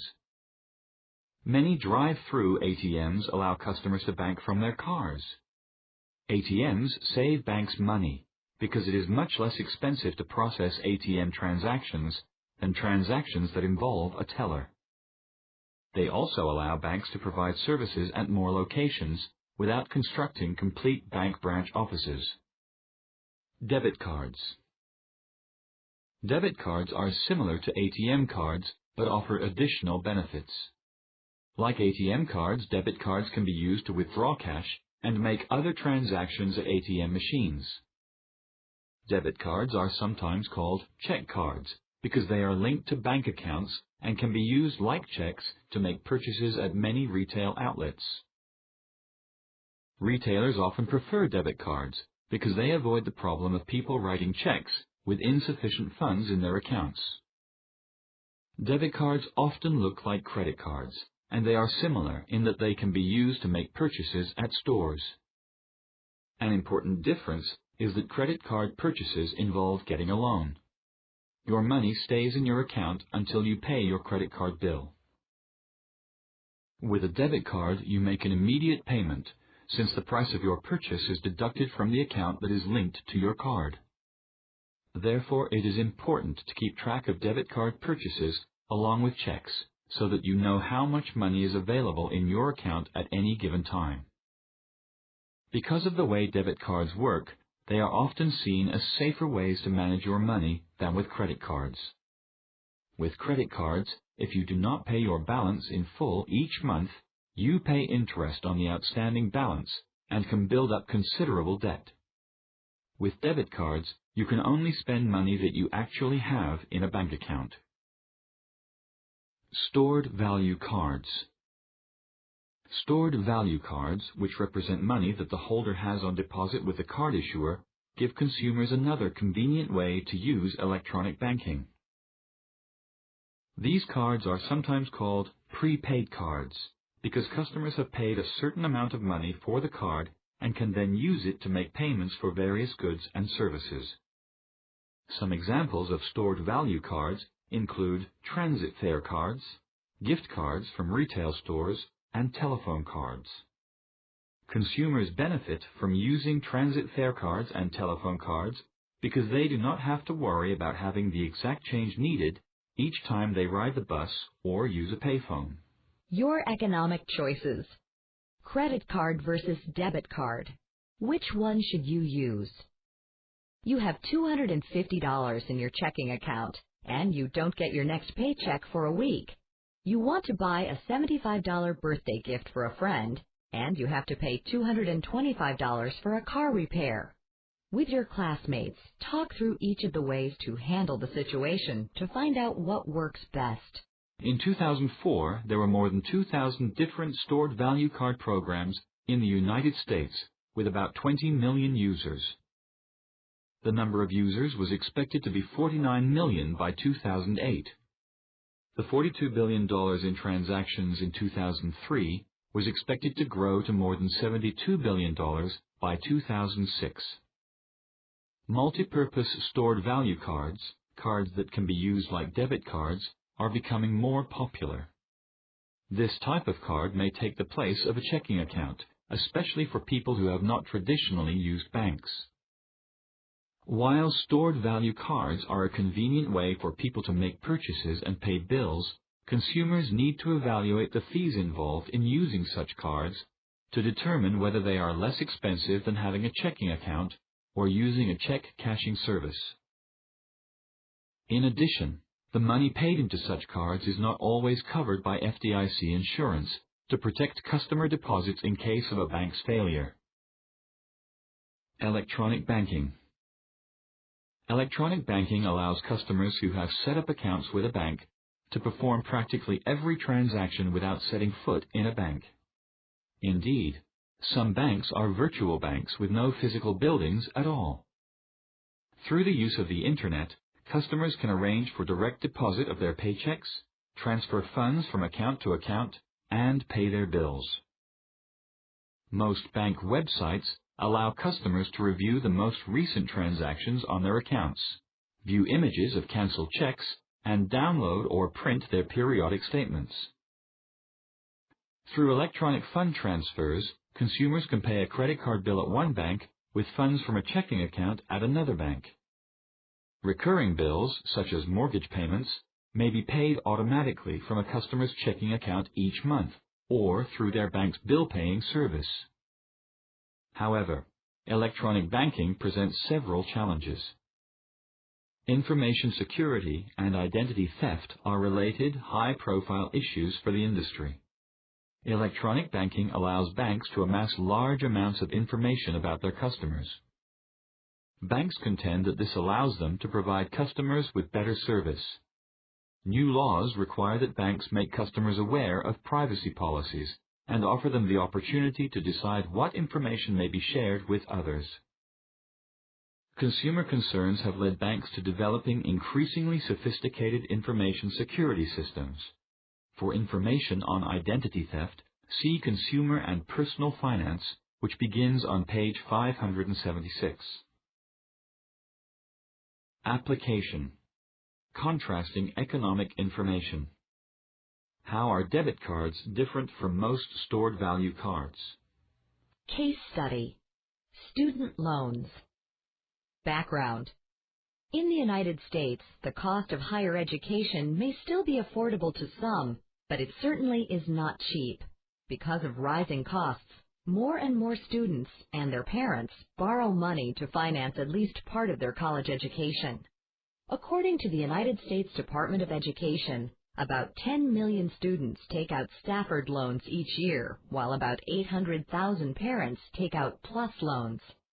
Although banks, S&Ls, and credit unions are the primary lenders of money in the United States, this is not the case for student loans. Students and parents have the option of borrowing wherever they choose, but federally guaranteed loans are their main source of funding. What's the issue? What is the current situation with student loans? What are the future ramifications of the increasing cost of paying for college? Study these sources to learn about student loans. A. Online news story. This story explains a change in the way the government figures the interest rate on student loans. Thinking economically. If interest rates hit 10%, would the new fixed rate established by Congress still harm student borrowers? Why or why not? B. Cartoon. Ralph Hagen drew this cartoon about student loans as a factor in higher education. Thinking economically. What does the cartoon suggest about student reliance on college loans? Explain your answer. C. Newspaper article. This article discusses the problems associated with debt and loan repayment after college graduation. Thinking economically. Explain in your own words why you think the article calls student loans two-edged. Thinking economically, synthesizing. 1. Compare the financial news presented in documents A and C. What bearing do you think the information in document A might have on what you learned from document C? 2. Document B humorously points to the prominence of student loans in United States higher education. Specifically, what parts of documents A and C support this view? 3. In document A, what does the federal government seem to be saying about who should pay for a college education? With this in mind, what does figure 10.7 mean for students and parents?